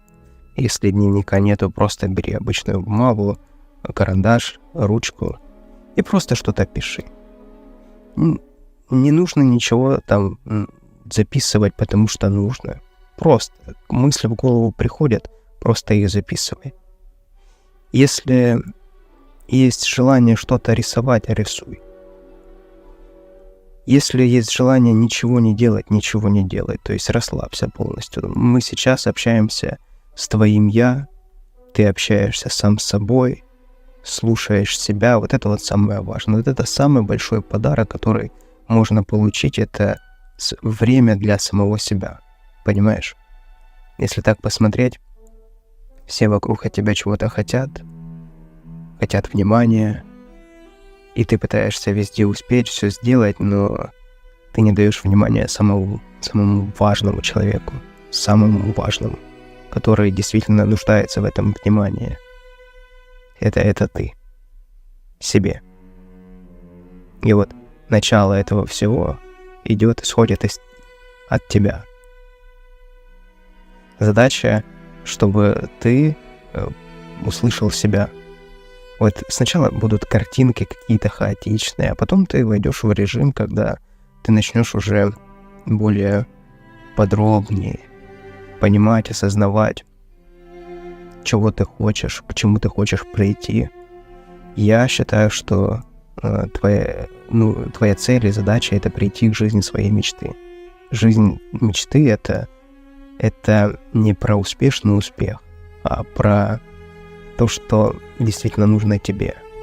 Это энергия, которую ты чувствуешь, и где ты видишь, есть энергия. Самый яркий такой пример тебе приведу, это когда ты, представь, лежишь на диване, и там нету сил, а в какой-то момент и ничего не хочется делать. И таких ситуаций много бывает, и это нормально, и это хорошо даже. Это тебе жизнь дает, скажем, отдохнуть. Не тратить свою жизнь на то, что не нужно. И в какой-то момент тебя посещает мысль сделать что-то. Вот именно что-то глубинное, что тебе нравится. Ты думаешь: вау, класс. Мне кажется, там есть энергия. Вот туда и нужно идти. Вот этим и нужно заниматься, понимаешь? Вот это и есть жизнь мечты. Также может быть жизнь твоей мечты. Жизнь мечты — это картинка из твоего детства, о чем ты мечтала, либо мечтал, и чего еще нет. То есть тоже это может быть. Также может быть то, что у тебя всегда с тобой, и ты этого боишься. Боишься по разным причинам. По причине того, что тебе там в детстве это запрещали. Общество навязало, что это невозможно и тому подобное. Вот это мы все убираем. То, что навязано и тебе не нужно, мы оставляем только то, что тебе действительно нужно, и то, что тебе мотивирует. Ты сильный. Или сильная. Ты все можешь. Это точно. Это точно я знаю, потому что когда ты следуешь вот этому своему внутреннему навигатору, ты не потеряешься. Даже оказавшись где-то в лесу без, скажем, телефона. Потому что ты будешь себя там ощущать лучше, чем где-либо в другом месте, скажем, более безопасным. Но если внутренне ты чувствуешь, что тебе нужно, скажем, поехать в лес, понаходиться там, поедь обязательно в лес. Логику, я думаю, ты улавливаешь, да? Идея заключается в том, чтобы слышать себя, слушать и следовать этому. Вредные привычки — это же не просто так. Вредные привычки — это про заполнение пустоты, пустота, которая образовалась. А жизнь, она не любит пустоты. И если ты не выбираешь, чем эта пустота будет заполнена, то, собственно, эта пустота заполнится, но только ты не будешь этим управлять. Поэтому берем за основу мы себя, и то, что будет сейчас фоново происходить у тебя, обращай на это внимание, пиши на бумаге, не нужно никому это показывать, это лично твое. Вообще будет даже хорошо, если ты переведешь телефон в режим полета, чтобы тебя никто и ничто не отвлекало. Найдешь какое-то место, такое спокойное для тебя, и посвятишь время себе. Вот это время, которое ты сейчас проведешь, ты будешь вспоминать весь будущий год, а может быть и всю будущую жизнь. И очень важно, чтобы таких моментов в твоей жизни было как можно больше. Поэтому потихонечку расслабились, просто получаем удовольствие от того, что будет сейчас происходить. Ну и давай потихонечку будем ехать. Поехали. Первая область — это здоровье. Здоровье я разбил бы на две категории. Первое — это физическое здоровье, а второе — психологическое. Физика и психология. Предположим, что ты сейчас убираешь вредные привычки. Если ты уже убрал вредные привычки от себя, я тебя с этим поздравляю, это точно тебе не помешает. Ты, наоборот, утвердишься в этом. Если убираешь вредные привычки, то я тебя тоже поздравляю, потому что тебя ждет просто увлекательнейшее время, где ты почувствуешь жизнь просто всеми фибрами своей души, скажем так. Физическое здоровье.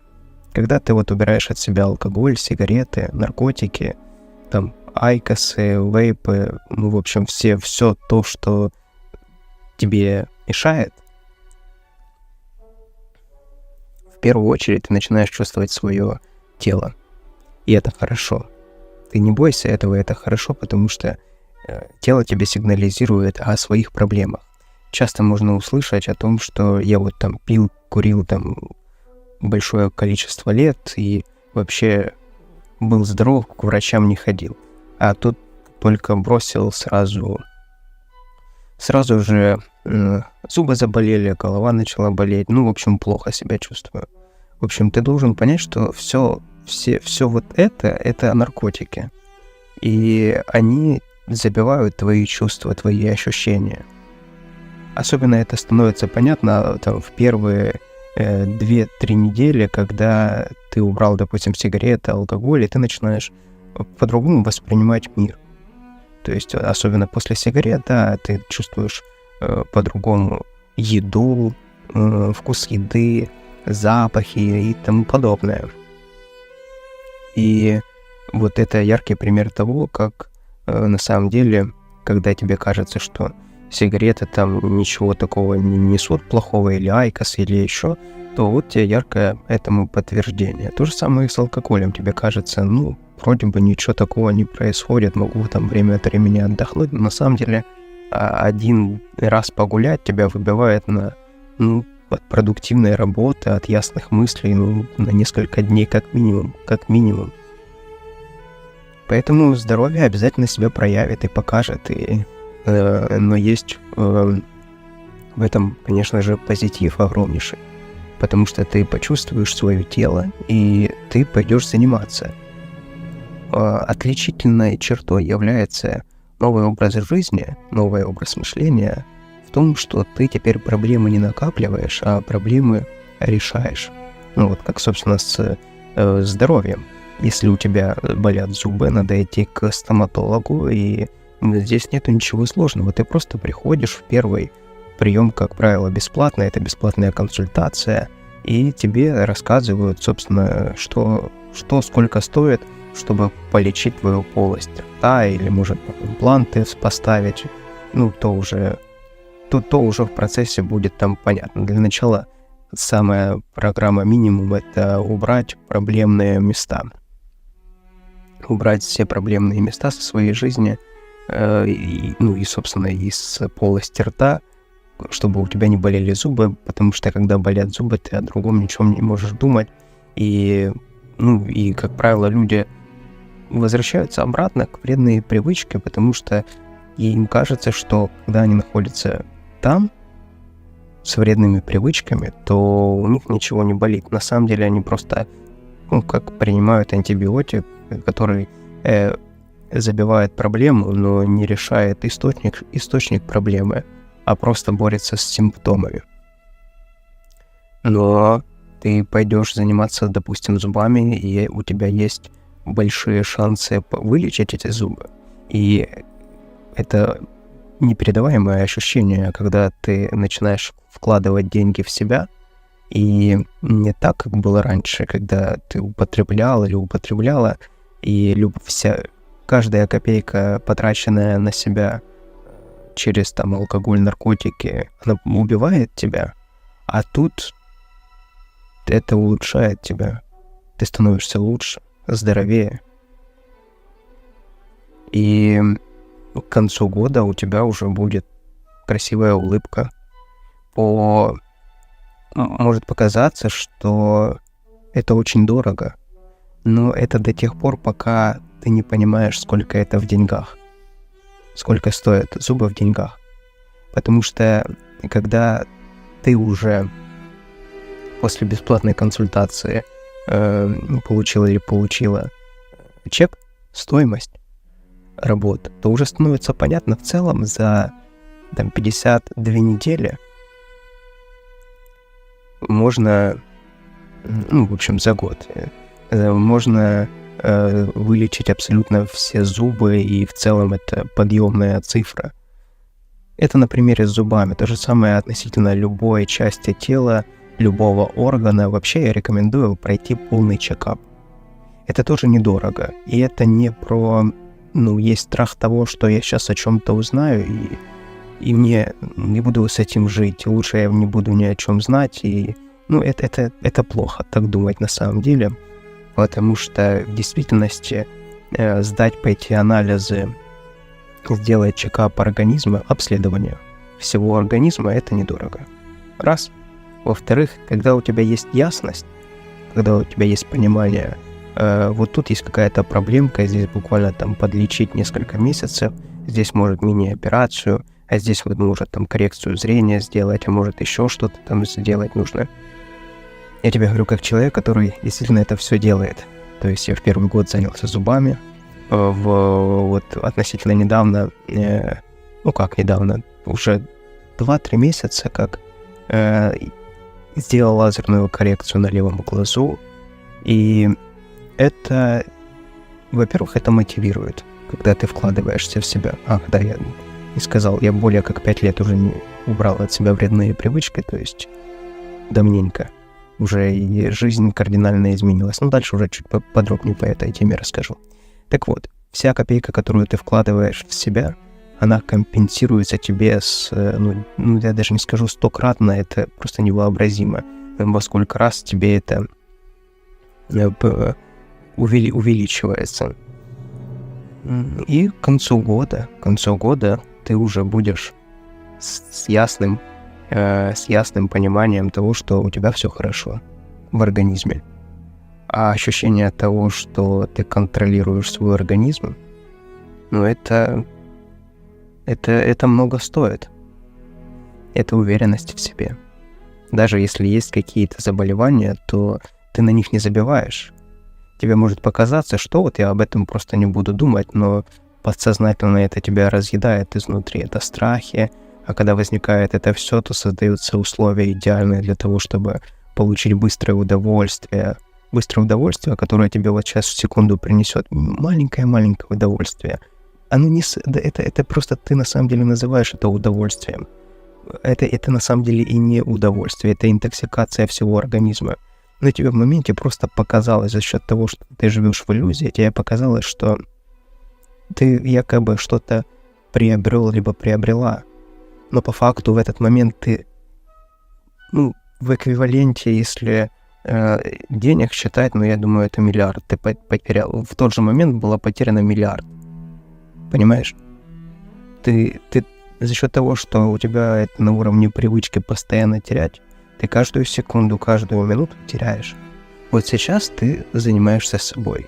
В данный момент ты приобретаешь. Но когда ты до этого времени его употребляя, ты каждую миллисекунду, ты понимаешь, как работает это все.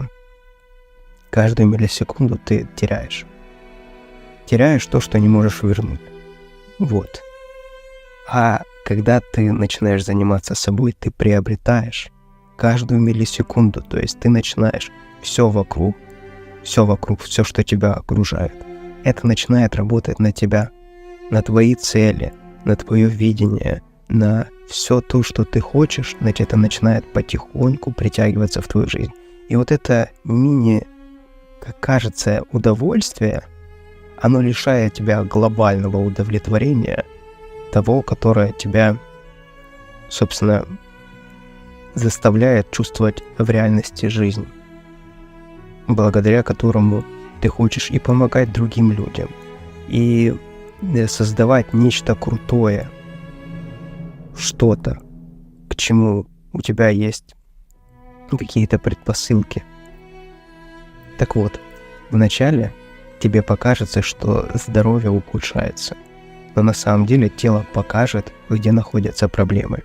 И идти нужно к врачам, пойти, собственно, к лечащему врачу, чтобы тебе выписали все направления на прохождение чекапа, либо пойти в любую какую-то частную клинику, сделать чекапы и пойти заниматься потихоньку. Здесь не нужно никаких сверхрывков. Вот это не нужно. Есть такое заблуждение, и это такая массовая ошибка, когда человек в моменте, когда все, я с понедельника сразу становлюсь супер человеком, и начинает этот человек сразу, он убрал от себя, допустим, алкоголь, сигареты и тому подобное, и в то же время перешел сразу на правильное питание, начал бегать марафоны, в общем, тренажеры какие-то, то есть просто создал невыносимую жизнь. Он создал невыносимую жизнь для себя, и как ты думаешь, в какой момент он вернется обратно? Да на следующий день, или 2-3 дня, и обратно человек возвращается, потому что он не создает вот эту новую жизнь лучше, чем предыдущая. Он себя специально убивает для того, чтобы начинает отыгрываться на себе. Знаешь, как это происходит, да? Вот раз я столько лет был такой с тряпкой, с слабохарактерным человеком, значит, сейчас я буду издеваться над собой до последнего, вот это ошибка, это неправильно. Ты себя любишь. Ты себя должен любить. Вот даже сейчас ты это слушаешь, и ты вот почувствуй эту любовь к себе. Почувствуй ноги, руки, голову, глаза, нос. Вот это ты, понимаешь? Вот это твое сокровище все. Вот ты себя любишь. И ты дальше приобретать будешь. С каждым днем, с каждой неделей, с каждой минутой ты дальше будешь приобретать. Но не нужно над собой издеваться, делать себе раз так, то я тебе сделаю так. Вот это неправильно. Не нужно сразу становиться сверхчеловеком. Точно то, что нужно сразу сделать, это убрать вредные привычки, типа как алкоголь, сигареты. Вот это работает формула только в этом случае. Алкоголь, сигареты, наркотики, там заем денег, айкосы, в общем, любые заменители, вот это все надо убирать. Потому что все эти наркотики, они друг друга триггерят. Они притягивают одно другое. Ты бросишь пить, но продолжишь курить, курение притянет алкоголь. И наоборот, в общем, тут логика ясна. Но, во-первых, ты в первый же день, твоя жизнь начнет улучшаться. И тебе может в моменте показаться, что на самом деле улучшений никаких нету, но ты смотри с другой стороны, на самом деле ты увидел источник проблемы, и теперь ты будешь решать этот источник проблемы, и тебе станет лучше, понимаешь? И спустя год, вот я вспоминаю, что происходило у меня, и опять же я смотрю по сообществу моему в трезожниках, это люди, как у людей меняется. И знаешь, что самое интересное? Я тебе сейчас не говорю про то, как там кто-то выиграл в лотерею, ему просто повезло. Не, про такие вообще не рассказываю вещи, где там случайно что-то как-то случилось. Нет, я про закономерность. Я вижу здесь четкую, ясную закономерность. И она заключается в том, что к концу первого года у тебя будет по здоровью абсолютно другая жизнь, абсолютно другая ситуация. У тебя, представляй ситуацию себе. Ты с красивой, ясной улыбкой, белоснежной. Значит, у тебя прекрасное самоощущение. Ты себя чувствуешь. Ты понимаешь, что если есть какие-то проблемы, то ты их контролируешь. Если нету, то ты знаешь, что их нету, и на тебя ничего сверху не давит. Ты точно понимаешь, что ты завтра можешь проснуться, и у тебя не будет болеть голова. Ты знаешь, что ты в любой момент можешь пойти абсолютно в любое место, потому что у тебя нету там перегара, ты не будешь стесняться от того или какое-то свое поведение, у тебя вообще пропадет вот это вот чувство, когда ты на утро просыпаешься, и тебе вот перемешанное ощущение со стыдом, с какой-то там... ты знаешь это чувство. У тебя этого нет больше. Твой каждый день становится лучше. Да, есть дни просадки. Конечно, есть. Это везде так. Но по такому принципу, собственно, вот по моему пути происходит так. У тебя, конечно же, все идет волнами, но только следующая волна, волна поднимается, волна опускается, то есть есть подъемы, есть, скажем так, спуски, падения. Но только по такому принципу у тебя то, что до этого было потолком, в какой-то момент это становится твоим дном. То есть ты идешь вверх постоянно. Таким образом, то, о чем ты раньше мечтал или мечтала, это тебе покажется абсолютной нормой. И нужно там что-то, хочется еще выше и выше. Вот по такому принципу. Что касается следующей категории, это психического здоровья. Но это, я тебе хочу сказать, это, собственно, основа всего. Ты, во-первых, начнешь чувствовать себя. У тебя будет больше уверенности. Не то, что больше, это несоизмеримо, сколько у тебя будет уверенности в себе и в своих силах. ощущение того, что ты контролируешь себя и контролируешь свою жизнь, ну, это реально многого стоит. Это действительно многого стоит. Есть заблуждение, что, ну, типа там на 21-й день тебя полностью отпускает. Нет, так это не происходит. Тут ситуация заключается в том, что ты, будучи зависимым, ты очень сильно веришь в то, что это хорошо. Что алкоголь это классно там, и, в общем, как будто бы у тебя кто-то забирает конфету. Понимаешь, о чем я говорю? На самом деле не так. Спустя год ты поймешь абсолютно точно, ну, иначе ты просто не дойдешь до конца года. Ты либо поймешь, либо не поймешь. Но если ты будешь идти по тому принципу, который, собственно, я вещаю, ты обязательно к этому придешь, потому что это, ну, как 2 × 2 = 4. Я часто говорю, ничего не придумывай никакой велосипед, просто следуй, делай 1, 2, 3, 4, 5, у тебя абсолютно точно будут такие же результаты, как у меня и как и у сотен людей, которые уже точно так же сделали. Ты в конце года будешь жить с ощущением того, что это не то, что не полезно употребление и обладание всеми этими вредными привычками, а это просто какое-то недоразумение, что ты вообще в эту всю историю попал или попала, и по факту ты реально понимаешь, что это в целом был другой человек. Ну, а по факту это так и было, и то есть человек с другим образом мышления.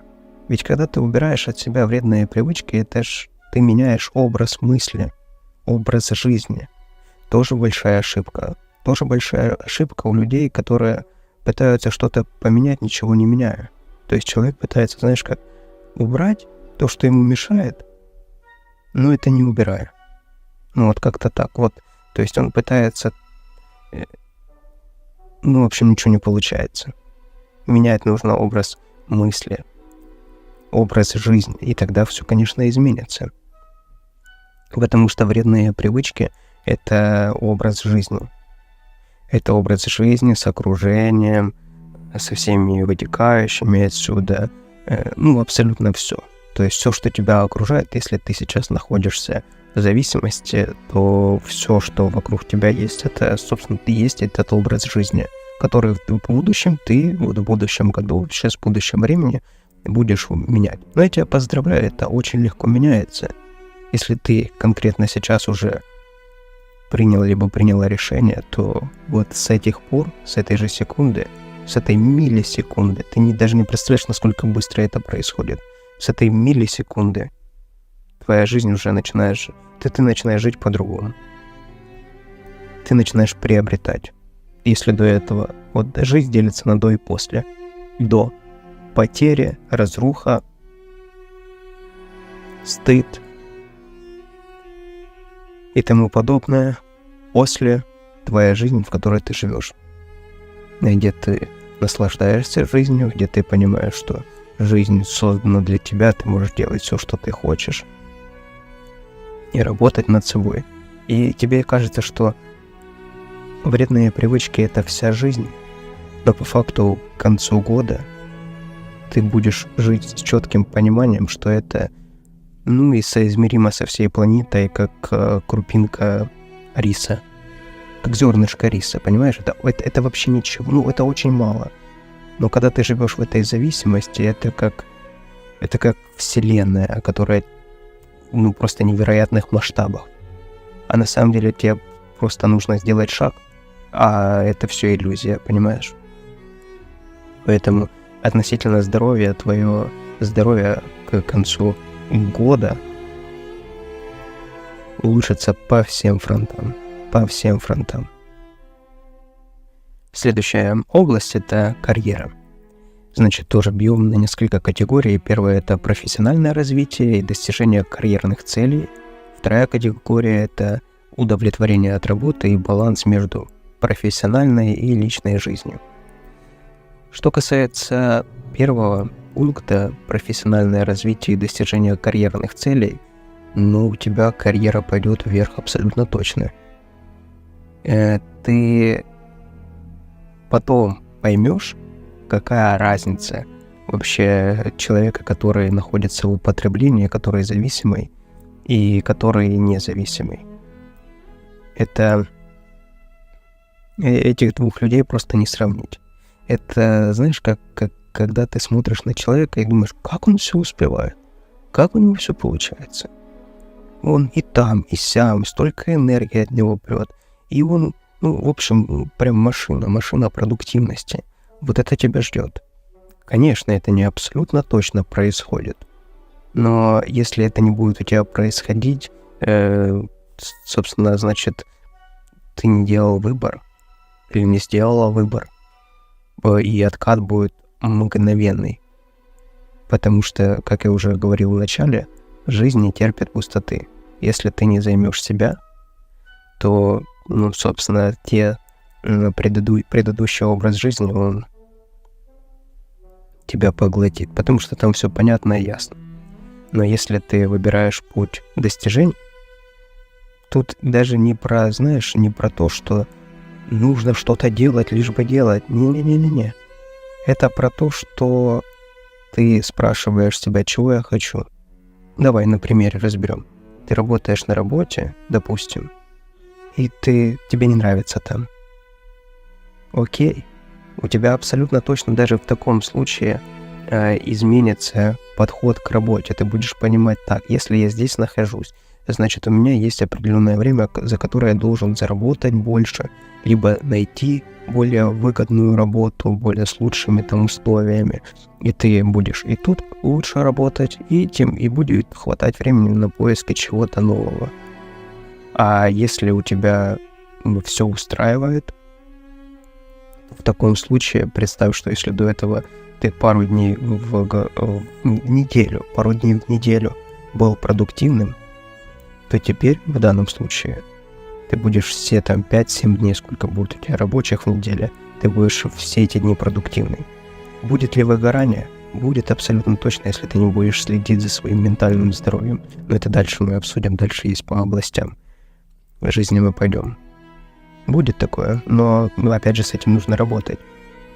Предупрежден, вооружен. Я решил от себя убрать вредные привычки, в том числе из-за того, что я не мог быть стабильно продуктивным. 2 дня в неделю, в лучшем случае, мне удавалось быть на таком уровне, на котором я хочу.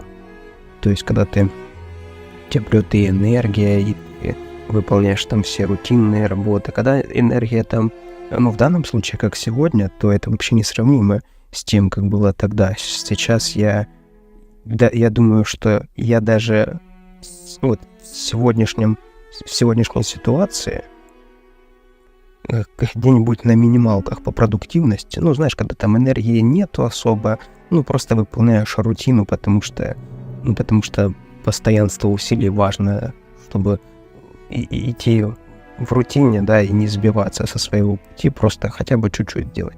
То я хочу сказать, что даже в таком случае я более продуктивным, чем тогда, когда я был там 1-2 дня продуктивный в неделю.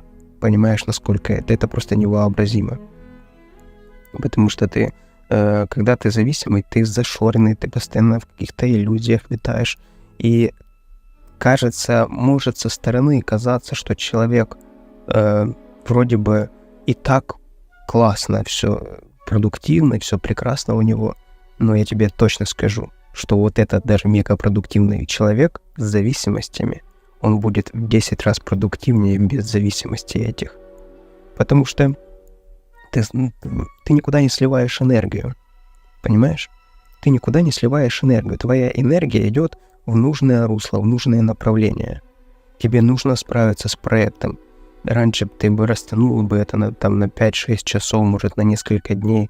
А тут тебе не нужно ничего растягивать. Ты понимаешь, тебе нужно реализовать этот проект, а у тебя еще и мотивация появляется, есть какие-то внутренние желания, чего-нибудь достигнуть. И дай просто сделать классную работу свою. Ты ее сделаешь за несколько часов, за час-полтора. Понимаешь? На тебя посмотрят со стороны, так тебе можно давать классные проекты, вот тебе. А так ты еще на протяжении 10 дней, месяца, может полгода стабильный. ничего себе, ты найти человека стабильного в наше время, ну, это такие люди и зарабатывают много, и у таких людей перспективы, собственно, ну, потому что на таких людях и держится все. Когда ты стабильно продуктивный, у тебя появляются и возможности, и шансы. Для меня везение — это когда ты много-много-много-много раз что-то делаешь, и у тебя один раз из 1000 получилось. Вот это вот везение для меня. Вот, тебе начинает вести. То есть ты делаешь одно и то же, бах, выстрел, ты заработал много денег, либо подвернулся случай, либо еще что-то. И обнуление как происходит, когда ты с вредными привычками? Знаешь, как говорят, вот у него все хорошо. И талантливый, и распрекрасный, и все, возьмется за работу, все хорошо. Но пьет. Выпьет и все, и обнуление. Сколько я таких знаю, а сколько я таких видел, да я и сам таким был. Я это знаю прекрасно.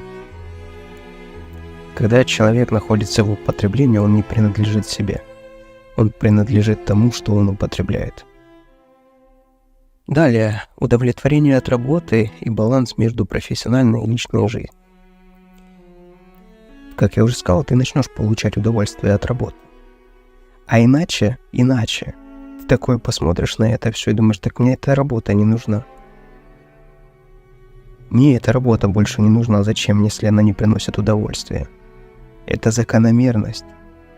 В чате, собственно, в трезожниках. Просто как зайдешь, посмотришь, почитаешь. Ну, если отсортировать, посмотреть, что происходит у людей там ближайшие, начальные, скажем, 60-90 дней, так люди в первое время начинают менять работу. Потому что вроде бы до этого все устраивало, была иллюзия, что все норм. Казалось, есть какие-то моменты, нюансы, но списывалось все на вредные привычки. Там, знаешь, есть какие-то у тебя что-то не нравится. Давай банально просто вот так расскажу. Тебе просто что-то не нравится. Есть что-то в этом не то. Ты приходишь, а там ты находишься в этом всем. Не то окружение, все не то. Не нравится. Потом после работы думаешь, начинаешь анализировать. По факту вроде бы все норм. Да, есть какие-то моменты. Ладно, у меня плохое настроение, пойду напьюсь. Накурюсь, там еще что-нибудь. В общем, как-то уйду от этой реальности. Все, и ты теряешься. Ты в следующий раз вот этим мыслям придешь. Во-первых, это у тебя со временем уже потеряется ощущение реальности. И ты в следующий раз, когда плюс-минус будут вот такие вот ощущения, тебе будет казаться, тебе просто хочется выпить или там покурить или еще чего-нибудь. В общем, употребить. Ты просто будешь прятаться в этом всем, потому что у тебя будет подменено понятие. Ощущение вроде чувствуешь одно, но по факту ты себя уже приучил как собаку, просто к какой-то привычке, какой-то манере поведения, да? Установку дал себе, и все, ты точно знаешь, так, если вот такие чувства есть, надо идти пить. А в случае, когда ты понимаешь, что эти чувства, эти ощущения у тебя не просто так, ты понимаешь, что эта работа тебе не подходит. Все нужно менять. И у тебя есть сила и уверенность в том, что это принятое решение не как-то там, а в действительности, потому что это по факту тебе нужно поменять. И поэтому ты не сидишь долго на работе, которая тебе не нравится. По сути, работа занимает большую часть жизни нашей. И представь, когда ты оказываешься в ситуации, когда тебе не нравится там, где ты находишься. Я знаю прекрасно это чувство, потому что я был в таком. Когда тебе кажется, что... А там нету ничего. За рамками этой работы ничего нету, ты никому не будешь нужным. Но на самом деле потом оказывается, так, а вот так оно работает. Оказывается, действительно просто нужно было что-то поменять в своей жизни, у тебя и там зарплата в несколько раз больше, или ты просто пошел, открыл свое дело, и там начало получаться, а может не получаться, но ты кайфуешь от этого все равно, потому что ты понимаешь, что это твое.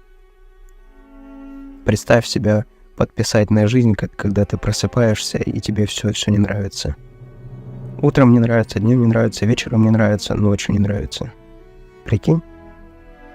Представляешь, вот так люди живут.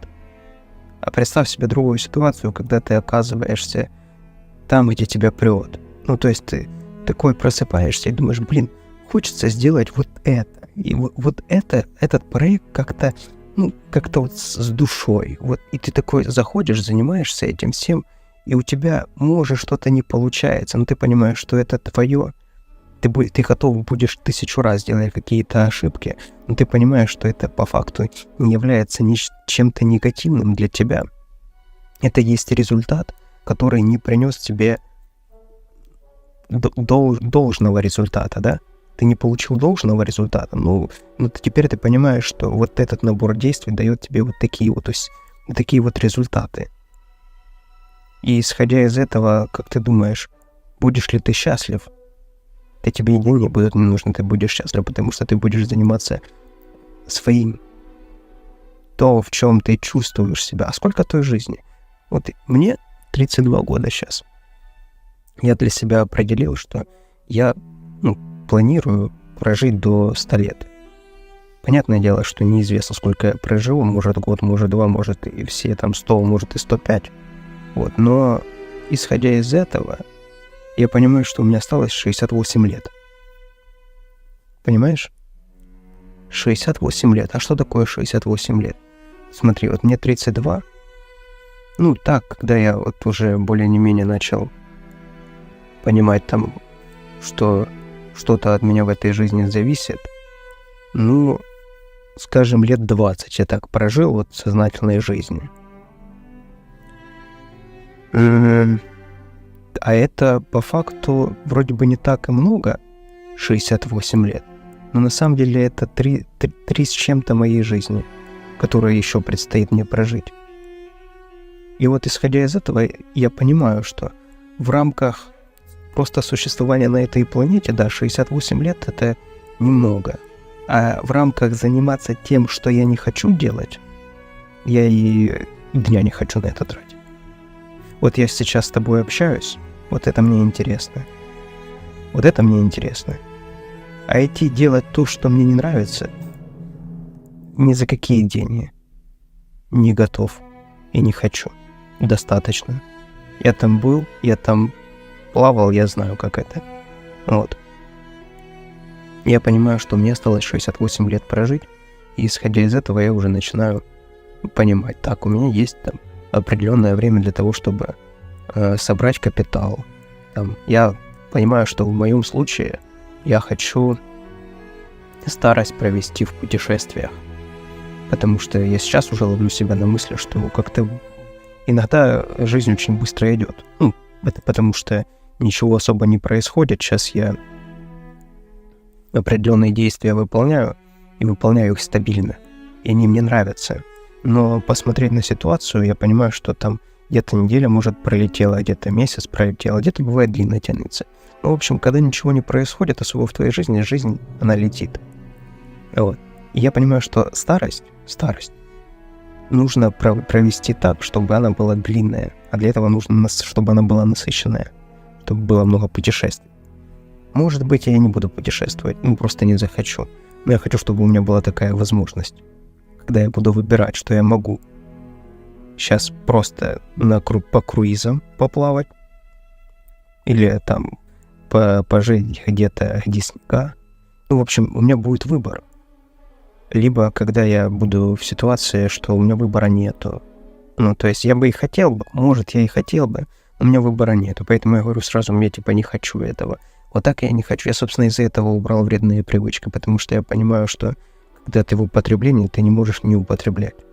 Тебе кажется, что ты можешь не употреблять, но ты не можешь не употреблять. Понимаешь? А у меня сейчас выбор есть. Я понимаю, что я в любой момент могу вернуться туда. В любой момент. Но мне это не нужно. Относительно удовлетворения от работы и баланс между профессиональной и личной жизнью, то в таком случае возвращаемся к нашей работе, да, к роду деятельности, то ты уже будешь подбирать, расставлять приоритеты и подбирать то, что будет тебе нравиться. Если ты будешь понимать, что этот род деятельности ворует тебя у своей семьи, то тогда этот род деятельности будет тебе не подходить. И тогда в данном случае будет балансировка. В данном случае ты будешь искать то, что тебе и интересно, и то, что не мешает семье. Да? Может, наоборот, тебе очень нравится то, чем ты занимаешься, и семья тоже в это все вовлечена. Ну, то есть тут в данном случае это уже как сидишь и играешься с фигурками, подбираешь, что тебе комфортно, что тебе некомфортно, но заметь, самое основное, в этом всем руководишь процессом ты. Не какая-то вечеринка, не какая-то там посиделка, не какой-то там перекур, да, или там еще чего-нибудь, а ты себе выбираешь, определяешь и этому следуешь. Создаешь условия для того, чтобы к этому прийти.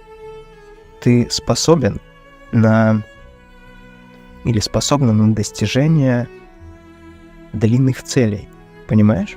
То есть ты можешь в рамках своей жизни поставить себе цель и за 3 года прийти к какой-то там цели. За 3 года. Представляешь, в употреблении это сделать? Ты ж себе за основу берем, ты себе там не принадлежишь. Ты скажешь себе «я хочу», но только не ты определяешь это. А потом ты где-то в начале какого-то периода сказал себе «я хочу», потом тебя захватили все вредные твои привычки, и спустя время потом ты вспоминаешь «а я же хотел» или «я хотела».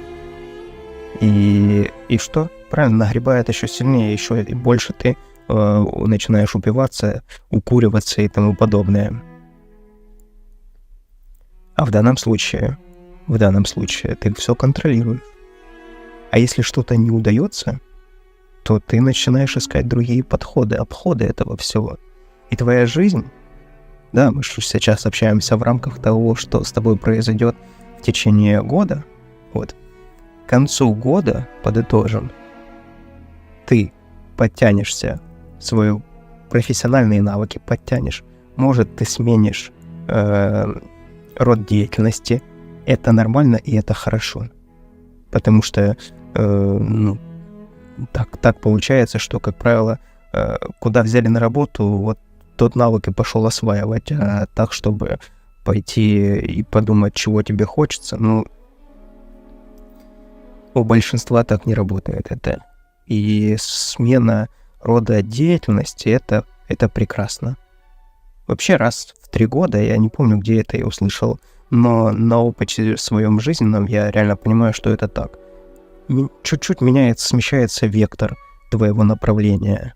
То есть ты приходишь, добиваешься какого-то результата, здесь понимаешь, есть ли high-level в этом всем, куда можно еще пойти дальше.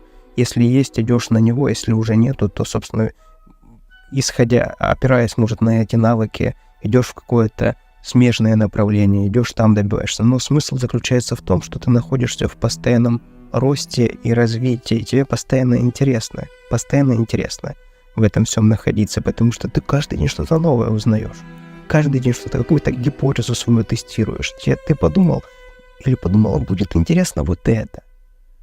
А оно оказалось не так. Ведь на самом деле это реально так происходит, что по большей части все, что в голове, идеи какие-то возникают, теории, да, на практике они выглядят по-другому.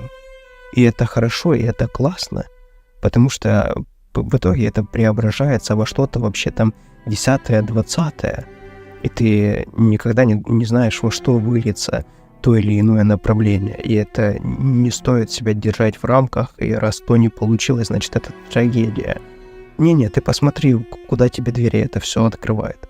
Поэтому и профессиональный рост и развитие у тебя абсолютно точно подтянется, и сменишь ты, возможно, род деятельности, направление, прорыв будет точно. Тот потолок, который над тобой сейчас есть, вот стеклянный, тебе кажется железобетонный, ты его пробьешь, и этот потолок, я уверен, там на несколько уровней поднимешься, и, собственно, и так дальше. И так дальше будет работать. В этом смысл развития этого всего. Потому что ты себя высвобождаешь. Вот представь, да, тебе связали крылья, ноги, руки, и все, и ты не можешь ничего делать. А тут в этот момент ты становишься свободным или свободной, и летишь, занимаешься своим чем-то любимым. Тебе сейчас кажется, это про мотивацию. Нет, я вообще сейчас не про мотивацию, я сейчас про тебя. Я про тебя. Вот когда ты сейчас будешь самим собой, или сама собой, то в таком случае у тебя не будет никаких границ. Не будет реально. И тебе мотивация не потребуется. Ты просто будешь делать свое дело.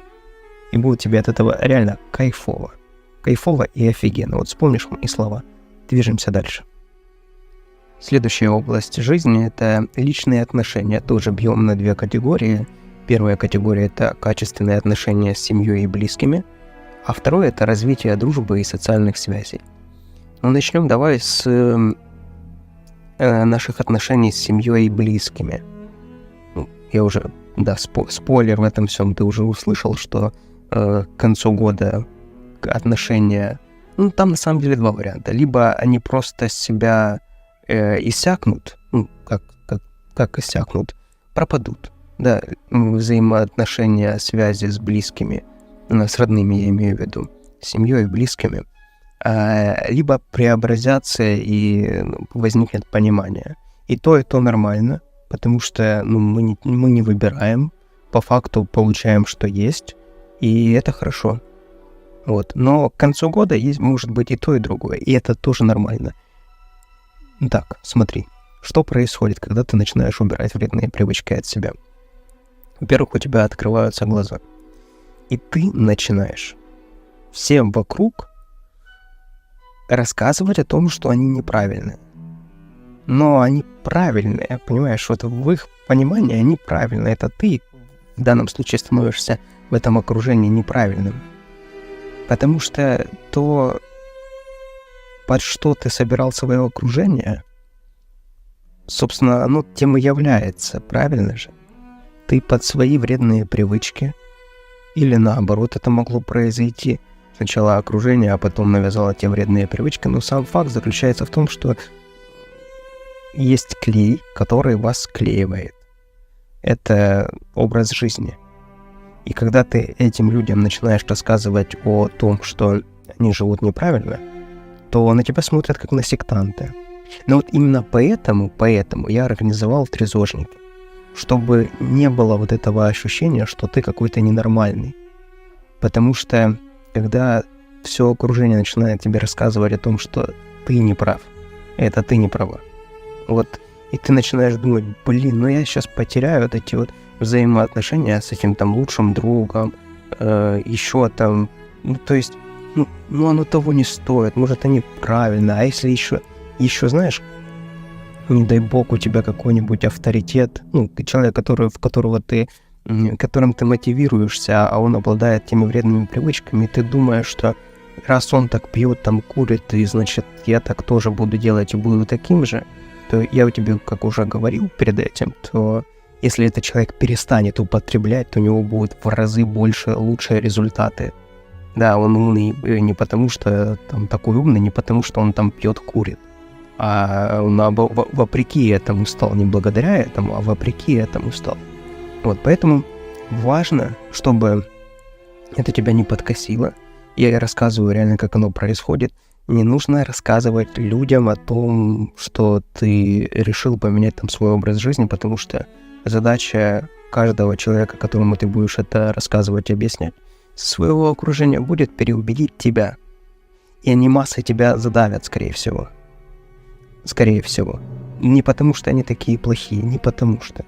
Они хорошие, они не хотят тебя потерять, пойми правильно.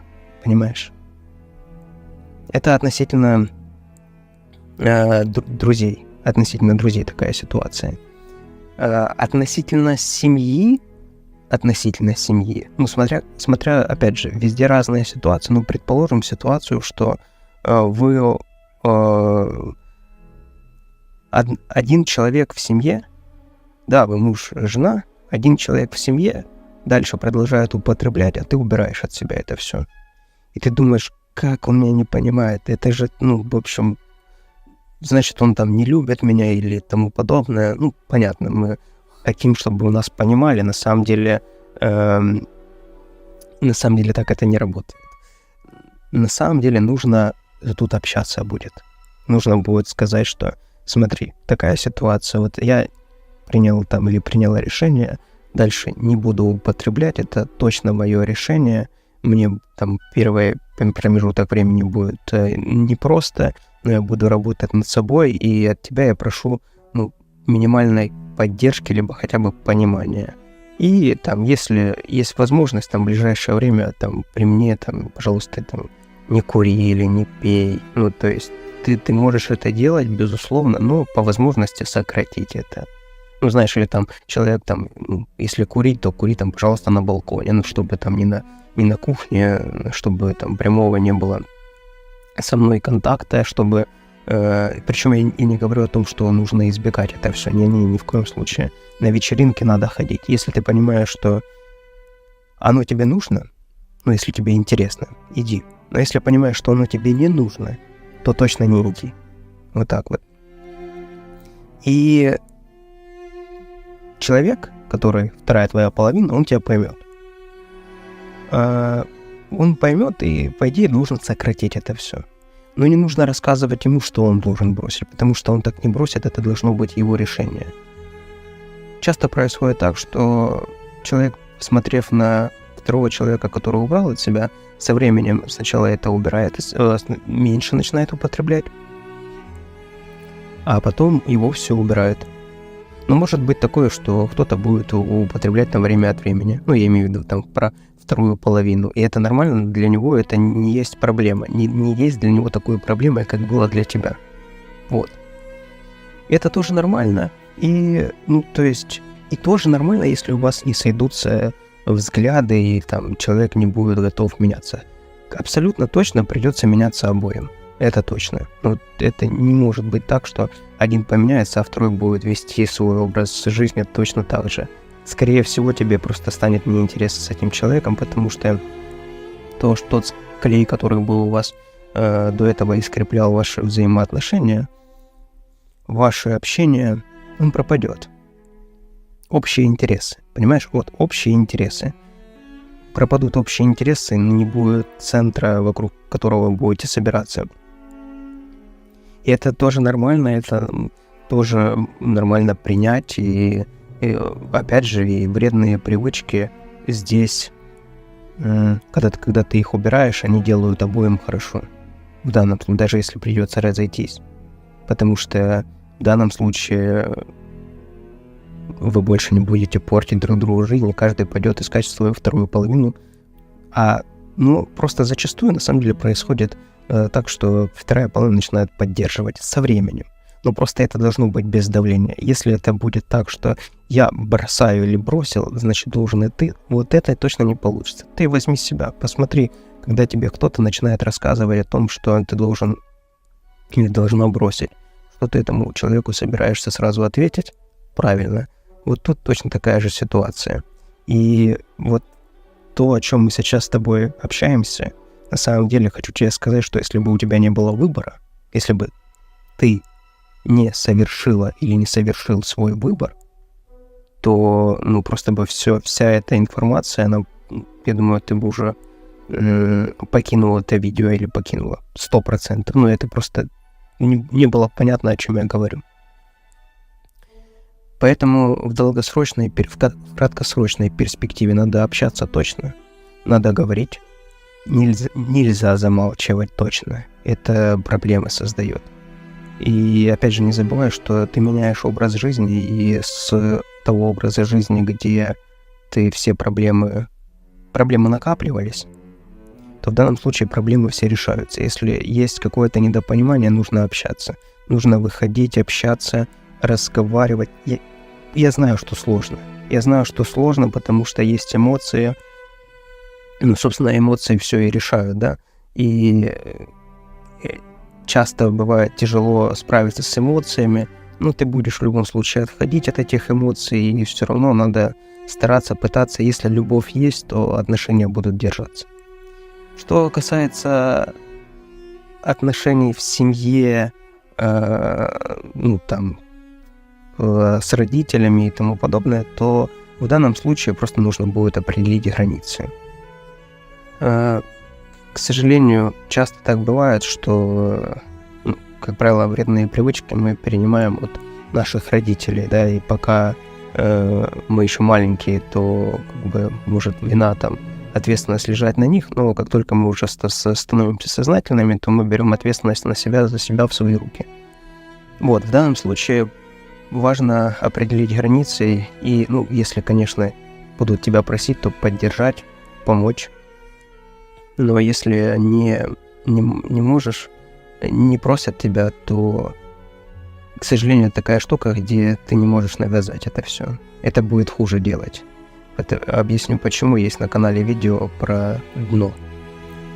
Что человек, достигая дна, он в таком случае может оттолкнуться и выплыть, и пойти жить жизнь. А когда ты его держишь на воде, да, такую аналогию представь, и он как бы тянется на дно для того, чтобы оттолкнуться, уже хочет поймать, а ты его держишь, не даешь ему пойти на дно, то ты таким образом думаешь, что делаешь ему лучше, тому человеку, а на самом деле делаешь хуже, потому что ты, наоборот, его путаешь. Вот, поэтому, к сожалению, такие штуки, они работают только для тебя, если ты это понимаешь. Ну, как в данном случае, ты понимаешь, что это тебе не нужно, и ты вот сейчас разбираешься в себе, почему так произошло, и что нужно сделать для того, чтобы этого не происходило. За что, собственно, тебе и респект, за что респектует тебе же твое «я», потому что, ну, наконец-то дождалось. Что касается развития дружбы и социальных связей, то окружение, которое было до этого, оно отойдет. И, ну, просто меньше звонков станет, там, пару раз ты, может, появишься на вечеринках, подумают, ты там с кислым лицом стоишь, хотя ты будешь ровным, на самом деле, в плане эмоций, ну, не будет такого, вот. И покажется, что ты все, ты уже белая ворона, и тебя там перестанут приглашать. Но это и нормально, на самом деле, уважение этим людям, которые это понимают, потому что, ну, разное, каждый по-разному проводит свой досуг. И если ты не употребляешь, то тебе не интересно будет с теми, кто употребляет. Вернее, знаешь как, тебе может быть интересно первые несколько часов, а потом уже будет неинтересно, потому что потом начинает уже там, все начинают тут отупевать и начинают повторять одно и то же, смеяться над одним и тем же, повторяя одно и то же. Ну, такое себе на самом деле зрелище. Поэтому, конечно, тебе это окружение станет уже не такое интересное, пропадет клей. И это хорошо. Это хорошо, потому что ты преодолеешь это, поймешь, что это был опыт, ты понимаешь, как это все работает. Опять же, все вот эти вот вредные привычки, которые у тебя есть сегодня, это ни в коем случае не про то, что ты там вдруг плохой или плохая, вообще не про это. Это про то, что у каждого свой путь и у каждого свой опыт. Поэтому нормально, что окружение, прошлое, оно отойдет. И тут ты окажешься в моменте, который очень важен. И его не нужно бояться, опасаться, поэтому, собственно, я говорю, что ты обязательно должен вступить в трезожники для того, чтобы иметь под рукой помощников, сообщества, план действий, понимание. Ну, вспомни, как я вначале говорил про ведра. Значит, ты окажешься в ситуации, когда тебе нужно будет понять себя, поработать над собой. Когда ты с вредными привычками, ты реально до конца не понимаешь, кто ты. Потому что много иллюзий. Ну, простым языком, если сказать, много иллюзий. Много вранья. И для того, чтобы понять, кем себя окружить, тебе нужно понять, кто ты. Понимаешь, если тебе нравится, к примеру, рисование, то глупо идти туда, где тебе не нравится. Ну, например, не знаю, бег. там футбол или еще что-то. Ну, в общем, там ты будешь белой вороной, не по интересам. Но, к примеру, в кругу художников ты будешь знаковой фигурой. Понимаешь? Тут важно понять, кто ты и для чего ты. В одном из этапов в трезожниках есть прям целый день, когда ты занимаешься поиском сильных сторон. Там вообще на протяжении 14 дней ты отвечаешь на вопросы определенные, и в конце этих 14 дней ты понимаешь, какие сильные твои стороны. Простым языком, что тебе нравится. Ты наблюдаешь за собой, ведешь дневник, и ты понимаешь, что тебе нравится, что ты хотела или хотел там когда-то. В общем, собираешь такой вот образ. Ты с собой знакомишься, все это время знакомишься, понимаешь, кто ты.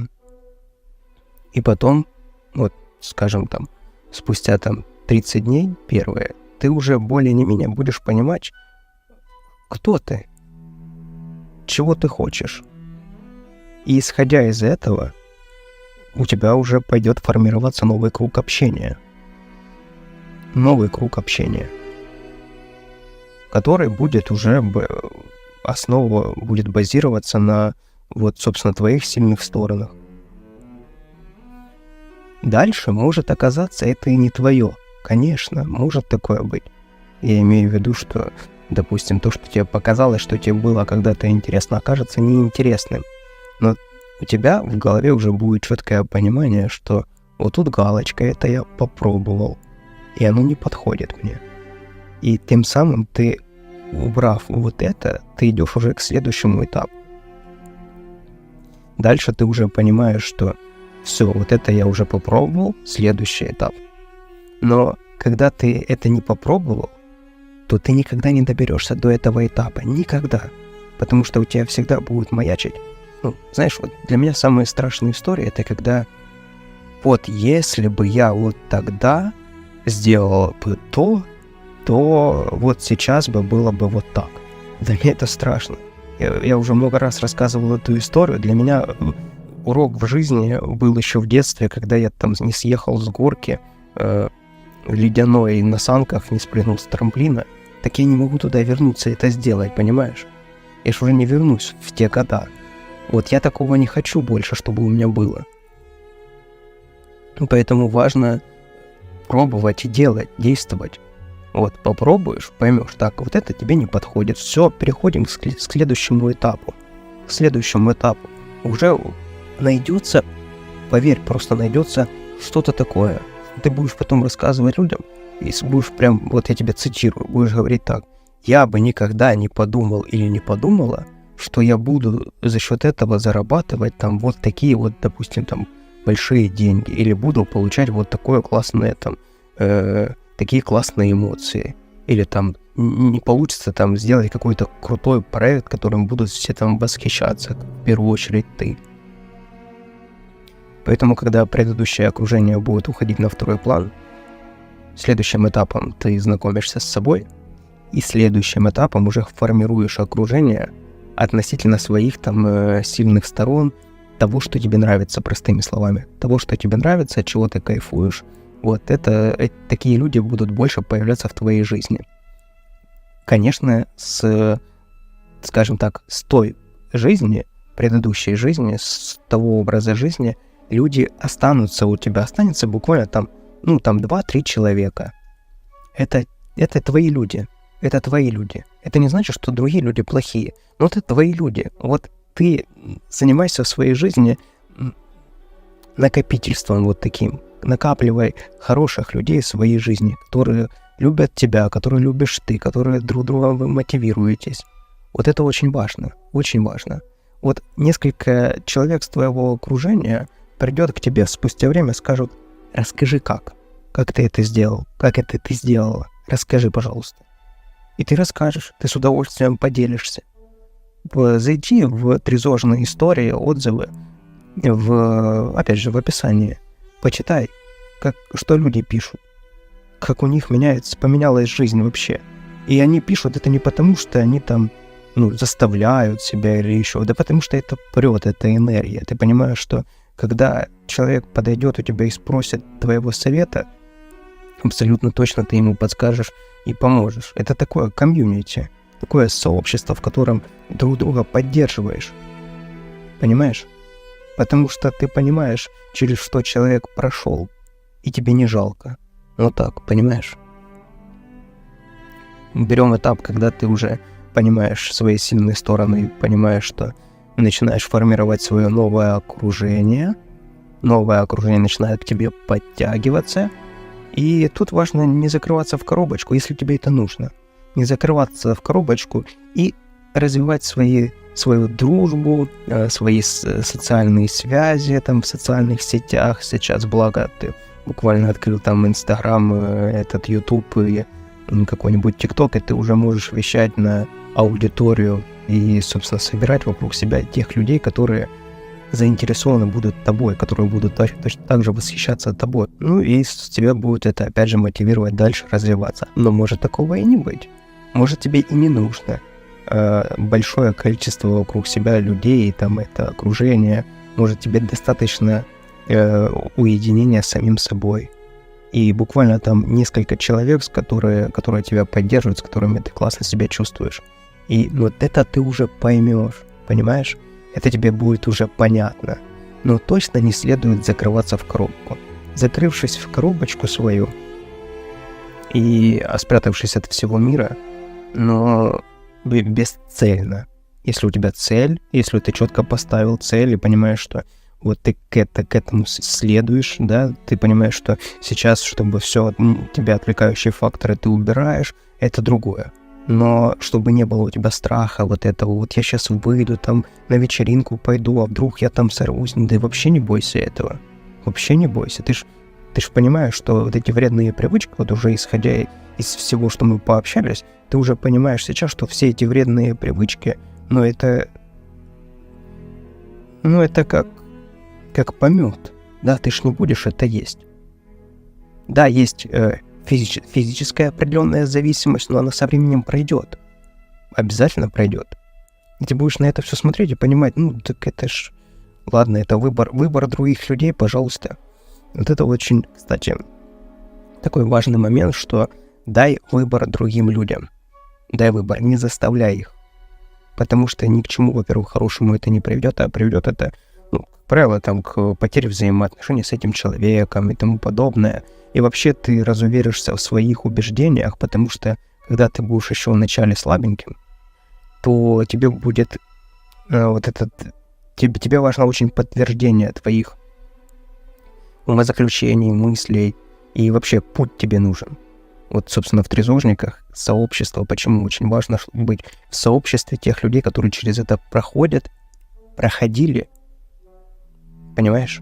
У которых уже есть опыт, которые там находятся, например, когда мне уже более 5 лет, и в сообществе у нас там и по 3, и по 4 люди года уже не употребляют, и по 100 дней, кто-то по 3, 30, в общем, то есть выборка очень большая. И это все прекрасные люди, это вообще, я восхищаюсь этими людьми, потому что они открыли себя, то есть они были до этого так же, как и я, забиты этими всеми вредными привычками и витали в своих там мыслях о том, что вот классно будет, когда-нибудь там я чего-нибудь достигну, а все, так как и я, поубрали эти все барьеры, все, люди живут прекрасно. Поют, танцуют, гуляют, создают бизнесы, вообще это вот недавно написали классно, один из участников написал классную мысль о том, что ты не убираешь вредные привычки от себя, ты возвращаешь трезвость. Действительно так. Хорошая мысль, правильная мысль. Так как мы в рамках общаемся сейчас, что произойдет в течение года у тебя это все нормализуется, ненужные люди уйдут из твоего окружения, и ты поймешь, что у тебя есть классное окружение. И вообще в таком подходе у тебя никогда надолго не будут зависать люди, которые плохие, которые там пытаются обмануть, украсть что-то и тому подобное, тебе сразу будет понятно, что это за человек. Это приходит. Ты сразу начинаешь видеть, что из себя человек представляет. И, да вообще на людей посмотришь абсолютно по-другому. Но главное, смотри с любовью. Это очень важно. Чтобы не обозлиться. И это все негативная энергия, это не нужно. Это нужно убирать. Вот. Но ты посмотришь по-другому на людей и поймешь, что кого-то простишь, с кем-то перестанешь общаться. Потому что ты же даешь человеку выбор. Ты же не выбираешь за человека. У человека есть определенный выбор. Да, даже если это твой лучший друг, но он сделал выбор, но вам не по пути. Но ты его любишь, все, и отпускаешь. Может быть, когда-нибудь вы дальше продолжите общаться. Но к концу года у тебя будет чистое окружение, почищенное окружение. У тебя наладятся взаимоотношения с близкими, возникнет доверие. Вообще, в целом, у тебя вот это момент, когда тебе не доверяют, он уйдет. Потому что ты на практике покажешь, что ты стабильный или стабильная. И тебе начнут верить, доверять. И к тебе пойдут за советами. К тебе пойдут за советами, у тебя будут спрашивать твою историю успеха, и ты захочешь, будешь подсказывать, рассказывать. Не захочешь, твое право, ты никому ничего не должен, не должна. Но такое происходит, потому что мы все хотим, когда мы видим, что человек чего-то добился, мы хотим, да, и нам этот путь близок, мы хотим, конечно же, к этому прикоснуться. И ты таким человеком станешь, абсолютно точно. И ты, если уже сейчас принято решение, то я тебя поздравляю, ты уже сейчас живешь в рамках этой жизни. То есть это не где-то далеко там. И я сразу просто на год вперед забегаю, потому что я вспоминаю, что происходило у меня, и понимаю, что это абсолютно другая жизнь. И понимаю, что то, что ты будешь чувствовать тогда, это ты только сможешь реально почувствовать через год. Какие бы слова я сейчас тебе не рассказывал. Но то, что ты можешь конкретно сейчас действительно ощутить, то, что твоя жизнь уже сейчас начала по-другому. Уже по-другому у тебя жизнь идет. Ты уже по-другому воспринимаешь всю информацию, уже по-другому перевариваешь. Какие у тебя сейчас картинки возникают в голове? Просто сфокусируйся на это. Что ты сейчас видишь? Вот это вот ты. Если пустота, то это тоже ты. Если что-то нарисовано, посмотри, то, что нарисовано, написано. Это собственно, твой фокус, да, то, на чем сейчас висит. И я тебя поздравляю, сейчас ты уже являешься собой. То есть мы докопались до твоего «я», где есть ясность, понимание. Этого всего я тебя с этим поздравляю. Ты прям похлопай себя по плечу, скажи, что ты молодец. Потому что ты действительно молодец. Ты занимаешься самым важным сейчас в жизни, занимаешься собой. Потому что будет хорошо у тебя, будет хорошо у остальных. Ты не знаешь, кому ты послужишь таким драйвером для изменения своей жизни, а ты точно послужишь, потому что я знаю, что такие люди, которые живут своей жизнью, они являются драйверами для других людей, которые смотрят на тебя и мотивируются тобой, движутся. Ты думаешь, можешь подумать такое, да нет, как я такой, кому там это интересно. И благодаря этому и это все и происходит. Потому что есть люди, к которым мы стремимся, которые нас мотивируют. И через год ты точно станешь таким человеком, точно.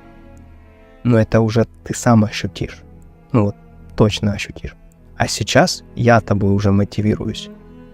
Потому что я точно знаю, что нужно преодолеть для того, чтобы прийти к таким мыслям, к таким ощущениям, как сейчас, для того, чтобы прийти к этому выбору и решению. 4-я область жизни — это образование.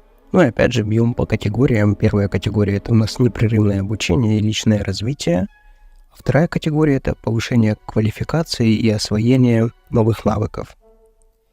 Частично мы эту тематику уже затрагивали в области жизни, карьеры. Но я тут разделил, конечно, потому что по областям это все-таки разное, но по факту я для себя лично не разделяю эти две области, потому что карьера у меня напрямую связана с образованием. То есть мое образование напрямую влияет на карьеру. Да? То есть чем больше навыков я приобретаю, тем больше я могу там реализовать проектов, проконтролировать проектов, заработать денег и тому подобное. Но все же, давай в отдельную эту категорию отнесем вот по поводу непрерывного обучения и личного развития. Это абсолютно точно будет так. Ты будешь и образовываться, и будешь точно личностно развиваться. Потому что ты сейчас на этапе, когда убираешь от себя вредные привычки. Дальше, когда ты сейчас вот основную такую проблему победишь, уберешь от себя ненужное, то дальше ты перейдешь к следующему. Начнешь замечать какие-то новые моменты. Захочешь там заниматься, к примеру, спортом, допустим, да. И я тебе, кстати, порекомендую, сразу не беги марафоны. В прямом переносном смысле. То есть, если хочешь начать бегать по утрам, просто начни просыпаться и выходить на улицу и ходить. Вот проснись, пойди, пройдись там километр, 2, 5 и 10, сколько хочешь, прогуляйся по лесу. Вот. И введи это просто себе в привычку для начала. А потом, со временем, когда это войдет в привычку, ты не заметишь, как ты побежишь, если ты захочешь бегать. Если не хочешь бегать, то просто ходи. То есть идея заключается в том, что ты органично начинаешь развиваться. И возникло желание пойти рисовать. Иди, пройди там курсы какие-то. И, значит, то есть не ступорись. Мир, он огромен, и возможностей масса в этом всем. Тем более сейчас, когда есть доступ просто к любой абсолютно информации. Абсолютно к любой информации. И поэтому твое личное развитие, оно заживет просто новыми красками. Потому что тебе захочется и то попробовать. Может, там кулинария. То есть вариантов масса на самом деле. Главное не останавливаться. Еще бы хорошо, чтобы все-таки было у тебя, кроме карьеры, какое-то хобби отдельное. Было бы хорошо. Да, может быть такое, что в идеале, когда и хобби, и работа это одно и то же, но все-таки хорошо было бы тебе где-то, чтобы мозги твои отвлекались на какое-то там, на вязание, на еще что-нибудь такое. Вот. Это в целом будет неплохо. Есть мысль о том, что делай хобби своей работой, но есть также мысль о том, что не нужно делать хобби своей работой для того, чтобы все-таки было какая-то... Где-то твои мозги отдыхали, где-то ты творчески развивался, потому что когда творчество и про деньги, оно, как правило, становится... Ты начинаешь уже больше смотреть на цифры, чем на то, что тебе хочется конкретно делать. Но тоже хорошо, когда хобби твоя работа.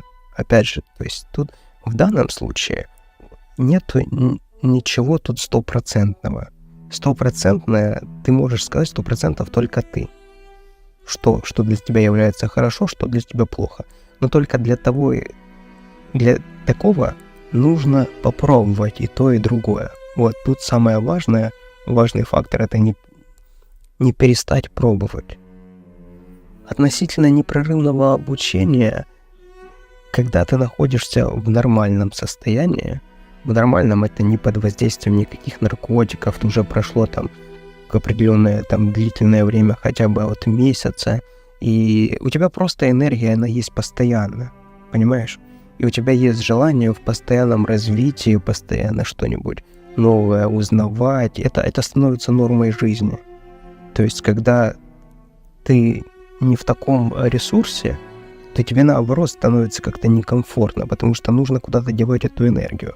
Раньше энергия вся уходила на в унитаз, да? То есть весь потенциал, который был, он просто сливался, разбивался о вредные привычки, и постоянное отсутствие энергии и желания что-то делать — это норма. А теперь будет у тебя в какой-то момент, в самом начале, будет огромный приток энергии. И тут важно это все распределить верно. Знаешь, скажем так, вот эту всю энергию по корзиночкам разложить, для того, чтобы не перегореть. Ты точно перегоришь, конечно, но просто запомни мои слова, что нужно правильно научиться распределять свою энергию.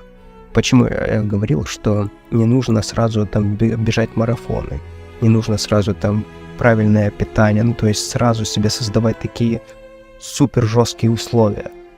Не нужно этого делать, потому что будет сразу большой приток энергии у тебя, когда ты первый период, там, ближайшие 10-2 недели, может, до 20 дней, огромный приток энергии, и тебе кажется, ты сверхчеловек. Но ты очень быстро израсходуешь всю эту энергию, у тебя будет упадок сил, упадок настроения, и ты начнешь реально задаваться вопросом, а нужно ли мне это все. Но если мы рассматриваем в разрезе года, спойлер по поводу 20 дней, да, первых, дальше это будет то все круто, то упадок, то все круто, то упадок. Поэтому я почему говорю, что тебе нужна дорожная карта в этом всем. Просто иди по методичке, по методу, метод, другими словами, путь, если непонятно, что такое метод, просто по пути, и ты потихонечку будешь понимать, так, есть вот такая вот ситуация, да, все, предупрежден, знаешь, что будет происходить, обошли сторону. Если не обошли, ты хотя бы понимаешь, что это произошло и почему ты себя так чувствуешь. Но в разрезе года ты точно войдешь в режим непрерывного обучения. Если ты в это, просто нереально не войти. Вот если ты не войдешь, то тебе просто будет эта жизнь неинтересна. Если ты сейчас думаешь, что это как-то сложно и тяжело будет, я тебе скажу, что это будет не сложно, не тяжело, это будет просто органично. Ты, когда не делаешь там супер-сверхусилий, а постепенно там что-то новое узнаешь, применяешь там, конечно, важно узнавать то, что ты можешь сразу применить в своей жизни, то ты получаешь отдачу. Ты вложил энергию и получил отдачу. Ты как инвестор. Понимаешь, вот мы воспринимаем энергию как будто это... Да, в большинстве случаев просто никто на это не обращает внимания. Но по факту ты со своей энергией должен обращаться как инвестор. Ты понимаешь, так, есть вот такой проект. Сюда вот я вложил силы, ты понимаешь, что либо ты в долгосрок получишь обратку от этого там в разрезе года, 2-3, если это длинный проект, значит ты бьешь тогда на маленькие части и понимаешь, так, вот мой результат примерно я жду здесь. И вот тут ты получаешь обратку, да, там, скажем, ближайшее, сделаю какую-то маленькое что-то, и в разрезе там 2-3 дней получу обратный результат, неважно, позитивный либо негативный, но ты получишь обратку энергии. И таким образом у тебя будет она правильно циркулировать. А представь ситуацию, когда ты пошел и всю энергию где-то потратил, как-то там, не знаю, пошел там, пробежал очень много километров, и на следующий день ты не можешь ни подняться, ни встать, все крепатура, все тело болит, а ты себе поставил за цель бегать каждый день по столько, сколько ты вчера пробежал. И все, у тебя просадка, потому что у тебя нету никакого позитивного подкрепления здесь, понимаешь? Но на дистанции, если правильно распределять, это вот ориентируйся просто на себя. Ты хочешь это сделать, ты понимаешь, что ты можешь это осилить сделать, пожалуйста, бери это и делай. Все. И понимаешь, что для тебя в этом дне сегодня будет вот это уже действие слишком, перенесли на следующий день. Лучше сделай сегодня в данном случае меньше, но больше, до завершения. Меньше, но до завершения. Чем больше, все проектов кучу набрать, сидеть и ничего с этим не делать, такого не нужно делать. Не нужно. Будет просадка, тебя жесткое будет выгорание, а вокруг будет ощущение, что ничего не получается. Вот. Да, конечно, ты этот этап преодолеешь даже в таком случае, но придется за это заплатить большую цену. И, просто жить в таком ритме, когда ты постоянно в плохом состоянии, не следует. Просто не следует, потому что жизнь превращается в бессмысленное какое-то достигательство, потому что кто-то как-то сказал, что-то нужно, а тебе важно это соблюдать баланс в твоей жизни. Вот это вот самое важное. Давай подытожим всю эту категорию.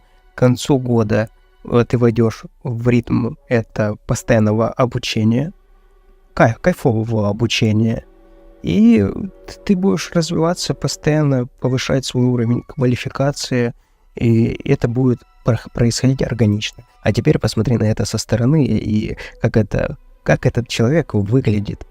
Вот как ты выглядишь для себя со стороны. Как мне кажется, это такой мощный, продуктивный человек, который живет своей жизнью, добивается того, чего хочет он, и хочется ему подражать. Вот прям, вот такое. То есть что-то прям кайфовое, крутое, и, прям оно стоит того, чтобы сейчас позаниматься собой. Причем я на самом деле считаю, что это очень важная инвестиция временная. Да, мы можем как деньги, то есть мы все инвестируем, мы можем энергию инвестировать, деньги, время. Вот в данном случае это просто великолепнейшая, это даже несоизмеримо ни с чем инвестиция и времени, и энергии, и еще и денег, потому что ты еще и денег начнешь меньше, да вообще перестанешь тратить на всякую ерунду, по факту у тебя начнут они скапливаться. Вот как раз мы потихоньку подходим и к пятой области, это финансы. Это бьем по категории. У нас первая категория это будет эффективное управление бюджетом, а следующая это инвестиции и финансовая стабильность. По финансам.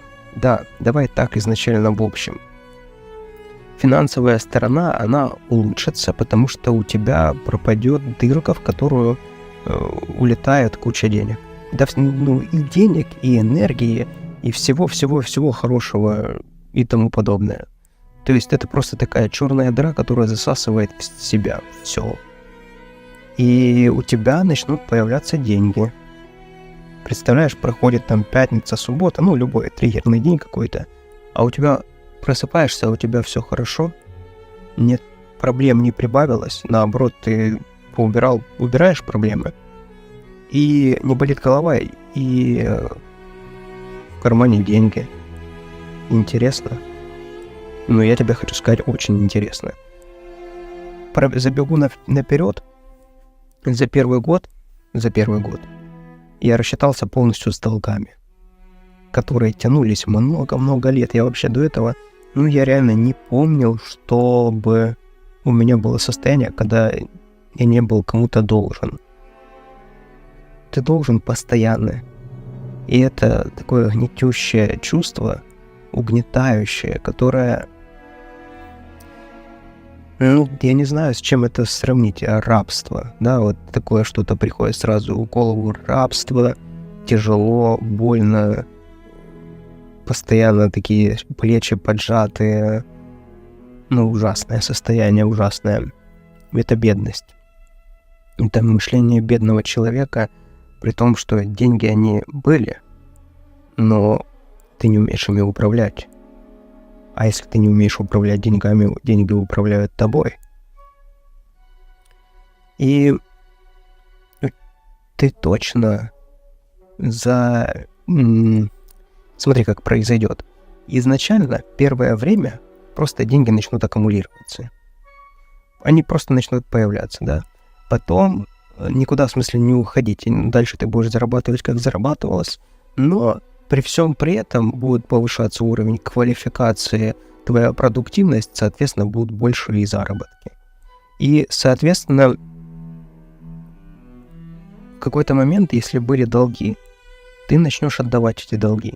И ты в какой-то момент поймешь, что отдавать долги — это классно. Это ты будто бы себя выкупаешь из этого финансового рабства. Все зависит, конечно, от сумм, там, кредитов, ипотек, долгов. Но если такие цифры, которые реально победить в течение года, то в конце года ты точно отдашь эти деньги. Отдашь деньги, и к концу года, так как и я, вот, собственно, вдохнешь, выдохнешь свободной грудью, с ощущением того, что больше тебе никто сейчас не позвонит и не скажет отдавай, там, ну, в общем, вот эти все прелести, да, когда ты должен деньги. И это ж откуда вообще берется на самом деле? И это про бедность, про бедное мышление. Это когда сколько бы ты ни зарабатывал, ты все потратишь и залезешь в долги. Как история про людей, которые выиграли в лотерею там миллионы. Но эти ж выигрыши их просто убили. Об асфальт просто... это за несколько лет, 2-3 года люди тратят все деньги и заканчивают жизнь самоубийством. Из-за того, что нету понимания в их видении, для чего вообще им нужны эти деньги. То есть для них норма, допустим, для человека норма там прожить на определенную там цифру, скажем, 20 тысяч. 20 тысяч гривен в месяц, это вот нормально. Дай ему 200 тысяч, ты убьешь этого. Даже так, за 200 тысяч, я думаю, что ты хорошенько поломаешь человеку жизнь, а за 2 миллиона ты просто его убьешь. Не своими руками, собственными, конечно, но он сам все сделает. Вот. Залезет в долги, понабирается кредитов, понабирается кучу проблем. И это из-за неумения управлять финансами. Потому что я даже не знаю, что...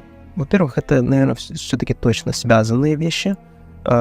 И вредные привычки, в том числе вредные привычки, это про бедность. Поэтому, если у тебя с этим были проблемы, а скорее всего были проблемы, потому что это, как брат и сестра с алкоголем, там, сигаретами, наркотиками, то ты столкнешься с ситуацией, что поймешь, так вот, но у тебя еще есть одна вредная привычка, и ты начнешь решать эту проблему.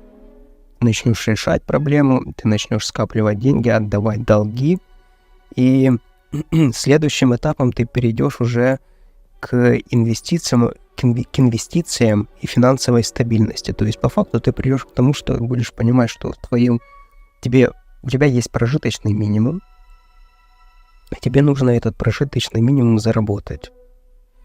И дальше все, что сверх, это можно инвестировать. И весь этот сверх ты отправляешь в инвестиции. В криптовалюту, там, в акции, в недвижимость, в покупку земли, в покупку облигаций. То есть это варианты есть, куда направлять эти средства, но просто ты начнешь интересоваться, куда можно инвестировать, как инвестировать. Спойлер, сразу скажу, инвестировать без понимания не нужно, потому что ты потеряешь все деньги, ты отобьешь желание себе на всю жизнь инвестировать.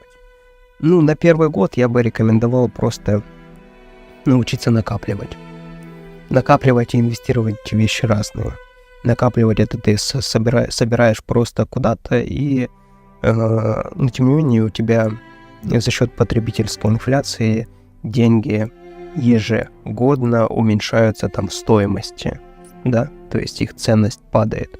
Грубо говоря, ты мог там за $100 купить там, не знаю, там чего-то там 90 единиц, или 100 единиц, а через, скажем, год ты на эти же $100 сможешь купить там 90 единиц, то есть падает у тебя ценность. Это ты со временем поймешь. Тут, конечно, важно еще научиться накапливать эти деньги. Со временем поймешь, и потом уже начнешь разбираться, куда можно инвестировать.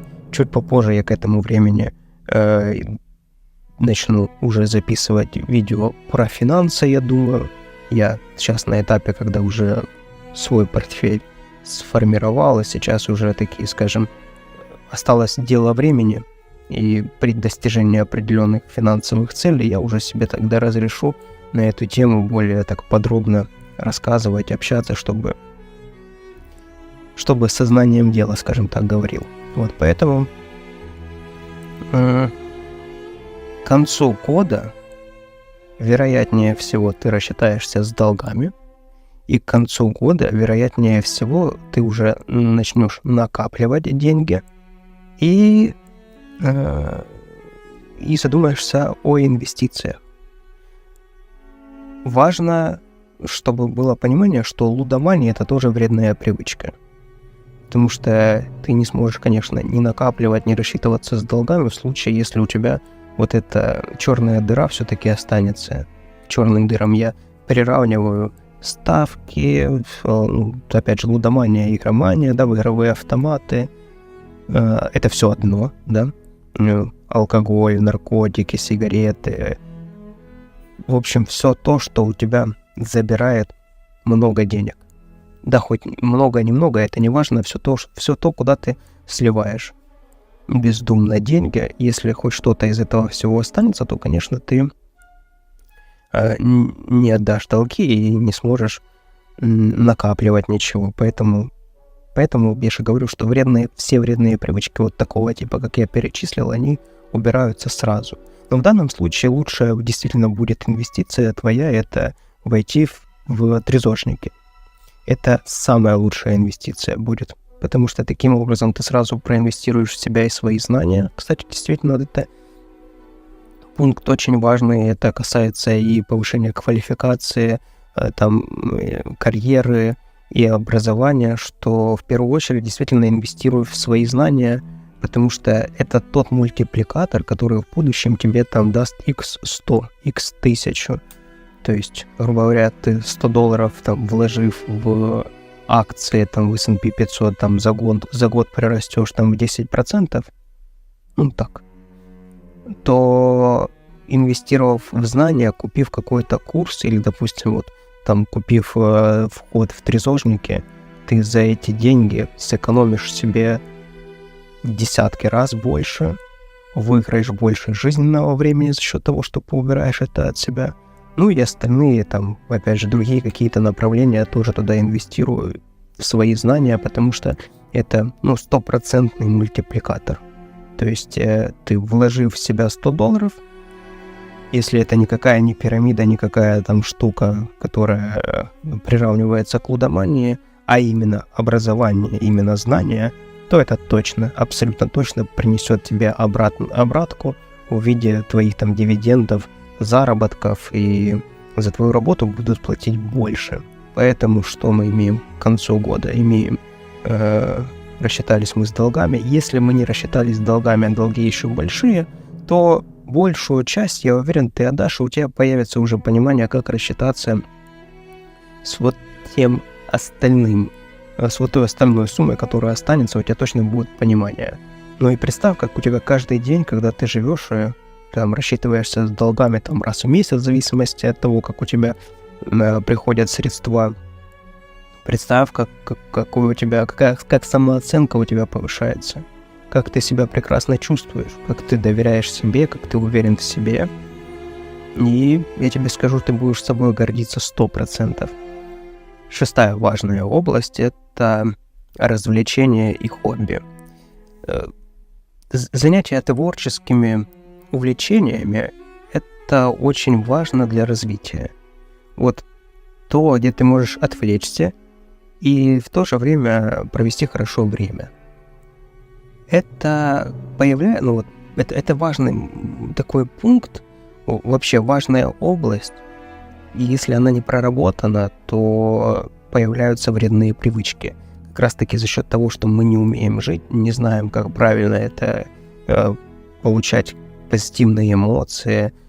Мы просто этому не научились, мы первее научились вредным этим привычкам, приобрели их, то в таком случае мы просто обесцениваем наши развлечения, наши хобби, потому что нам кажется, что это, пустая трата времени. Да, если я пью, это все понимают, что такое пью.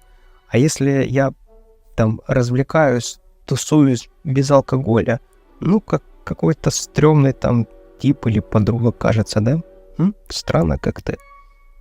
А хобби — это вообще какое-то что-то странное, да? У человека хобби — это как-то на богатом звучит. Какое-то такое, знаешь, Я вот снимаю такую информацию, которая вот в обществе есть. Примерно так оно происходит.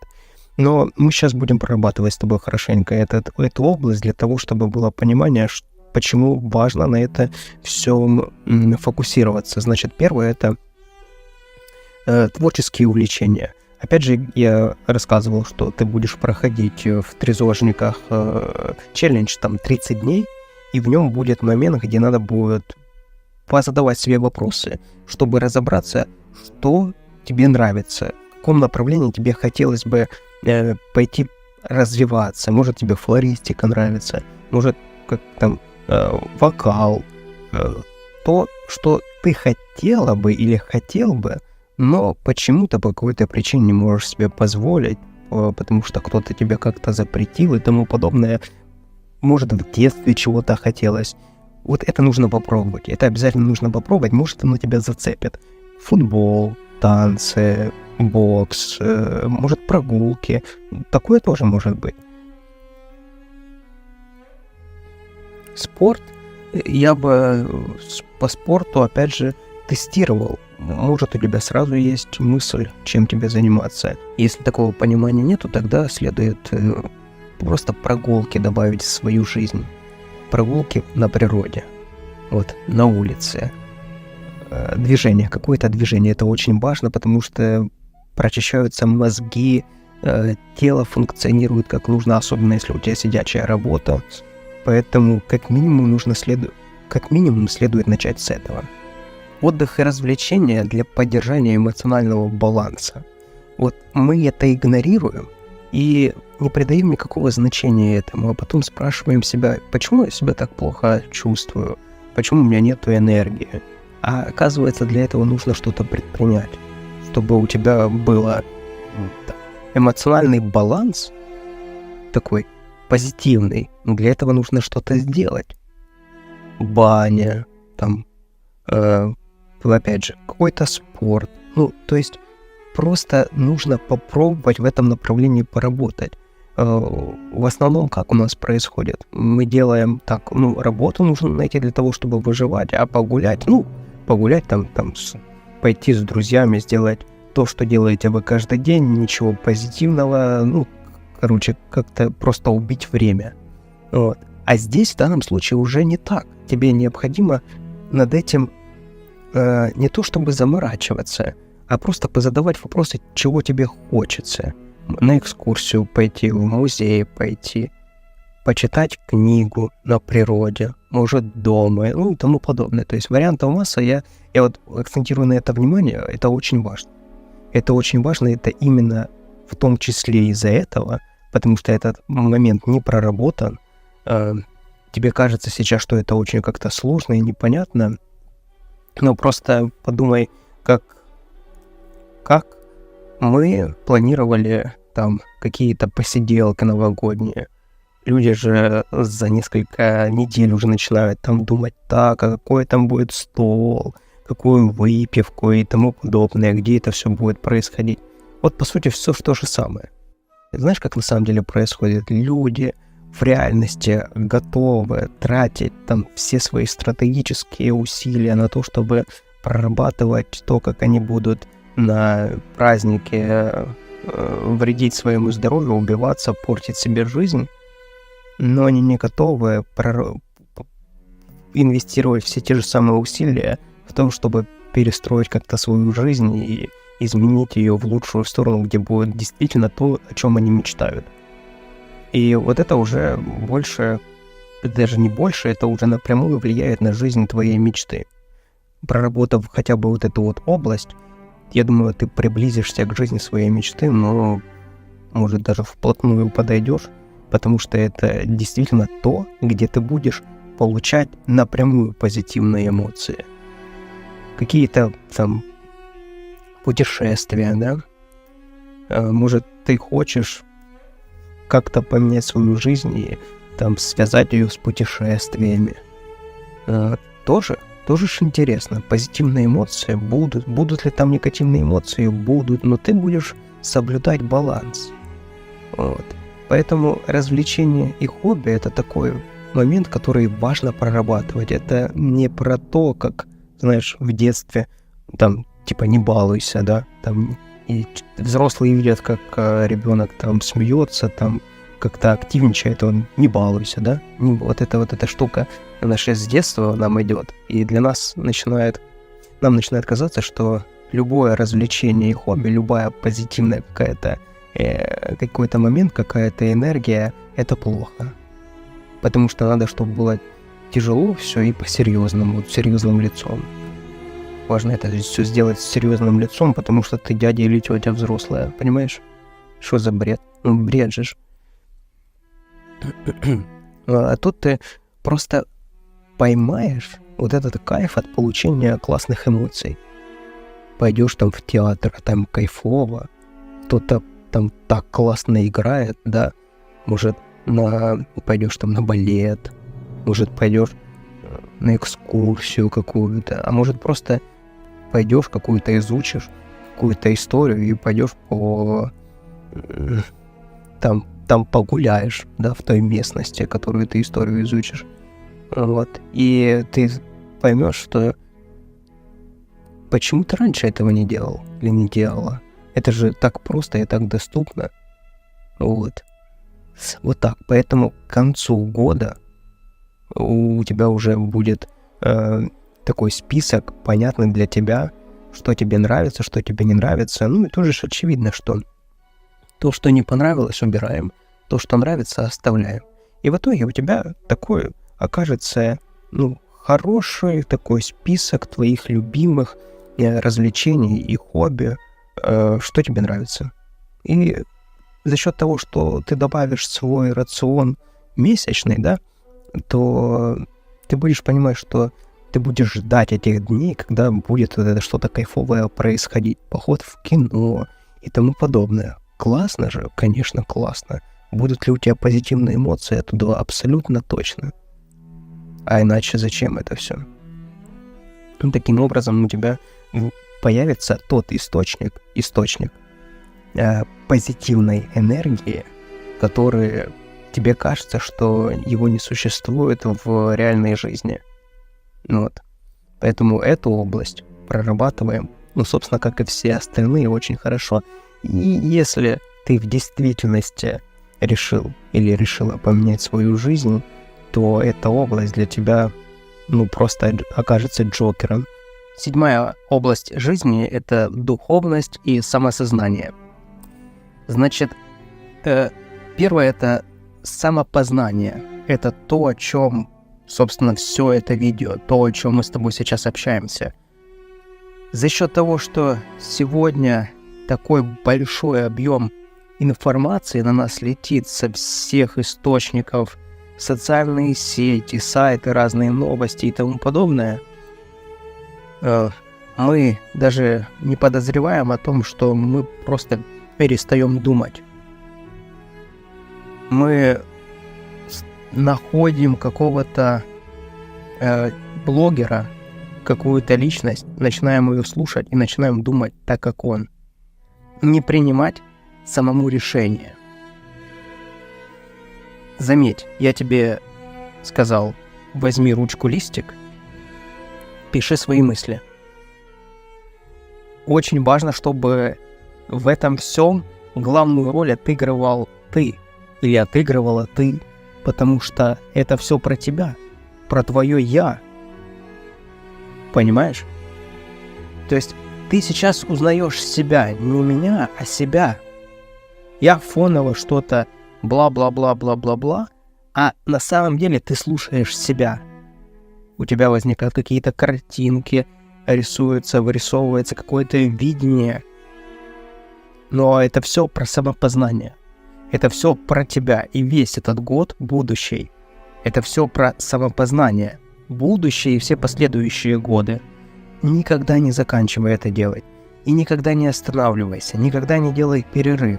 Просто будь жадной настолько до самопознания, для того, чтобы понимать себя. Ты будешь понимать со временем, вот в разрезе года, ты точно придешь к тому моменту, если у тебя до этого не было, придешь к моменту, когда Ты будешь понимать, это мне не нравится точно, вот это не нравится, вот это не нравится, вот так себя со мной не веди. Вот мои личные границы, вот моя личная граница, вот мое личное пространство. Ты можешь со мной общаться в рамках моих личных границ, в моем личном, там, не посягая на мое личное пространство. То есть ты начнешь вот это все понимать и осознавать, что это такое. Ты будешь понимать, как это, когда нарушаются твои личные границы, да? Как это так? Что это такое? Вот это ты начнешь все отслеживать. Но это все кроется у тебя внутри. Может казаться, что этого нету. То есть это как, знаешь, как опция, которую надо пойти купить в магазине, потому что этого у тебя нету. Да, есть дорожная карта, например, как я говорю, за трезожники, где есть все прорисовано, прописано до определенного этапа, где тебе закладывается фундамент, где ты по этому всему идешь, где в какой-то момент ты просто органично выходишь в режим свободной жизни. То есть нет задачи тебя привлечь, там, создать какую-то секту, и чтобы в этой секте там все находились. У меня наоборот, у меня основной посыл. Ты станешь независимым от всех вредных привычек, от социальных сетей, в том числе от чатов и тому подобное. Так оно и происходит. Спустя год большинство людей, которые в трезожниках, большинство людей уже не такие активные. Потому что они уходят заниматься своей жизнью. И правильно, и нечего в этих чатах сидеть. Пожалуйста, приходи раз в какой-то период, это приветствуется, я только за, пиши о своих достижениях, мотивируй себя, мотивируй других, это только за, это, конечно, это с удовольствием. Но висеть постоянно в чатах, зачем менять одну вредную привычку на другую вредную привычку? В этом же смысл. Смысл в том, чтобы создать тебе оптимальные условия для того, чтобы ты пошел в жизнь. Жить жизнь. Не сиди в этих чатах, иди жить жизнь. Понимаешь? И вот сейчас мы пробиваем стену, которая сформировалась между, значит, тобой, твоим «я». Это одно целое, но, собственно, когда мы надеваем на себя маски и пытаемся чему-то соответствовать, вот у нас возникает барьер между нашим «я» и вот нашим сознанием, да, то есть мы пытаемся чему-то соответствовать, а наше внутреннее «я» говорит: нет, я хочу вот так. А если мы это игнорируем, мы потом пожинаем плоды соответствующие. Самопознание — это ведение дневника, это трезожники. Ведение дневника очень важно. Собственно, как и трезожники очень важны. Ты можешь, конечно же, пойти сам или сама дальше в этом всем вариться. А зачем? Зачем? Это же глупо, когда есть четкий пошаговый план действий, который иди, приходи, выполняй первый этап, второй, третий, четвертый. На первом этапе ты вступительные видео слушаешь, смотришь. На следующем этапе ты выстраиваешь фундамент, берешь дневничок и отвечаешь на список вопросов. Собственно, проходя это, ты получаешь фундамент. Затем, после этого, ты попадаешь в челлендж 30 дней. Каждый день ты получаешь задание, очень простое задание. Выполняешь это задание, и так постепенно проходит 30 дней. Потом ты на выходе получаешь, по сути, фундамент, на который ты опираешься. Основа, на которую ты опираешься, и она железно-бетонная для тебя, потому что она выстроена из твоих убеждений, из твоих ответов, из твоих желаний. Также ты получаешь 30 дней. 30 дней, которые инвестированы в твою новую жизнь. Это такой, знаешь, дается фундамент со стенами, если по аналогии с домом говорить, и с крышей, в котором уже можно жить дальше. То есть ты дальше уже понимаешь, как двигаться, и приходишь ежедневно в чате, отписываешься, делишься своими ощущениями, отписываешься. Если вдруг возникают какие-то вопросы, я поддержу, либо участники наши поддержат. Все, и тем более там история всего там просто за годы уже это все собрано, кто как, то есть ты можешь в историю полезть, посмотреть, у кого как это происходило, кто с какими сталкивался проблемами. Ну, то есть, представь, это на самом деле дорожная карта, по которой двигаешься, и точно понимаешь, что, следуя вот этому, ты получаешь, 100% результат. То есть, знаешь, эта ситуация даже не такая, как, возможно, может быть, у тебя получится, а может и нет. Неизвестно, какие там будут обстоятельства, да тут 100% получится. Просто выполняй то, что есть, не придумывая велосипед. У нас мозг как думает, да? Думаю, а может я сделаю как-то по-своему? Да нет, вот так не надо делать. Просто сделать так, как я предлагаю, как получилось у меня. Я же тоже не... Как я к этому пришел? Я на протяжении многих лет пытался убрать от себя вредные привычки. У меня не получалось. Я пробовал убрать алкоголь, оставив сигареты. Не получалось. Сигареты притягивали алкоголь. Я начинал больше курить, и в какой-то момент появлялся на горизонте алкоголь. Я пробовал наоборот.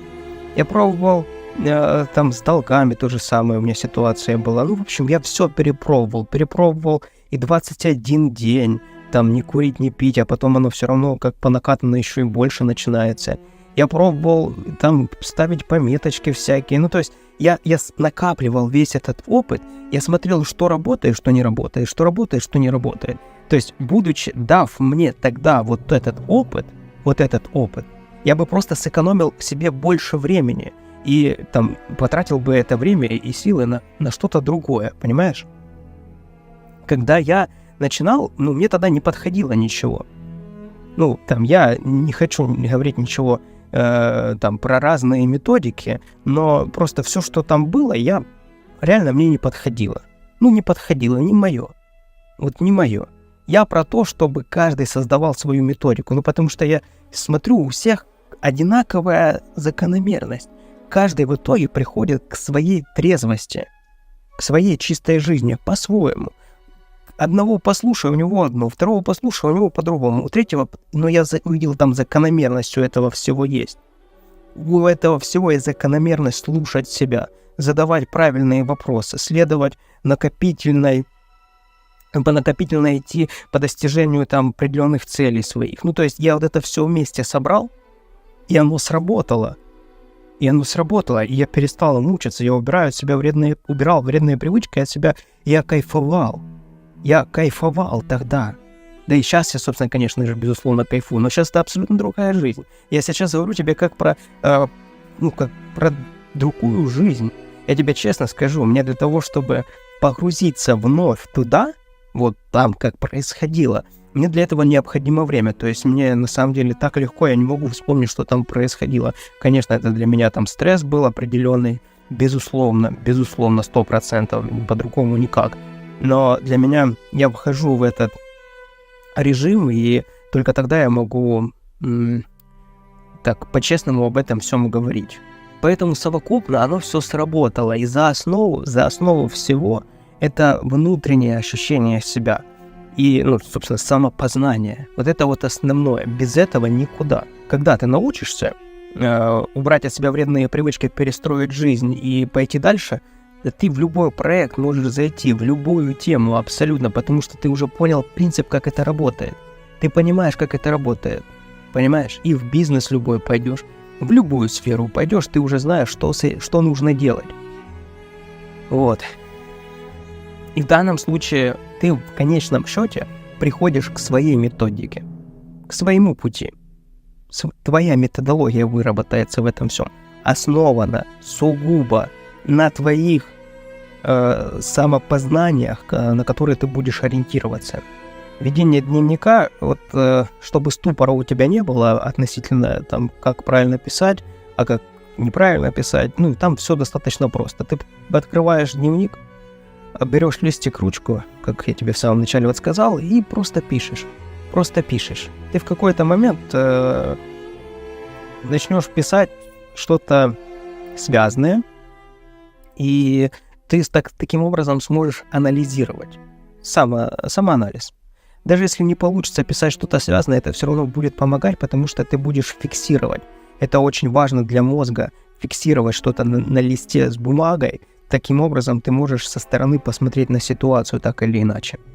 Это очень важно, потому что есть моменты, когда ты сидишь, думаешь, что так ступор какой-то, и непонятно, что делать и как, а потом берешь листик с ручкой, начинаешь писать или рисовать, в общем, начинаешь как-то переносить свои мысли на лист с бумагой, и такое ясность возникает, понимание, а это сейчас очень важно. Сейчас момент, ситуация, когда есть вот это вот разъединение тебя со своим «я», понимаешь, о чем я говорю?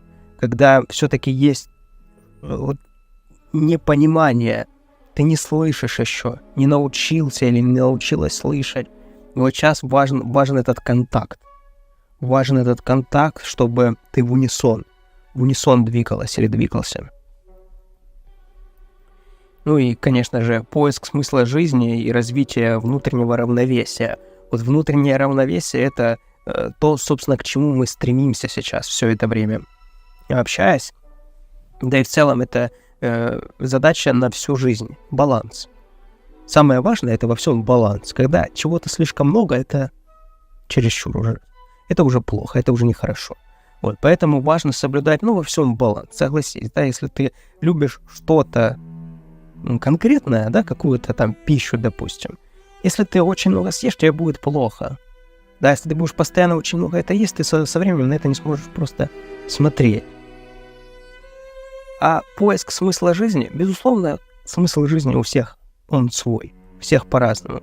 Но главный компас этого смысла жизни твоего, он внутри тебя. Вот, собственно, опирайся на себя, слушай себя, ты не прогадаешь. Как я уже говорил, оказавшись даже в глухом лесу, непонятно, где вообще цивилизация, но придя туда по зову внутреннему, ты будешь себя лучше чувствовать, чем в безопасности, там где-то в квартире в городе. А пойдя туда, ты обязательно найдешь там смысл. Для чего это, почему так, ты понимаешь. В данном случае, когда ты занимаешься собой, ты точно никогда не проиграешь. Точно. Абсолютно точно. Что мы имеем по факту? По факту мы имеем на сегодняшний день 7 областей. И относительно последней 7 области, да, к чему ты в итоге придешь спустя год, это точно будет намного раньше, но если брать фактически год, то конец года, да, то ты придешь к пониманию, что такое равновесие твое конкретно внутреннее. Ты начнешь уже подходить к тому, чтобы описать для себя смысл жизни. Он у тебя будет сегодня вот такой для тебя смысл жизни, а спустя год будет вот такой определенный. И это нормально. Это нормально. Мы живем, мы развиваемся, у нас меняется мнение, у нас меняются вводные данные, и это нормально. Но когда ты живешь с пониманием того, слыша себя, то, как я уже сказал, здесь нет проигравших, здесь только вин-вин. И относительно внутреннего понимания себя, ты уже будешь абсолютно на другом уровне. И там ты уже будешь дальше смотреть и будешь понимать, в каком направлении тебе дальше следует двигаться. Но спустя год я тебя попрошу в трезожниках написать обязательно свой опыт, который ты приобрел или приобрела, потому что это будет мотивация для других людей, которые будут на том этапе, на котором ты сейчас находишься. Что мы в итоге имеем? Мы в итоге имеем 7 областей. 7 областей я перечислю. Первое — это здоровье, второе — это карьера, третье — это личные отношения, четвертое — это образование, пятое — финансы, шестое — развлечение и хобби, седьмое — это духовность и самосознание. И это топовые области, которые важно прорабатывать. Их больше, но это самые важные. Это вот такие самые важные области, в которые следует в ближайший год тебе направить свой фокус. И я тебе хочу сказать, если ты сейчас в начале пути, то я тебе скажу, что ты на верном пути. Ты правильно все делаешь. ты слышишь себя, ты себя услышала себя. Действительно, ты правильно делаешь выбор. Если тебе действительно нужна дорожная карта, пожалуйста, в ссылке в описании перейди, найди удобный для тебя способ оплаты. Если вдруг не получится, напиши мне в Telegram. Там все написано, и думаю, ты разберешься. Если не разберешься, пиши мне, подберу оптимальный для тебя способ оплаты. Проинвестируй в себя. Проинвестируй в себя, не пожалей. Вот просто не поленись. Вот не поленись, и ты не пожалеешь об этом. Еще никто не пожалел. Вот, знаешь, я видел тех, кто в действительности мог это сделать, но почему-то он решил это не сделать. Ну вот посмотри, там видео мое на канале есть про дно. Я там рассказываю как раз о том, что ты подходишь к вот этому моменту, вот, который вот сейчас, который происходит, раз в какой-то период. То есть ты в следующий раз можешь прийти к этому через 4 года, через 5 год. Когда обстоятельства определенным образом будут складываться, ты только тогда придешь. Вот сейчас это пришло, вот сейчас эти обстоятельства сложились. Воспользуйся этим шансом. То есть это самая вообще крутая инвестиция, которая у тебя за последнее время есть, это инвестировать в себя. Я могу много перечислять, почему тебе действительно это нужно сделать. Ты можешь, опять же, перейти в трезожную историю, почитать отзывы людей, посмотреть, и это же будут, собственно, твои отзывы в будущем. Точно так же будет все происходить. Плюс я собираю сообщество сильных людей. Тех людей, которые добиваются в жизни поставленных целей. Эти люди мотивируют других людей. Я настроен на долгую. Я настроен на всю жизнь. Я хочу всю жизнь это сообщество. Накапливать, собирать людей. И я буду с каждым годом повышать планку входа. Сейчас это определенная стоимость. После Нового года это будет выше. И сейчас будет казаться, что может показаться дорого, но через год, через 2 это будет очень дешево казаться. И так будет постоянно, потому что я настроен на то, чтобы это сообщество жило как можно дольше. Если повезет и получится, чтобы оно жило даже после моей смерти, это будет прекрасно, конечно. Потому что я считаю, те мысли, ту мотивацию, тот настрой, который мы несем, наше сообщество, каждый участник этого сообщества заслуживает на то, чтобы люди это видели, чтобы люди этим мотивировались. И мне кажется абсолютно точно, если продукт на сегодняшний день стоит столько, сколько человек там прогуливает за день, за 2 дня, мне кажется, это вопрос, конечно, стоит поднимать цену для того, чтобы увеличивать порог входа, чтобы приходили те, кому действительно это нужно, потому что действительно кому это нужно, ему вообще не важно будет, какая цена, он будет понимать, что это последний его шанс. Вот. А остальные просто в сообществе будут мешать другим. Поэтому мне важно, чтобы сообщество было у нас сильное. Если ты считаешь, что это сообщество для тебя, welcome, пожалуйста, заходи, с удовольствием примем тебя. Ты никогда не проиграешь, следуя своему внутреннему компасу. Только ты знаешь, как быть в той или иной ситуации. Только ты знаешь, как правильно. Неважно, кто как думает, что ты должен себя вести определенным образом, это абсолютно не важно. Основа всего являешься ты. Ты сегодня проделала огромную работу. Просто молодчина. Похлопай себя за это по плечу, поблагодари себя за это. И создавай себе вот такие вот ситуации, когда ты работаешь над собой, слушая себя как можно чаще и больше. Вообще, в идеале, никогда не выходи с этого состояния. И как можно дольше и больше находись в этом, потому что это и есть ты. Это, собственно, то, ради чего ты живешь. Будет хорошо тебе, будет хорошо всем окружающим. Они будут тобой мотивироваться, будут радоваться с тобой. Но если будет плохо тебе, будет плохо всему окружению. Всему окружению будет плохо. Я верю в тебя, я верю, что у тебя все получится, если ты будешь слушать себя. И ты просто не имеешь права в дальнейшем больше игнорировать свое «я». Никогда ты не проиграешь, следуя своему «я». Это внеплановое видео, в котором я расскажу о закрытом клубе «Трезожники» и почему тебе следует туда попасть как можно быстрее и как можно раньше для тебя. Во-первых, что такое закрытый клуб? Трезожники.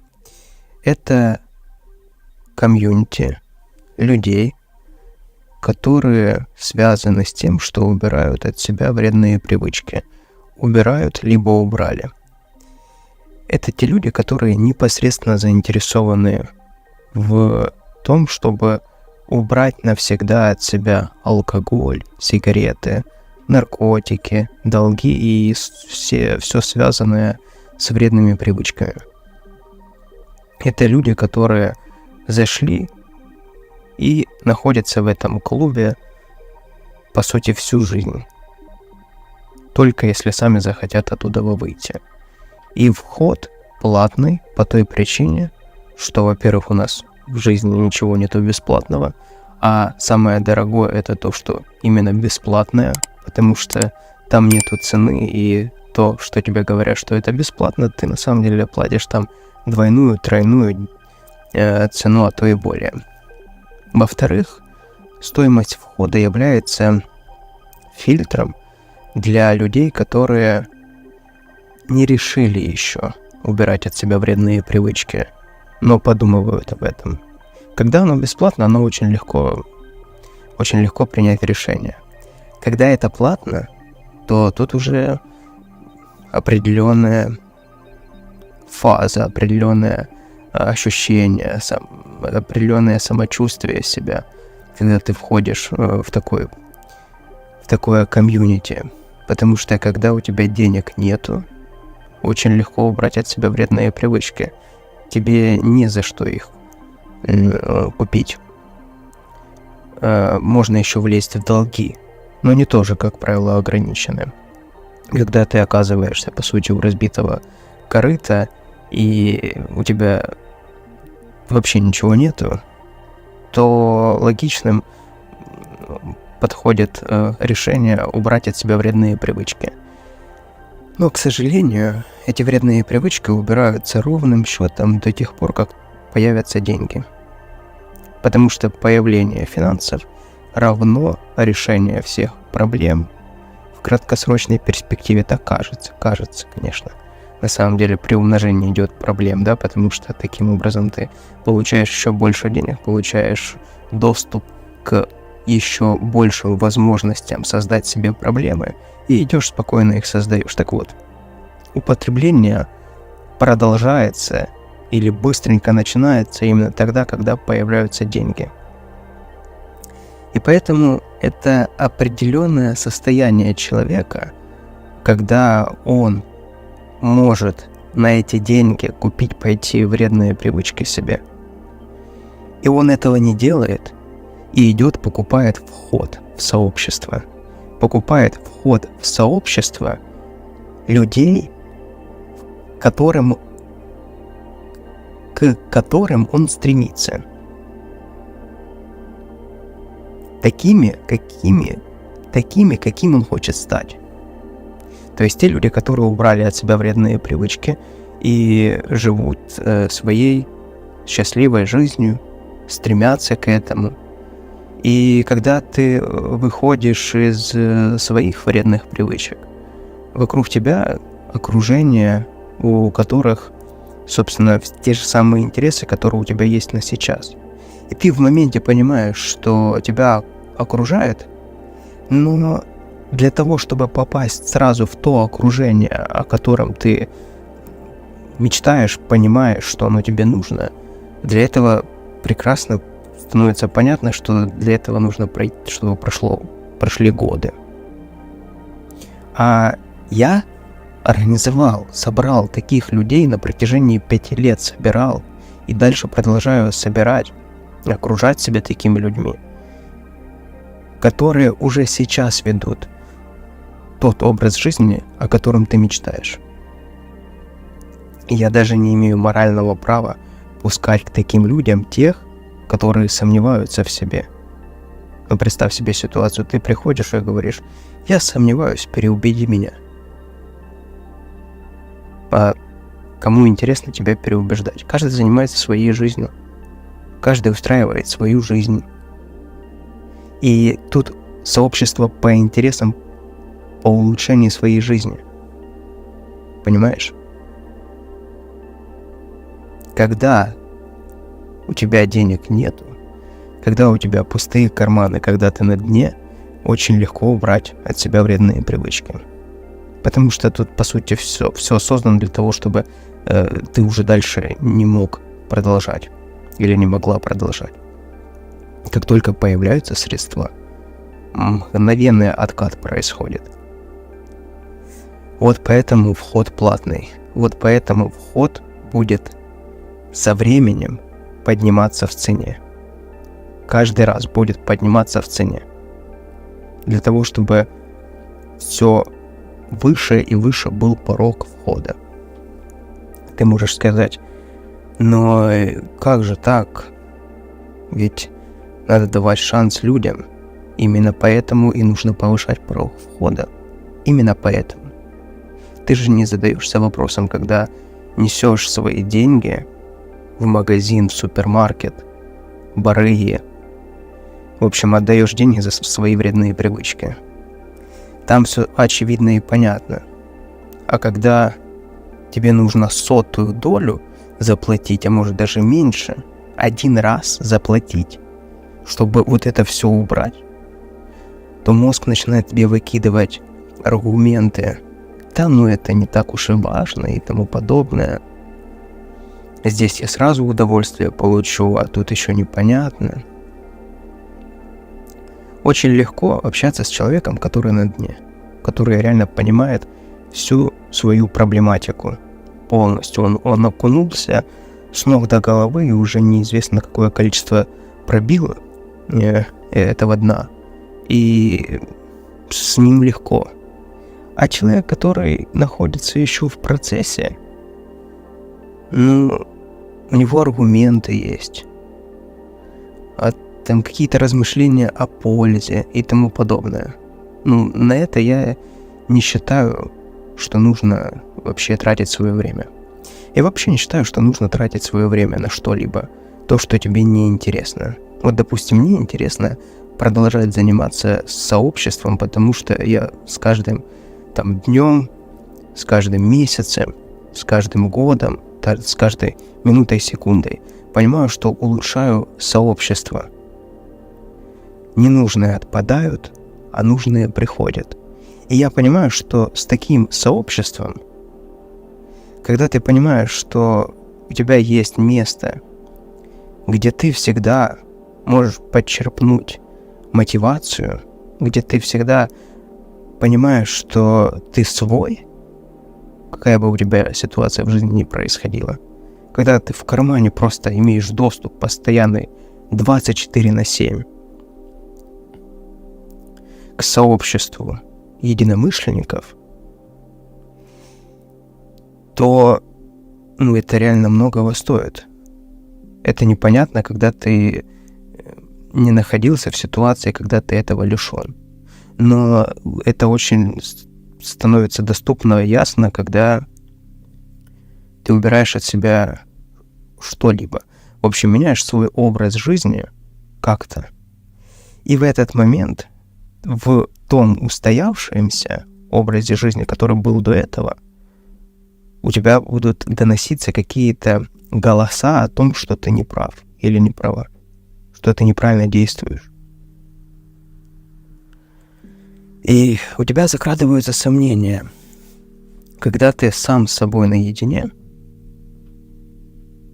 ты прекрасно понимаешь, что тебе нужно в этой жизни, чего ты хочешь. Возникает вот эта вот ясность, понимание. Но как только ты пускаешь внешний шум, то ты перестаешь осознавать, кто ты, что ты, для чего ты.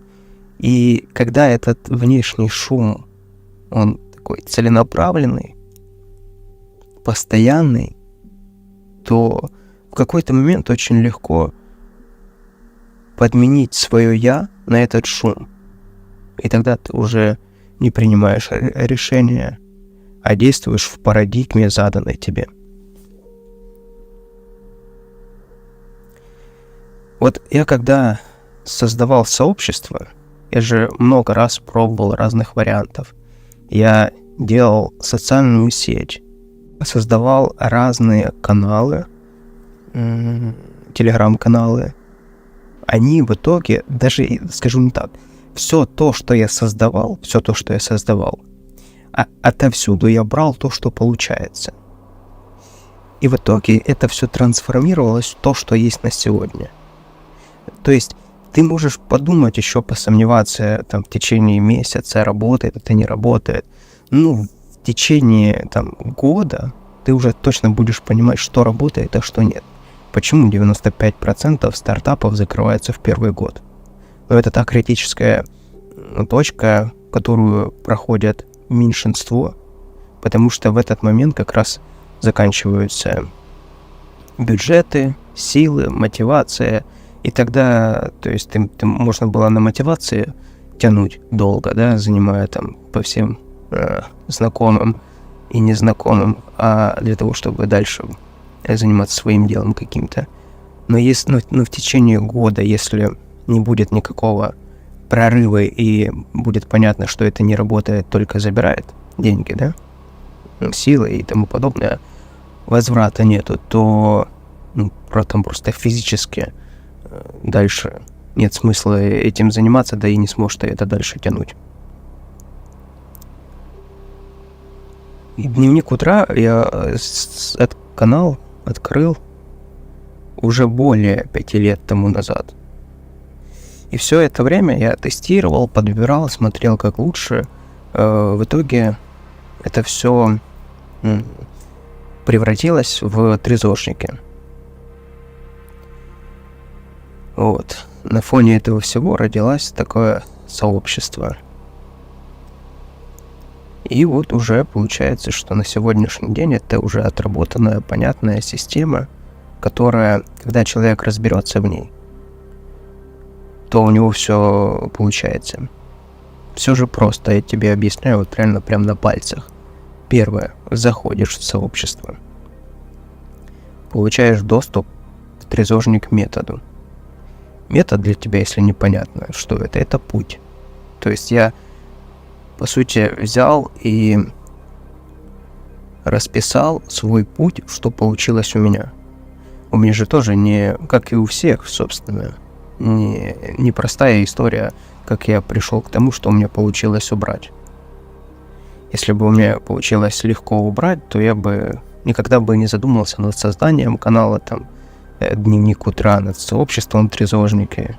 Но я прошел по этому кругу не один раз, и в какой-то момент у меня появилось понимание, что нужно для того, чтобы получилось убрать от себя.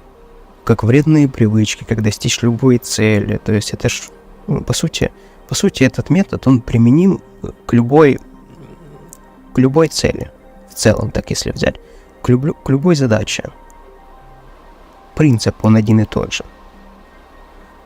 Вот, ты заходишь в сообщество, получаешь доступ к методу. Первое. Ты слушаешь вступительное видео, где полностью от и до, оно там чуть меньше 3 часов, полностью от и до, понятным языком рассказано, как будет улучшаться та или иная область, что нужно будет сделать. То есть это такая теоретическая подготовка, где ты просто вот слушаешь, хоть ты можешь каждый день это слушать, оно даже на подсознание, безусловно, действует, потому что ты себя окружаешь этой информацией. Следующий этап – это фундамент. Фундамент трезожника. где есть простые, короткие вопросы, на которые желательно дать простые, по возможности не короткие ответы. Ну, там уже по необходимости, там, от ясности, что как оно у тебя там будет более комфортно для тебя работать. В конце, в течение там часа, как правило, это, если вот так сесть, и в течение часа можно это сделать. Если это растянуть, ну, там, в течение 2-3 часов. Садишься, отвечаешь на вопросы. Ты получаешь, по сути, свой фундамент, на который ты опираешься. Что такое фундамент? Это не что-то такое непонятное. Это, к примеру, вот у тебя есть убеждение относительно алкоголя, да, или сигарет, в общем, относительно любой вредной привычки, на которой ты опираешься. У тебя там есть иллюзии, да, там, мне там хорошо, я там чувствую себя спокойно после этого, там еще, ну, на самом деле это действительно иллюзии. Есть на канале видео 16 алкогольных иллюзий относительно алкоголя. Вот посмотри, они там от и до. Все рассказано, все понятно. Если были какие-то сомнения, там все эти темы затронуты. Оно не длинное, но такое насыщенное. Ты опираешься на иллюзии на самом деле. Ну, к примеру, ты считаешь, что там ты делаешь выбор относительно там, употребления алкоголя, сигарет, наркотиков. Но на самом деле ты этот выбор не совершаешь. Выбор сделан за тебя. То есть не было такого, что было какое-то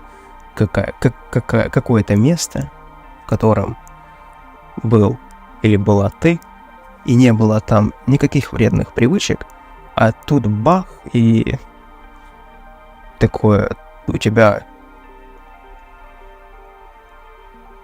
понимание, что вот хочу алкоголь, или каким-то образом ты его для себя открываешь и начинаешь употреблять. И до этого у тебя есть в данном случае два варианта. Первый вариант — это жизнь до, и второй вариант — жизнь после. Вот в данном случае действительно ты можешь сделать выбор, потому что у тебя есть и то, и то. И тогда ты совершаешь выбор. А в данном случае те вредные привычки, которыми ты обладаешь, они тянутся из твоего еще детства, еще до рождения, как правило, это. До твоего рождения, там, твоими родителями, в общем, воспитателями, окружением, оно уже было, понимаешь? И поэтому ты изначально, ну, относительно, допустим, алкоголя, уже сразу было понятно так: если праздник, надо пить, если торжество, пьем, если плохо, пьем, если зарплата, пьем, если там похороны, еще что-то, тоже пьем, но везде пьем. Или те же самые сигареты. Если перекур, то он перекур, значит, отдыхаем, типа курим, да? Вот. Если сильно устал, то надо перекурить, покурить, да, потому что якобы силы добавляются, на самом деле не так. Если нервничаешь, то надо покурить сигарету, ну, успокаивает. Ну, тут нарушена цепочка событий, на самом деле наоборот. Сначала ты нервничая куришь, потом ты начинаешь из-за этого нервничать, и так по кругу зацикливается. И таким образом ты думаешь, что забываешь о том, какая была первая очередная причина, и потом в какой-то момент ты понимаешь, что ты начинаешь на самом деле нервничать, и курево помогает тебе успокаиваться. Вот, то есть это вот такие убеждения, на которые ты опираешься. И нужно простроить тебе новые убеждения. Типа, если я тебе начну рассказывать о том, или кто-либо, что вот твои убеждения вот такие, это неправильно, потому что все мы люди разные, у всех ценности разные, и то, что будет ценно для меня, для тебя это может быть не иметь никакого значения, ну и наоборот. Поэтому тут важно, чтобы была гибкая система. Поэтому в данном случае ты свой фундамент выстраиваешь Не потому, что кто-то как-то выстроил, и ты пытаешься сделать так, как у него это получилось, а ты выстраиваешь и относительно своих убеждений, там, которые ты новые простраиваешь, относительно там, твоего там, твоей жизни, там, твоих желаний, твоих целей. То есть, если честно отвечать на вопросы, ты в конечном счете получаешь хороший, качественный фундамент, на который дальше опираешься. То есть ты дальше будешь понимать, что вредные привычки по факту тебе несут только убытки, только разочарования, только потери, да, вот. И глобально задача метода показать тебе ту другую жизнь, в которой ты придешь, в которой ты окажешься, и вот тогда ты уже сделаешь выбор свой, понимаешь? Окончательный выбор относительно будешь дальше продолжать обладать вредными привычками или не будешь. Следующий этап — это без фундамента невозможно и без изначально принятого решения по входу в сообщество. Это челлендж 30 дней. Это когда ты каждый день получаешь по одному простому заданию, которое необходимо выполнить. Ну, тебе необходимо выполнить, не мне, безусловно, тебе. Ты за эти 30 дней улучшишь свою жизнь по всем фронтам, по всем направлениям. Поймешь свои увлечения, то, что тебе нравится. Пройдешься по здоровью, самое главное, то, что игнорировалось все это время. В общем, представь себе такую комнату захламленную, где куча пыли, паутины, в общем, бардак.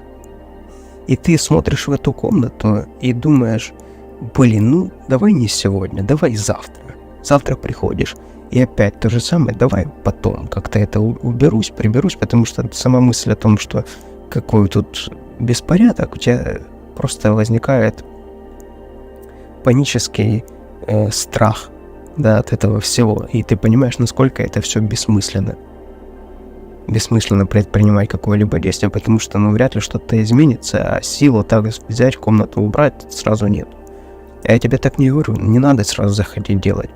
Просто мы забываем об этой комнате, а я тебе говорю, так, смотри, у нас сегодня первый день, мы сейчас берем вот так веничек и быстро по уголкам пробегаемся, паутину снимаем, все. И на сегодня ты молодец, ты красава, молодчинка просто.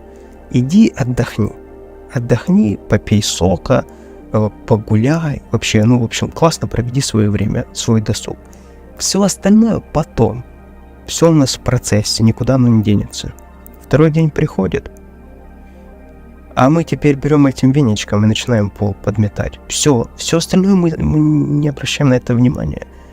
И ты уже на второй день имеешь убранную, комнату от паутины и грязи, да?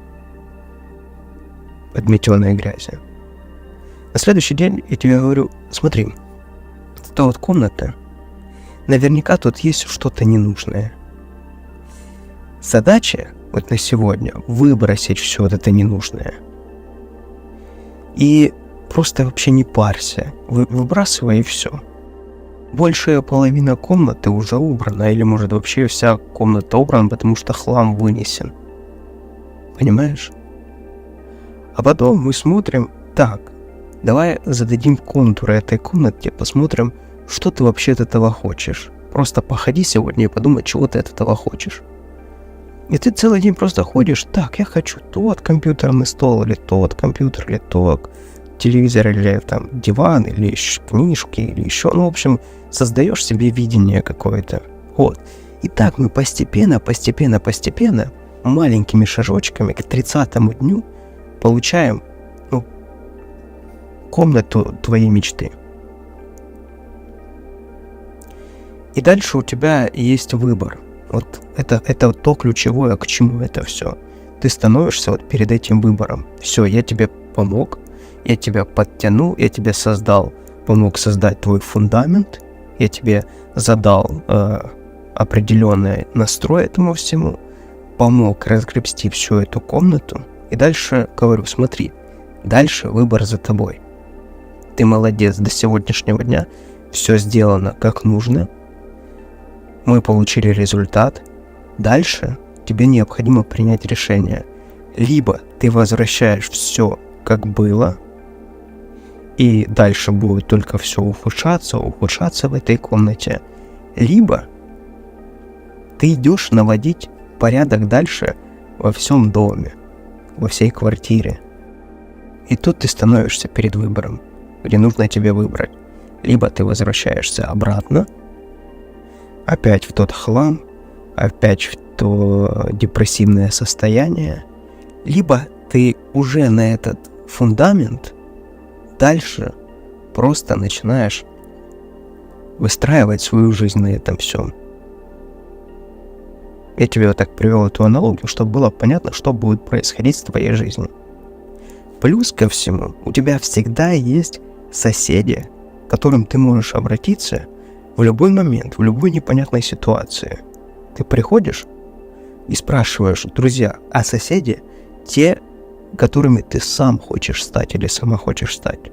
Ну, собственно, те, к кому ты тянешься. Считаю, что, знаешь, как...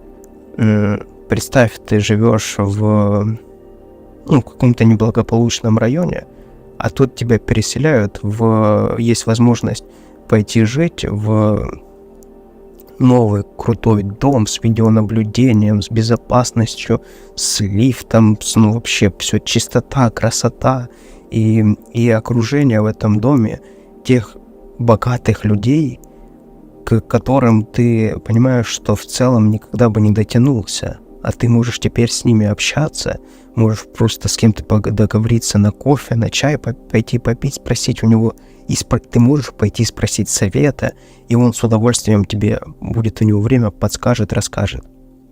Это, собственно, чат. Это, собственно, то окружение, к которому ты можешь всегда обратиться. И если вначале ты тот, который нуждается в этой поддержке, да, когда обращаешься, тебя поддерживают, то потом, спустя время, ты становишься тем, от кого с удовольствием воспримут эту мотивацию, если у тебя будет желание этим поделиться. И когда у тебя есть план действий, четкий пошаговый план действий, с результатом понятным, то есть тут не то, что там, знаешь, что-то эфемерное, непонятное, вообще что-то такое, что нельзя как-то померить. А здесь конкретный план действий. Ты по нему следуешь и приходишь к четкому результату. Челлендж 30 дней тот же самый.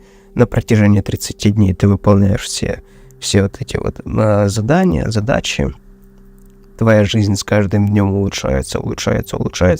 На 30-й день ты получаешь то, что ты хотел, либо хотела, но ощущение того, насколько это далеко и неизвестно, как к этому прийти, тебя прибивало на место в секунду, и ты сразу же возвращался или возвращалась в ту жизнь, которая была у тебя. Ну или есть, допустим. Вот это есть сообщество трезожники. Когда тебе нужно убрать от себя вредные привычки, поставить жизнь на поток, когда ты приобретаешь, а не теряешь в употреблении с вредными привычками, ты постоянно теряешь. Ты даже не можешь этого ощутить, потому что уже настолько это вошло все в режим, что момент приобретения тебя просто пугает. То есть тебя пугает, когда может быть просто хорошо. Пугает. Потому что ты понимаешь, что в употреблении после вот этого очень хорошо будет такой жестяк. Просто никому даже не пожелаешь, да? И не передать словами. Вот. Вот это вот сообщество трезожники, в которое чем раньше ты попадешь, тем будет лучше для тебя. Это как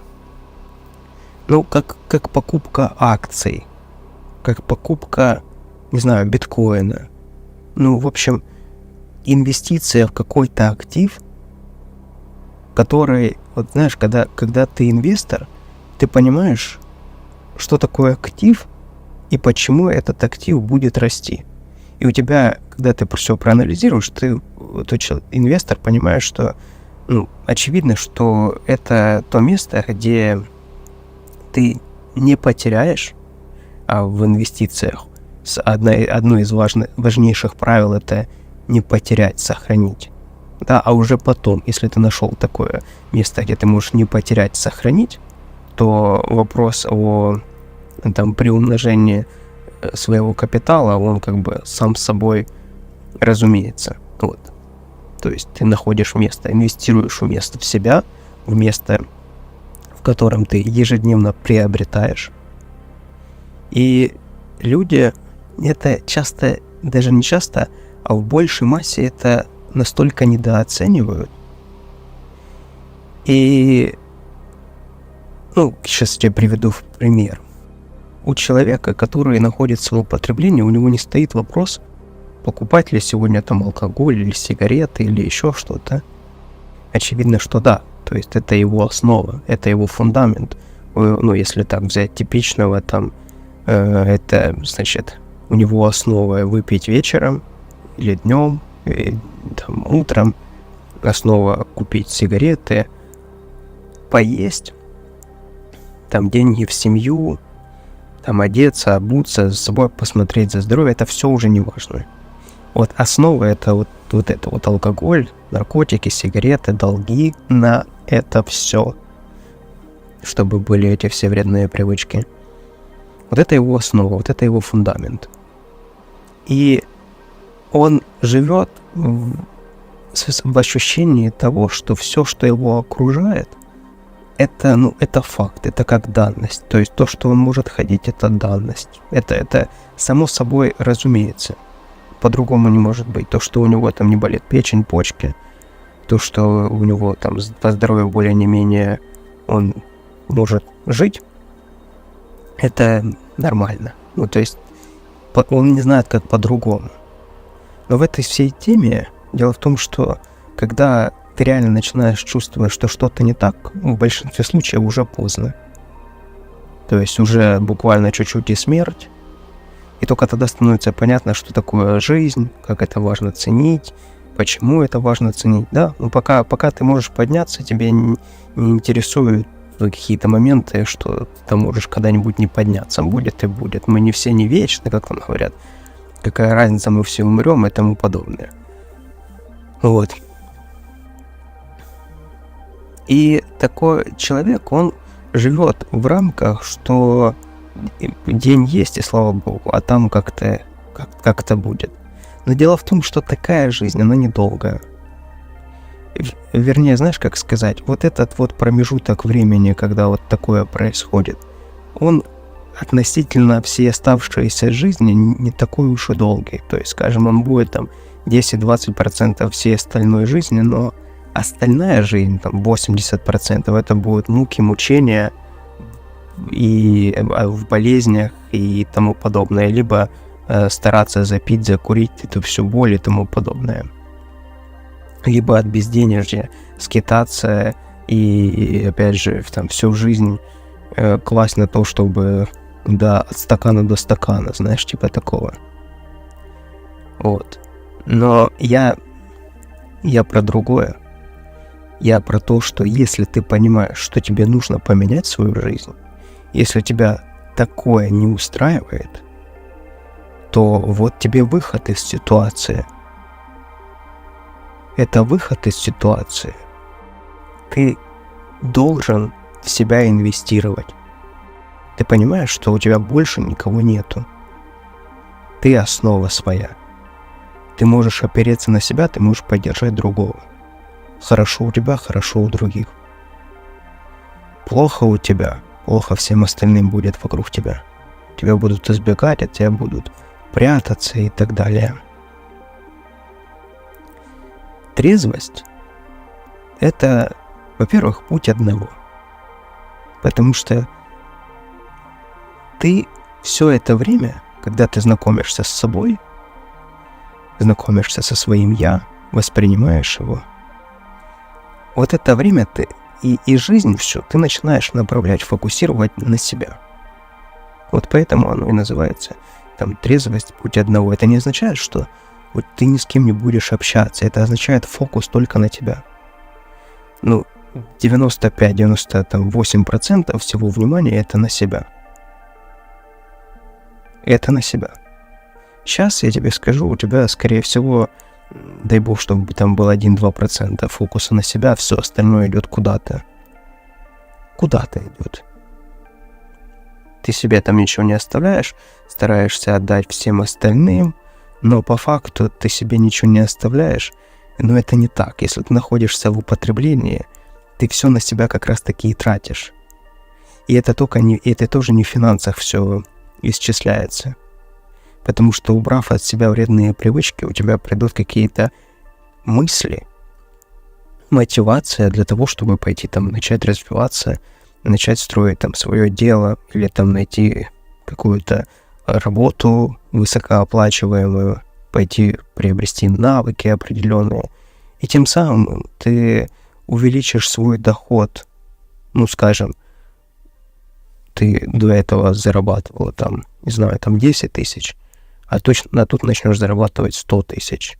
Если зарабатывая 10 тысяч, ты на себя там тратил или тратила, скажем, 5 тысяч, да, допустим, образно, неважно какие цифры, там 5 тысяч, то с новой работой или с новым делом спустя время ты на себя будешь тратить 70 тысяч, 80 тысяч, окружению своим близким отдавать там 15, 20, 30 тысяч.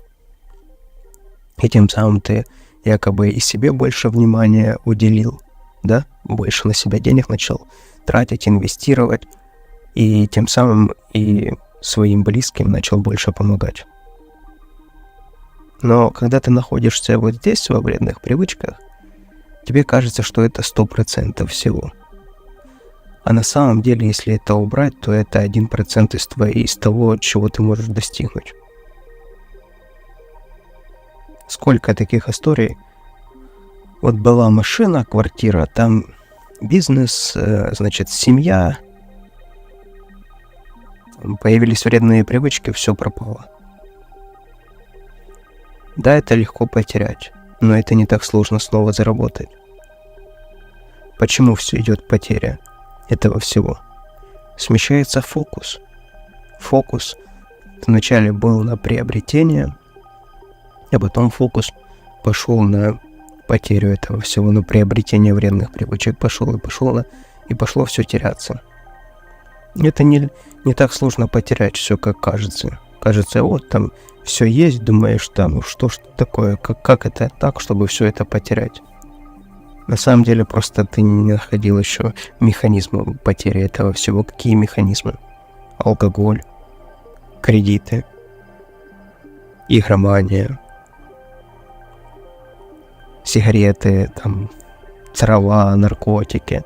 Что-то из этого, там, можно сказать, это что там всего лишь, да, там, не знаю, всего лишь травка, или там всего лишь сигареты, всего лишь алкоголь.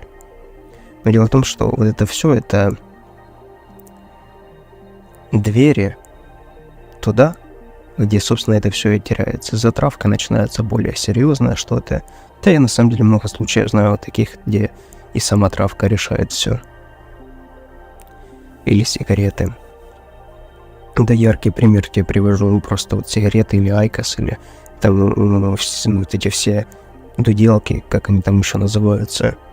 Привожу пример, просто вот представь, у тебя сейчас приток сил, энергии, есть пойти настрой и желание что-то реализовать, что-то сделать. Ты куришь сигарету, у тебя эта энергия куда-то уходит. И ты сидишь, думаешь, что я хотел? Или что я хотела? А это там потом как-нибудь. И вот так. То есть вот так оно и делается. Ты думаешь, чтобы там получить большие результаты, для этого многое нужно? Случай на самом деле для этого нужен. Но чтобы этот случай был, для этого необходимо предпринять определенное там количество какое-то попыток. И непонятно, это будет 2-3 попытки, или там 103 этих попытки, или 1000 попыток.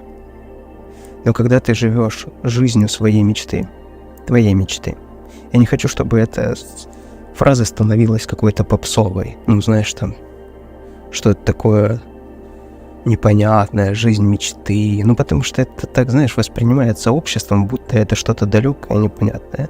Жизнь мечты — это та картинка, которая у тебя в голове есть.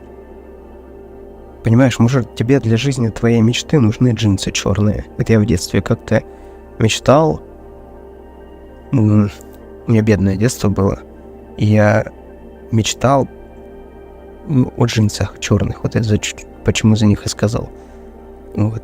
И потом вырос, я купил их себе. Ну, вырос потом, я потом еще об этом вспомнил. Это мне было уже 25 плюс лет.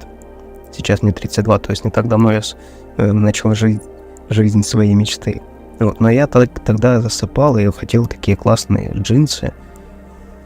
Вот. И мне тогда этого не хватало. Я думал, вот стану взрослым, для меня будет классно вот так. Конечно, за все это время моя жизнь мечты, она уже преобразовалась, трансформировалась. Картинка перерисовалась.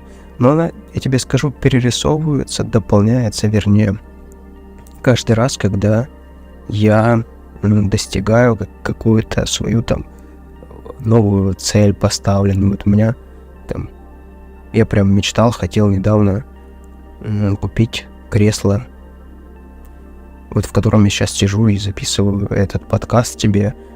Кресло с таким откидным низом, кожаное такое кресло-массажер. То есть вот я представлял, что в моей жизни должно быть вот такое классное кресло, в котором мне удобно сидеть, я могу комфортно себя чувствовать, и вот я в нем сижу. Или там что, будет в моей комнате там кондиционер. У меня в жизни кондиционера нигде не было. Нет, вот как-то так повелось, что никогда кондиционера не было. Вот. А теперь есть у меня кондиционер. На меня еще и кондиционер сейчас дует. А передо мной еще телевизор. Телевизор, в котором я, смотрю какие-то передачи о природе, о космосе. Я стараюсь не попадаться на рекомендации, в плане того, что там, знаешь, ты в YouTube заходишь и идешь, просматриваешь по рекомендуемым. Вот я в такую в алгоритмы стараюсь не входить, потому что тогда начинает тебя засасывать. То есть если что-то включаю смотреть, то я целенаправленно. То есть если YouTube смотрю, то только по подпискам, то есть на тех людей, которых я подписан. Если что-то интересное вышло, то я посмотрю. Если нет, то стараюсь в такое не увязываться. Ну ладно, это другая тема. В общем, я вот сижу вот в таком комфорте, о котором я мечтал. И это жизнь мечты моей. То есть я сейчас в ней нахожусь, вот тебе отсюда пишу со своей жизни мечты тебе подкаст. И, кстати, то, что я сейчас делаю, это тоже жизнь моей мечты. Я тоже об этом мечтал. Я еще 5 лет, когда создавал YouTube-канал, я вот о таком мечтал. Я мечтал о том, что я могу общаться со своим единомышленником, и тебе будет понятно, и я тебе буду помогать. Помогать так, как я хотел бы, чтобы мне помогли где-то в самом начале. Где-то мне и помогали, конечно же. И вот я тебе об этом говорю, что если бы у меня были вредные привычки, то вот эта бы картинка, во-первых, бы, уверен, она не трансформировалась бы до такой картинки, как сейчас. Где-то бы, может быть, на этапе там черных джинс, скажем так, да, я бы ступорился бы, потому что думал бы, делал бы выбор, да, вот, возможно, перед каким выбором ты сейчас стоишь, купить вход в сообщество, где, собственно, целенаправленно точно ты придешь к жизни своей мечты, или пойти купить бутылку водки. Вот так бы я тогда бы сидел бы и думал, да, джинсы это классно, но лучше я сейчас пойду куплю там выпивки себе или пачку сигарет. Понимаешь? Вот. И жизнь мечты, я в ней сегодня нахожусь. И дальше картинка, она прогружается. Дальше я новые вижу для себя горизонты, которые я хочу достигнуть. Но да и пока, вот мне важно, чтобы ты понял или поняла, о чем я сейчас говорю, что до тех пор, пока я не попал вот сюда, откуда я записываю тебе этот подкаст, дальше у меня была пустота. То есть дальше картинка не грузилась. Ну, по аналогии с компьютерными играми, да, с играми. Вот так же и у тебя. Ты сейчас на этапе, когда у тебя есть определенная картинка жизни мечты, к которой я точно знаю, как прийти тебе. Тебе для этого необходимо войти в сообщество, проявить свое, показать свое намерение. Для меня самое важное — это намерение человека. И я точно понял, что не нужно слушать слова. Нужно смотреть по действиям. Раньше мне было я очень много времени тратил на то, чтобы выявить из массы тех людей, которые действительно вот мои единомышленники, действительно у которых их намерение соответствует каким-то моим намерениям, что ли. То есть у нас совпадают, да, вот наши подходы, и их намерения не расходятся со словами. Вот это вот очень важно. Я тебе скажу так, я вырос в том окружении, где слова и действия, они расходятся.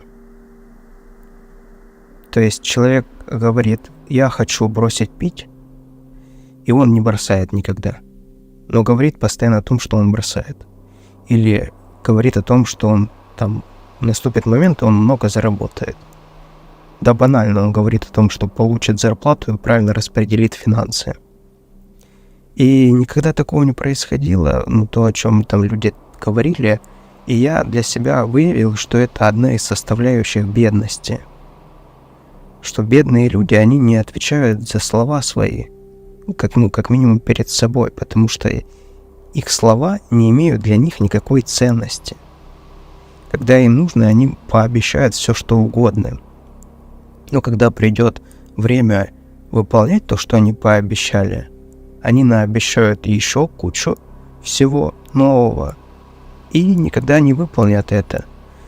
Они выполнят, потому что поймут, что это им сошло с рук. И все, и с одной стороны, вроде общество виноватое, не они, да, не наказали, не перестали общаться и тому подобное. Вот, я вырос в таком, где слова и действия расходятся, намерения только подкрепляются словами, и я пришел к выводу, что результаты никогда не врут.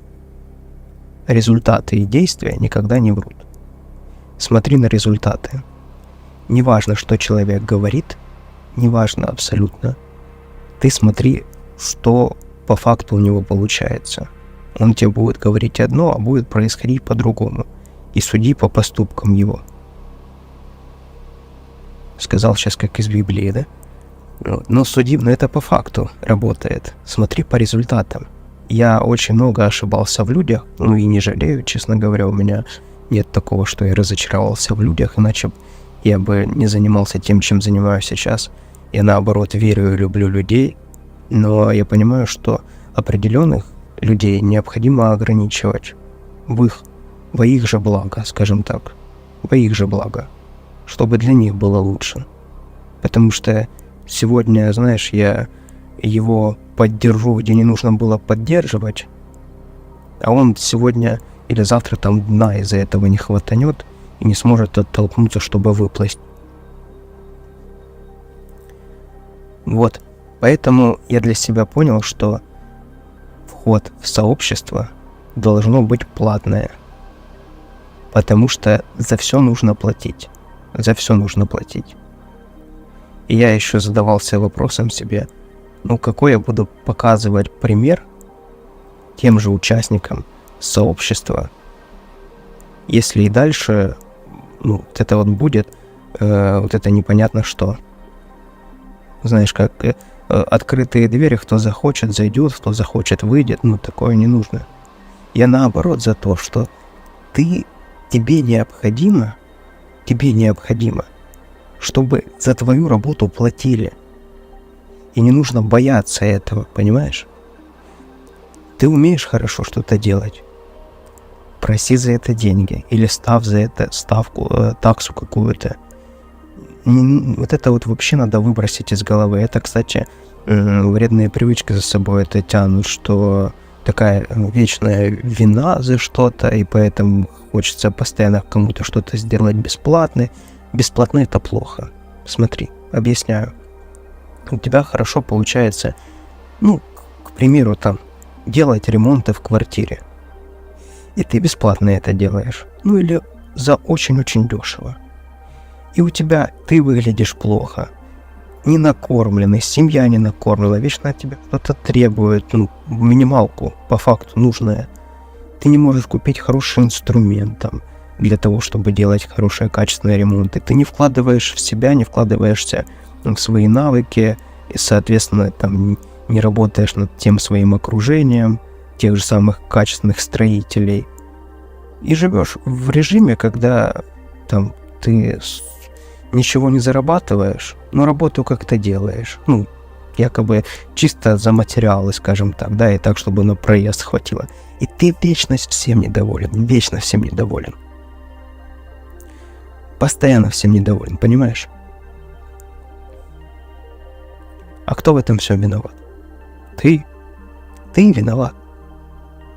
Причина в том, что ты не работаешь со своей жизнью. Ты не хочешь, чтобы твои клиенты были счастливые. Как бы ты изначально на старте хочешь, но по факту это ничего не имеет с реальностью общего. Смотри, вход в сообщество платное, и теперь твоя работа должна стоить дороже. Вот с тех пор, как ты сейчас это услышал, либо услышала. Не нужно мне сейчас ничего платить, не заходи сейчас в сообщество. Просто с сегодняшнего дня подними стоимость своих услуг. Подними, если ты на фрилансе, подними стоимость своих работ. Если у тебя свой бизнес, поднимай на 20-30% смело свои стоимость работ. Улучшай свои инструменты. Если ты работаешь на работе, значит, задача твоя такая: в ближайший месяц брать внеурочные, делать работу, доделывать до ума, делать качественно, быстро, и на следующий месяц приходи к начальнику и говори: я собственно, сделал вот такие результаты, прошу прибавки или повышения. Я знаю, как сделать так, чтобы ты зарабатывал больше. И я сделаю то, а мне за это, дай чуть больше прибавки к этому всему. И если твой начальник увидит, что ты увеличишь его доходы, то он будет первый заинтересован в том, чтобы у тебя увеличивались доходы. Если ты на той работе, где это невозможно сделать, бери подработки. Бери подработки и там работай, повышай уже свою цену, стоимость. Вот такая задача твоя. Вот такая твоя задача — повысить цены. А деньги, которые будут сверх этого, вложить в себя. Вот тогда через месяц ты придешь в сообщество «Трезожники». Вот тогда ты, как заработаешь, купишь более качественные инструменты, получишь доступ к более платежеспособным клиентам.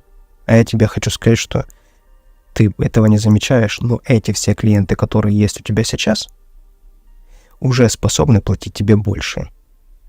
Кто откажется от реально более качественных услуг за чуть-чуть большую прибавку к стоимости? Это один из таких важных для тебя заданий, которые нужно выполнить.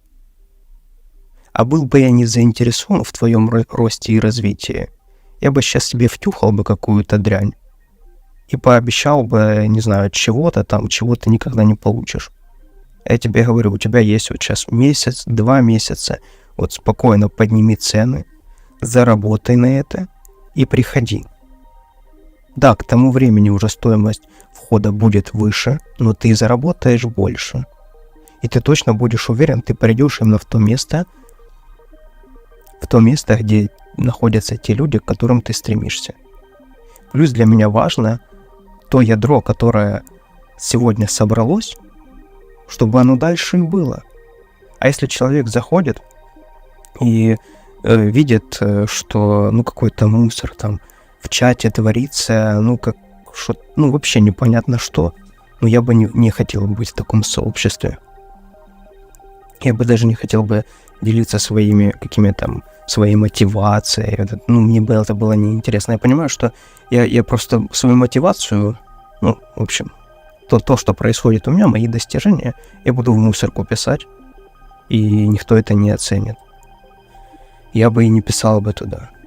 А ты зайди, посмотри на эти истории, трезожные истории, отзывы. Ссылка в описании, посмотри. Люди, это пересылаю истории, которыми делятся наши участники. Я просто читаю эти истории, я мотивируюсь этим, меня это вдохновляет. Я знаю каждого человека, который в сообществе, понимаешь? И я знаю у кого какие были проблемы. Мне там важно, что там человек, помню, как там кто-то там тяжело было бросить там курить, но как только стало понятно, как это работает, все, у человека жизнь поменялась, работа поменялась. Понимаешь? И подходы к жизни. И таких историй, это ж я не придумываю, это факт. Это факт. Я просто в какой-то момент, я не сразу создал трезожная история канал, куда перекидываю сообщения от участников. Я не сразу, потому что в какой-то момент я понял, что, я просто не имею права такие истории, чтобы они просто оставались в истории чата. Я хочу, чтобы это люди видели. Потому что я такими историями когда-то, я не знаю, то были фейковые истории, не фейковые.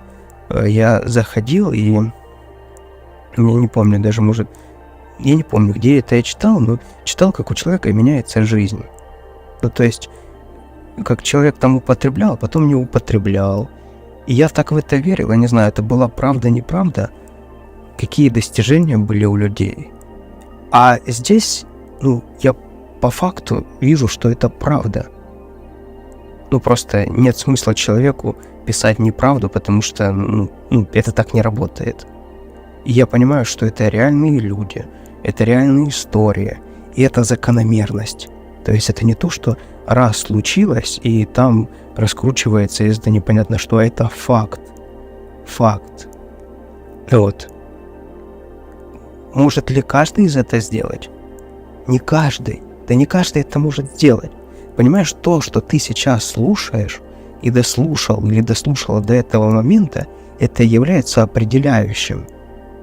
Это является определяющим. Кому это не нужно,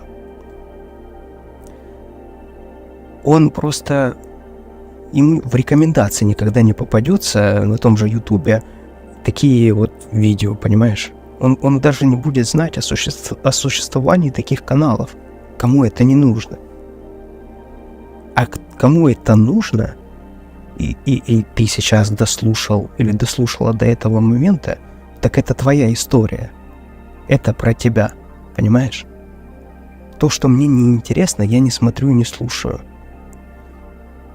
Может, я даже уверен, что есть столько всего, о чем я даже не имею сейчас понятия. Я даже не подозреваю, что такое существует, но в будущем меня это заинтересует, и я узнаю о чем-то, о том, что всегда было, я просто в моем инфополе этого не существовало. И для тебя это логичный следующий шаг, как next level, да, переход на новый уровень. Это не просто, знаешь, слушать мотивашки, а реально что-то сделать с этим. Людей, которые хотят убрать от себя, тоже много. И очень много тех, которые ничего не хотят сделать с этим. То То есть они вечно бросающие. Люди, которые вечно бросают без... просто они в какой-то момент, вот знаешь, по примеру приведу, возьми любую свою вредную привычку. То есть когда-то у тебя ее не было. Вот когда-то ее не было. Но сегодня ты это воспринимаешь как факт, который с тобой есть, и будто бы не было никогда такого времени, когда не было. То есть ты воспринимаешь это как данность. И вот, к сожалению, люди входят в такой режим, когда они входят в режим вечно бросающих, когда они просто идут в этом коридоре. То есть там раз в какой-то промежуток времени выпить или там покурить, вернуть там вот эти свои вредные привычки в жизнь, и потом опять вернуться в коридор, когда он на протяжении 2-3 месяцев какого-то периода вновь не употребляет. То есть и вашим, и нашим. Но это не мне об этом судить, но просто этот человек делает же себе хуже тем самым. Потому что он делает нормой постоянно бросать. Понимаешь? И чтобы такого не было, то следующая логичная цель — это что-то поменять в жизни. Если ты не понимаешь, до сих пор не пришел к тому, как это работает, то пожалуйста, тебе решение. То есть логичный следующий шаг сейчас поднять стоимость своих работ, заработать деньги, купить вход, и причем это же доступ пожизненный. Твой доступ будет пожизненный на всю жизнь. То есть будут добавляться новые материалы, новые участники, новые истории, новые курсы. Ведь это для тебя будет все бесплатно. Ты сейчас войдешь по определенной стоимости, через какой-то промежуток времени в 10 раз будет дороже стоимость, а для тебя все то же самое.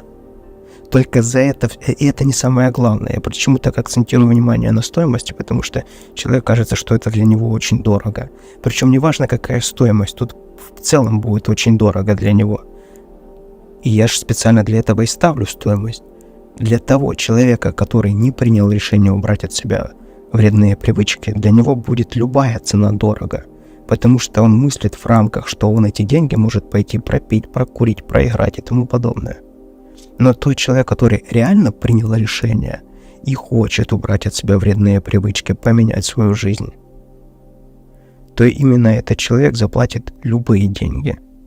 И самое неочевидное в этом всем, что деньги — это мизер по отношению к тому, что в действительности человек в этом всем теряет. Здоровье, семью, взаимоотношения, мотивацию, золотые годы своей жизни, лучшие годы своей жизни. Вот я тебе расскажу несколько историй, которые в эту копилку. Значит, смотри, первое.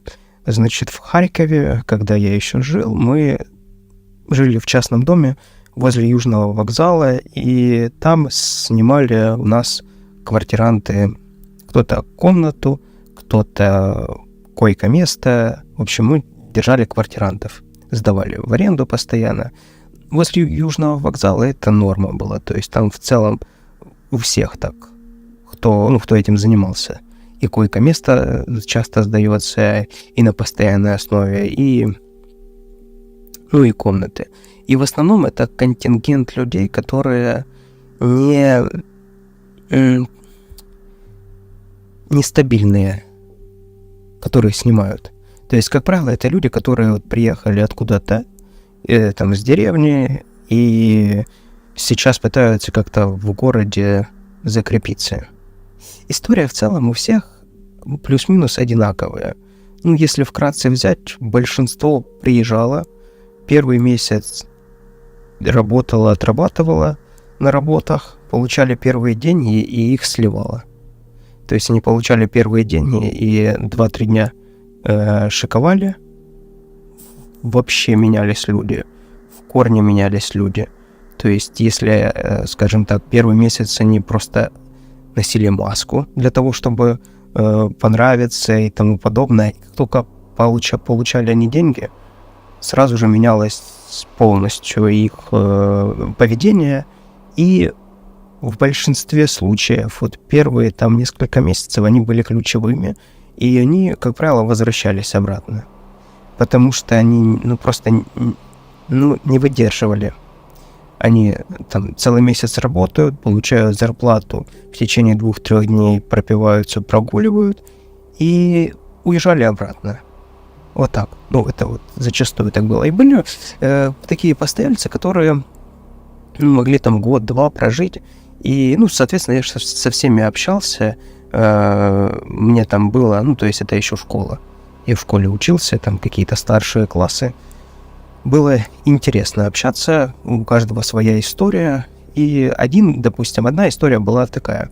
Значит, мужичок работает на стройке, он мастер, зарабатывает хорошие деньги, но ничего не меняется. То есть, просто чтобы было понятно, вот такой тип жилья, который мы сдавали, это, как правило, перевалочный пункт, если можно так сказать. То есть, следующим этапом логично это когда человек закрепляется, получает какие-то заработанные деньги и идет, снимает уже квартиру, да, там отдельную квартиру, вот, на первое время, скажем так. А этот, получается, он жил постоянно, уже там на протяжении года, может, чуть больше, и у меня несостыковка была по отношению к нему, что он зарабатывает вроде бы деньги большие, но он постоянно без денег. Как-то раз он взял меня к себе на работу, я попросился на подработку, и я увидел вот полностью его день. Объясняю, как это все происходило. Где-то 10-11 мы там как-то попадаем на объект, и то есть это не утро, не то, что там, как правило, когда ты, да, если ты настроен на заработок денег для того, чтобы улучшить там свою жизнь, то ты стараешься начать как можно раньше, а закончить как можно позже, для того, чтобы вот этот промежуток времени, который ты планируешь там физически работать, чтобы его использовать на максимум. 10-11 это значит, что ты выспался, пришел в норму, проспал, может, и там, в общем, приезжаешь на объект. Пока мне там он дал какую-то задачу, там замесить раствор, все остальное, наносить плитку, и он куда-то пошел, спустя время он возвращается, я даже сразу не понял, он уже выпивший, хорошенько выпивший, то есть он пошел, выпил куда-то в какое-то заведение, вернулся. Мы там буквально 2 часа поработали, и все, он получил там 700-800 гривен. Для понимания, на то время это большие реально деньги. Я сейчас просто год сразу не вспомню, но по ощущениям для меня тогда это было, как, скажем, 5 дней так поработать, и ты зарплату, да, месячную получаешь. И возвращаемся обратно, он, собственно, идет опять же в заведение, оставляет там все деньги, пропивает и идет домой. То есть и вот такая жизнь. То есть сказать, что он не зарабатывает. Нет, он зарабатывает. Пропивает, все пропивает. То есть он работает для того, чтобы пить. И в его случае, то получается, если дать мотивацию для человека, для чего это ему нужно, чтобы поменять свою жизнь, да, если он понимает, что ему нужно, у него жизнь очень легко поменяется, потому что у него есть и навыки, и где зарабатывать, и просто нужен стимул, да, поддержка. И был другой случай. Но опять же, нужно решение, чтобы это человеку было нужно. Если человеку, допустим, все устраивает, все нравится, это ж грех жаловаться, да. В таком случае жизнь мечты это и есть у человека, зачем ему что-то менять. В другом случае был водитель фуры. И это тот случай, когда ты человека просто не видишь никогда трезвым, но и тот случай, когда ты бы не сказал, что он пьяный. Я таких не часто людей встречал в жизни, но это как раз тот был случай, когда непонятно относительно человека, если бы я его видел, может, трезвым, то, может, как-то по-другому сказал. В общем, странная довольно ситуация. Он работал на фуре, и я понимал, что какая-то изюминка у него есть. В чем-то прикол есть, потому что он вроде зарабатывал деньги, вроде много денег, но, опять же, объясняю, на квартиры, которые мы сдавали, комнаты, которые мы сдавали, на них это как промежуточный этап, но он жил на постоянке. А как-то я взял на работу к себе, мы поехали, и там стало в целом понятно. Там пошел как-то дождь, там колесо пробилось. Ну, в общем, особо на фуре я не поездил, но там было два таких ключевых момента. Первое — это наливайки. В каждую наливайку, которую мы проходили, он зашел. Пить алкоголь. Второе — это игровые автоматы. Когда я понял, что поиграли в игровые автоматы, и я тогда понял, что он, собственно, вот куда он деньги все свои сливает. То есть у человека алкозависимость, курение и игровая зависимость. Все. То есть он, знаешь, как это было в игровых автоматах, довольно интересно. Были разные автоматы. Есть автоматы, где ты мелочь засыпаешь, а есть автоматы уже более серьезные, которые на ключ. Ну, то есть ты на кассе отдаешь какого-то там, скажем, 1000 гривен отдаешь, и тебе приходят на ключ, заводят, так, чтобы ты купюру не засовывал, а просто на ключ заводят, и ты дальше играешь. Там тебе просто, когда ты решаешь снять там свой выигрыш, то просто подходят кассиры и тебе обналичивают это все, если, в большинстве случаев все проигрывают, поэтому никто ничего не снимает. Вот. Если проиграл, то, соответственно, просто развернулся и пошел. И такая история была, что когда мы шли, то он говорил, у него там есть гривен 100 или 150, в общем, денег немного.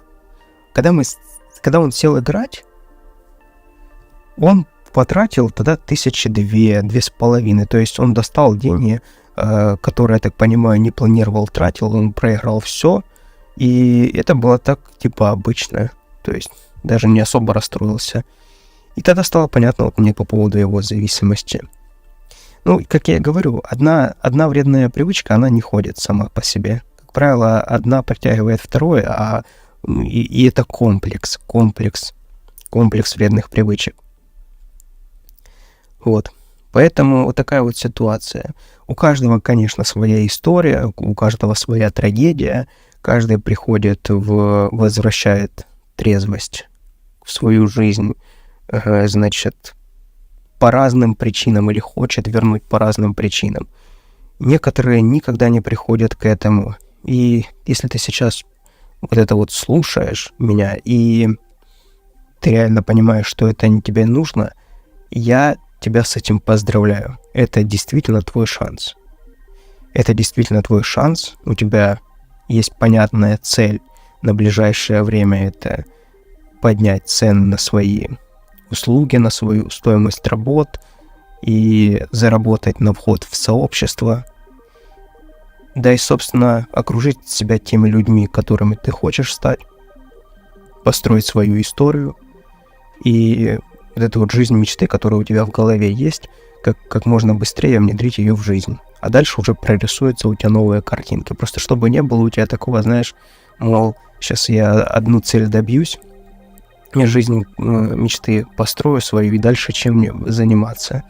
Вот. На самом деле это только я слышал от людей, которые просто не хотят ничего. Они не хотят ошибок никаких получать, не хотят добиваться ничего. Слабые по-своему люди. Я почему так говорю? Потому что я в себе такие нотки отслеживал, что в какой-то момент я понимаю, там было какое-то достижение. А потом второе дело, когда начинаешь, хочется, знаешь, вот такие голоса внутренние проскакивают, мысли, вернее, проскакивают. Может оставить это, не доводить его до ума, а вдруг не получится и тому подобное. Я у себя это вылавливаю, начинаю искать источник таких мыслей, и, как правило, это все прорабатываю, убираю для того, чтобы не ступориться. Но понимаю, что таких историй я лично слышал очень много, что как там, вот было там какое-то время, вот если бы я тогда то-то сделал, то сейчас бы вот, а вот этого не сделал, поэтому вот так-то и так-то. Вот, а по факту, если бы он это сделал, вообще не факт, что у него что-то получилось бы. Вообще не факт. Даже если у сотен тысяч получилось, не факт, что у него получилось бы. Потому что, как я для себя уже пришел к выводу и точно понимаю, везение — это путь тысячи ошибок. Когда ты или путь тысячи действий, которые дали негативный либо позитивный результат. Да, когда ты пробуешь, делаешь, и в какой-то момент пазл сошелся, и у тебя получилось. Знакомо это чувство, я знаю это ощущение, и мне очень важно вселить в тебя вот эту вот веру, вот в это чувство, вот это вот ощущение того, что у тебя все получится. И записываю это видео специально для этого, чтобы у тебя было понимание, что у тебя это получится точно, абсолютно точно. Я знаю, когда ты сомневаешься, я знаю, когда ты думаешь, у всех получается, у меня не получается, либо я какой-то не такой, или и так далее. Это нормально, это нормальные чувства, это нормальные мысли, это абсолютно нормально. Но если у тебя есть такие вот намерения, такое желание, ты просто его не игнорируй, потому что оно в итоге сработает против тебя. Мы ходим, подходим к тому, что нам нужно, по кругу, но этот круг с каждым разом он становится все больше. То есть вот ты сейчас подошел к этому решению или подошла к этому решению, и если ты сейчас это решение не примешь и не доведешь до ума, то в следующий раз ты придешь к этому опять же по кругу, но только круг станет больше. То есть, грубо говоря, ты к этому решению сейчас спустя 2 года, год, когда у тебя было последний раз решение подобное, то в следующий раз это будет через 4 года, через 5. И с каждым кругом оно тяжелее и больнее. Ну, иначе бы не было возвращения к этому. Понимаешь, в чем идея? Идея заключается в том, что ты адаптируешься к тому, что у тебя есть сегодня. Ну, как, знаешь, к примеру, ты пьешь алкоголь, и ты уже не паришься по поводу того, что там тебя окружение говорит о том, что от тебя перегаром пахнет и тому подобное. Для тебя это уже нормой становится. Но было бы несколько лет тому назад или какое-то время до этого, для тебя это ужас было бы. Или когда в кармане нету денег. Когда-то бы для тебя это было ужасно, а сейчас это привычные вещи. То есть ты каждый раз адаптируешься к более некачественной жизни. Не растешь, не идешь, знаешь, как по волнам, только каждая волна выше, и ты идешь. У тебя предыдущая волна это уже твое дно. А до этого было это потолок, да, и ты таким образом выше прыгаешь. А в данном случае это все на понижение идет. То есть то, что казалось тебе раньше дном, теперь у тебя потолок. И по нисходящей все идет, ниже падаешь, просадка. И на каждой просадке ты адаптируешься к этой просадке, ты уже привыкаешь к этому всему. Окружение заставляешь к этому привыкнуть. Те, кто не привыкают, кто не готов с этим мириться, они уходят, покидают тебя. Вот. Ну и вот, собственно, в следующий раз это будет уже больнее. И это тоже нормально. Это тоже нормально, потому что, опять же, каждый приходит к этому по-своему. Я пришел к тому, что это тоже нормально. То есть не должно быть, что у каждого должно быть одинаково. Вообще нет. И именно поэтому мне удалось убрать от себя вредные привычки, потому что я понял, что сам путь должен быть универсальным. Универсальным, построенным, по сути, есть стратегия, стратегия она одна. Вот. А вот уже какие-то моменты, нюансы, они уже разные. И вот когда я понял, что это нормально, что у меня не получается убрать вредные привычки, так как я где-то как-то прочитал, постучать яйцом по лбу, выбросить и тому подобное, или значит, там, сходить в церковь, или там 21 не пей, не курить, потом ты все, свободный человек и тому подобное. И я когда это принял, я понял, что у меня появились силы. Я понял, что у меня, почему силы у меня уходили, потому что я понимал, что я не такой какой-то. Ну, везде пишут в интернетах, что это работает, это нормально, а по факту я понимаю, что это не означает, что это вообще в принципе имеет что-то общего с реальностью. То есть это какой-то копирайтер мог просто написать, а оно по факту ничего общего не имеет с действительностью. Понимаешь, о чем я говорю? Просто человеку какому-то заплатили там 50 гривен, он написал текст, а ты в него веришь. Потом я понял, что надо начать доверять себе. И, собственно, исходя из этого, вот я шаг за шагом, снимая видео каждый день, выпуская на этом же канале «Дневник утра», шаг за шагом пришел к тому, что работает. Что не работает, убираем, что работает, оставляем. И таким образом вот это все и получилось.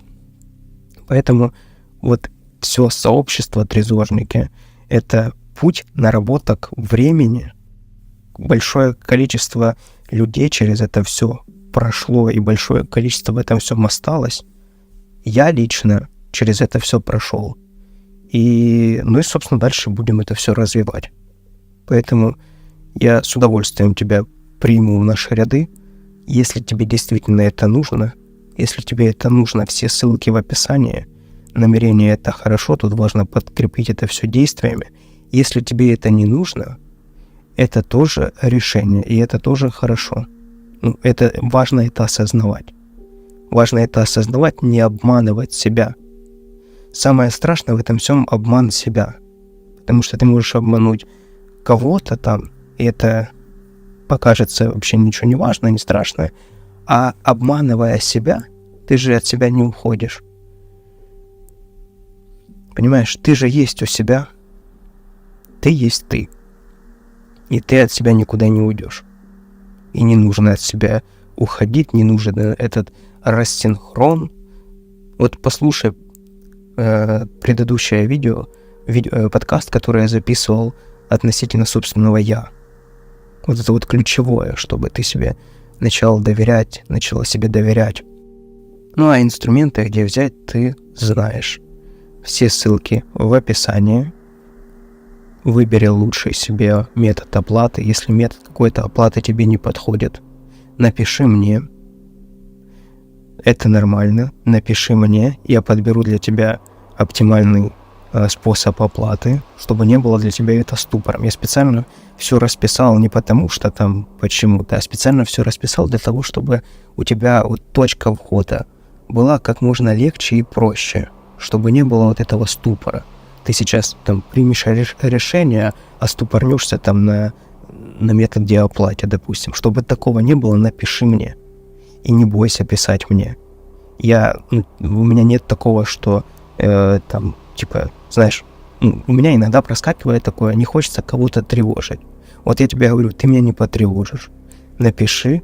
Если я там сразу не отвечу, я обязательно, время придет, я тебе обязательно отвечу. Это вопрос, как правило, там 24 часов. Отвечу, все сделаем, пойдешь по плану, пройдешь это все. Никакой магии. Самое главное, чтобы не было вот этого понимания, что есть какая-то магия. Самая главная магия — это вот есть ты есть у себя, и ты сделаешь так, как нужно тебе. Не кому-то, а тебе. И вход в сообщество — это самое первое проявление заботы о себе, инвестиции о себе, в себя, инвестиции в себя. Люди часто пишут в комментариях, и хочу убрать от себя вредные привычки, если так обобщать, что мне сделать? И в большинстве случаев этот вопрос задается для того, чтобы не получить ответ. Потому что когда человек получает ответ, он как бы в ступор становится, потому что он не готов там предпринимать никаких действий.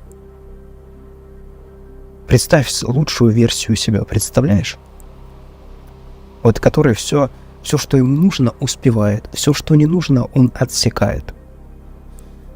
занимается чем хочет. То, что не нравится, он убирает со своей жизни. У него есть финансы. Он имеет возможности реализовывать какие-то свои планы и проекты. Он имеет возможность отдыхать. Он имеет возможность, там, не знаю, купить жилье, если в долгосрочной перспективе смотреть. Он может накопить, потому что он стабильный. Потому что он может сейчас $100 отложить, и через 2 месяца у него эти $100 не уйдут в ликероводочный или барыги еще. А эти $100 там он добавит еще $200 к этому. А подвернется какой-то проектик классный, заработает себе на квартиру, купит себе эту квартиру, будет жить в этой квартире. А не спустит это все куда-то, потому что подумает, что в следующий раз придет это все точно так же, как и пришло сейчас. А купит квартиру, он же по-другому будет себя чувствовать. Ну или какой-то для тебя более важную там покупку совершит. Стабильность появится, когда ты сможешь управлять свою жизнь, контролировать свою жизнь.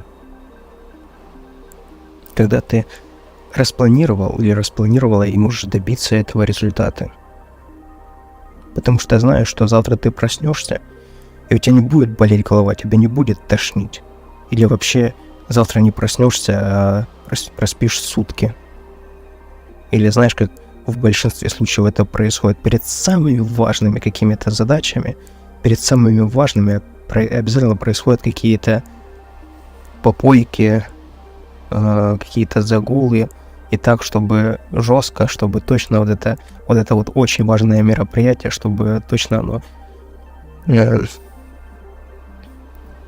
не прошло так, как нужно. А если пройдет, значит, это тебе сошло с рук, и, значит, на следующее мероприятие какое-то важное ты обязательно приложишь все усилия, чтобы его не довести до ума. Ну, вот стабильность появится. Ладно, мы тут как те гости, да, когда прощаемся уже 20 раз и не можем никак попрощаться.